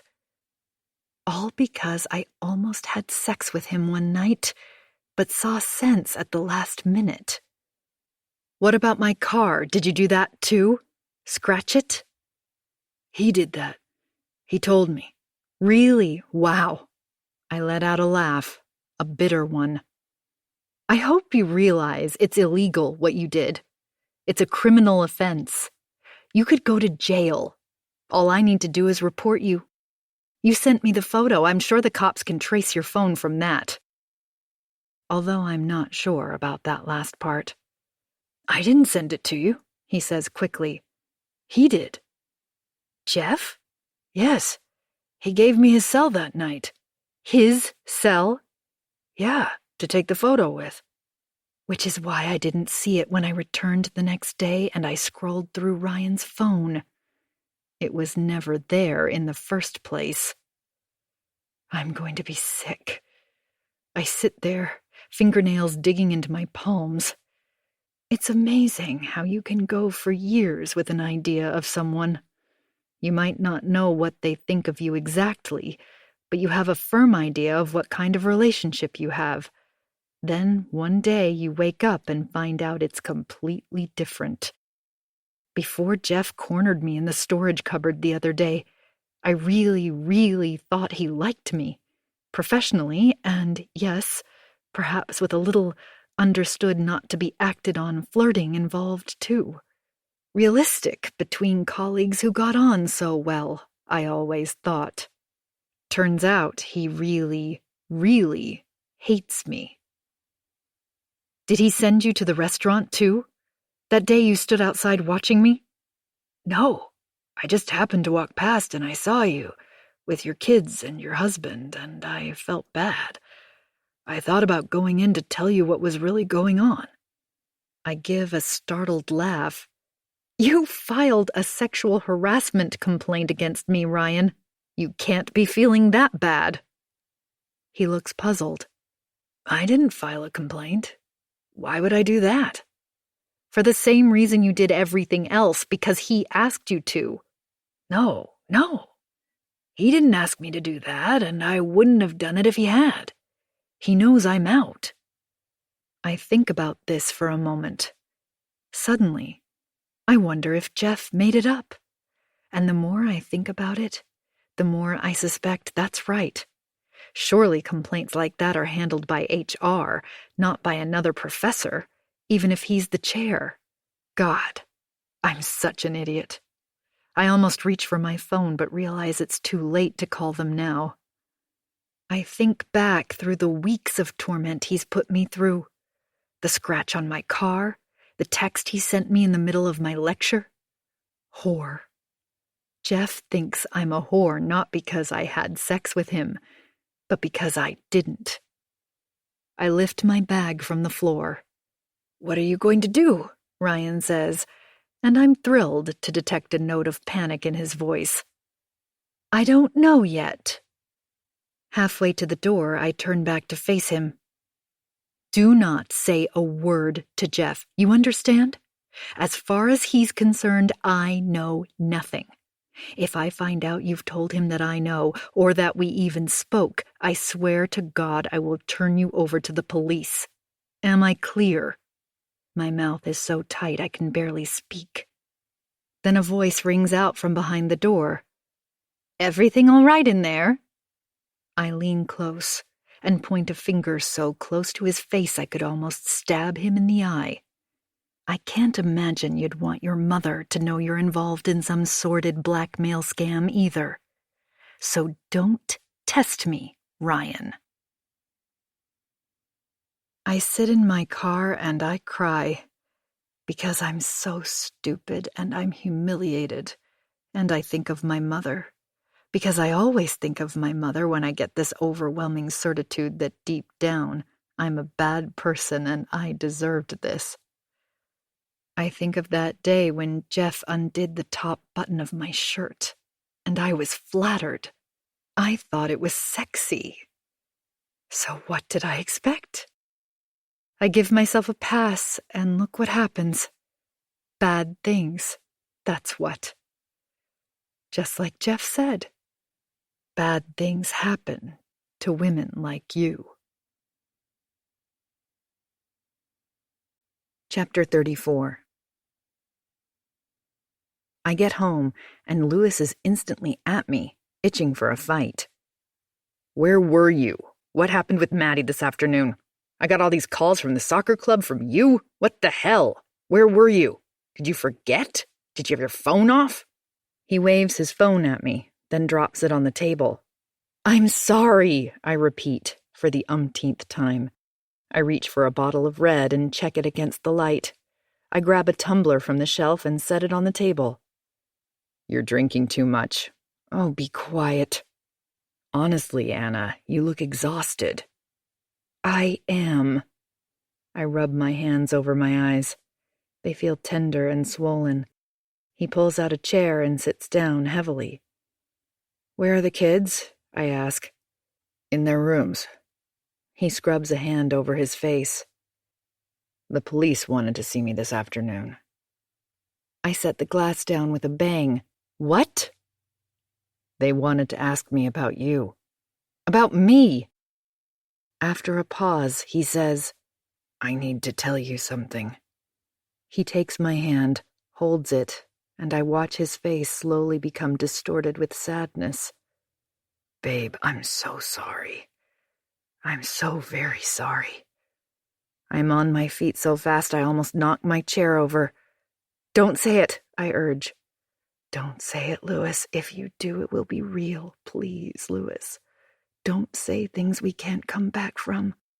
It's me, only me, remember? Remember how you would do anything to keep me forever. Remember? You love me so much, and I'm still here, baby. It's you and me against the world. But I'm too slow. He says it. I've been having an affair. And there it is, the confession, in all its pathetic, self-serving glory. I reach for another bottle of wine, having finished the first one. When I sit back down, I'm shaking, and I spill some on the table. Louis pretends not to notice. I think he's grateful for the distraction as he tells me that it started, months ago, around April. I don't tell him, yes, I know all about it, you can stop now.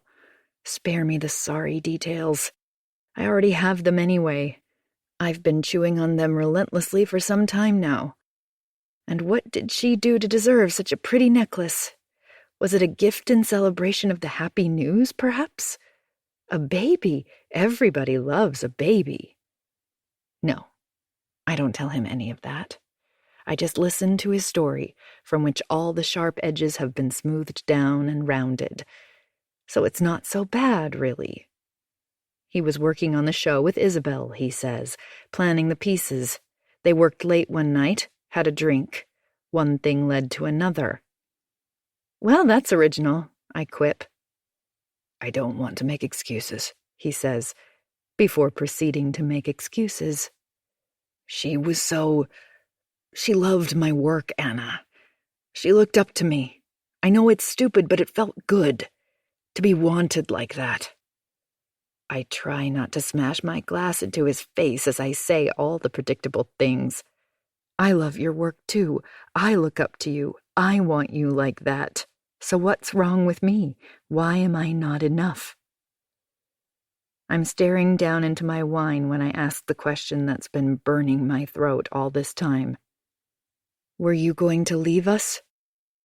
He stops talking then and stares at me, his face aflame. Oh my God, you were? Suddenly I'm standing. No. Okay, yes, fine, I was tempted, yes. I had a moment there where for a second I thought I could have another kind of life. One when I wasn't at your beck and call all the time. I blink, raise a hand, palm out. I've managed to keep it together so far, but even I have my limits. My beck and call? I say, still blinking. Anna, come on. This is my fault?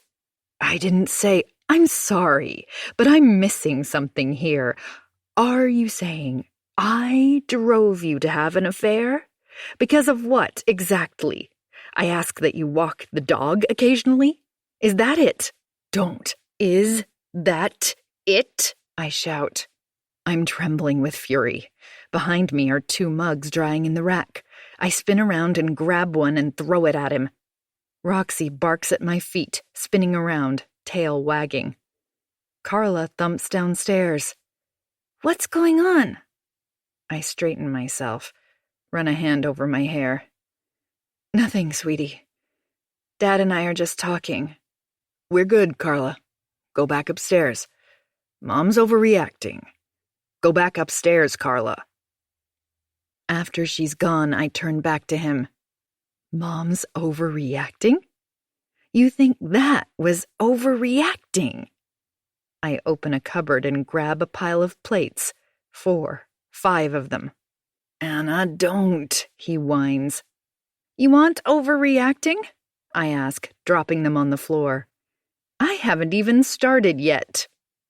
Carla reappears, this time with Maddie by her side. What's going on? Dad? Carla, can you please not ask your father anything? He doesn't want to be at your beck and call.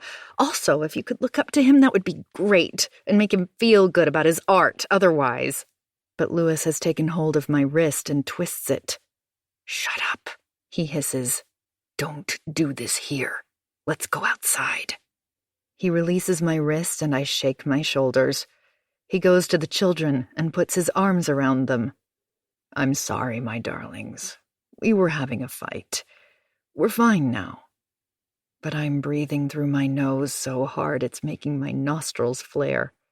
I don't think anyone would believe I'm fine. The children glare at me over his shoulder.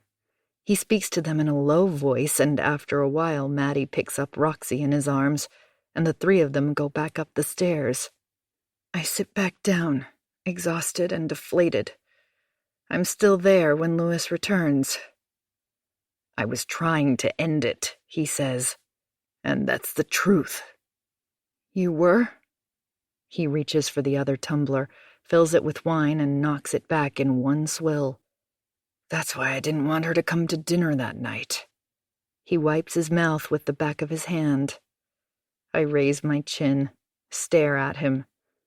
Liar. I saw you. You kissed her. That wasn't the kiss of someone trying to end things. And what about the baby? Then, suddenly, I understand why he's telling me this now. Do the police know? He nods. I notice how gaunt his face is then, how crumpled his clothes are, how sad and thin he looks, like the life has been drained out of him. Yes. My eyes begin to swim. What did they say? He looks at me, his eyebrows knotted together, and he tilts his head slightly but sweetly, like a puppy. They wanted to know about you. Chapter 35. I didn't sleep at all last night. My brain did its zapping thing. Zap. Zap. Like there was a lion tamer venting his rage with a bullwhip. Next to me, Louis looks as peaceful as a lamb. But then, that's Louis. Always. Can sleep through an earthquake, he'd say proudly. Unless I wake him up. In between zaps, I kept going over what Louis had said. They wanted to know about you. What about me? Where you were the other night? But why me? Because they know about me and Isabel, he said finally. And it's just as I thought. There were texts and emails that would have left little to the imagination. What else did they ask about me? Where you were, what time you came home. What did you say? Babe, what could I say? I told them the truth. But it's okay because you were with June, so there's no problem. They won't even suspect you. Suspect me of what? I don't know. They didn't tell me anything. They just asked questions. I nodded, feeling lost. But you were with June, so it's good, isn't it? Yes, it's good, I said. No, it's not good. Not good at all. On the way to work, I confirmed with HR that there are no claims against me, so that's something, I guess. There never was, they said. Just as I thought. It was a hoax. Jeff must lie awake at night thinking up new ways to torture me, turn the screws that little bit tighter, just so he can watch me suffer. I stand outside his office. The door is ajar and I can see him staring at his computer. He types slowly, looking at the keyboard, then at the screen, then back at the keyboard. He types the next letter or two, then he pushes his glasses further up his nose and does it again. I stand there, my eyes burning. I could walk in right now and tell him I know everything. That his career is over and he is going to die in a rat-infested jail where the only way to tell the difference between rice and maggots is whether it moves or not. No, wait. That's me. What are you doing? I spin around. June. Hi. I was daydreaming. She looks toward the office. About Jeff? You could say that. Takes all sorts, I guess. Then she leans closer. What happened last night? Did you find him? I grab her arm and pull her into my office, closing the door behind us. I sit her down and tell her everything. I have to go back to that day in the store cupboard for it to make any sense. I have to go back further than that, to Chicago, the conference Jeff and I attended together. You know, I really don't want to make excuses here, I really don't. But the next day, Jeff kept joking about how drunk I was, how much I knocked them back. But I don't remember doing that. Maybe I was tired. Maybe that's why the alcohol went to my head. Not that it's any excuse. She actually wipes a quick tear. I can't believe it.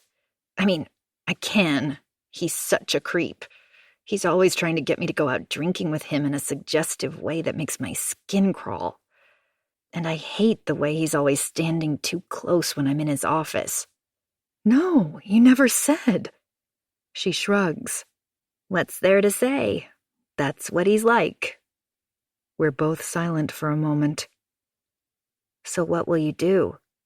I don't know. What do you think I should do? Will you report them to the police? I don't think much will happen if I do. It's Ryan's word against mine whether I was aware of him taking the photo or not. But you can't let him get away with it. I'm trying, June. I'm just not sure how. The only way for him to be prosecuted is if he does something like this again. And then we'd still have to prove it. What do you mean? Say he and I were in a compromising position. I make air quotes as I say this. And he was taking a photo unbeknown to me. How could I prove I wasn't aware of it? Or even that I wasn't doing it willingly? I just don't know the finer points of the law. I suppose we could find out. You said Ryan used Jeff's phone, right? I nod. So he must have the passcode. True. Ask him what it is. Then you can get rid of the photo. He'll have copies saved on the cloud, probably on a computer as well. We're both silent for a moment. We should get to work, I say. But thank you for listening. It means a lot. She leans forward and blurts out, He set you up. It's like I haven't spoken just now. I know, You can't let it go, Anna. I know that. But what do you want me to do? I don't know, but you can't let him get away with this. I mean, what happens when he becomes the dean? What if he does this to other women? I tilt my head at her. What do you mean, becomes the dean? He's got his panel interview this afternoon. He must be in the running, especially with you and the prize. It might have been your work, but you're in his department. He'll take credit for it, Anna. You watch. He's applying for dean of school? You didn't know? No. She shrugs. They'll give it to him, Anna. They can't. They will. After a moment, she says, I could get his cell phone. We could take it to the panel. Tell them what he did. What time is the interview? 2:00. I think about this. I know what these interviews are like. They take place in the executive office of the administration building, in a large room with state-of-the-art audio-visual equipment. I check my watch. Let me make a phone call. 20 minutes later, I called June back into my office. Is Jeff going out for lunch today? I ask. He always does. 12:30 on the dot. Returns between 1 and 1:30. Okay, that's good. In case he doesn't for some reason, you think you can get him out of the office anyway? I'll try. Why? What's going on? I don't reply. I have to think this through. And his interview is at 2, you said? That's right. Can you go to him at, say, 1:45 and tell him they've asked to postpone it by 30 minutes? Tell him the other candidates are taking longer than expected, something like that. She chuckles. He won't like that. Good, even better. And if he's not in his office at 1:45? I sigh. I don't know. I'll think of something else. I tell her of my plan. She listens, one eyebrow raised. When I finish, she grins. Genius. I love it. You think it will work? No idea, but it's all I have right now. I spend the rest of the morning distracted, but I feel good. Better, at any rate. It's what I need, this feeling of doing something, of taking control, of being in charge of my own destiny. As June predicted, at 12:25, Jeff exits his office, shrugging his jacket on, and locks his door. June pretends to do the same. She pops into my office with her coat on and her handbag looped over her shoulder. She removes both as soon as she enters. I call Steve, my new best friend. Steve, who looked so despondent the day of my Forrester lecture when I wouldn't let him fix the connection. I wrote an email the following day to his boss explaining that I'd decided at the last minute not to use slides, and I apologized for putting Steve in that position. He called me to thank me. It's the little things. Coast is clear, I say. Roger that, he replies, which makes me chuckle. I don't see the next part, but I know that June will unlock the office and let Steve inside, ostensibly to do something about phone line repair, should anyone ask. He works in the audio-visual department, but I don't think Jeff would know any different if he happened to return. Chapter 36. At 1:15, June texts me to say Jeff has returned from lunch. At 1:45, I stand in the corridor outside his office. June is inside explaining that there's been a delay, and the panel has requested Jeff attend at 2:30 instead. My heart is thumping in my ears while I wait, chewing on a fingernail. Finally, June walks out. Hi, Anna, she says, sounding convincingly surprised to see me there. Is he in? I ask. Yes, you're in luck. Go on in, she replies. I almost laugh at how ridiculous we sound. As we pass each other, she whispers, Good luck. What are you doing here? Jeff snaps without looking up as I close the door. I hope. I raise a hand. Save it, I say. I know he was about to bring up the Penty Stone notebooks, and I don't want him to. Something strange happened. I thought you might be able to shed some light on it. I called Janet from HR. He looks up then. Did you? And? There's no sexual harassment complaint against me. There never was. He leans back against his chair. There isn't?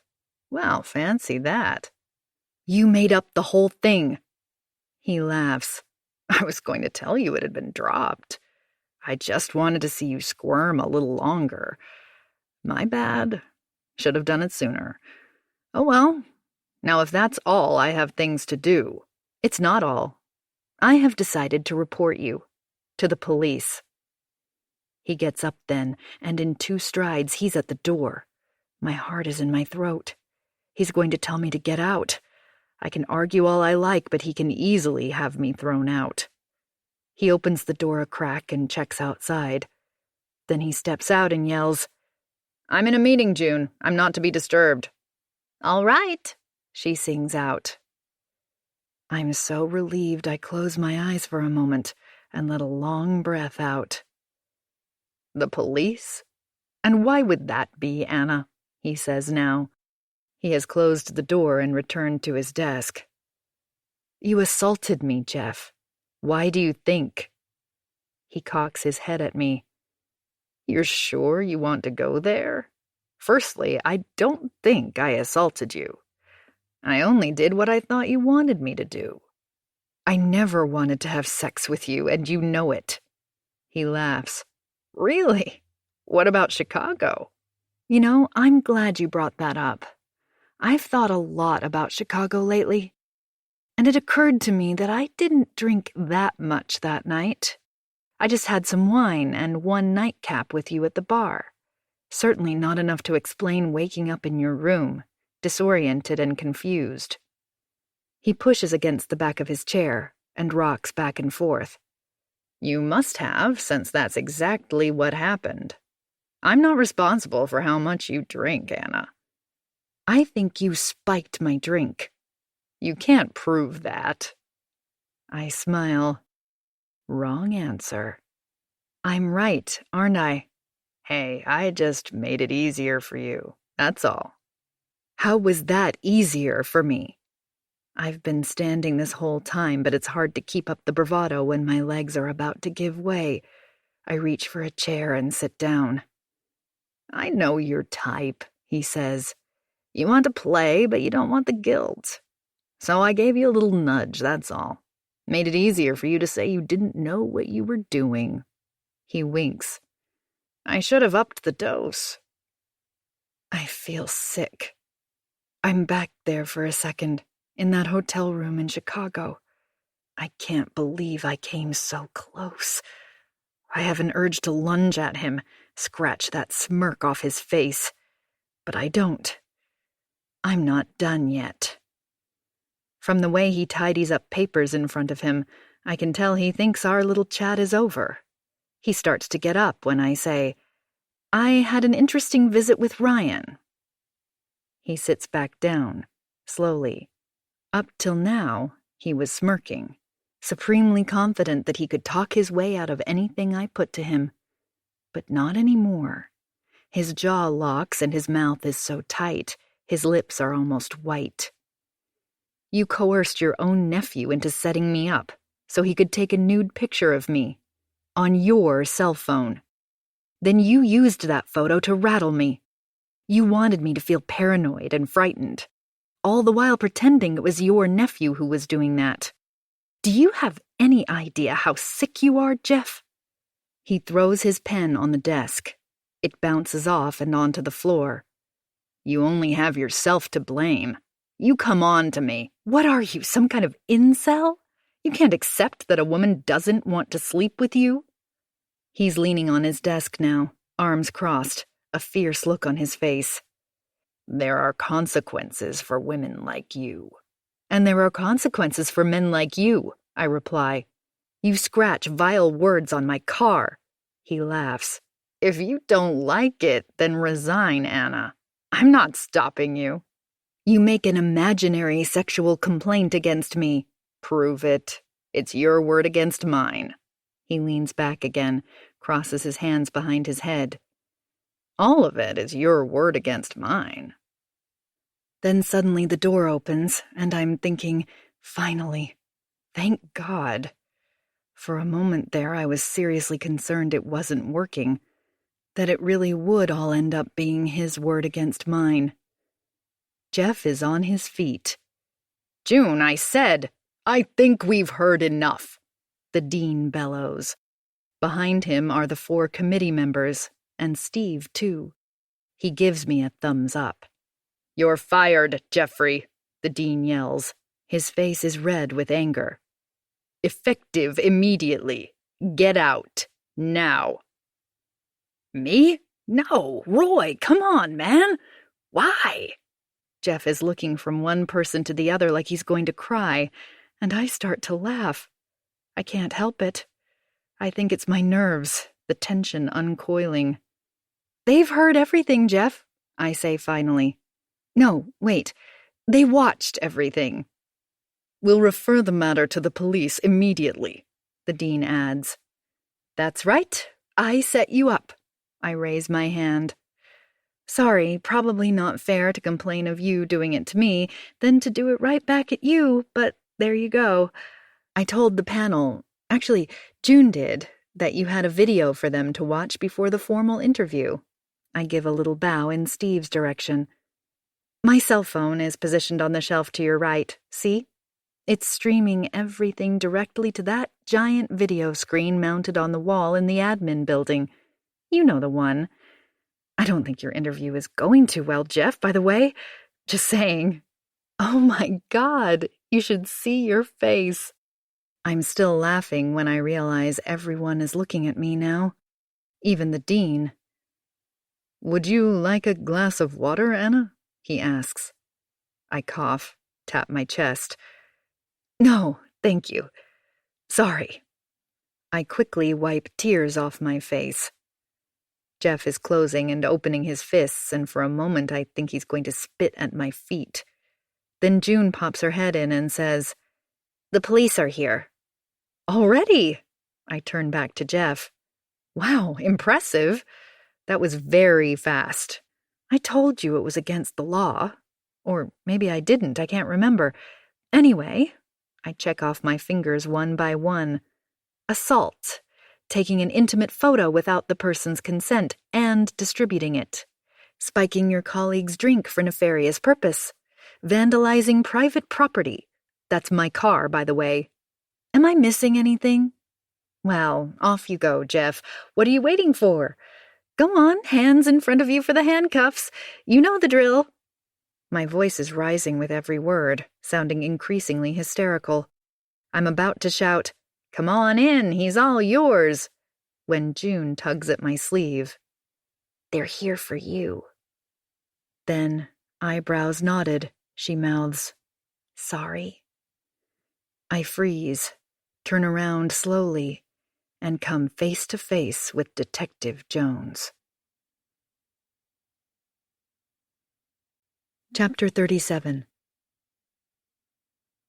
They just wanted to talk to me, they said. Detective Jones and the other one, Detective Dalloway, a woman with short black hair and a scar over her top lip. I wonder if it's the same one who interviewed Lewis the other day. I let myself be led away, head bowed, cheeks flushed with humiliation. I followed, obedient and meek and so frightened it made my legs feel like rubber, and was put into the back of a black sedan that stank of stale cigarettes.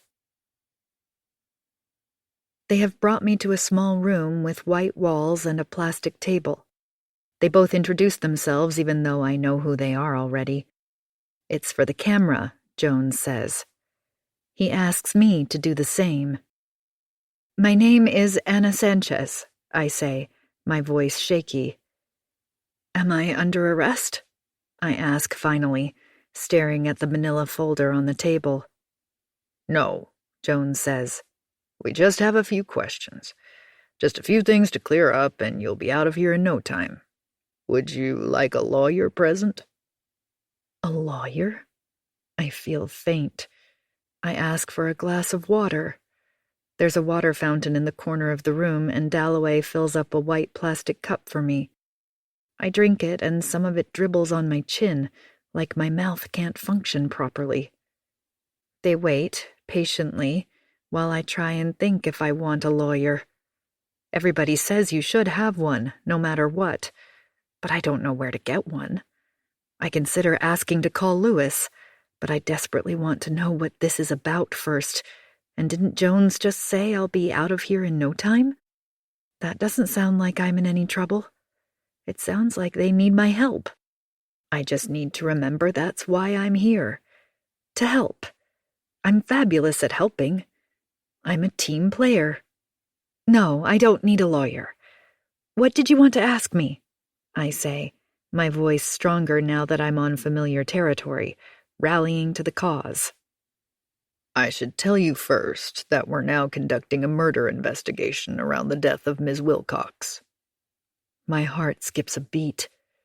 I wonder how many I have left, how many more I can skip before my heart gives up completely. I stare at him, replaying the words in my mind. You think she was murdered? Mrs. Sanchez, you said the last time you saw Isabel Wilcox was on the Friday when you and your husband hosted a small dinner party. I think of June's sad face as I walked out. Sorry. I did, didn't I? It's not a question. I made a mistake. He writes something down. What mistake would that be, Mrs. Sanchez? I saw Isabel the night she died. I say this quickly, on the outbreath. I see. That's quite a mistake. Did you forget about that? He sits back in his seat and chews on the top of his pen. That is a bad habit, I want to say. I've been trying to get Carla to stop doing that, and it's really hard. Do you know how many trillions of bacteria you're ingesting right now? Where has that pen been? In your unwashed pocket? Have you dropped it on this filthy floor lately? Of course you have. Mrs. Sanchez? I blurted out. I told you before, I went out with someone from work, June. I said we were together until I went home, but we weren't together all night. We went our separate ways around 8 p.m., I think. After that, I went to Isabel's house. To talk to her, that's all. Just to talk. And before you ask what it was about, it was nothing. It was about my husband, actually. She was home. She let me in. My memory of that night is a bit fuzzy, so please bear with me. Sure, take your time. I pick at the skin around my thumbnail. I asked her to leave him alone. I suppose you know that she and Louis... I look at him, for help almost, for confirmation, but he just waits for me to continue. Well, I suppose you know that they had some kind of fling, very brief, and he had ended it by then. Except I didn't know that. Anyway, she wasn't going to leave him alone, that's what she said, because they were in love. I may as well tell you, since you probably already know, that she was pregnant and that it was Louis's, but I don't know if that's true. I called her names, told her to stay away from my family. Then I left. What time was that? 10? 11, maybe? Then I went out to a bar. I don't remember where exactly. Okay, so why didn't you tell us this the first time? I was embarrassed. I didn't want you to know about Louis and Isabel. The fewer people who knew. Detective Dalloway, who was sitting on a flimsy plastic chair in a corner taking notes, turns to Jones. I understand that, she says. Then to me she adds, if my husband was cheating on me, I wouldn't want anybody to know about it. Right, I say, relieved. Exactly. Jones makes a face. We've all been there, Mrs. Sanchez. Having a partner cheat on you is a nasty feeling, especially when there are children involved. I don't blame you for wanting to have it out with her. I flinch. I wouldn't say have it out. More like a frank and honest discussion. Right, he says. So that frank and honest discussion took place over 3 hours? No. God, no. I don't remember what time I left, but it couldn't have been that long. That's all right. We have CCTV that places you in the neighborhood, walking away from Ms. Wilcox's home at 8 minutes past 10. So let's call it 2 hours then. And just so I understand clearly here, you went to Ms. Wilcox's house, you told her to stay away from your husband, you called her names. Then what did you do for the other hour and 50 minutes? We argued. She told me she was pregnant. I cried. We shouted at each other. Did you assault her? No. I rub my hand across my forehead. I knocked over a vase, that's all. I think of the pool of water on the carpet, her crouching and putting the flowers back in the vase. How incongruous it all seems now. She was perfectly fine when I left her. Did she agree to... He licks a fingertip and flicks over a page. Leave him alone? I take a moment to reply. No, but it didn't matter. Louis had already broken it off. Had he? Jones says, eyes wide, as if this is the first he's heard of it. I tilt my head at him. He must have told you. He turns to Dalloway. Did Mr. Sanchez say he'd broken it off? She raises her hands in a search me gesture. They exchange a knowing glance. Then Jones turns back to me. Let's accept that your husband had broken off the relationship. I wince at the word relationship. Such a happy and committed word, utterly inappropriate in this instance. But I let it pass. Then why did you feel the need to go and see her? I rub my finger again on the same spot on my forehead. The skin is starting to peel there. Because I didn't actually know at that point in time. He leans forward. See, if that was me, Mrs. Sanchez, and I went to see my wife's lover, for the sake of argument, and I was politely asking him to stay away from my wife, and he said no, I don't know what I'd do. I'm being honest here, I really don't. But you accepted her response and walked away, is that right? I wouldn't say I just walked away. Because you said you called her names and you left. You'd gone all that way to save your marriage, then you just took it on the chin and left? He lets the question dangle between us. How did you get that mark on your hand, Mrs. Sanchez? I look at the welt. It's almost gone now. I told you. Gardening. Did you know your husband had gifted Ms. Wilcox a necklace? She was very fond of it. She wore it all the time. In fact, she told her colleague that she never took it off. He opens the folder and pulls out a clear plastic envelope. Inside is a photo of Isabel and another man at what looks like an art opening. They're standing close together, smiling at the camera, a glass of champagne in one hand. Clearly visible around her neck is the necklace. I can't stop staring at her. I can't stop thinking how beautiful she is, and a flash of outrage bolts through me. How could Louis possibly resist? She's like one of those plants that are beautiful on the outside but carnivorous on the inside, all bright colors and pearls of dew, but get too close and they'll entrap their prey and won't let go until they're completely suffocated. Mrs. Sanchez? I raise my head. She never took it off. They exchange a glance, and I know it was the wrong answer. I sit back. I didn't know that he had given this to her, no. Not even when you visited the jewelry store on November 12th with the receipt from your husband's purchase, claiming your husband had in fact given the necklace to you. For a moment I feel like I'm falling, the ground rushing towards me, and I'm scrambling to hold on to something. I knew, I say, feeling the corners of my mouth pull down. So that was another mistake then, you not telling us just now? I don't know what to say. My eyes well up and a fat tear rolls out onto my cheek. I brush it off. Why didn't you say so, Mrs. Sanchez? Do you know why she didn't have the necklace on her that night? Dalloway asks. She had it on her during the day. She didn't have it on her when she died. We searched her house. We didn't find it. Because I took it from her, I say. She was playing with it as we spoke, taunting me. I grabbed it and pulled it off her. I rubbed the side of my hand. It was fastened more tightly than I'd expected. I see. So you did assault her? No! Come on, Mrs. Sanchez. You said so yourself. She taunted you.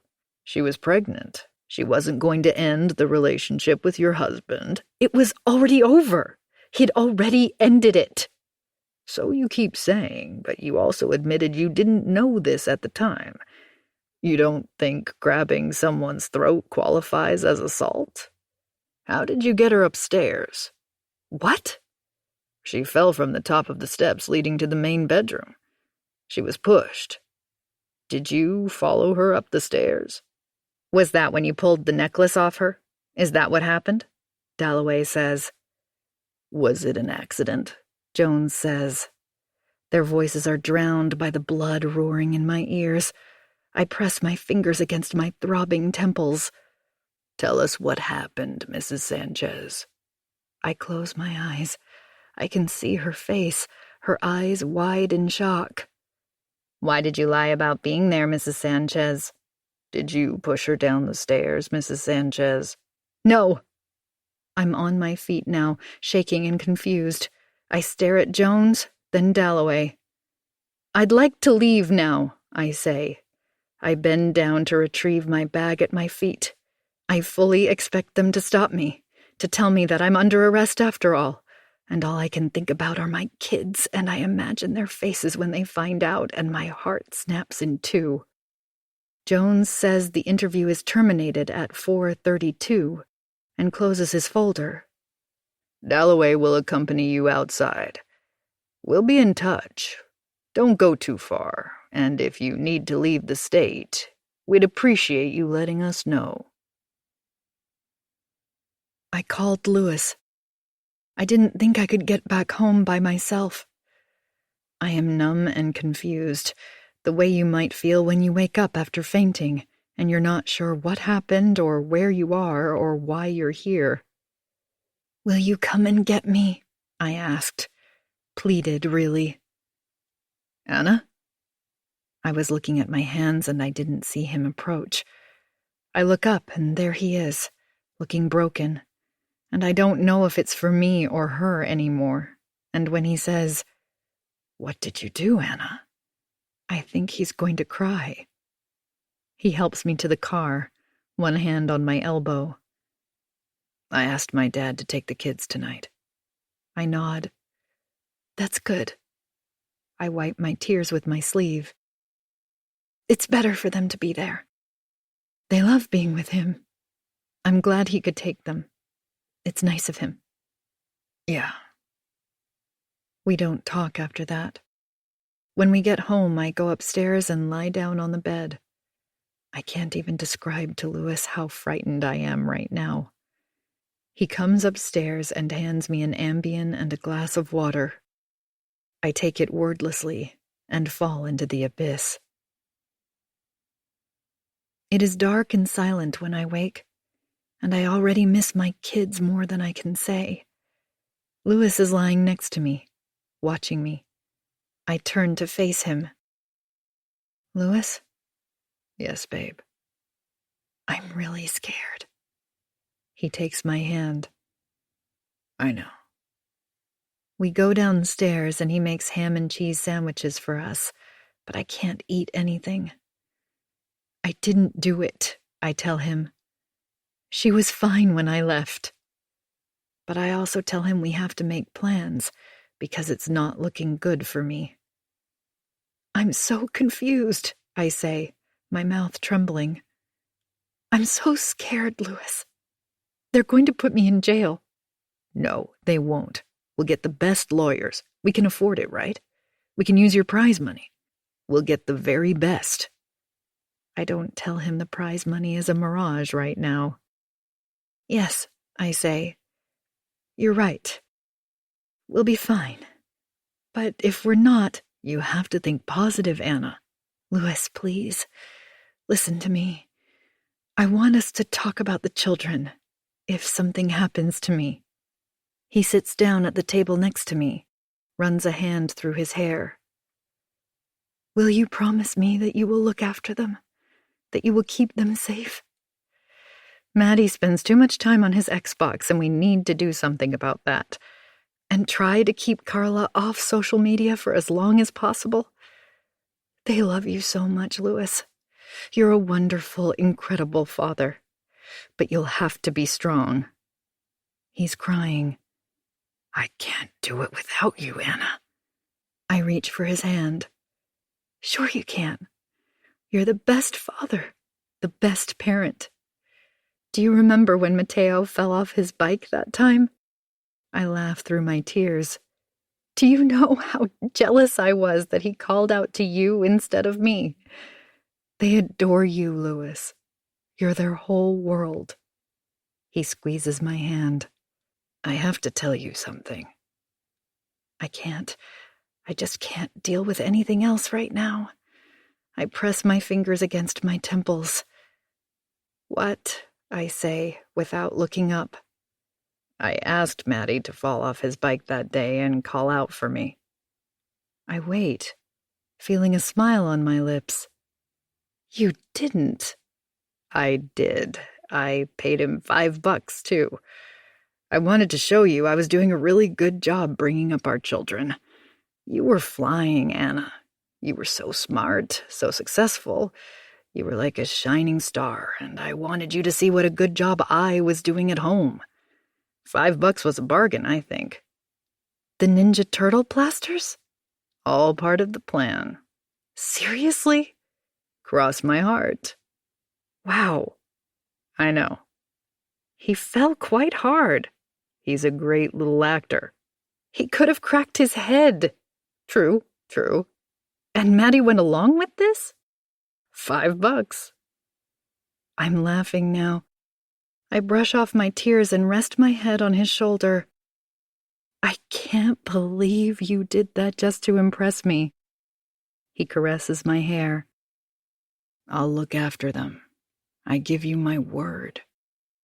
But that's not what I wanted to hear after all. I wanted him to keep saying how it was all going to be okay. And we didn't even need to have this conversation. Because if Louis doesn't believe in me, then nobody will. Chapter 38. I lie in bed most of the morning. Louis brings me cups of tea and watches me, his eyebrows knotted together. Can I get you anything? He asks. He makes it sound like I'm ill and I need tending. He sits on the bed next to me. I think the kids should stay with my dad another night. Yes, I reply. Yes, you're right. They all right? They got to school okay? It's Saturday, he says. Of course. They're good. They're with their friends. They don't know anything. Okay, good. That's good, I say, then wait till he leaves the room to bury my face into the pillow and bawl my eyes out. At one point, I think there's a knock on the door, and my heart lurches because I think it's them. They've come to arrest me, and I sit up, but it's next door. I should get up and get dressed, though, because they will come, won't they? I don't want them to find me like this. I reach for my phone to call June. She must be worried sick. I want to tell her I understand she had to tell them that my alibi was a lie. She must feel terrible. She doesn't answer, and I leave a message. Hi, it's me. My voice breaks. I'm home, I say, in case she thought I was arrested. God, that was scary. Call me soon. I take a shower, get dressed in practical clothes, flat shoes, pants that don't require a belt. You never know, what if they take it away from me? I think about these things. I expected to hear back from June, but there's no message. Louis made some calls and has found me a lawyer. He's the best, he says. I promise him that I'll call this afternoon. I don't tell him there's no money. There probably never will be. Go to the studio if you have to work, I say. There's nothing you can do here. He takes my hand. You sure? Of course. I want to visit June anyway. I don't add, while I still can. I leave another message, then drive over to June's house. I'm actually getting worried about her. It's not like her to not return my calls. Also, I desperately want to apologize. I should never have asked her to lie for me. Maybe she's angry about that I got her mixed up in this whole mess. I'll explain that I just panicked. I thought if the police knew I was there that they would come for me. In the end, they did anyway. I am thinking all this as I walk up to her porch, hugging a potted purple hyacinth because I read somewhere they signify, "Please forgive me." I ring the doorbell, and after a moment I see her outline drawing near through the frosted glass pane. I quickly stand to the side with my arm extended so she'll see the plant before she sees me. "I'm sorry," I blurt out as she opens the door, my head tilted, my eyebrows raised. "Please forgive me?" God, she slaps her hand on her chest. You scared the bejesus out of me. I recoil in surprise. I did. I'm sorry. I left you a bunch of messages. Well, 3 anyway. I wait, holding my pot plant against my chest, but she doesn't move. I've come bearing gifts. 1 gift anyway. And to say I'm sorry that I asked you to lie for me. That was wrong. You okay? They didn't give you a hard time, I hope. I told them it was my fault. She stands there, a little shakily, and takes the plant from me. Thank you. It's very nice. She's smiling, but it looks forced and makes her lips twitch. I put 1 hand on my hip and tilt my head at her. What's wrong? Nothing. I'm kind of busy, that's all. I blink. I imagined myself coming here, moving piles of baking magazines from her couch and sitting down with a cup of that chai tea she makes, holding on to one of her flowery cushions. It never occurred to me she wouldn't want to see me. Can I come in? She glances over her shoulder. Oh, sorry, you have guests? Then it dawns on me, and I look around, trying to pry through her front window. I lean forward and whisper, Is it the police? They're here? No, the police aren't here. Nobody's here. I'm just tired, that's all. I nod. Of course. I should go. Oh God, June, I don't want to go. I'm so sorry. I can't say it enough. I'm probably going to be arrested unless a miracle happens, and I can't imagine what that might be, so I might not see you again after this. I pull out a used Kleenex from my coat pocket and wipe my nose. She tilts her head, and she looks so sad suddenly. We both are. She sighs and moves out of the way. Thank you, I say in a small voice. I won't stay long. She sets down the hyacinth plant on the small table and makes no move to unwrap it. What happened, June? Is it because I asked you to lie for me? About the alibi? I'll say anything you want me to say. I'll tell them again, of course, that it's my fault. I want her to say something, to make it better, offer solutions, do the June thing. But she just stands there, her arms crossed over her chest. We've moved into the living room, but she hasn't invited me to sit down yet. I glance around the room. As always, her coffee table is messy, covered with homemaking magazines, opened recipe books, empty cups and glasses, and small plates with a scattering of crumbs. June still hasn't moved. And then it dawns on me. She's afraid of me. What's going on? I ask. I found the necklace in my bag. Both hands fly to my mouth. Oh no. Oh, please, let me explain. Did you plant it on me? No, I swear to God. On my children, never, ever. I move to touch her, but she jerks away. You remember when Carla was riffling through my bag for my purse the night you were looking after Maddie? I had it in there and I panicked, remember? I knocked the bag from your shoulder and I put it in one of the pockets because I didn't want Carla to find it. I didn't want Louis to find it either. I did it on the spur of the moment. I was going to tell you, but with Ryan and Jeff, I'm so sorry, June. I just forgot." "Then why did you have it?" she asks. "Listen to me. When I went to see her, she had the necklace around her neck, and I was so upset I yanked it off her. That's how I got this, see?" I show her my hand, the light pink line only barely visible. "That's all. I put it in my pocket and I left." She shakes her head slowly, her fingers on her lips. "You have to believe me. I didn't put it in your bag to hurt you. I just needed a hiding place, and I was going to tell you." We stare at each other in silence for a moment.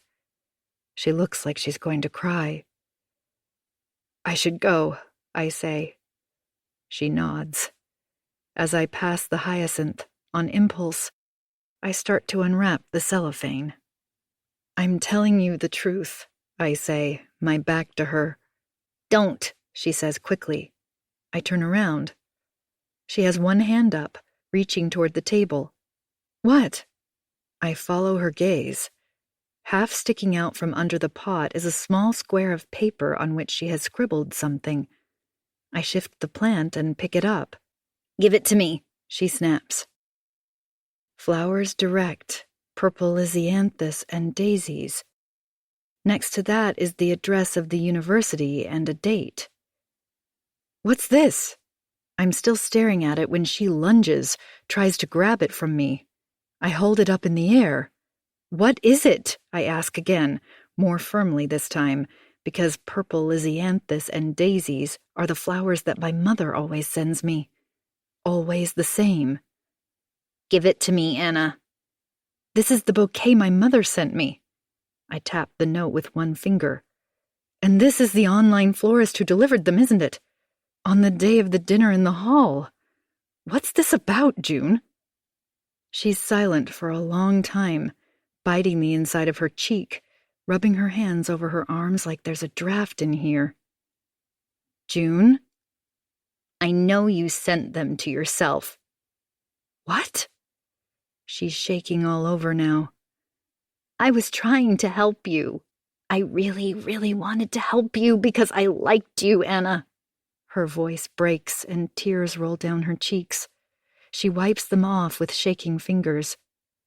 "When they took you away yesterday, I wanted to find your mother," she says. "What? Why?" "Because I thought you needed her. I thought it would be good for you, and she owed you, and she should be here for you right now. And I didn't know her last name or where she lived, but I remembered the flowers she sent because I was the one who took delivery, and I remembered the name of the store." "Oh, June." "But it wasn't her who sent them," she says. Her eyes grow wild suddenly, like she's realized I'm standing here, barring her way, and she's looking for an escape. "Of course she sent them," I say gently. "No, she didn't. You did." I shake my head vigorously. "No, that's not true. Don't say that." "They told me who sent them, and it was you, Anna. And you've done it before. You're a regular customer there, always the same bunch of flowers. You're sending them to yourself." "June, stop, please. You know how crazy you sound right now? Obviously there's some mistake.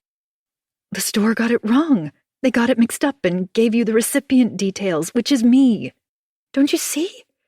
Think about it, June. Why would I do that? It makes no sense. Why would I send myself flowers and pretend to everyone they're from my mother?" "Because she's dead." "Louis?" I'm crying, sobbing, really. Big, wet sobs that bubble up and explode in a series of snotty eruptions. "What's wrong, babe? Where are you?" "I'm in my car," I say. I managed to drive away because I didn't want to sit outside June's house, but I only made it 2 blocks and I had to get off the road before I caused an accident. "You have to help me, Louis," I whisper. "Baby, I can't hear you. I don't understand what you're saying. Have you been in an accident?" "No, it's June. She said..." "She said what?" "Oh, Louis, I did some bad things. What things, babe? I put my hand over my mouth so that no one hears me, even though I'm alone in the car. I killed my mother, I whisper. His silence is long and distant and slices at my heart. I think he's hung up. Out of the blue, a thought pops into my head. Did he already know? What did you do? Am I crazy? I bring my hand over my eyes. I'm so frightened I can't bear it. Oh, Anna, honey. I killed my mother. I can barely speak after that. Every word comes out chopped, lurching into the next. It's like I'm speaking in Morse code. Everything has to be interpreted, linked into a sentence. My mother has been dead for 16 years. I've been sending myself flowers. No, Anna, no. Louis, I'm so sorry. Again, I drop my voice so low that maybe even I can't hear it. Listen to me, Anna. His tone makes me snap to attention. I don't know what June thinks she's doing, but you did not kill your mother. Do you hear me? That's insane. Don't you think we would know if your mother was dead? I don't know, I wail. Would we? Yes, of course. Don't listen to June, Anna. Come home now. We'll call your mother together, and then we'll go and talk to June, okay? I haven't spoken to my mother in such a long time, Louis.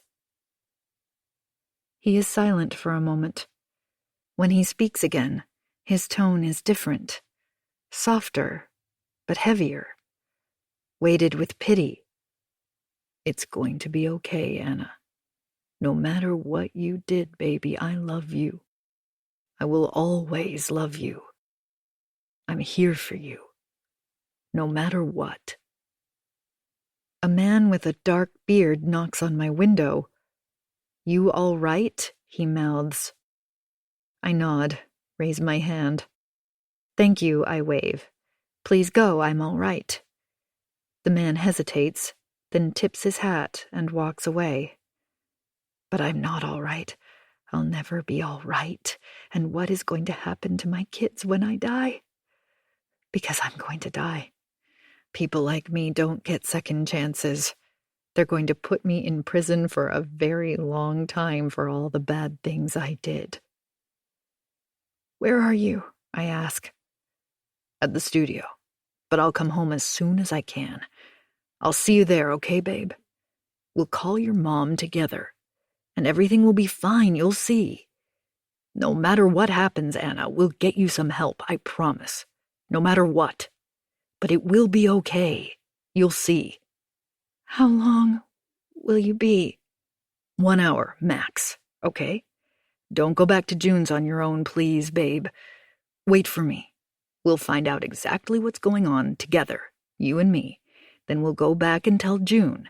Together. It's going to be okay. I promise. Thank you, Louis. I'm sorry. I love you, Anna. No matter what, okay? I love you too. I'm so sorry. Chapter 39. I start the engine. Then I sit there, letting it idle. I don't know what to do. I can't bear to go home and be on my own, so I drive to the studio because all I want right now is Louis. I desperately want him to hold me, to help me make it right, even though I know nothing can ever be right again. The police will come for me soon. Hey, maybe they're at the house already. I have so little time, and all I want is to curl up on the sofa and maybe watch him work, just to pretend for a little while that none of this is happening. I let myself into the building and up the goods lift. I knock on the heavy door, but he doesn't hear me. I rest my forehead against the cold metal. I can faintly hear music inside. I pry the key loose from its trusted place and let myself in. Louis? His large sculpture, the nest, is back. It's bigger than I remembered. More somber, too, somehow. I walk around it and to the other end of the studio and turn off the sound system. Louis? I check my cell, but there's no message. I stare at the sculpture. The nest. His apogee. I think how much I wanted him to succeed, how much I supported him, loved him, trusted him, admired him. And that work, his grand masterpiece, it should have been about us. The nest, it should have been for me. And I can't stop crying as I think back to that night at the opening. Isabel might have a shot at selling the nest to the Contemporary Art Museum for their permanent collection. I think of him crossing his fingers, his eyes closed, his face turned to the ceiling, and I remember the words that floated in my mind then, like a whisper. He's in love. I don't know what happens after that. I just feel all the pent-up pain and fury roar through me, and before I can stop myself, my hands have gripped the long metal rod that seconds ago was leaning by the window, and I'm screaming as I raise the rod over my head and strike the sculpture as hard as I can. But the hook gets caught on something, and I pull the rod up and blindly thrash into it again and again and again until the cables snap and the whole structure falls with a loud crash, and the creatures in their eggs roll out, and I smash them too. I smash their faces and their eyes and the delicate shell around them, and I'm screaming because they should have represented our children, shouldn't they? This should have been our nest, shouldn't it, Louis? Didn't we deserve this homage to your genius, Louis? Weren't we enough for you that you had to fall in love with her? And I can't see anything anymore, and it's all his fault, and everything I did for us, and all there is now is noise and dust and splinters flying and bouncing against the walls, and I'm still screaming, and I can't breathe, but I don't want to stop until it's gone, until that thing that sits there like a monument to all that went wrong is gone. I am on my knees. I drop the rod with a clank. I can't breathe. I don't know how long I sit like that, in the middle of the wreckage, my arms wrapped tightly around my sides. I open my eyes and see the creatures at my feet, broken, eyes smashed, no longer pleading, like they were real and now they're dead. And suddenly I have this overwhelming urge to put them back together. I scramble around the floor to find the right pieces and grab a chunk of the shell, then another, and I want to put them back together, but they don't fit. I stare at them in my hands, sobbing. Something catches my eye. Letters. Words. The shells were made of paper, glued together and shaped. I pull it apart gently and smooth the creases out as much as I can. And I see now what caught my eye. It's my name, on an official document, or what's left of it. It's stained with dark spots, like it was kept somewhere damp for a long time. It's a residential purchase agreement for the house I grew up in Youngston. What I think of as my mother's house after my father died, before she moved to California.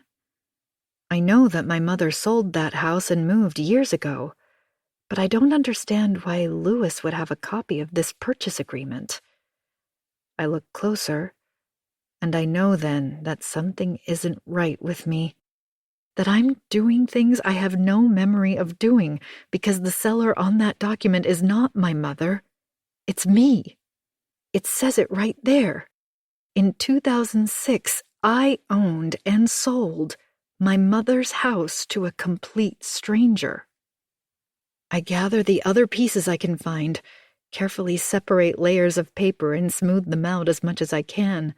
And now I'm wailing like an animal, because Louis said my mother was alive, and of course she wasn't dead. He said, wouldn't we know? But he must have known, because this in my hand is a piece of her death certificate. And when I look at it again, it's as if the light dims around me, and the walls are closing in, and I throw it to the floor and push myself away from it as far as I can, and I hit the wall with my back, and I'm stuck there, shaking, crying, calling his name, and I'm so scared. I'm losing my mind, because the manner of death is accidental fall on stairs. The floor is littered with debris, and as I scurry around on my hands and knees, blood roaring in my ears, I catch sight of something long and strange and out of place. I pick it up. It's some kind of tube, partly transparent, with a yellow and white sticker. And at first I think it's a tube of solder wire, and it's only when I read the label that I realize what it is. EpiPen. I haven't seen this exact type before. It's different from the ones that you would see today, but that's what it is. And my heart knocks around in my chest because I know, without a shadow of a doubt, that this belonged to Monica. It falls out of my hand and disappears under the couch. I'm on my knees and I peer underneath. It's been stopped by something small and shiny, like a button, and I have to extend my arm as far as I can to reach it. I feel it with my fingertips, but accidentally nudge it away. I have to use the rod to drag it out, and it slides out, along with the shiny button. Except it's not a button. It's a ring. Silver. Oddly shaped. He's a very interesting metal artist. French.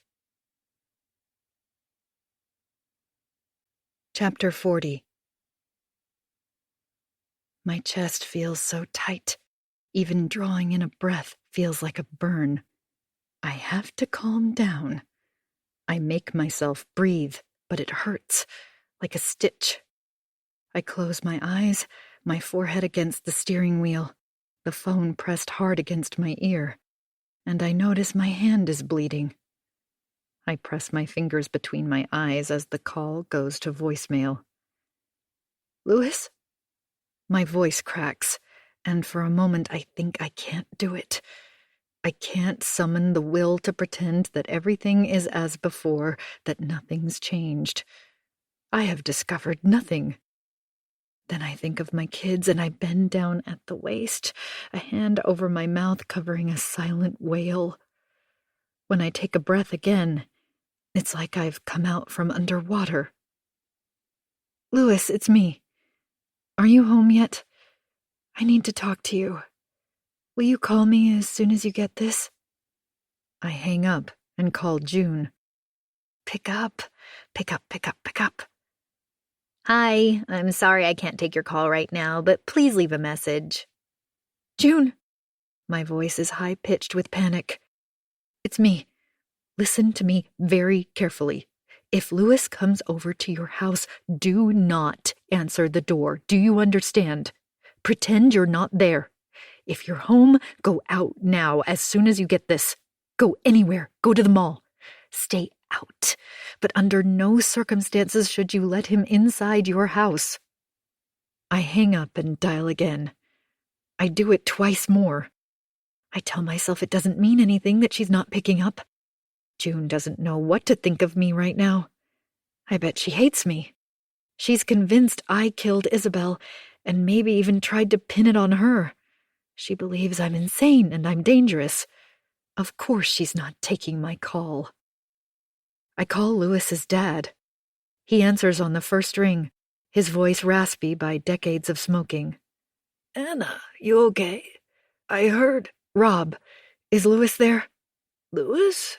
No, why? Should he be? I thought Carla and Maddie were staying till tomorrow. Listen, Rob, if Louis comes over, don't let him leave till I get there, all right? Tell him to wait for me. I'll be there shortly. Is everything all right? Yes, everything is fine. I'll see you soon. Call me if Louis gets there before me.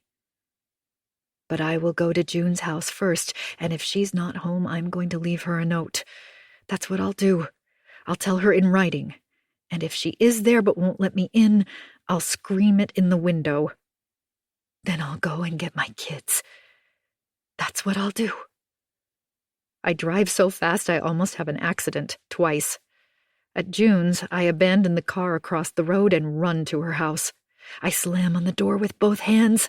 Open the door. But she's not there.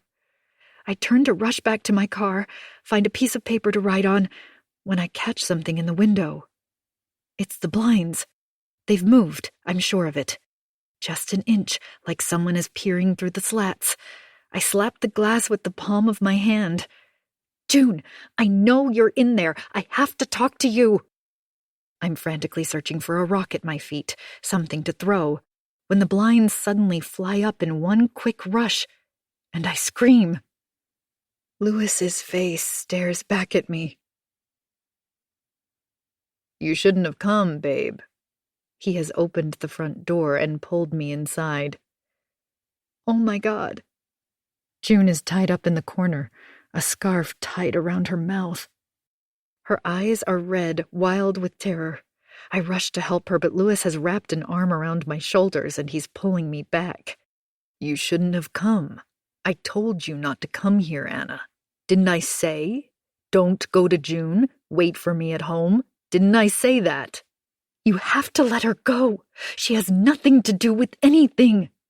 She shouldn't have tried to track down your mother, he shouts, pointing at her. And that's on her, okay? He turns around and grabs his hair with his fists, pacing the room. I have to take care of it now. I'm taking care of it. I'm crying so much I can barely speak. Who are you? What did you do, Louis? Did you really do all those things? Did you really hurt all these people? He looks into my eyes for a long time. Then his face slowly crumbles with misery. Don't look at me like that. Of all people, Anna, you're the only one who would understand. He drops to his knees and holds on to my jacket, his face upturned, pleading. What are you doing here, Louis? I've come to take care of June, he says quietly. You have to trust me, Anna. Everything will be fine. I promise. No, please don't hurt her. I'm begging you. You have to let her go. He pulls me down so that we're both on our knees. He takes my hands in his. Come on, babe. You understand, don't you? Of course you do. Because you're dark like me. We're the same, you and me. No, Louis, we're not. We're going to be okay. I'll take care of this, then we'll get the kids and we'll go away. The four of us, okay? We'll go wherever you like. What did you do to Isabel, Louis? I made a mistake. I told you that. I should never have done it. I could never be with someone like Isabel. Women like that, they're too bright, too shiny, too perfect. It was just a fling, that's all, but she wanted more. She wanted to have a baby, and how could I leave you? We have to go to the police, now. No, we don't have to do that. I'll take care of everything, I promise. You understand, don't you? He grips my hands tightly and pulls me closer to him. You're made of dark waters like me. And he says it again. We're the same, you and me. No, Louis, we're not. We're not the same. No one loves me like you do, he says. You're obsessed with me, see? And I'm obsessed with you. And I think back to all the times he said it. You're obsessed with me. And I thought it was pure, true love. And all the time it was something so much darker than that. You and me, we would do anything for each other. We'd kill for each other. I've always known that about you. But Isabel, she wanted to break us. I made a mistake, I admit that. But I couldn't let her do that to us. You see that, babe, don't you? Why did you go there that night? I ask. Because she called me after you left, and she said she told you about the baby, and I was free now to be with her. But I didn't want to be with her, Anna. I didn't want the baby. So I turned on the light in my shed and put some music on and locked the door so that when you came home, you'd think I was in there. Then I went to her house and I tried to talk to her, I really did, but she wouldn't listen. And she was going to tell Patrick and Perry at the gallery and everyone she knew that she was having my baby, and I couldn't do that to us, babe. You see that, don't you? I dislodge one hand and wipe my cheeks. He grabs it again. Did you push her down the stairs? She was so mad. She threw the ring I gave her at my face, and she was going to tell everybody. And I pretended I was sorry. I pretended to kiss her, and I said, "Let's go upstairs, let's go to bed." And then he raises his shoulder slightly. She fell. He says, simply, "Louis, no. Oh, God." I feel sick. And I don't want to ask my next question. I don't want to, but I know I have to. What about Monica? That was an accident. I swear to God. I wanted to go with you to that party. Remember that party? Of course I remember that party. I knew she'd taken back a piece of cake from the cafeteria that day, he continues. She always did that. Remember how she always did that? She'd keep it in a tin with flowers on it, remember that? And pick at it while she finished her assignment. Yes, I remember, I say. I crushed some peanuts together into crumbs, then I told her to meet me somewhere, that I had a present for her, so she'd be out of the room. I went in there and sprinkled it over the piece of cake and took her EpiPen. I rushed back to where she was waiting and gave her a drawing pad. Remember how she used to draw all the time? She thought we were going to meet later at the party, but I'd already fallen in love with you, you see. I just wanted it to be you and me. I thought she would be sick and go to bed. I didn't know she would die. I swear to God I didn't know. I drop my head in my hands, but he grabs them again, holds on to them so tightly he's crushing them. You understand, don't you? June makes a sound in the corner, like a moan. And my mother? He lets go of my hands and grabs a fistful of his hair. Your mother. She was nasty, you know that. She said to me there was something not right about me, and she found out some things about me. Some things I did that landed me in detention when I was a kid, but I wasn't like that anymore. Not since I met you. And I told her that. But she wanted to tell you. She wanted to break us up, Anna. And I... He doesn't say any more, just looks around wildly, rubbing his face, pulling at his hair. After she died, I panicked. I didn't know how to tell you. I pretended she was still alive. The police said it was an accident anyway, and you two weren't speaking at the time. And you never liked her, she was horrible. But then when Carla was born, you wanted to reconcile, and I just kept pretending. I pretended she'd moved away. I picked a place as far away from us as I could, and I bought a P.O. box in her name, and I really thought you'd give up. But you didn't, and you invited her to Christmas and birthdays, and I'd send flowers and send emails, and you'd call her and leave messages, but she'd never call back, just send you emails, and it just got out of hand.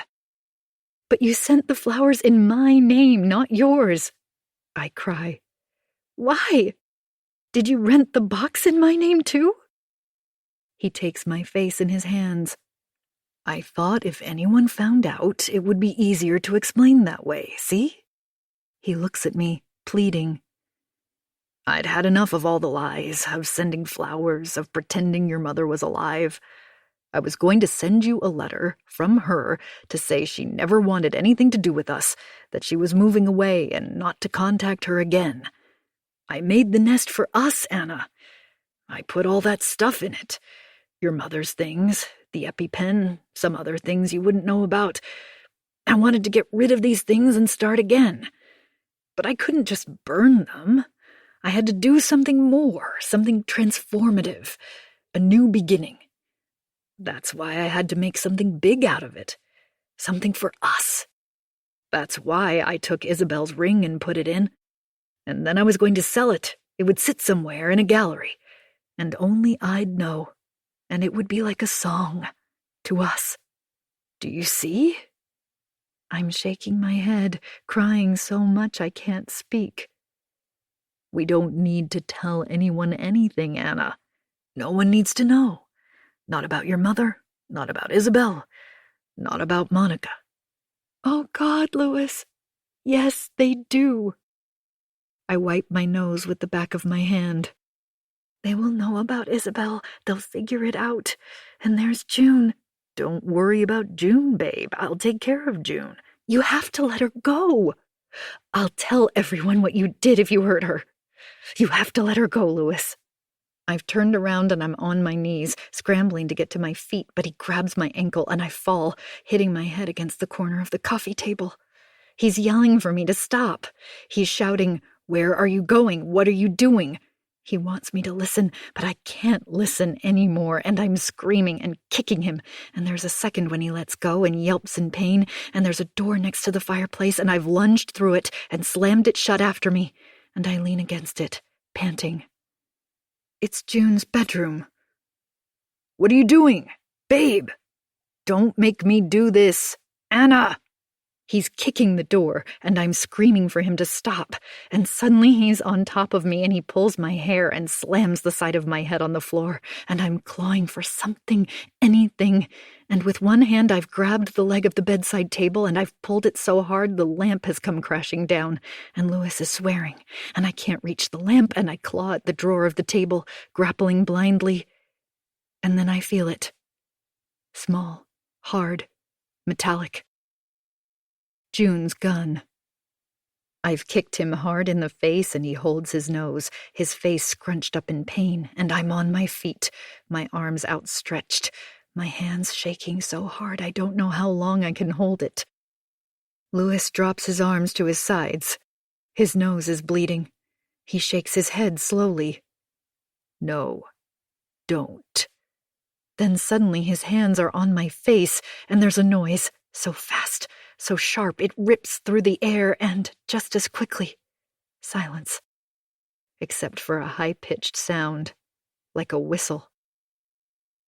Louis smiles so sweetly, and his eyes fill with tears, and when he mouths the words, "I love you," it's pure and real, and he looks down at the blood on his chest, and I scream, but I can't hear myself, just the high-pitched noise. And when he falls, I fall with him and hold him tight, and I say it to him over and over. I'm obsessed with you. Chapter 41. I stand at the window gazing at the trees filled with brilliant white blooms. They're all over campus, blossoming in unison, tall and dense, wide and round at the bottom and pointy at the top, which has always struck me as poetic, since they're ornamental pears, and they really are shaped a bit like the fruit they bear. Hey! I turn around. June has walked in with a plate of cookies. I laugh. A selection of your favorites, she says, setting it down on the desk. We hug even though I saw her this morning. I stay with her in her new place whenever I've needed to return for the investigation. I grab a cookie and sit down at my desk, which is not really my desk anymore, although no one has filled this office yet. It's so quiet around here, I say. I know, spring break, no students. Don't you love it? I sure do. It's the first time I've been back to Loch Weidman since Louis died, so I'm grateful there are very few students around. I don't think I could handle the stairs, although I'm getting a lot better at that. How is Roberto? She asks. I smile. She's the only one who calls him that, and I think he secretly loves it. I smile. Rob's wonderful. He's been taking the kids fishing a lot. They'll love that, she says. I will never forget. And I've said this so much lately. The day Louis's father, Rob, came to get me outside the courthouse. We had just found out so many things about Louis. That he had been forging my signature for years. That he signed for my inheritance. That he forged a power of attorney to act on my behalf so he could sell my mother's house once enough years had passed, and he kept the money, too. He never spent it. All this time it's been sitting in a term deposit account which he had opened, also in my name. But there was one thing I never knew, which was that when Louis was young, he set fire to a man and killed him. No one knows the circumstances exactly, and he was charged with involuntary manslaughter. Because of his age, he went to juvenile detention for 8 months. Somehow, my mother found out and tried to tell me. But everything I believed about that still stands. It may have been the truth, but the only reason she wanted me to know was to hurt me, to push me to end the relationship because she just didn't like to see me happy. It would have made no difference if she'd told me. I would have believed with all my heart whatever Louis did back then had been involuntary. But that day on the lawn outside the courthouse, Rob broke down and sobbed on my shoulder because he'd never told me about it. But we both thought he was good and kind, I said. You didn't know either what he was capable of. You thought he'd made a mistake. You didn't want it to tarnish the rest of his life. I would have done the same for my kids. But he put a hand over his eyes and asked if I was going to forbid him from seeing his grandchildren now. They're all I have left, he said. So come and live with us, I replied. They adore you. You're on your own now. Apart from me, you're the only family they have left. You're the only family I have left. And he sobbed again on my shoulder for a long time, but with relief. And some joy, too, I think. I've resigned from Loch Weidman, sold our house, and we've moved to Martha's Vineyard, to a small but charming rented house. The money I got from the sale of our house is not enough to buy something over here, and until earlier this week, I didn't know if I'd ever get the money in the term deposit account. I'm not sure I want it anyway. And I certainly won't be receiving the prize money. The Forrester Foundation has kindly allowed me more time to give them my notebooks, but I'd already decided to refuse the prize. I wanted to wait until the district attorney concluded his investigation to tell them formally and explain that it was Alex who solved it, with a little help from me, and that the prize should be awarded to him posthumously. Maybe his parents will use it to create a scholarship in his memory, especially now that the medical examiner has officially ruled his death was suicide.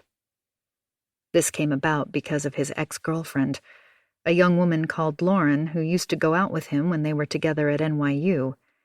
She'd broken it off, but he had refused to accept it. After 2 years of behavior that bordered on stalking, he had emailed her to say he wanted to show her something. And after that, he promised he would no longer harass her. It was the last thing he was asking of her. I don't know the exact details of all this, but suffice to say, she flew over to visit him, without telling her parents, who would have forbidden it. When she arrived at the apartment, the door was not quite closed. He wasn't there. She walked in, waited, and she left.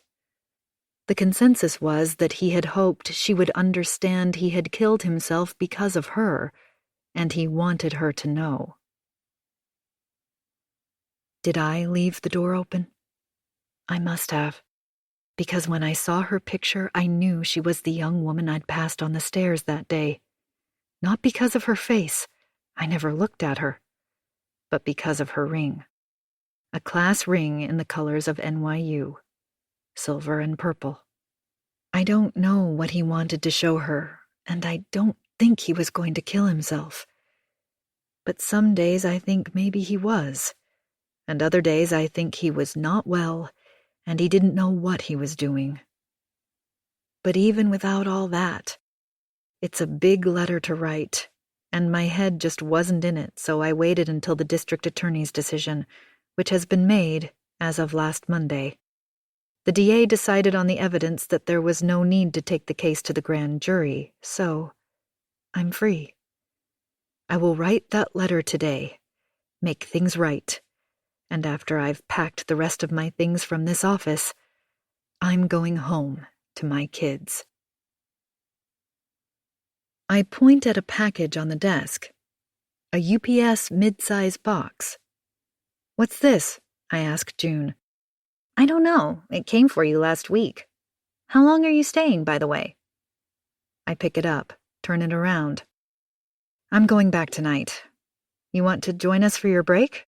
We'd love to have you." Yes, please, June beams. I've been brushing up on my chess skills. I can't wait to try them on Maddie. I laugh. Rob has taught Maddie to play, and now Maddie's obsessed. And he's very good. He played all the time with June over Christmas, and again when she came over last month, and she only beat him once. How are they? She asks, as I retrieve a pair of scissors from the drawer and cut through the tape. I stop, tilt my head at her. "You know, last time you were there, I heard Maddie laugh for the first time. He sounded the way he used to. It was the most beautiful sound." She nods, and her eyes water. "And Carla has made some friends, and there's a light returning in her eyes." I take a breath. "I think they're going to be okay." And you? She asks. But it's a joke between us because I reply, "I'm okay, and you?" And she'll say, "I'm okay, and you?" until we laugh. It's stupid, but it's our stupid. It's all part of our way of coping. It's taken a lot of therapy for June to be where she is now. She's only just returned to work, and she's been promoted to senior administrator in the English department, but she doesn't know how long she'll stay. Not very long, is my bet. It's taken a lot of therapy for me, too, but I have my kids, and Rob, and I never say this to anyone, but I miss Louis. I miss him so much some nights I cry myself to sleep. June gets to her feet and brushes her hands. I should get back to it. Lunch? Yes, please. Okay, I'll come get you around 1. After she's gone, I finally open the UPS box. Inside is an envelope with my name on it, and below it is another, smaller cardboard box. But this one is different. It's old and battered, like something you might have kept in an attic for the last 50 years. It isn't sealed, and I lift the flaps. It's the smell that hits me. An image of my old school flashes into my mind, and for a surreal moment I am transported to another place and another time. I pick up the letter and slide my finger inside its flap. Dear Dr. Sanchez, you wouldn't remember me, but we met once. My name is Vernon, and I used to share Alex's condo in Tremont. In the chaos of moving out, I accidentally packed some of Alex's things, and everything has been in storage until now, which is why I haven't returned these to you before. These notebooks belonged to Alex, but as they bear your name, I am returning them to you. Sincerely, Vernon Tuckey. I open the box again. Inside are plain, wire-bound notebooks of varying colors. I know the style well. I used the same when I was at school. But these are old and musty, discolored in places. I pull out the first notebook from the pile and open the page, and there's a moment when it feels like the room tilts as I read my own name, in my own childish handwriting, on the first page. Anna Miller. I snatch Vernon's letter from the table and read it again. But as they bear your name, this makes no sense. And how would Vernon know my maiden name? I pull all the notebooks out, more frantic now. 12 of them in total. The Penty Stone Conjecture, A Solution, by Anna Miller. It's like reading another girl's old schoolwork. Pages and pages of mathematical equations in small, dense handwriting that starts neat in the early pages, but seems to trip over itself by the last ones. Lines and lines of calculations framed by doodles of flowers, round petals floating over the margins, sometimes Hope's name with a little heart to it, my mother's diagonal flick of the pen across the page. I did this? Yes, I did. I know it, but I don't. I recognize the sequences, the logic, the rationality, the inferences, but I recognize them from Alex's notebooks, and I am shocked that, at the time, I didn't recognize my own work. Then I see why Vernon returned them to me. Inside the cover page of a number of them is written, Dr. Anna Sanchez, Senior Lecturer, Mathematics Department, Loch Wideman University. I know that handwriting, and it's not mine, it's Alex's. I flick through every notebook, every page, more frantic now. They are riddled with his notes, exclamation marks, excited markings. So close, yes, no, why? I lift the old cardboard box and study it, looking for a clue. On its side, in blue marker, is written, $2 the lot. I vaguely remember when I moved out of home to go to college, my mother had a yard sale of all the things I was leaving behind, including my textbooks. She could have written this. This could well be her handwriting. This box would have contained my math books, too. She would have packed the whole lot together. How it came to be in Alex's possession, I don't think I'll ever know. I go through each notebook again, one by one, and I am shocked at how far I had come to solve the Penty Stone. But I remember distinctly showing these to my mother, my heart quickening with anticipation and her shaking her head. No, Anna, that's not right. Try again. But it was right. How could she not see it? Did she deny it on purpose, because she didn't want to live up to her end of the bargain?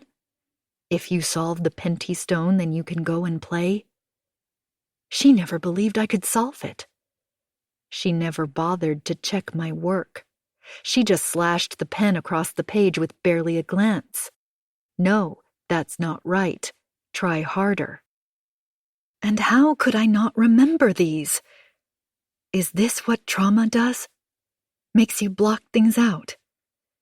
I remember nothing that is in these notebooks other than the pain and the frustration they still evoke now.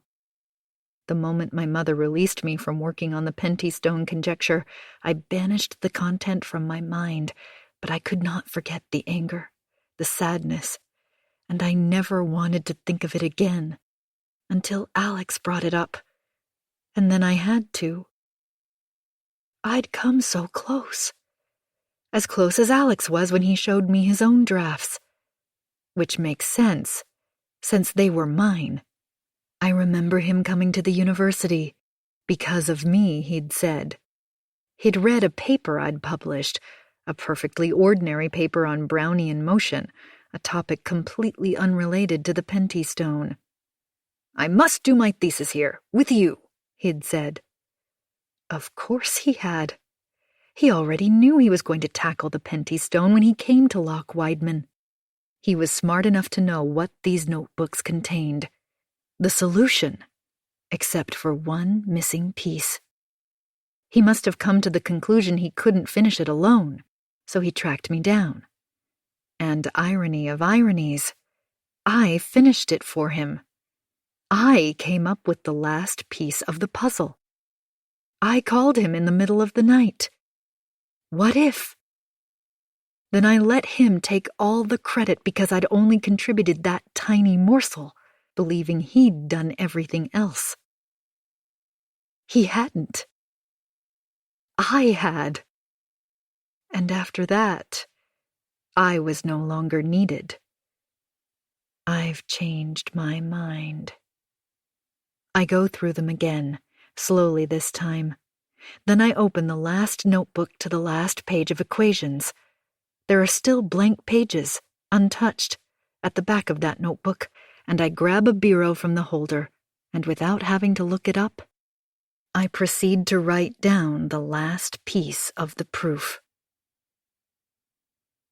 The letter I write to the Forrester Foundation, 2 hours later, is not the one I thought I'd write.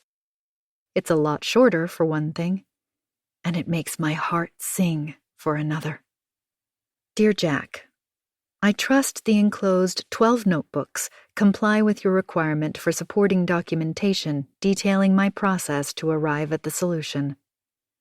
With gratitude and kind regards, Dr. Anna Sanchez, née Miller. This recording of Unfaithful was presented by Dreamscape Media, LLC, narrated by Emily Rankin and produced by Eric Black.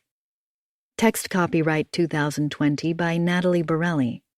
Sound recording copyright 2020 Dreamscape Media, LLC. Please check dreamscapepublishing.com for Dreamscape's latest releases.